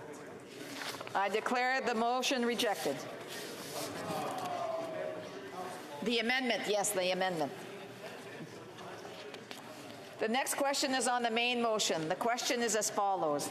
Mr. Holland, appuyé par Madame. Seconded by Ms. Haidu. Moved. Dispense. If a member of a recognized party present in the House wishes to request a recorded division or that the motion be adopted on division, I would invite them to rise and indicate it to the chair. The official opposition House Leader. Thank you, Madam Speaker. I would like a recorded division, please. Call in the members. Okay. The 10-minute period for members voting electronically has started, and the House will now proceed to the vote for members participating in person. Que tous ceux qui appuient la motion. All those in favor of the motion will please rise. Macaulay Cardigan. Mr. Macaulay Cardigan. Monsieur Lametti. Monsieur Lametti. Monsieur Fergus. Monsieur Fergus. Monsieur Guilbeault. Monsieur Guilbeault. Monsieur Boissonneau. Monsieur Boissonneau. Ms. Duncan Etobicoke North. Ms. Duncan Etobicoke North. Ms. Gould. Ms. Gould. Mr. McKinnon Gatineau. Mr. McKinnon Gatineau. Madame Joly. Madame Joly. Mr. Oliphant. Mr. Oliphant. Madame Bendayan. Madame Bendayan. Mr. Kuzmarchek. Mr. Kuzmarchek. Mrs. Romanado. Mrs. Romanado. Ms. Sahota. Ms. Sahota. Mr. Ananda Sangari. Mr. Ananda Sangari. Monsieur Lauzon. Monsieur Lauzon. Mr. Fragiscatos. Mr. Fragiscatos. Ms. Khalid. Ms. Khalid. Mr. Long. Mr. Long. Mr. McDonald Avalon. Mr. McDonald Avalon. Mr. McLeod. Mr. McLeod. Monsieur Robillard. Monsieur Robillard. Ms. Yip. Ms. Yip. Mrs. Atwin. Mrs. Atwin. Mr. Lewis Kitchener-Conestoga. Mr. Lewis Kitchener-Conestoga. Mr. Van Bynen. Mr. Van Bynen. Mr. Ali. Mr. Ali. Mr. Julian. Mr. Julian. Ms. Blaney. Ms. Blaney. Mr. McGregor. Mr. McGregor. Mr. Backrack. Mr. Backrack. Ms. Zarillo. Ms. Zarillo. Mr. Davies. Mr. Davies. Mr. Desjarlais. Mr. Desjarlais. Que tous ceux qui opposent la motion veulent. All those opposed to the motion will please rise. Mr. Chong. Mr. Chong. Mr. Berthold. Monsieur Berthold. Ms. Dancho. Ms. Dancho. Mr. Nader. Mr. Nader. Mr. Barrett. Mr. Barrett. Mr. Jennis. Mr. Jennis. Mr. Schmale. Mr. Schmale. Mr. Lawrence. Mr. Lawrence. Mrs. Gray. Mrs. Gray. Mr. Kimmich. Mr. Kimmich. Mr. Calkins. Mr. Calkins. Mr. Perkins. Mr. Perkins. Mrs. Gallant. Mrs. Gallant. Mr. Caputo. Mr. Caputo. Ms. Rude. Ms. Rude. Mrs. Goodridge. Mrs. Goodridge. Mr. Ellis. Mr. Ellis. Ms. Ferrari. Ms. Ferrari. Monsieur Généreux. Monsieur Généreux. Madame Vien. Madame Vien. Mr. Cooper. Mr. Cooper. Mr. Kelly. Mr. Kelly. Mr. Kitchen. Mr. Kitchen. Mr. Waugh. Mr. Waugh. Mr. Motts. Mr. Motts. Mr. Richards. Mr. Richards. Monsieur Lehoux. Monsieur Lehoux. Mr. Epp. Mr. F. Mr. Cram. Mr. Cram. Mr. Couric. Mr. Couric. Mr. Morrison. Mr. Morrison. Mr. Soroka. Mr. Soroka. Mr. Van Popta. Mr. Van Popta. Mr. Muse. Mr. Muse. Mrs. Roberts. Mrs. Roberts. Monsieur Terrien. Monsieur Terrien. Monsieur Thériault. Monsieur Thériault. Ms. May, Sandwich Gulf Islands. Ms. May, Saanich Gulf Islands. Mr. Morris. Mr. Morris. Mr. Vong. Mr. Vong. We will now wait for the electronic period to end before we continue with our proceedings.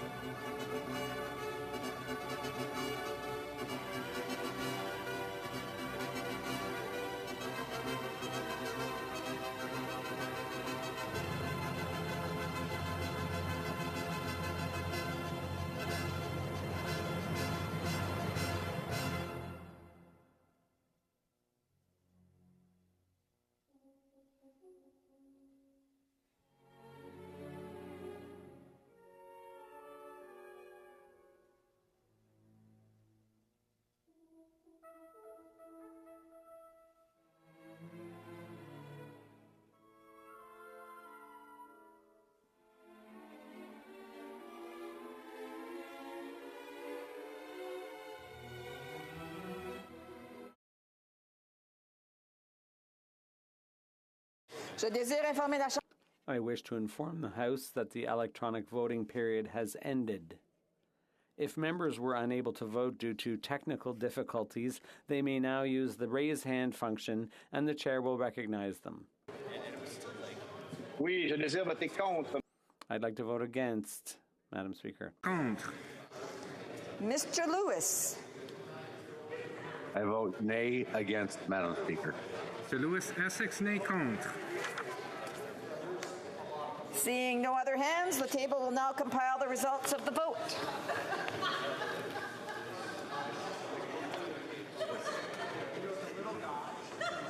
Yeas pour 176, 176. Nays contre 148, 148.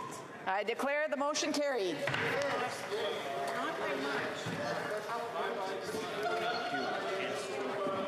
Comme il est 21 heures, la It being 9 p.m., the House stands adjourned until tomorrow, pursuant to Standing Order 24-1, tomorrow at 10 a.m. Good evening.